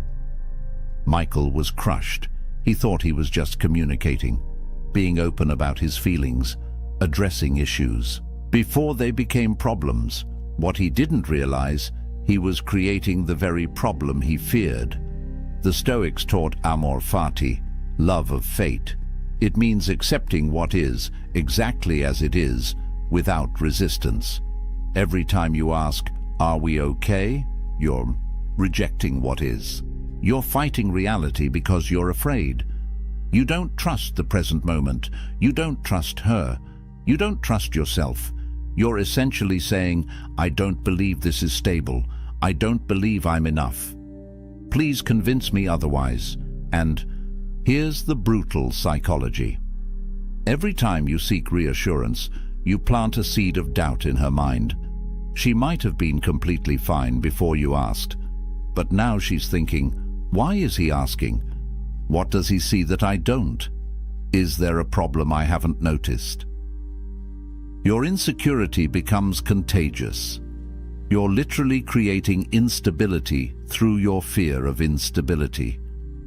Women interpret constant reassurance seeking as, "He doesn't believe. He's enough." And if you don't believe it, why should she? Confidence isn't arrogance. It's not pretending everything's perfect. Confidence is trusting in your ability to handle whatever outcome unfolds. A confident man doesn't need constant validation because he knows something fundamental. If she leaves, he'll survive. He'll be okay. He'll rebuild. That certainty makes him unshakable, and that's deeply attractive. Marcus Aurelius wrote, "Today I escaped anxiety, or no, I discarded it because it was within me, in my own perceptions, not outside." Your need for reassurance isn't about her behavior. It's about your internal state, your anxiety, your fear of abandonment, your belief that you're not enough. That's your work to do, not hers to constantly soothe. Here's what happens when you keep seeking reassurance. You create a death spiral. Your insecurity makes you ask, "Are we okay?" She pulls back slightly because the neediness is unattractive. You notice her pulling back, which increases your insecurity, which makes you ask again. She pulls back more. You ask more, round and round until the relationship is dead. You kill it with the very behavior meant to save it. The Stoics practiced negative visualization. Imagine the worst outcome. She leaves. You're alone. Now really sit with that. Would you actually die? No. Would you be devastated? Probably. For a while. But would you survive? Yes. Would you eventually heal? Yes. Would you find someone else? Very likely. When you deeply internalize that you'd be okay, even in the worst-case scenario, you stop operating from fear. You stop needing constant reassurance. And that shift in energy changes everything. Stop asking if you're okay. Just be okay. With uncertainty, with silence, with not knowing exactly where you stand every single moment. That's confidence. That's strength. That's attractive. But nothing, and I mean nothing, kills attraction faster than the fifth phrase. This is the phrase of total desperation, the nuclear option that obliterates any remaining respect she had for you. If you're watching this because you're going through a breakup or she's pulling away, you've probably said this, or you're thinking about it. Don't. The fifth phrase. The one that destroys not just attraction, but your self-respect. Any form of begging. Please don't leave. Give me another chance. I'll change, I promise. I can't live without you. Just tell me what to do and I'll do it. This is the story of Tom. He'd been with Rachel for 8 months. Things had been rocky for a while. She'd been pulling away, becoming distant, less affectionate. He could feel her slipping through his fingers. One night, she sat him down and said the words he'd been dreading. "I don't think this is working anymore. I think we should break up." Tom's world collapsed in that moment. Panic flooded his system. He couldn't let this happen. He couldn't lose her. So he begged. He grabbed her hands and pleaded, "Please, don't do this. I love you. I'll change. Whatever you need me to do, I'll do it. Just give me one more chance. Please." Tears streaming down his face, voice breaking, completely falling apart. She looked uncomfortable, sad even. But her mind was made up. She left that night. Tom spent the next 3 days blowing up her phone. Long text messages about how much he loved her. Voicemails apologizing for everything. He showed up at her apartment with flowers, wrote her a letter promising he'd be different. He thought if he just showed her how much he cared, she'd come back. Instead, she blocked him on everything. Phone, social media, email, everything. And here's the truly painful part. He didn't just lose her, he lost himself. Every time he replayed those moments in his mind, begging, pleading, falling apart, he felt a deep sense of shame. He'd betrayed himself in the worst possible way. Epictetus taught, "No person is free who is not master of himself." When you beg, you become a slave to the outcome, a slave to her decision, a slave to your fear of being alone. You hand over every ounce of power you have, your dignity, your self-respect, your very identity, and you give it all to someone who's already decided they don't want it. Here's the brutal truth about begging. It confirms every single doubt she had about you. She left because she saw weakness. Maybe you were too needy. Maybe you lacked purpose. Maybe you'd become too comfortable, too dependent. Whatever the reason, something about you made her lose attraction. And when you beg, you prove she was right. You validate every concern she had. You show her in the most dramatic way possible that you are exactly the person she thought you were. Weak, desperate, unable to handle adversity with grace. Attraction requires respect. You cannot respect someone who doesn't respect themselves. The moment you fall to pieces, the moment you plead for her to stay, the moment you promise to change everything about yourself just to keep her, she cannot respect you. And without respect, there is no attraction. There never will be again. Here's what men don't understand about second chances. If you have to beg for her to stay, she's already gone. Mentally, emotionally, she's checked out. Her body might still be there, but her heart left weeks ago. Begging doesn't change her mind. It doesn't make her suddenly see your value. It cements her decision. It makes her even more certain she needs to leave.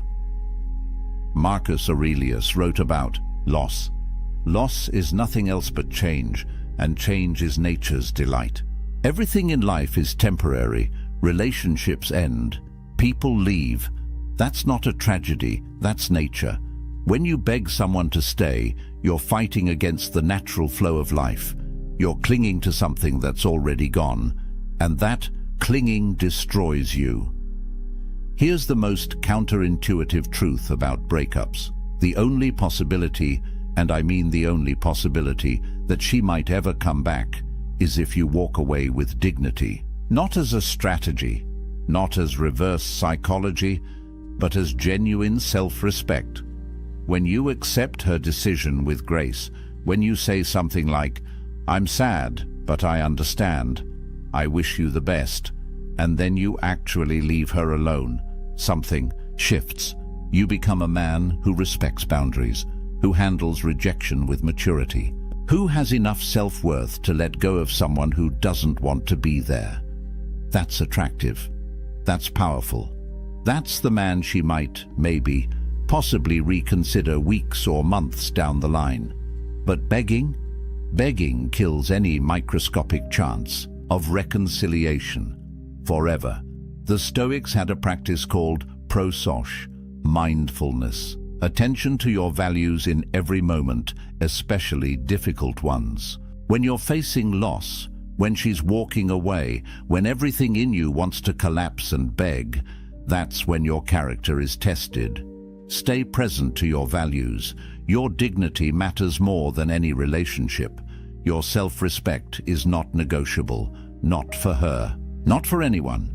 If you've already begged, if you've already fallen apart, stop right now. Stop texting, stop calling, stop showing up. Reclaim whatever dignity you have left through silence. Begin the hard work of rebuilding yourself, not for her, for you. Seneca wrote, "A gem cannot be polished without friction, nor a man perfected without trials." This pain you're feeling? It's the friction. It's polishing you into someone stronger, someone who will never beg again, someone who understands that his value doesn't come from her staying, it comes from within. So what happens when you stop? Saying these 5 phrases, what does life look like on the other side? Let's bring this together. 5 phrases that kill attraction. Confessing feelings too early, making her responsible for your happiness, having no opinions or preferences, constantly seeking reassurance, and begging when she pulls away. 5 phrases. One common thread running through all of them. They all violate Stoic self-possession. Every single one places your power outside yourself. They broadcast neediness directly to her subconscious mind, and they kill attraction at a biological level because they signal one thing: this man cannot stand on his own. But here's what gives me hope about all of this. These aren't personality flaws. They're not permanent character defects. They're learned behaviors, and anything learned can be unlearned. You can change this, starting today. Let me tell you about Marcus. Not Marcus Aurelius, just Marcus, a regular guy who made every mistake in this video. He'd confessed feelings too early and watched women pull away. He'd made his girlfriend responsible for his happiness until she felt suffocated. He had no opinions because he was terrified of conflict. He sought constant reassurance until she called him exhausting. And yes, when she finally left, he begged. He fell apart completely, hit rock bottom, felt like he'd never recover. But then, something shifted. He started reading Stoic philosophy, started understanding the dichotomy of control, started building a life that didn't revolve around female validation. He focused on his purpose, his career, his friendships, his physical health, his personal growth. He stopped chasing, stopped trying to convince anyone of his value, started simply being valuable, living according to his principles, building genuine self-respect. 6 months later, he barely recognized himself. He'd become selective with who he spent time with. He had strong opinions and wasn't afraid to express them.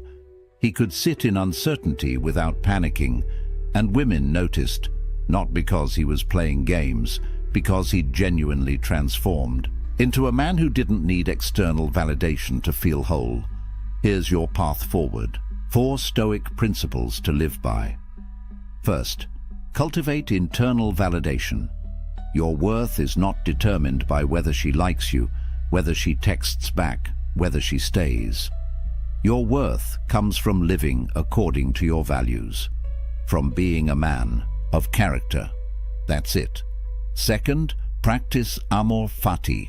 Love your journey, including the rejections, including the heartbreaks.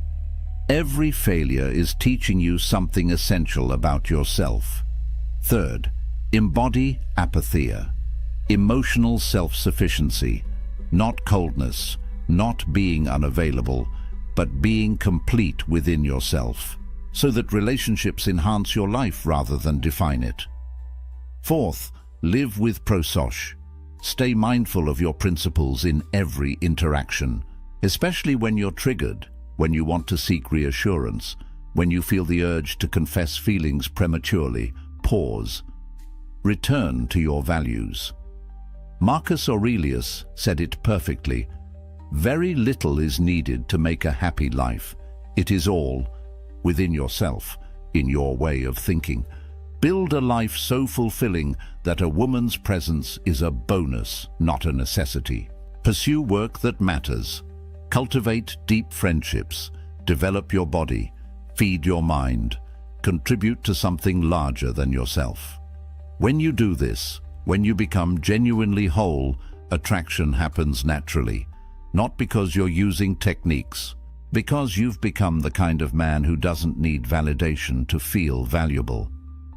The promise is this: when you stop saying these 5 phrases, when you stop operating from neediness, everything changes. You become selective instead of desperate, grounded instead of anxious, present instead of outcome-focused. And that version of you, that's the man women are drawn to. If this video resonated with you, if you've made these mistakes and you're ready to change, you're not alone. Subscribe for more Stoic wisdom on relationships and masculine development. Drop a comment and tell me which phrase hit the hardest. Which one have you been guilty of? Let's build a community of men who choose dignity over desperation. Next video, we're diving deep into the Stoic art of walking away. How to leave any situation with your power intact. You won't want to miss it. Remember this: the Stoics didn't chase. They attracted through self-mastery. Stop saying these 5 phrases. Start becoming the man who doesn't need to. That's where real power lives. That's where freedom is. That's where you become unshakable. Now go build that life. There's a man sitting alone in his apartment right now. The city hums outside his window. His phone buzzes with notifications, dating app matches, messages from people wanting his attention, his time, his energy. He looks at the screen, then sets it face down on the table. He pours himself a drink, opens a book, and settles into the silence. And in that moment, he possesses something most men are desperately searching for, but will never find. Freedom. Real freedom. The kind that can't be given or taken away. The kind that lives inside you, independent of anyone else's approval, desire, or presence. Society will tell you this man is broken, that he's missing out. That true fulfillment only comes when you find someone to complete you. But what if I told you that the ancient Stoics, men who built empires and weathered exile, who faced death with calm eyes and lived through chaos with unshaken minds, understood a truth that modern culture has forgotten? What if the greatest power a man can possess isn't the ability to attract someone, but the ability to be whole without anyone at all? This isn't about bitterness. This isn't about fear or avoidance.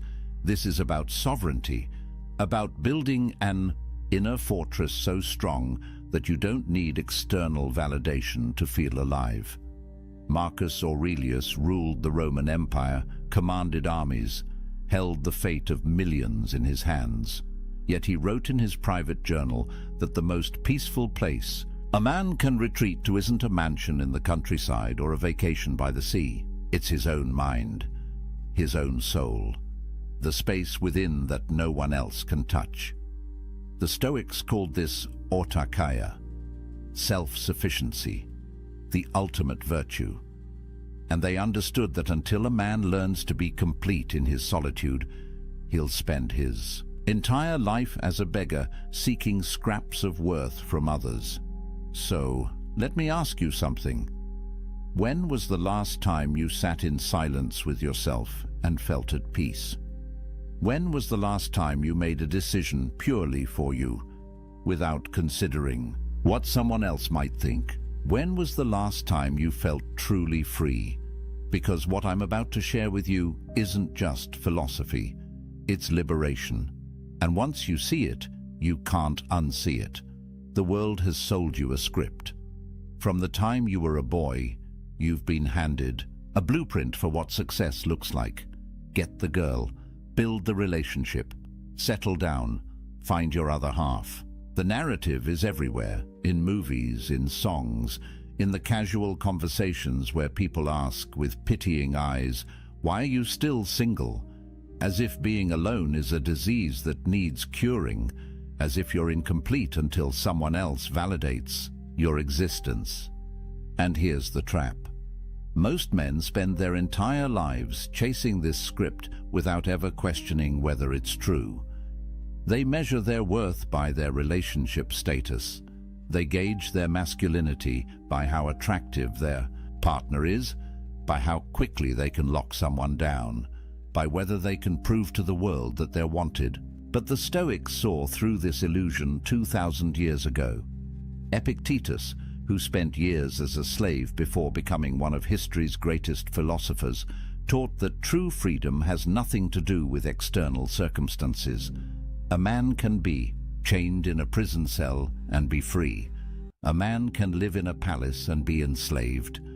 The difference isn't what surrounds you, it's what lives within you. He wrote that when you attach your happiness to anything outside your control, you become a slave to that thing. The weather, your reputation, other people's opinions, and yes, whether or not you're in a relationship. Think about that for a moment. Every time you check your dating app, hoping for a match, you're giving away your power. Every time you change who you are to be more appealing to someone else, you're surrendering your sovereignty. Every time you measure your day by whether she texted back, you're living as a prisoner. And the cruelest part is that society applauds this slavery. It calls it love. It calls it devotion. It calls it being a good partner. But here's what nobody tells you. 63% of men between 18 and 29 are single right now. That's not a statistic from ancient Rome. That's from 2025. And it's rising. Meanwhile, only 34% of women in that same age group are single. What does that tell you? It tells you that the dating landscape has fundamentally shifted. It tells you that the old rules don't work anymore. And it tells you something even more important. You're not alone in feeling like the game is rigged. But here's where most men make their fatal mistake. They look at these numbers and feel inadequate. They internalize the message that something is wrong with them, that they're not good enough, attractive enough, successful enough. They double down on the chase, working harder to prove their value in a marketplace that treats them as disposable. And with every rejection, every ghosting, every situation where they compromise their values just to keep someone interested, they lose a little more of themselves. The Stoics would look at this and see madness. They'd ask, why are you seeking your worth in the opinions of others? Why are you measuring your happiness by whether someone else chooses you? Why are you giving away the one thing that truly belongs to you, your inner peace, in exchange for scraps of external validation? Marcus Aurelius wrote, "You have power over your mind, not outside events. Realize this, and you will find strength." Read that again. You have power over your mind, not over whether she likes you back, not over whether your relationship works out, not over whether you end up alone. You have power over how you interpret these things, over what meaning you assign to them, over whether they disturb your peace or leave you untouched. And that, brother, is everything, because here's the truth that will set you free. Being single isn't a problem to solve, it's a power to harness. And the moment you understand that, the moment you stop seeing solitude as something to escape and start seeing it as something to embrace, everything changes. You stop being a man who needs someone. You become a man who chooses connection from a place of fullness, not emptiness. You stop being the beggar at the table. You become the king who decides if and when he shares his throne. But society doesn't want you to know this, because a man who is complete on his own is dangerous. He can't be controlled, he can't be manipulated, He doesn't need the validation that keeps the whole system running. He's free, and free men change the world.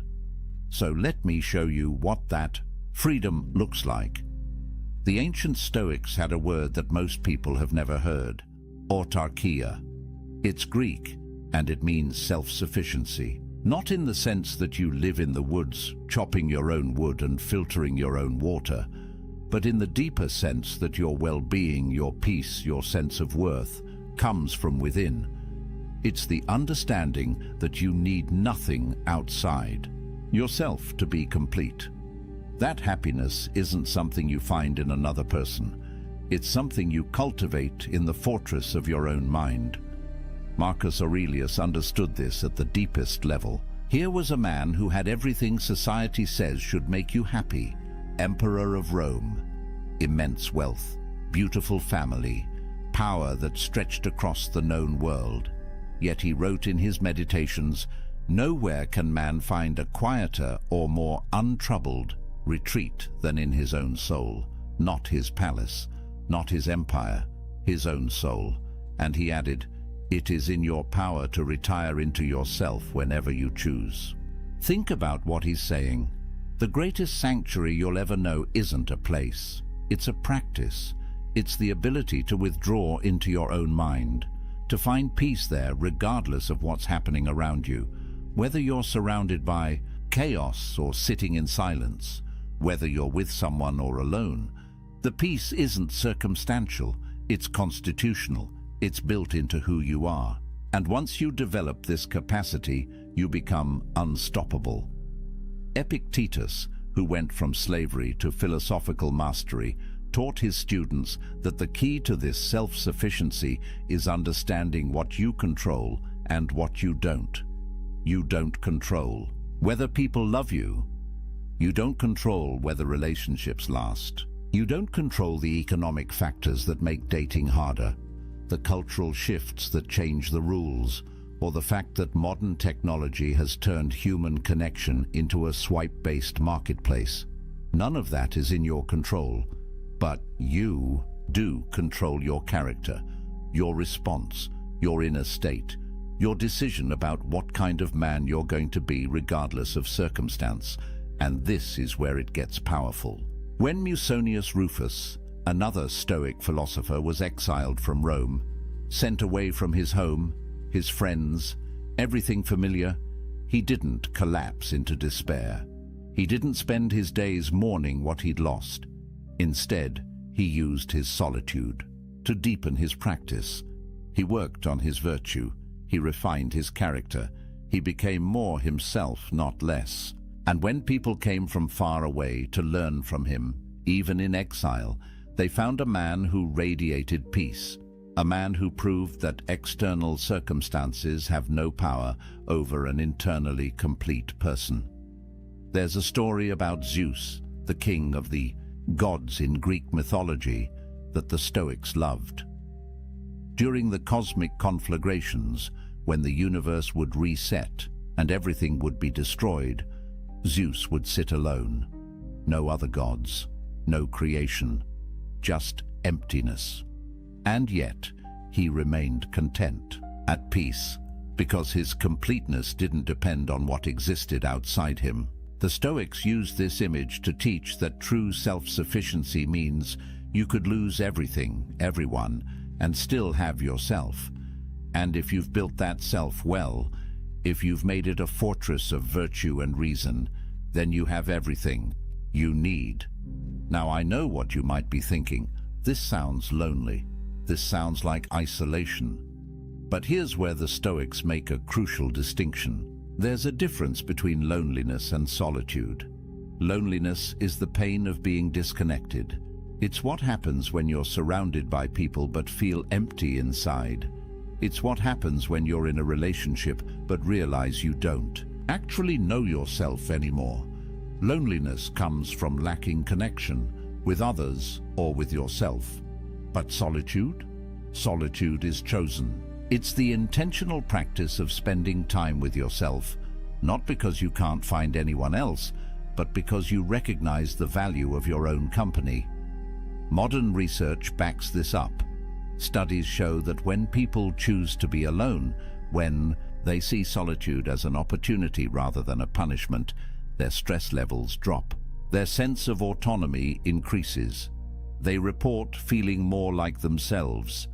But when solitude is forced, when it comes from rejection or circumstance beyond their control, that's when the negative effects show up.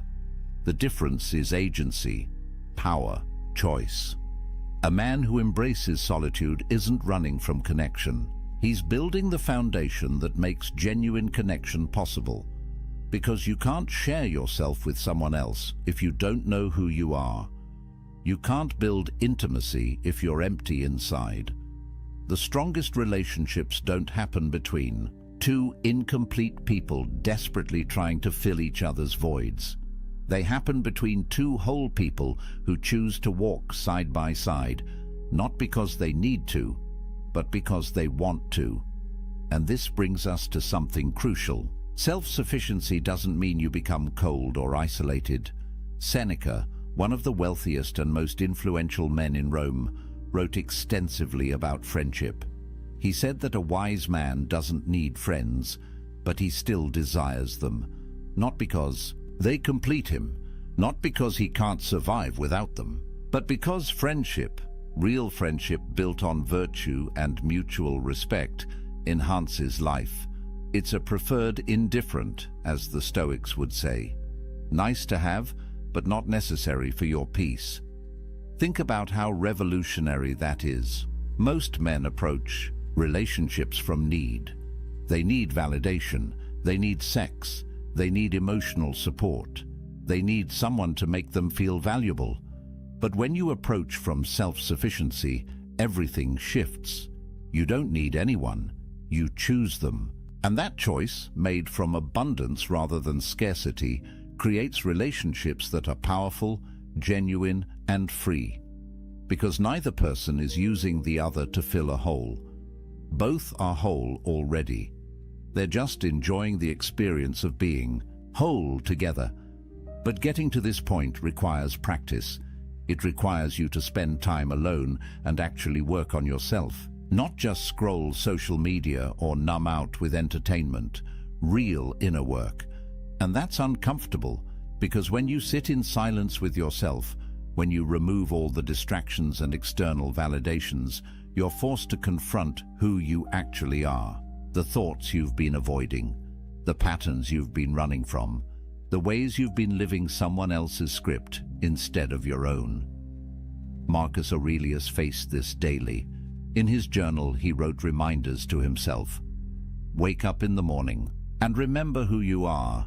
Remember your principles. Don't let the chaos of the day pull you away from yourself.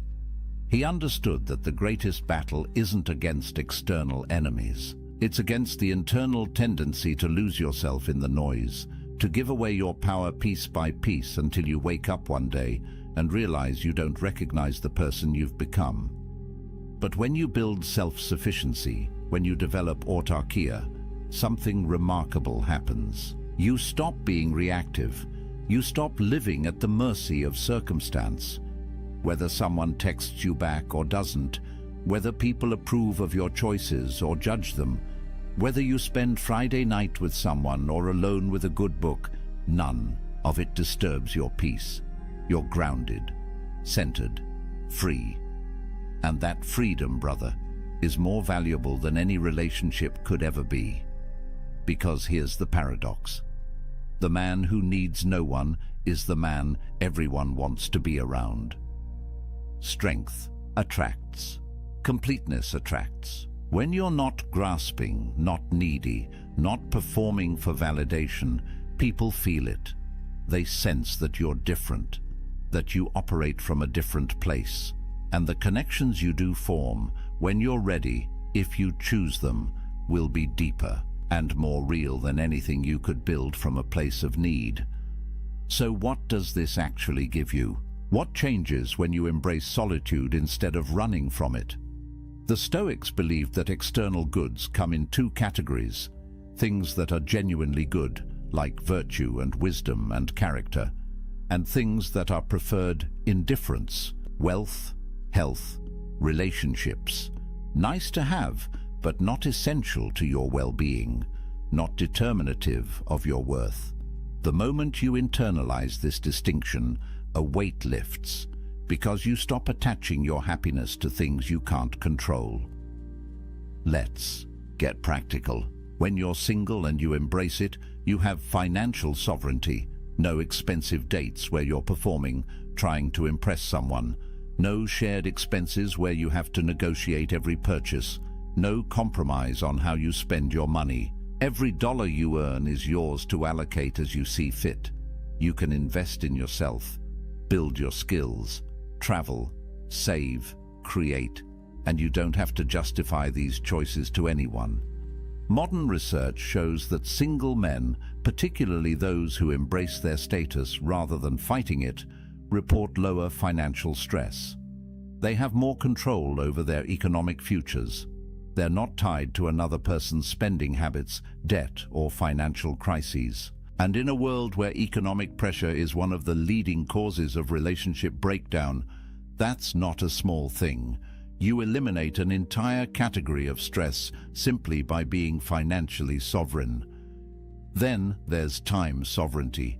Think about the hours you get back when you're not texting constantly, planning dates, negotiating weekend plans, attending social functions for someone else's sake. Time is the only truly non-renewable resource. Once it's gone, it's gone. And most men give away enormous chunks of their time without even realizing it, not because they want to, but because they feel obligated, because they're afraid of what will happen if they don't, because they're trying to keep someone happy, keep the relationship going, prove they're committed. But when you're single, every hour belongs to you. Want to wake up early and work on that business idea? Do it. Want to spend Saturday learning a new skill? You can. Want to sit in complete silence for an afternoon and just think?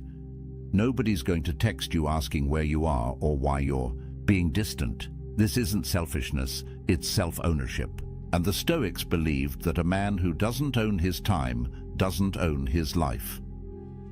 Marcus Aurelius, again, the busiest man in the empire, wrote about guarding his time like a fortress. He knew that every hour given to someone else's priorities was an hour stolen from his own development, his own contemplation, his own practice of virtue. He wasn't antisocial, he fulfilled his duties, but he was ruthless about protecting the time he needed to be alone with his own mind, because he understood that without that time, he'd lose himself in the chaos of external demands. Then there's mental sovereignty. This might be the most important one. When you're in a relationship, especially one built on neediness rather than choice, you carry enormous emotional labor. You're managing someone else's feelings, anticipating their needs, walking on eggshells to avoid conflict, constantly adjusting yourself to maintain harmony. And over time, this erodes you. You start to forget what you actually think, what you actually want, because you've spent so much energy managing the relational dynamics. But when you're alone, your mind is your own. You can think clearly, process your own emotions, develop your own worldview. Make decisions based on your values, not on what will keep the peace.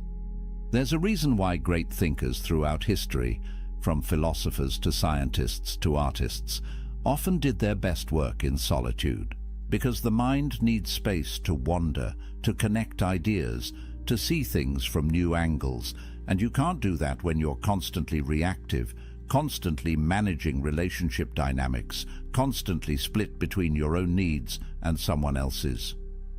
Research in neuroscience shows that solitude activates what's called the default mode network in your brain. This is the network responsible for self-reflection, for integrating experiences, for creative thinking. It's the mode your brain enters when you're not responding to external stimuli, and it only activates when you're truly alone, not just physically but mentally. When you're not checking your phone every 5 minutes to see if she responded, when you're not running through conversations in your head, analyzing what you said wrong, when you're just present with yourself. And this is where creativity and insight emerge. Every major breakthrough you've had, every moment of clarity, probably came when you were alone, in the shower, on a walk, lying in bed before sleep. Because your brain needs that downtime to process, to connect, to see patterns. But if you're constantly engaged with others, constantly stimulated, constantly performing, you never give your brain that space. You stay on the surface, reactive, never truly creative or deeply thoughtful. The Stoics understood this intuitively. They practiced morning and evening reflection, time alone to examine their day, their choices, their progress toward virtue. Seneca wrote about the importance of setting aside time each day to commune with yourself. Not to judge yourself harshly, but to observe, to understand, to refine your character away from the eyes and opinions of others.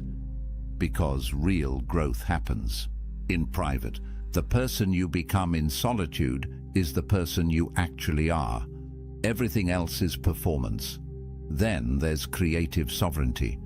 How many men have buried their dreams because a relationship demanded their time and energy elsewhere? How many businesses never started, books never written, skills never mastered, because there was always someone else's needs taking priority? This isn't about blaming relationships. It's about recognizing that everything has a cost. And the cost of relationship, especially one you're not fully choosing, is often paid in abandoned potential. When you're alone, you can be selfish with your ambition. You can pour yourself into your craft, your mission, your vision for who you want to become. No negotiations, no guilt, no compromise. Just pure focused energy on building the life you actually want. And here's what's interesting. The men who do this, who use their solitude to build something significant, often find that relationships come naturally later, not because they went looking, but because they became someone worth finding, someone who radiates purpose and completeness, and that energy attracts. But there's something even deeper here, something the Stoics saw clearly. When you build your life on your own terms, when you develop skills and pursue excellence and create value, you build self-respect, real self-respect. Not the fake confidence you try to project to impress people, but the genuine, unshakable knowledge that you're living with integrity, that you're becoming who you're meant to be, that you're not wasting your life trying to meet someone else's expectations. And self-respect, true self-respect, is the foundation of everything else. You can't love yourself if you don't respect yourself, and you can't respect yourself if you're living a life of compromise and neediness. Epictetus taught his students that the only thing truly yours is your character. Everything else can be taken away. Your possessions, your relationships, your reputation, your health. But your character, the quality of your inner life, belongs only to you, and it's built in solitude, in the choices you make when nobody's watching, in the discipline you maintain when there's no external reward, in the integrity you hold when it would be easier to compromise. This is why the Stoics saw self-sufficiency as the ultimate virtue, not because they were antisocial, but because they understood that a man who can't be happy alone will never be truly happy with anyone else. He'll always be grasping, always be insecure, always be dependent on external validation to feel okay. And that's not freedom. That's slavery with extra steps. So when you hear that 63% of young men are single, don't see it as a crisis. See it as an opportunity to build yourself without distraction, to develop the kind of inner strength that most men never discover because they jump from relationship to relationship, never spending time alone, never doing the deep work. You have time, you have space, You have sovereignty. Use it. But let me be clear about something. This isn't about avoiding relationships forever. This isn't about becoming some isolated hermit who thinks he's better than everyone. The Stoics didn't advocate for that. Seneca had a wife and family. Marcus Aurelius had a wife and children. They participated fully in social life, but they did it from a place of inner completeness. They engaged with others not because they needed to, but because they chose to. And there's all the difference in the world between those two positions. The goal isn't to stay single forever. The goal is to become the kind of man who doesn't need to be in a relationship to feel complete. And once you're that man, if you choose to be with someone, it will be from a place of strength, not weakness, from abundance, not scarcity, from sovereignty, not desperation. And those kinds of relationships, rare as they are the only ones worth having. But here's what most men miss. They think being single means they're incomplete. They've internalized the message that they're only half a person until they find their other half. And this belief, more than anything else, keeps them trapped. Because when you believe you're incomplete, you'll do anything to feel whole. You'll compromise your values. You'll tolerate disrespect. You'll lose yourself piece by piece trying to hold on to someone, anyone, who makes you feel less empty. But the Stoics would tell you this is backward. You're not empty. You never were. You've just been taught to see yourself that way. Society profits from your insecurity. The entire dating industry, the relationship advice industry, the self-help industry depends on you believing you're broken and need fixing, that you're incomplete and need completing. But what if none of that is true? What if you're already whole, you've just forgotten how to feel it? Marcus Aurelius wrote about this constantly, the idea that we already possess everything we need. That virtue, the only true good, is already within our capacity. We don't need to acquire it from outside. We need to cultivate it from within. And the best place to do that cultivation is in solitude, away from the noise, away from the opinions, away from the endless pressure to be something other than what you are. In solitude, you can be honest. You can strip away the masks you wear for others and look at who you actually are. And that honesty, uncomfortable as it might be at first, is the beginning of real transformation. There's a concept in psychology called self-determination theory. It says that humans have three basic needs: autonomy, the sense that you control your own life; competence, the feeling that you're capable and growing; and relatedness, connection with others. Most people think relatedness is the most important, but research shows that autonomy is actually the foundation. Without it, without the sense that you're living your own life on your own terms, the other needs can't be truly satisfied. You might have relationships, but you'll feel trapped in them. You might be skilled, but you'll never feel like it's enough because you're measuring yourself by external standards. But when you build autonomy, when you develop true self-sufficiency, everything else flows naturally. You pursue competence for its own sake, not to impress anyone. And when you do connect with others, it's genuine, because you're not performing, you're not pretending, you're just being yourself, and you're okay if people accept that or don't. That's the power position, that's freedom. And here's something crucial. The Stoics believed that you had to be careful about who you spent time with. They weren't elitist about it, but they understood that you become like the people you surround yourself with. Spend time with complainers, you become a complainer. Spend time with people who lack integrity, your own integrity erodes. Spend time with people who see relationships as transactions, who manipulate and play games, and you start to see the world that way too. But when you're selective, when you use your solitude to clarify your values and then only engage with people who align with those values, your life transforms. You're no longer tolerating relationships out of loneliness. You're cultivating connections based on mutual respect and shared virtue. And those connections, even if they're fewer, are infinitely more valuable than 100 shallow relationships. Built on convenience or need, Seneca wrote extensively about this. He said that you should associate with people who will improve you and avoid people who will corrupt you.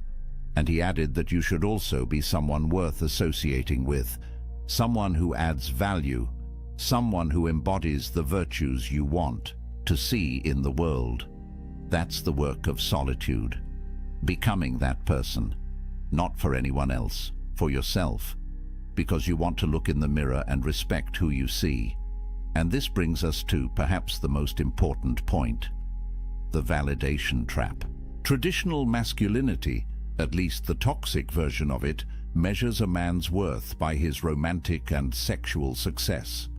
Can he get girls? Is he a player? Is his girlfriend hot? These are the metrics by which many men, consciously or unconsciously, judge themselves and each other. And it's poison, because it makes your self-worth dependent on factors largely outside your control. Physical attractiveness, which is mostly genetic, social status, which is often circumstantial, the approval of others, which is fickle and unpredictable. But the Stoics would say this is insane. Why would you tie your sense of value to things you can't control? Why would you give others that much power over your inner state? Epictetus taught that the only thing you truly control is your will, your capacity to choose your response, your commitment to virtue. That's it. Everything else is fortune, and fortune is unreliable. So when you measure yourself by relationship status, you're basically saying that your worth depends on luck, on being born with certain features, on meeting the right person at the right time, on 1,000 variables you have no control over. And that's a recipe for lifelong insecurity, because even if you do get into a relationship, you'll never feel secure. You'll always wonder if you're good enough. You'll always fear losing what you've tied your identity to. You'll be jealous, controlling, needy, because deep down, you know your worth isn't real. It's contingent on her staying. But when you build your worth on virtue, on character, on the man you're becoming, nobody can take that from you. Relationships come and go, circumstances change, but who you are, the integrity you've built, the self-respect you've earned through right action, that's permanent. That's unshakable. And paradoxically, when you stop seeking validation from relationships, when you develop genuine self-worth, you become more attractive. Because people can sense desperation, they can feel neediness, and it repels them, but they can also sense strength, completeness, self-possession, and that draws them in. The Stoics weren't advocating for pride or arrogance. Marcus Aurelius constantly reminded himself that he was just a human, fallible and temporary. But he also knew that his worth came from his character, not from his circumstances. He could be emperor or exile, and his value as a person wouldn't change. Because value, true value, is internal. It's the quality of your thoughts, your choices, your virtue. And that's entirely within your control to develop. So here's what I want you to hear. If you're single right now, you're not broken, you're not incomplete, you're not less than. You have something precious: time, space, sovereignty. Use it. Build yourself, develop your skills, clarify your values, strengthen your character. Read the books that expand your mind.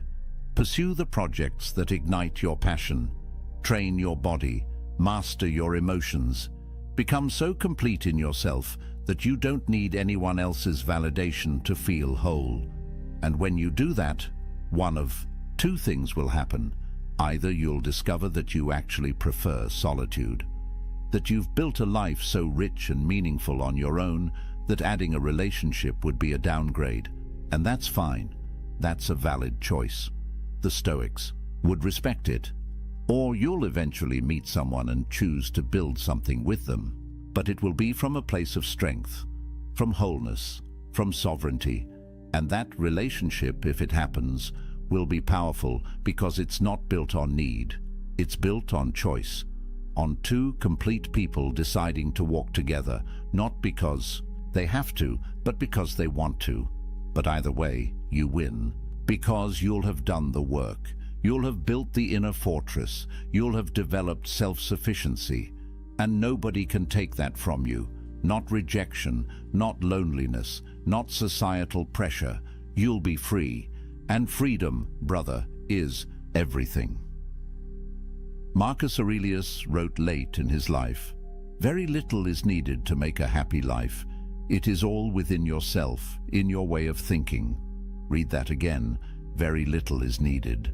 It's all within yourself, not in finding the right person, not in changing your circumstances, not in achieving some external milestone. Within yourself, in your way of thinking, in your capacity to find peace regardless of what's happening around you. That's the promise of Stoicism. That's the gift of solitude. Complete independence from external validation. Total sovereignty over your inner state. The ability to be happy, genuinely happy, in any circumstance, alone or with someone, wealthy or poor, praised or criticized. None of it touches you, because you're grounded in something deeper than circumstance. You're grounded in virtue, in character, in the kind of strength that can only be built in the forge of solitude. So use this time. Don't waste it wishing you were somewhere else, with someone else. Don't spend your days scrolling dating apps or feeling sorry for yourself. The Stoics would tell you that's a form of suicide. Killing time, killing potential, killing the opportunity to become something greater. Instead, wake up every morning and ask yourself, what kind of man do I want to be? And then become that man, not for anyone else, for yourself, because you respect yourself enough to live with integrity. Build your morning routine, train your body, develop your skills, read philosophy, journal your thoughts, sit in silence and just breathe. Let yourself feel what you feel without judgment. Work on your projects, create value, help others when you can. But always come back to yourself.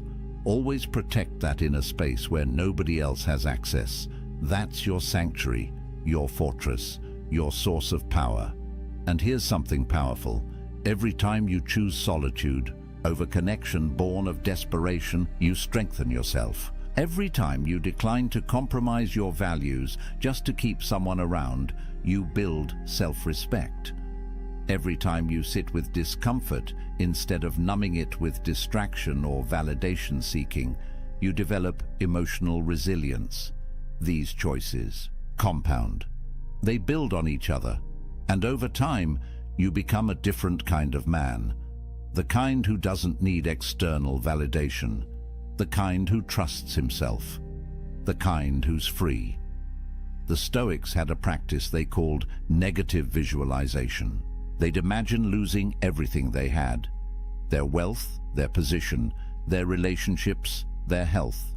Not to be morbid, but to remind themselves that these things are temporary, that they're not truly theirs, that the only thing that can't be taken is their capacity to respond with virtue. And by imagining loss, they appreciated what they had without clinging to it. They held things lightly, including relationships. Try this practice. Imagine you never end up in another relationship. You're single for the rest of your life. How would you live? What would you pursue? What would bring you meaning and joy? Really sit with that question, because the answer reveals what actually matters to you beyond validation and approval. And when you know what actually matters, when you build a life around those things, you become unshakable. Relationships become bonus, not necessity. Connection becomes choice, not desperation. And here's the paradox again. The man who could be completely happy alone is the man most worthy of companionship, because he's not using another person to fill his emptiness. He's whole already, He's inviting someone to share in his fullness. That's attractive. That's magnetic. That's what genuine partnership looks like. Not two halves making a whole, but two wholes choosing to walk together, each maintaining their own sovereignty, each respecting the other's independence, each complete whether together or apart. Seneca wrote, "The wise man is self-content. He is so in the sense that he is able to do without friends, not that he desires to do without them." That's the balance. You develop the ability to be happy alone. You build self-sufficiency, but you remain open to genuine connection when it appears. You don't avoid relationships, you just don't need them. And that makes all the difference.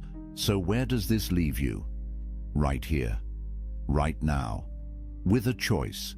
You can keep buying into the narrative that you're incomplete without someone, that your value depends on relationship status, that being single is something to escape as quickly as possible. And if you choose that path, you'll spend your life chasing, compromising, losing yourself piece by piece in the pursuit of external validation. Or you can embrace what the Stoics knew 2,000 years ago, that true power comes from within, that self-sufficiency is the highest virtue, that a man complete in solitude is free in every circumstance.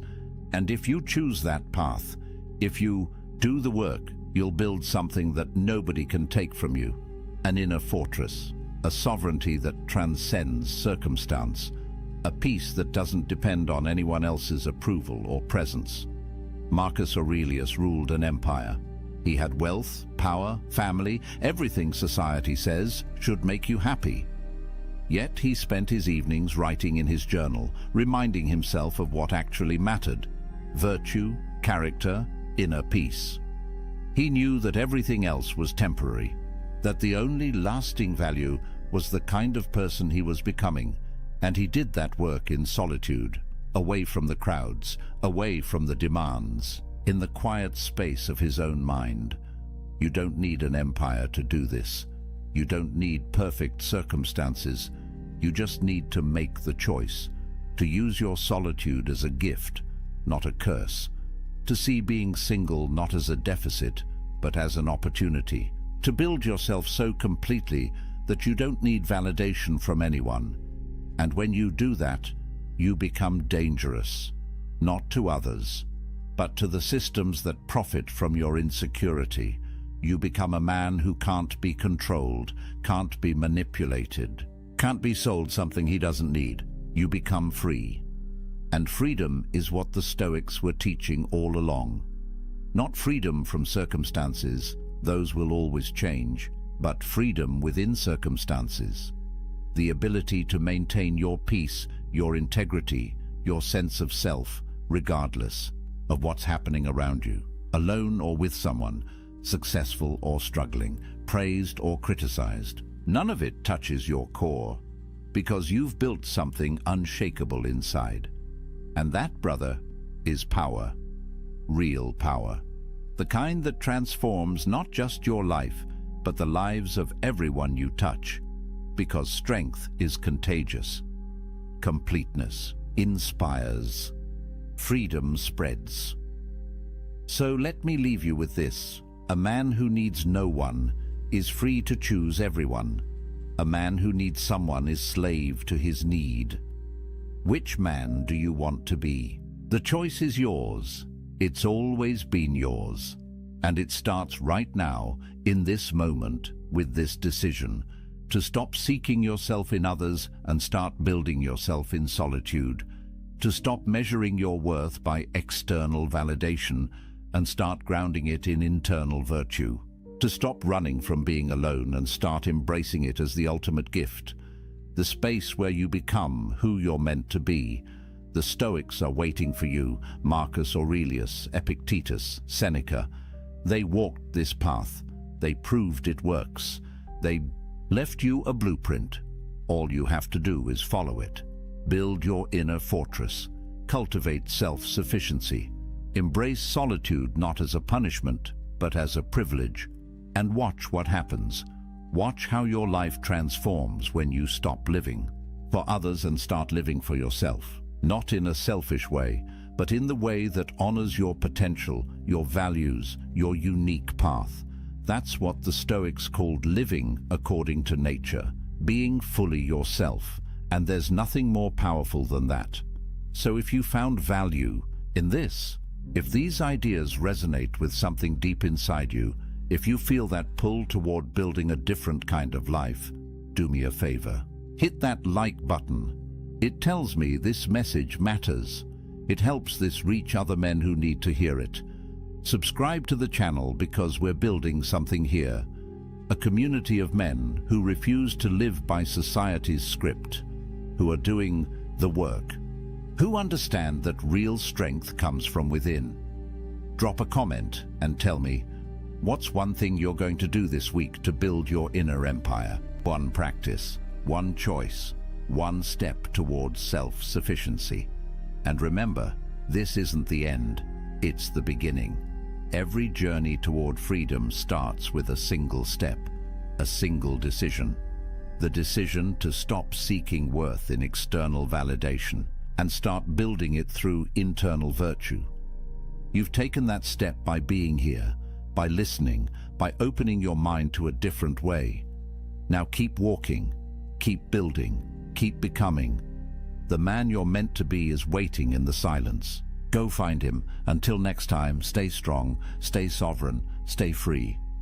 There's a moment when a woman realizes she'll never forget you. Not because of your looks, your money, or your smooth words, but because of something far more powerful, something that reaches past her defenses and plants itself in her mind like an ancient oak tree, growing stronger with each passing day. Most men will never experience this moment. They'll remain footnotes in her story, blurred faces in old photos, names she struggles to remember. But there exists a rare breed of man who understands something the masses don't. Something Marcus Aurelius knew when he ruled Rome. Something Seneca whispered to his students in the dead of night. These men don't chase. They don't beg. They don't perform. Yet women can't stop thinking about them. Years later, decades later, their presence still echoes. Today, I'm revealing 6 Stoic behaviors that create this permanent psychological imprint. Not manipulation, not games, but ancient masculine wisdom that modern men have forgotten. The kind of wisdom that makes you unforgettable, not just to women, but to everyone who crosses your path.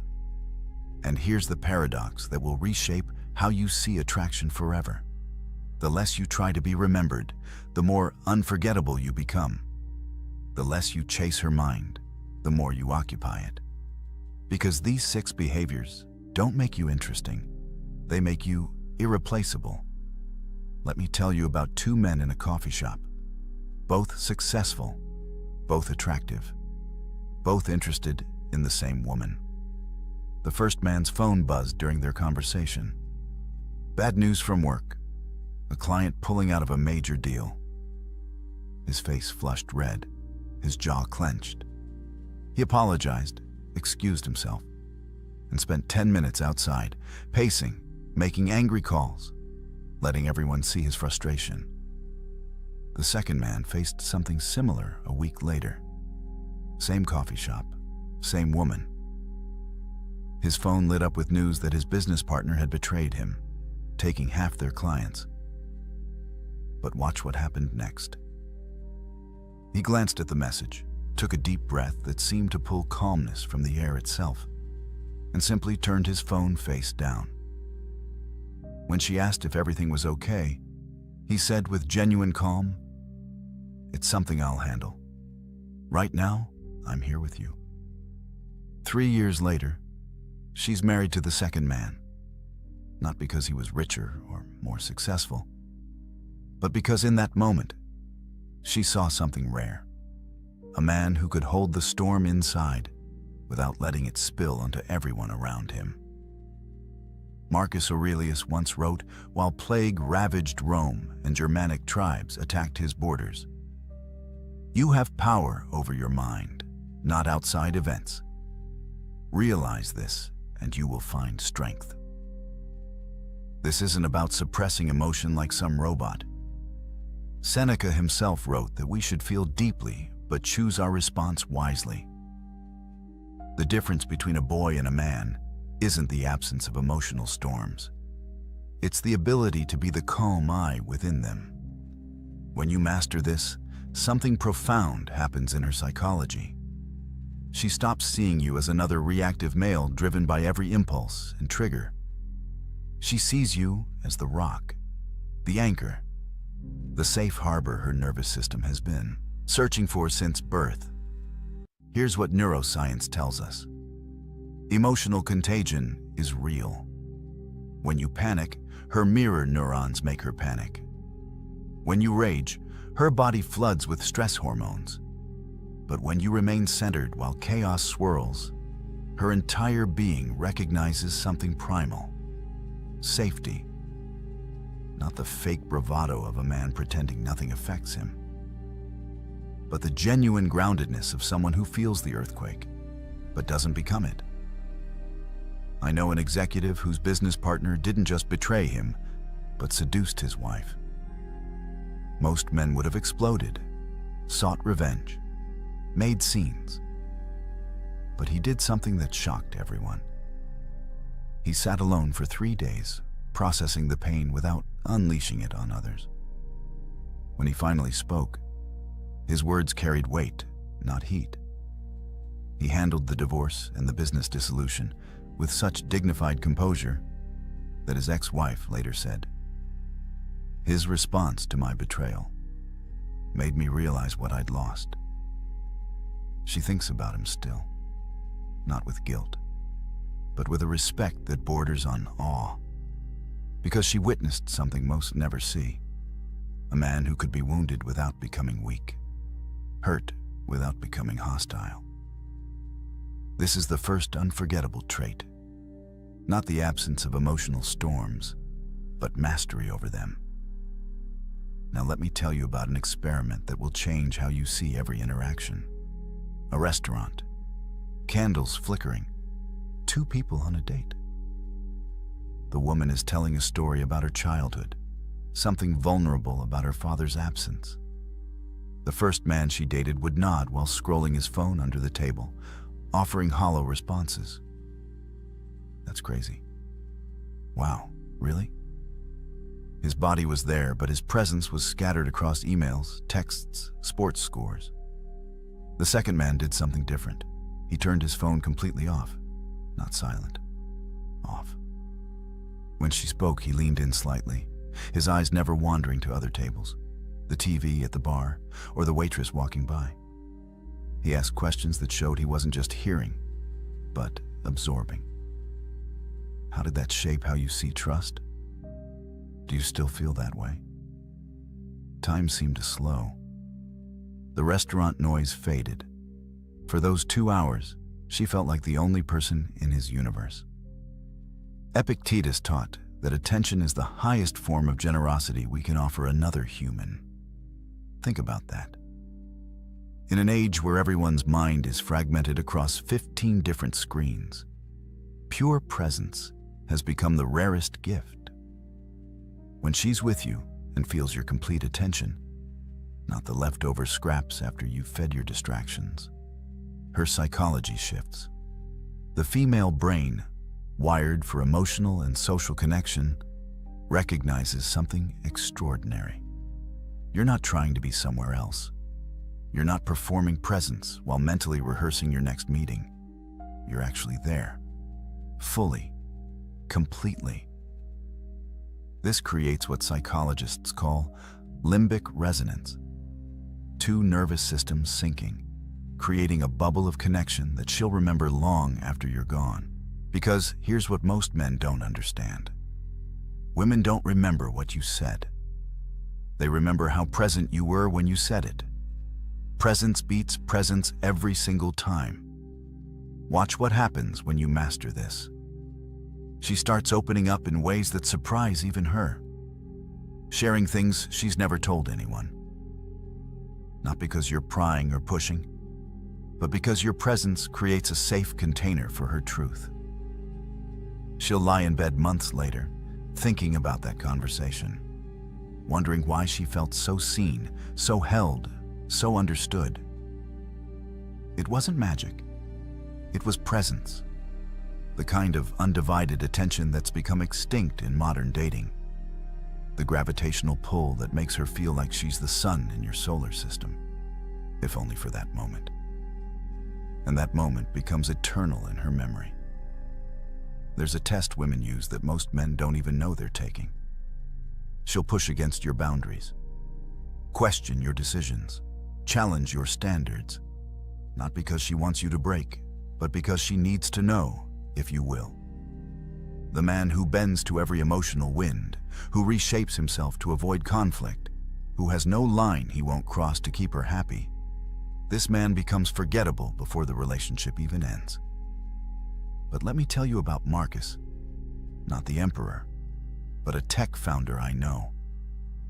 He was dating a woman who wanted him to fire his female assistant. No real reason, just insecurity. Most men would have caved, choosing peace over principle. Marcus did something different. He looked her in the eye with complete calm and said, "I don't abandon people who've been loyal to me based on someone else's insecurity. That's not who I am." She left him, but here's the twist. 2 years later, she called him crying, saying leaving him was the biggest mistake of her life. Why? Because every man after him folded like paper at her slightest displeasure. Seneca wrote about being like a rock in the ocean. Waves crash against it, storms batter it, but it remains unmoved, not from stubbornness, but from knowing what it is. This is what women actually test for. Not your willingness to fight, but your unwillingness to compromise your core. When you have values that don't shift based on her moods, something profound happens in her psychology. The testing decreases, the respect increases, and most importantly, she feels safe. Not the safety of weakness that says yes to everything, but the safety of strength that can say no with love. The biological truth no one wants to admit is that attraction isn't built on agreement. It's built on polarity. When you become whatever she wants moment to moment, you cease to be a distinct entity. You become an extension of her, and nobody is attracted to themselves. Your values, your unshakable principles, your lines in the sand, these create the masculine frame she can dance within. I watched a man walk away from $10 million because the deal required him to betray a partner who trusted him. His girlfriend watched him make this choice. She saw him choose integrity over wealth, character over comfort. 5 years later, married with children, she still tells that story.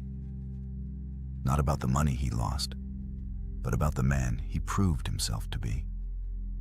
That moment of principled decision became the foundation of her permanent respect. This is what modern men miss. They think being understanding means having no standards. They think love means infinite flexibility. But watch what happens when you stand firm in your values while remaining kind in your delivery. She might resist in the moment, but she'll respect you forever. Create your code, not rules for her, but standards for yourself. Lines you won't cross regardless of who's asking or what's offered. This isn't about being rigid or unreasonable.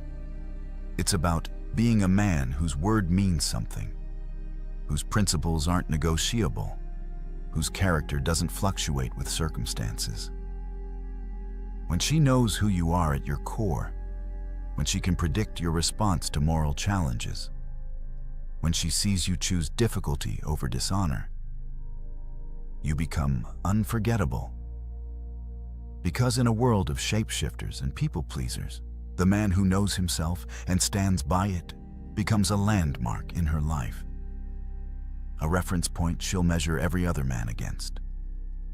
Here's the moment that changes everything.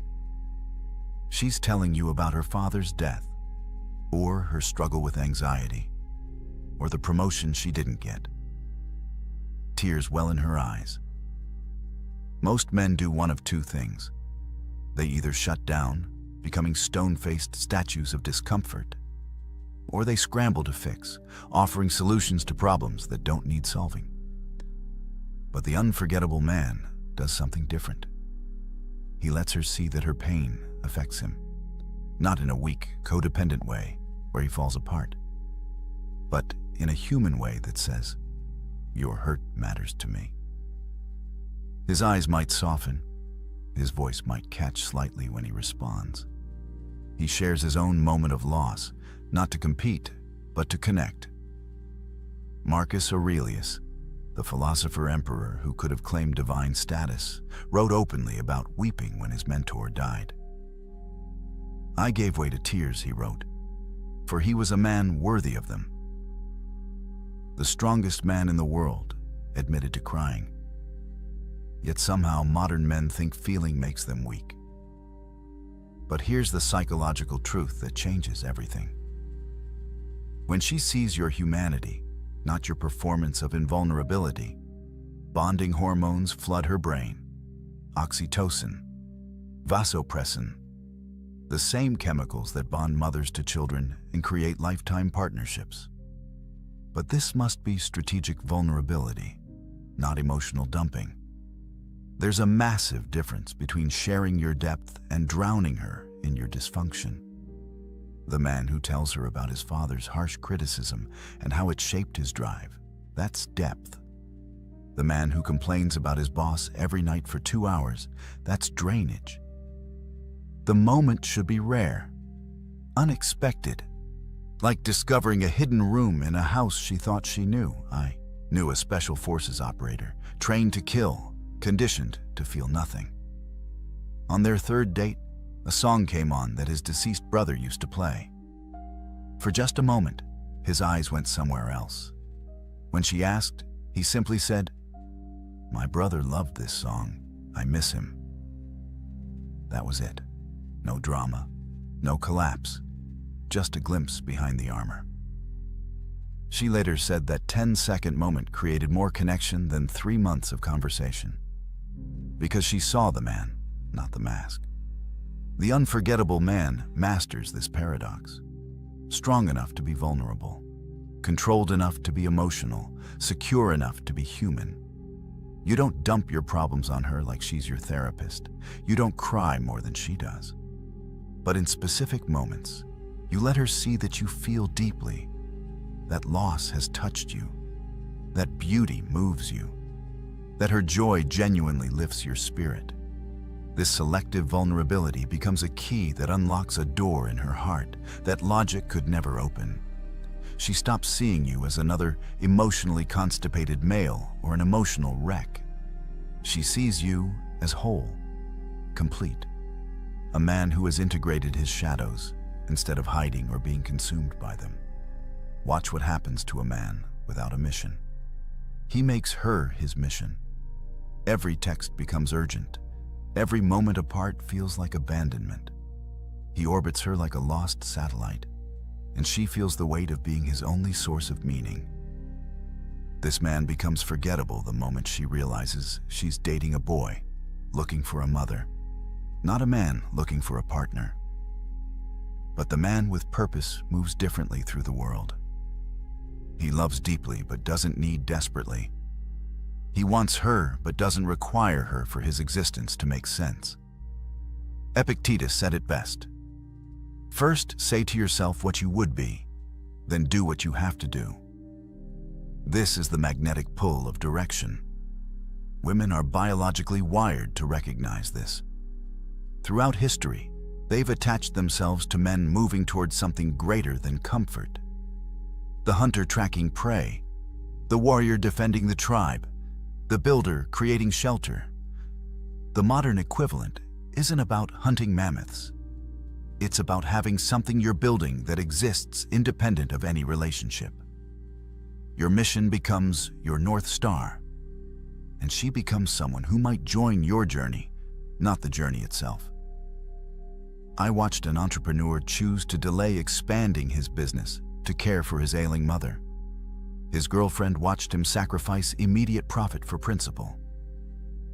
But here's the key. He didn't abandon his mission.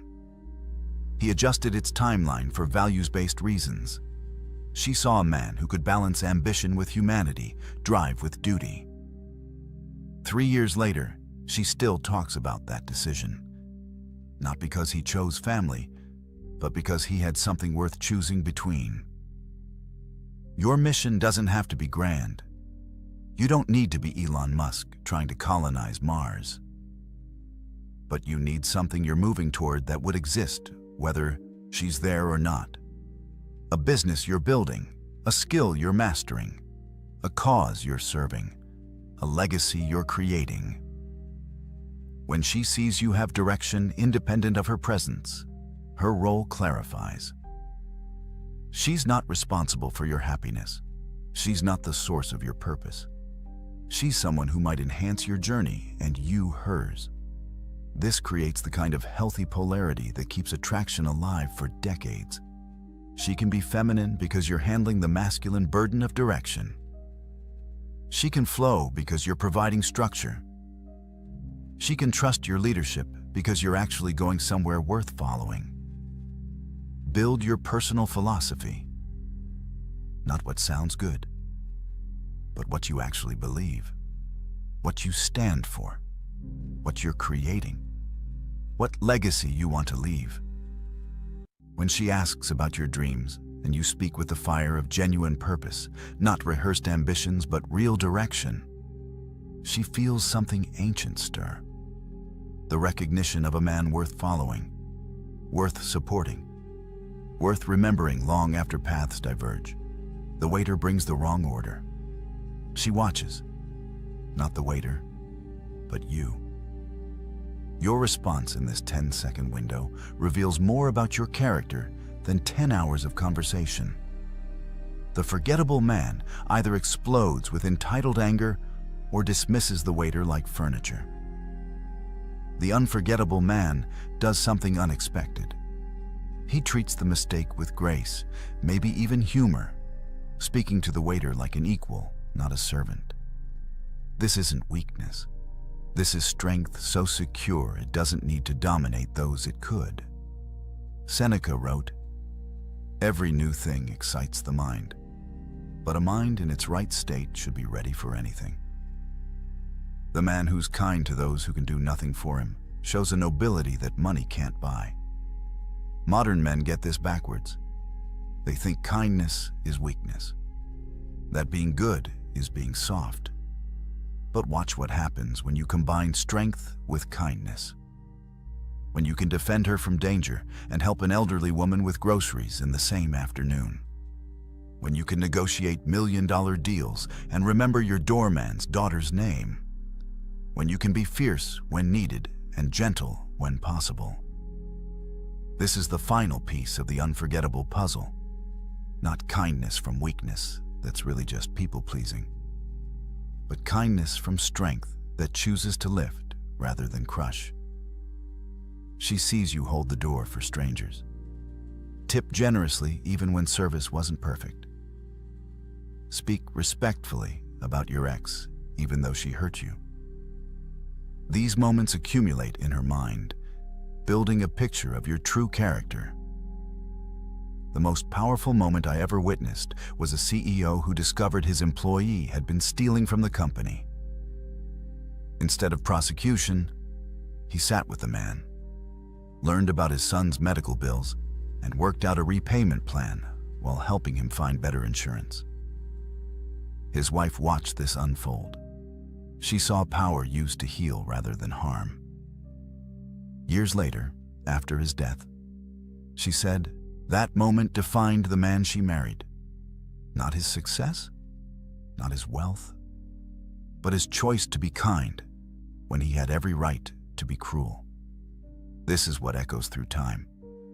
The moral character that shows up when no one's watching. The kindness that expects no reward. The goodness that comes from strength, not weakness seeking approval.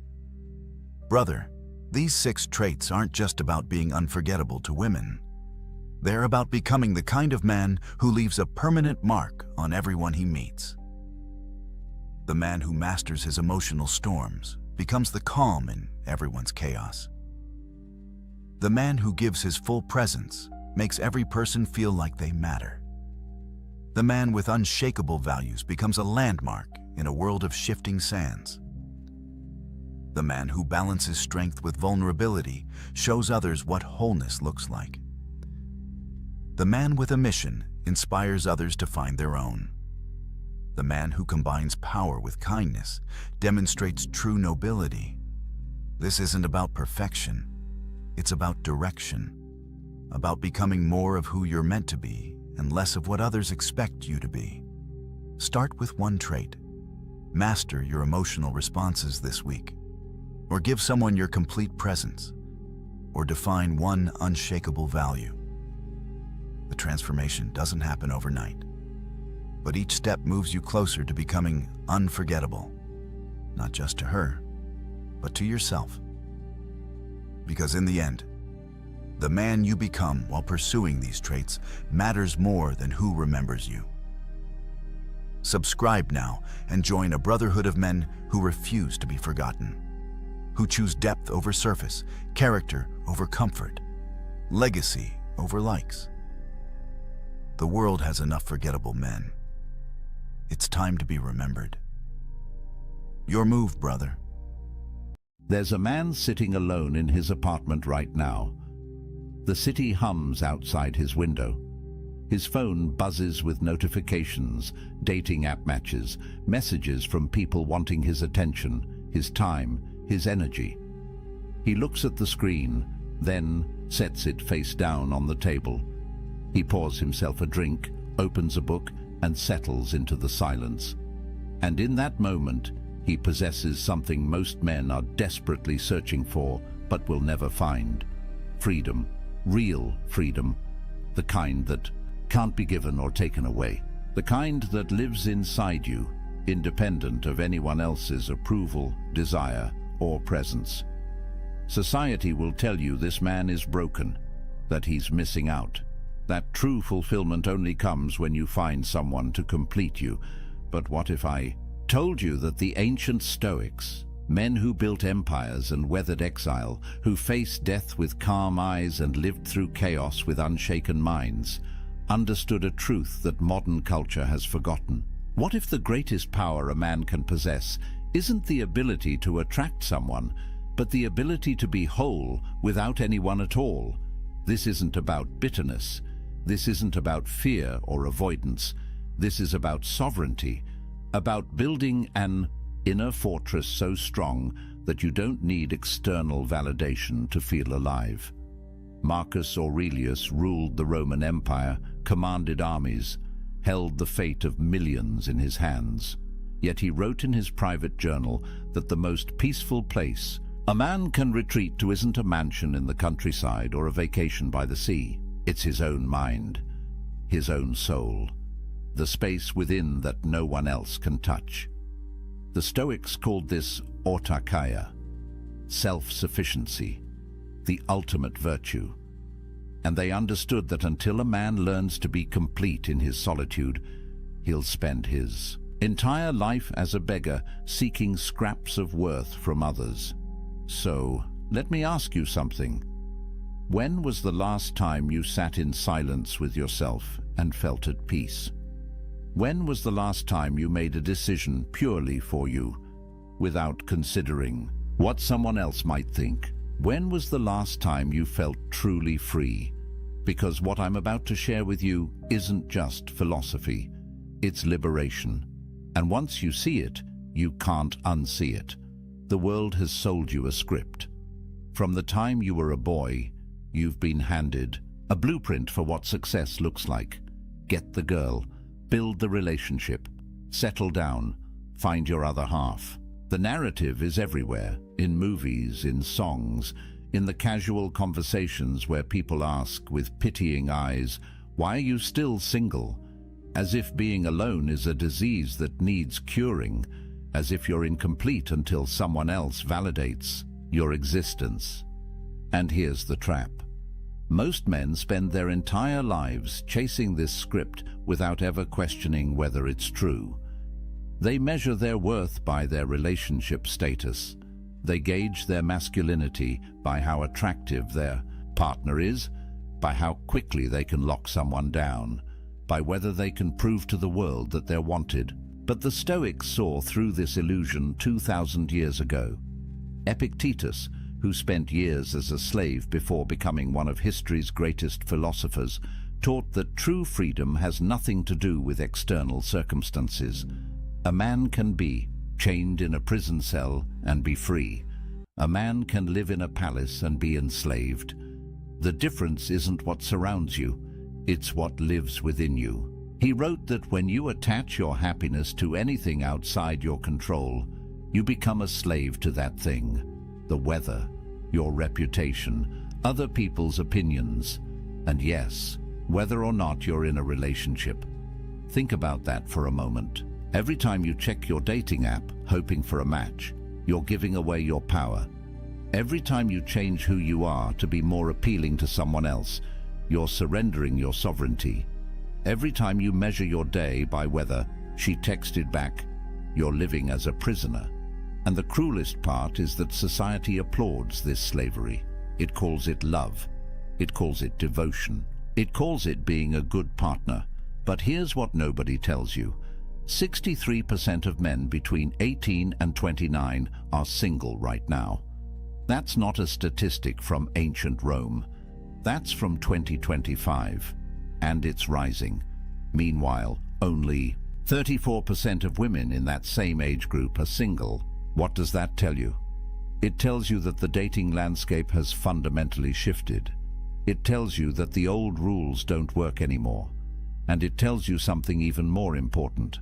You're not alone in feeling like the game is rigged. But here's where most men make their fatal mistake. They look at these numbers and feel inadequate. They internalize the message that something is wrong with them, that they're not good enough, attractive enough, successful enough. They double down on the chase, working harder to prove their value in a marketplace that treats them as disposable. And with every rejection, every ghosting, every situation where they compromise their values just to keep someone interested, they lose a little more of themselves. The Stoics would look at this and see madness. They'd ask, why are you seeking your worth in the opinions of others? Why are you measuring your happiness by whether someone else chooses you? Why are you giving away the one thing that truly belongs to you, your inner peace, in exchange for scraps of external validation? Marcus Aurelius wrote, "You have power over your mind, not outside events. Realize this, and you will find strength." Read that again. You have power over your mind, not over whether she likes you back, not over whether your relationship works out, not over whether you end up alone. You have power over how you interpret these things, over what meaning you assign to them, over whether they disturb your peace or leave you untouched. And that, brother, is everything, because here's the truth that will set you free. Being single isn't a problem to solve, it's a power to harness. And the moment you understand that, the moment you stop seeing solitude as something to escape and start seeing it as something to embrace, everything changes. You stop being a man who needs someone. You become a man who chooses connection from a place of fullness, not emptiness. You stop being the beggar at the table. You become the king who decides if and when he shares his throne. But society doesn't want you to know this, because a man who is complete on his own is dangerous. He can't be controlled. He can't be manipulated. He doesn't need the validation that keeps the whole system running. He's free, and free men change the world. So let me show you what that freedom looks like. The ancient Stoics had a word that most people have never heard: autarkia.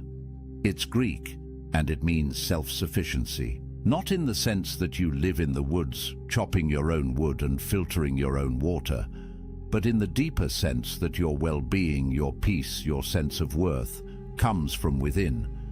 It's the understanding that you need nothing outside yourself to be complete. That happiness isn't something you find in another person. It's something you cultivate in the fortress of your own mind. Marcus Aurelius understood this at the deepest level. Here was a man who had everything society says should make you happy. Emperor of Rome, immense wealth, beautiful family, power that stretched across the known world. Yet he wrote in his meditations, "Nowhere can man find a quieter or more untroubled retreat than in his own soul, not his palace, not his empire, his own soul." And he added, "It is in your power to retire into yourself whenever you choose." Think about what he's saying. The greatest sanctuary you'll ever know isn't a place. It's a practice. It's the ability to withdraw into your own mind, to find peace there regardless of what's happening around you, whether you're surrounded by chaos or sitting in silence, whether you're with someone or alone. The peace isn't circumstantial, it's constitutional. It's built into who you are. And once you develop this capacity, you become unstoppable. Epictetus, who went from slavery to philosophical mastery, taught his students that the key to this self-sufficiency is understanding what you control and what you don't. You don't control whether people love you. You don't control whether relationships last. You don't control the economic factors that make dating harder, the cultural shifts that change the rules, or the fact that modern technology has turned human connection into a swipe-based marketplace. None of that is in your control, but you do control your character, your response, your inner state, your decision about what kind of man you're going to be regardless of circumstance. And this is where it gets powerful. When Musonius Rufus, another Stoic philosopher, was exiled from Rome, sent away from his home, his friends, everything familiar, he didn't collapse into despair. He didn't spend his days mourning what he'd lost. Instead, he used his solitude to deepen his practice. He worked on his virtue. He refined his character. He became more himself, not less. And when people came from far away to learn from him, even in exile, they found a man who radiated peace, a man who proved that external circumstances have no power over an internally complete person. There's a story about Zeus, the king of the gods in Greek mythology, that the Stoics loved. During the cosmic conflagrations, when the universe would reset and everything would be destroyed, Zeus would sit alone. No other gods, no creation, just emptiness. And yet, he remained content, at peace, because his completeness didn't depend on what existed outside him. The Stoics used this image to teach that true self-sufficiency means you could lose everything, everyone, and still have yourself. And if you've built that self well, if you've made it a fortress of virtue and reason, then you have everything you need. Now, I know what you might be thinking. This sounds lonely. This sounds like isolation. But here's where the Stoics make a crucial distinction. There's a difference between loneliness and solitude. Loneliness is the pain of being disconnected. It's what happens when you're surrounded by people but feel empty inside. It's what happens when you're in a relationship but realize you don't actually know yourself anymore. Loneliness comes from lacking connection with others or with yourself. But solitude? Solitude is chosen. It's the intentional practice of spending time with yourself, not because you can't find anyone else, but because you recognize the value of your own company. Modern research backs this up. Studies show that when people choose to be alone, when they see solitude as an opportunity rather than a punishment, their stress levels drop. Their sense of autonomy increases. They report feeling more like themselves.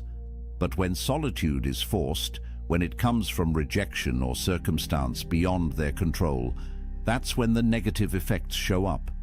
The difference is agency, power, choice. A man who embraces solitude isn't running from connection. He's building the foundation that makes genuine connection possible, because you can't share yourself with someone else if you don't know who you are. You can't build intimacy if you're empty inside.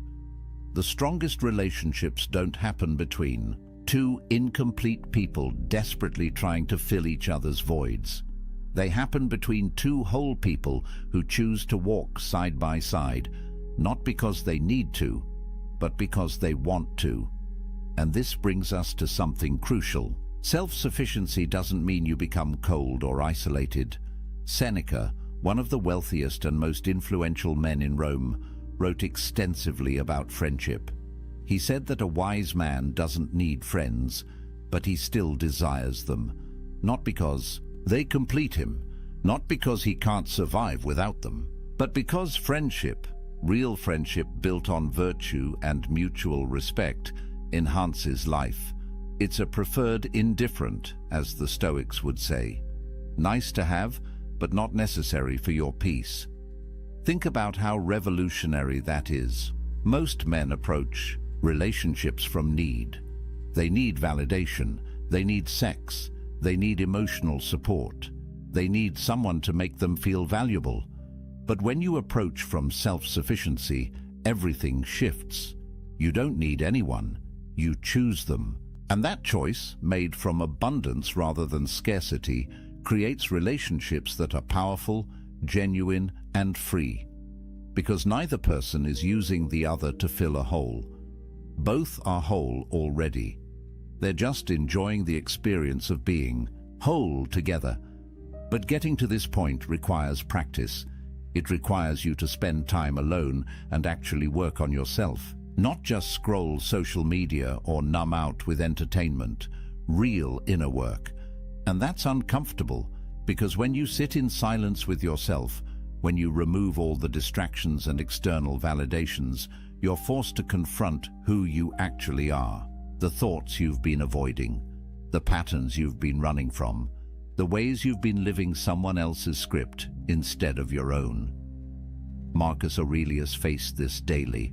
In his journal, he wrote reminders to himself. Wake up in the morning and remember who you are. Remember your principles. Don't let the chaos of the day pull you away from yourself.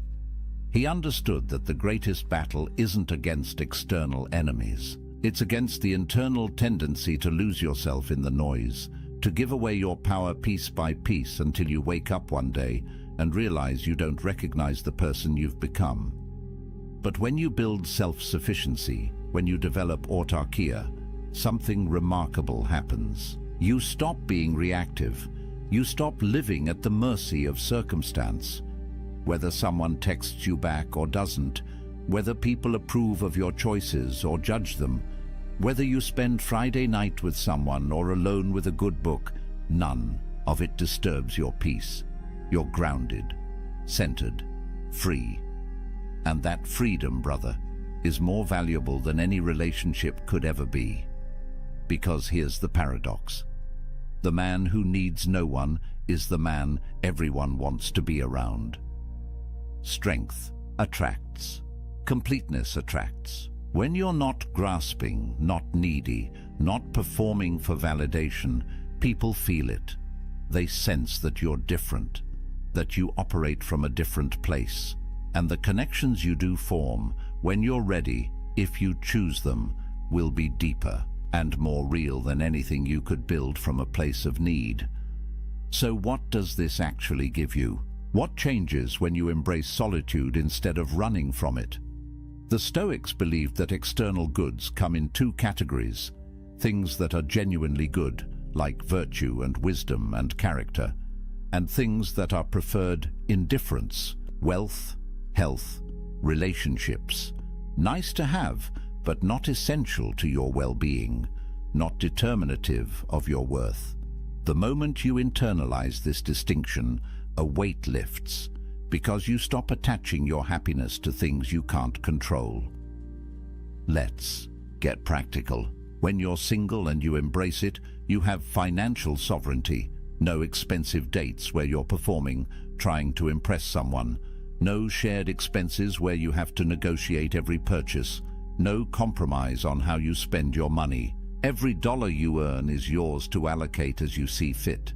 You can invest in yourself, build your skills, travel, save, create, and you don't have to justify these choices to anyone. Modern research shows that single men, particularly those who embrace their status rather than fighting it, report lower financial stress. They have more control over their economic futures. They're not tied to another person's spending habits, debt, or financial crises. And in a world where economic pressure is one of the leading causes of relationship breakdown, that's not a small thing. You eliminate an entire category of stress simply by being financially sovereign. Then there's time sovereignty. Think about the hours you get back when you're not texting constantly, planning dates, negotiating weekend plans, attending social functions for someone else's sake. Time is the only truly non-renewable resource. Once it's gone, it's gone. And most men give away enormous chunks of their time without even realizing it, not because they want to, but because they feel obligated, because they're afraid of what will happen if they don't, because they're trying to keep someone happy, keep the relationship going, prove they're committed. But when you're single, every hour belongs to you. Want to wake up early and work on that business idea? Do it. Want to spend Saturday learning a new skill? You can. Want to sit in complete silence for an afternoon and just think? Nobody's going to text you asking where you are or why you're being distant. This isn't selfishness, it's self-ownership. And the Stoics believed that a man who doesn't own his time doesn't own his life. Marcus Aurelius, again, the busiest man in the empire, wrote about guarding his time like a fortress. He knew that every hour given to someone else's priorities was an hour stolen from his own development, his own contemplation, his own practice of virtue. He wasn't antisocial, he fulfilled his duties, but he was ruthless about protecting the time he needed to be alone with his own mind, because he understood that without that time, he'd lose himself in the chaos of external demands. Then there's mental sovereignty. This might be the most important one. When you're in a relationship, especially one built on neediness rather than choice, you carry enormous emotional labor. You're managing someone else's feelings, anticipating their needs, walking on eggshells to avoid conflict, constantly adjusting yourself to maintain harmony. And over time, this erodes you. You start to forget what you actually think, what you actually want, because you've spent so much energy managing the relational dynamics. But when you're alone, your mind is your own. You can think clearly, process your own emotions, develop your own worldview. Make decisions based on your values, not on what will keep the peace. There's a reason why great thinkers throughout history, from philosophers to scientists to artists, often did their best work in solitude, because the mind needs space to wander, to connect ideas, to see things from new angles, and you can't do that when you're constantly reactive, constantly managing relationship dynamics, constantly split between your own needs and someone else's. Research in neuroscience shows that solitude activates what's called the default mode network in your brain. This is the network responsible for self-reflection, for integrating experiences, for creative thinking. It's the mode your brain enters when you're not responding to external stimuli, and it only activates when you're truly alone, not just physically but mentally. When you're not checking your phone every 5 minutes to see if she responded, when you're not running through conversations in your head, analyzing what you said wrong, when you're just present with yourself. And this is where creativity and insight emerge. Every major breakthrough you've had, every moment of clarity, probably came when you were alone, in the shower, on a walk, lying in bed before sleep, because your brain needs that downtime to process, to connect, to see patterns. But if you're constantly engaged with others, constantly stimulated, constantly performing, you never give your brain that space. You stay on the surface, reactive, never truly creative or deeply thoughtful. The Stoics understood this intuitively. They practiced morning and evening reflection, time alone to examine their day, their choices, their progress toward virtue. Seneca wrote about the importance of setting aside time each day to commune with yourself, not to judge yourself harshly, but to observe, to understand, to refine your character away from the eyes and opinions of others. Because real growth happens in private. The person you become in solitude is the person you actually are. Everything else is performance. Then there's creative sovereignty. How many men have buried their dreams because a relationship demanded their time and energy elsewhere? How many businesses never started, books never written, skills never mastered, because there was always someone else's needs taking priority? This isn't about blaming relationships. It's about recognizing that everything has a cost, and the cost of relationship, especially one you're not fully choosing, is often paid in abandoned potential. When you're alone, you can be selfish with your ambition. You can pour yourself into your craft, your mission, your vision for who you want to become. No negotiations, no guilt, no compromise. Just pure focused energy on building the life you actually want. And here's what's interesting. The men who do this, who use their solitude to build something significant, often find that relationships come naturally later, not because they went looking, but because they became someone worth finding, someone who radiates purpose and completeness, and that energy attracts. But there's something even deeper here, something the Stoics saw clearly. When you build your life on your own terms, when you develop skills and pursue excellence and create value, you build self-respect. Real self-respect. Not the fake confidence you try to project to impress people, but the genuine, unshakable knowledge that you're living with integrity, that you're becoming who you're meant to be, that you're not wasting your life trying to meet someone else's expectations. And self-respect, true self-respect, is the foundation of everything else. You can't love yourself if you don't respect yourself. And you can't respect yourself if you're living a life of compromise and neediness. Epictetus taught his students that the only thing truly yours is your character. Everything else can be taken away. Your possessions, your relationships, your reputation, your health. But your character, the quality of your inner life, belongs only to you. And it's built in solitude, in the choices you make when nobody's watching, in the discipline you maintain when there's no external reward, in the integrity you hold when it would be easier to compromise.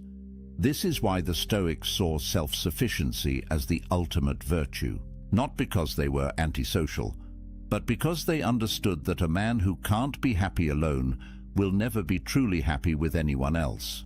He'll always be grasping, always be insecure, always be dependent on external validation to feel okay. And that's not freedom.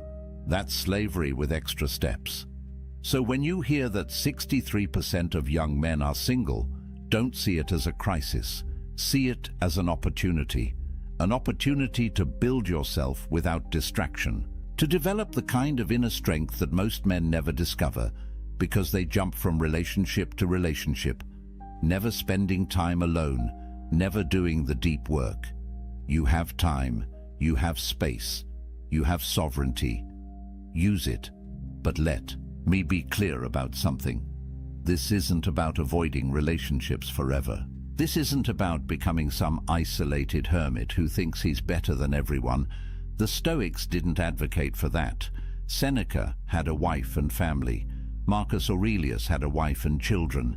They participated fully in social life, but they did it from a place of inner completeness. They engaged with others not because they needed to, but because they chose to. And there's all the difference in the world between those two positions. The goal isn't to stay single forever. The goal is to become the kind of man who doesn't need to be in a relationship to feel complete. And once you're that man, if you choose to be with someone, it will be from a place of strength, not weakness, from abundance, not scarcity, from sovereignty, not desperation. And those kinds of relationships, rare as they are the only ones worth having. But here's what most men miss. They think being single means they're incomplete. They've internalized the message that they're only half a person until they find their other half. And this belief, more than anything else, keeps them trapped. Because when you believe you're incomplete, you'll do anything to feel whole. You'll compromise your values. You'll tolerate disrespect. You'll lose yourself piece by piece trying to hold on to someone, anyone, who makes you feel less empty. But the Stoics would tell you this is backward. You're not empty. You never were. You've just been taught to see yourself that way.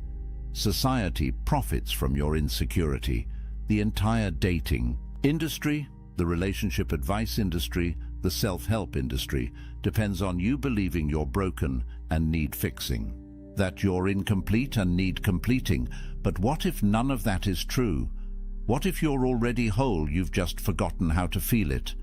Marcus Aurelius wrote about this constantly, the idea that we already possess everything we need. That virtue, the only true good, is already within our capacity. We don't need to acquire it from outside. We need to cultivate it from within. And the best place to do that cultivation is in solitude, away from the noise, away from the opinions, away from the endless pressure to be something other than what you are. In solitude, you can be honest. You can strip away the masks you wear for others and look at who you actually are. And that honesty, uncomfortable as it might be at first, is the beginning of real transformation. There's a concept in psychology called self-determination theory. It says that humans have three basic needs: autonomy, the sense that you control your own life; competence, the feeling that you're capable and growing; and relatedness, connection with others. Most people think relatedness is the most important, but research shows that autonomy is actually the foundation. Without it, without the sense that you're living your own life on your own terms, the other needs can't be truly satisfied. You might have relationships, but you'll feel trapped in them. You might be skilled, but you'll never feel like it's enough because you're measuring yourself by external standards. But when you build autonomy, when you develop true self-sufficiency, everything else flows naturally. You pursue competence for its own sake, not to impress anyone.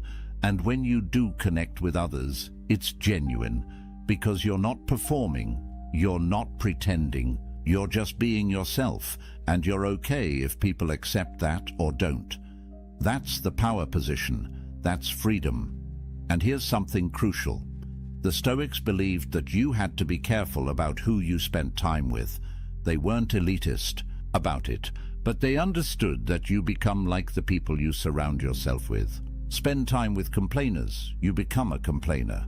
Spend time with people who lack integrity, your own integrity erodes.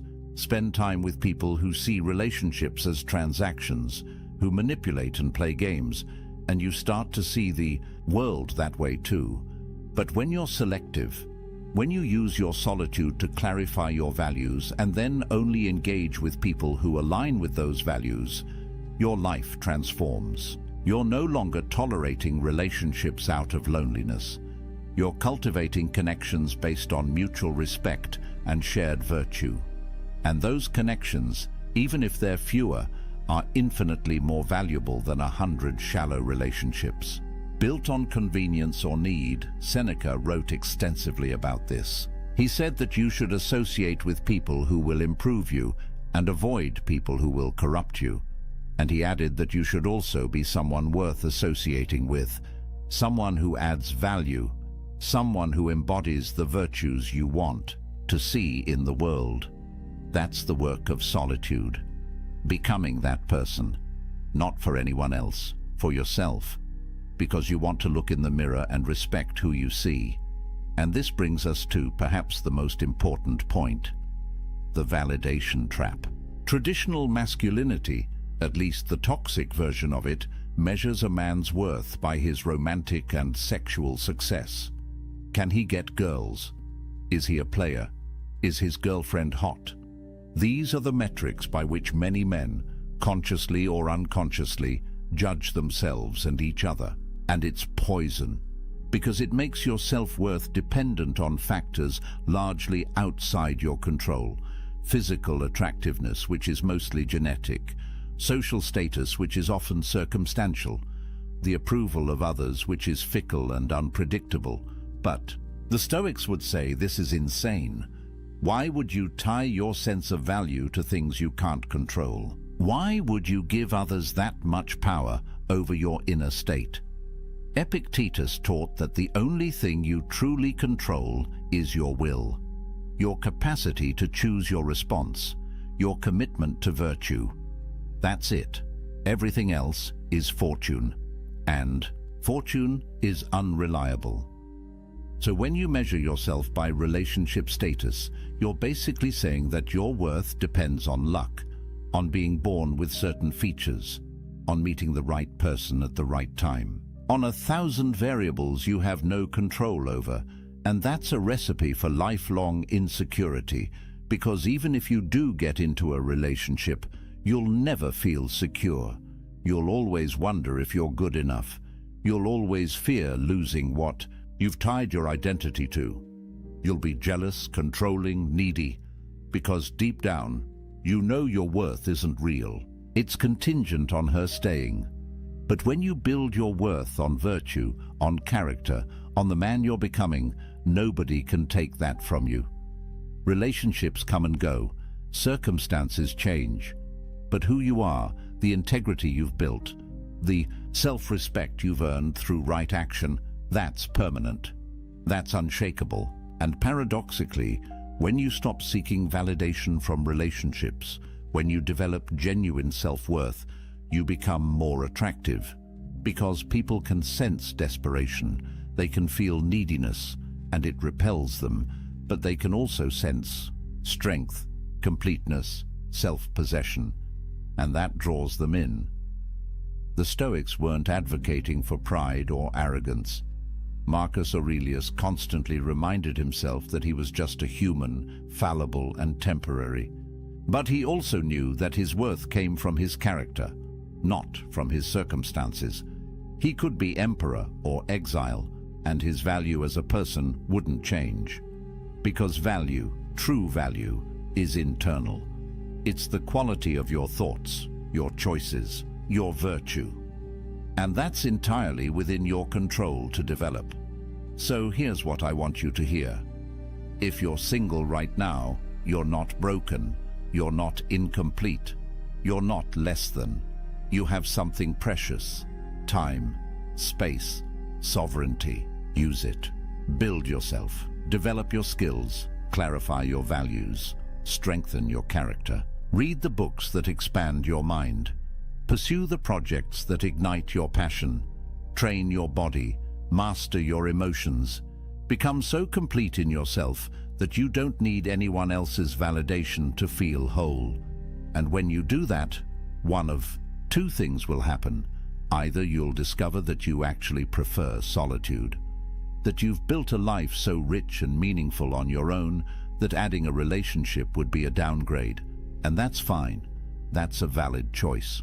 The Stoics would respect it. Or you'll eventually meet someone and choose to build something with them, but it will be from a place of strength, from wholeness, from sovereignty, and that relationship, if it happens, will be powerful because it's not built on need. It's built on choice, on two complete people deciding to walk together, not because they have to, but because they want to. But either way, you win, because you'll have done the work.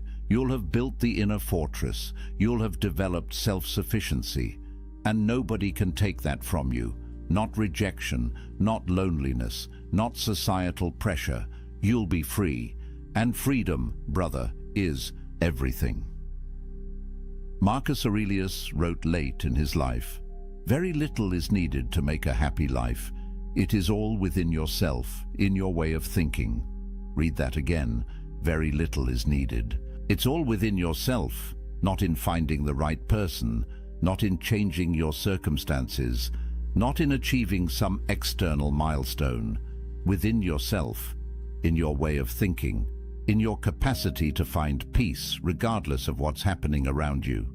That's the promise of Stoicism. That's the gift of solitude. Complete independence from external validation. Total sovereignty over your inner state. The ability to be happy, genuinely happy, in any circumstance, alone or with someone, wealthy or poor, praised or criticized. None of it touches you, because you're grounded in something deeper than circumstance. You're grounded in virtue, in character, in the kind of strength that can only be built in the forge of solitude. So use this time. Don't waste it wishing you were somewhere else, with someone else. Don't spend your days scrolling dating apps or feeling sorry for yourself. The Stoics would tell you that's a form of suicide. Killing time, killing potential, killing the opportunity to become something greater. Instead, wake up every morning and ask yourself, what kind of man do I want to be? And then become that man, not for anyone else, for yourself, because you respect yourself enough to live with integrity. Build your morning routine, train your body, develop your skills, read philosophy, journal your thoughts, sit in silence and just breathe. Let yourself feel what you feel without judgment. Work on your projects, create value, help others when you can. But always come back to yourself.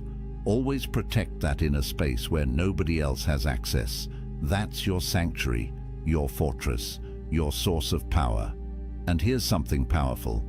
Every time you choose solitude over connection born of desperation, you strengthen yourself. Every time you decline to compromise your values just to keep someone around, you build self-respect. Every time you sit with discomfort instead of numbing it with distraction or validation seeking, you develop emotional resilience. These choices compound. They build on each other, and over time, you become a different kind of man. The kind who doesn't need external validation. The kind who trusts himself. The kind who's free. The Stoics had a practice they called negative visualization. They'd imagine losing everything they had. Their wealth, their position, their relationships, their health. Not to be morbid, but to remind themselves that these things are temporary, that they're not truly theirs, that the only thing that can't be taken is their capacity to respond with virtue. And by imagining loss, they appreciated what they had without clinging to it. They held things lightly, including relationships. Try this practice. Imagine you never end up in another relationship. You're single for the rest of your life. How would you live? What would you pursue? What would bring you meaning and joy? Really sit with that question, because the answer reveals what actually matters to you beyond validation and approval. And when you know what actually matters, when you build a life around those things, you become unshakable. Relationships become bonus, not necessity. Connection becomes choice, not desperation. And here's the paradox again. The man who could be completely happy alone is the man most worthy of companionship, because he's not using another person to fill his emptiness. He's whole already. He's inviting someone to share in his fullness. That's attractive. That's magnetic.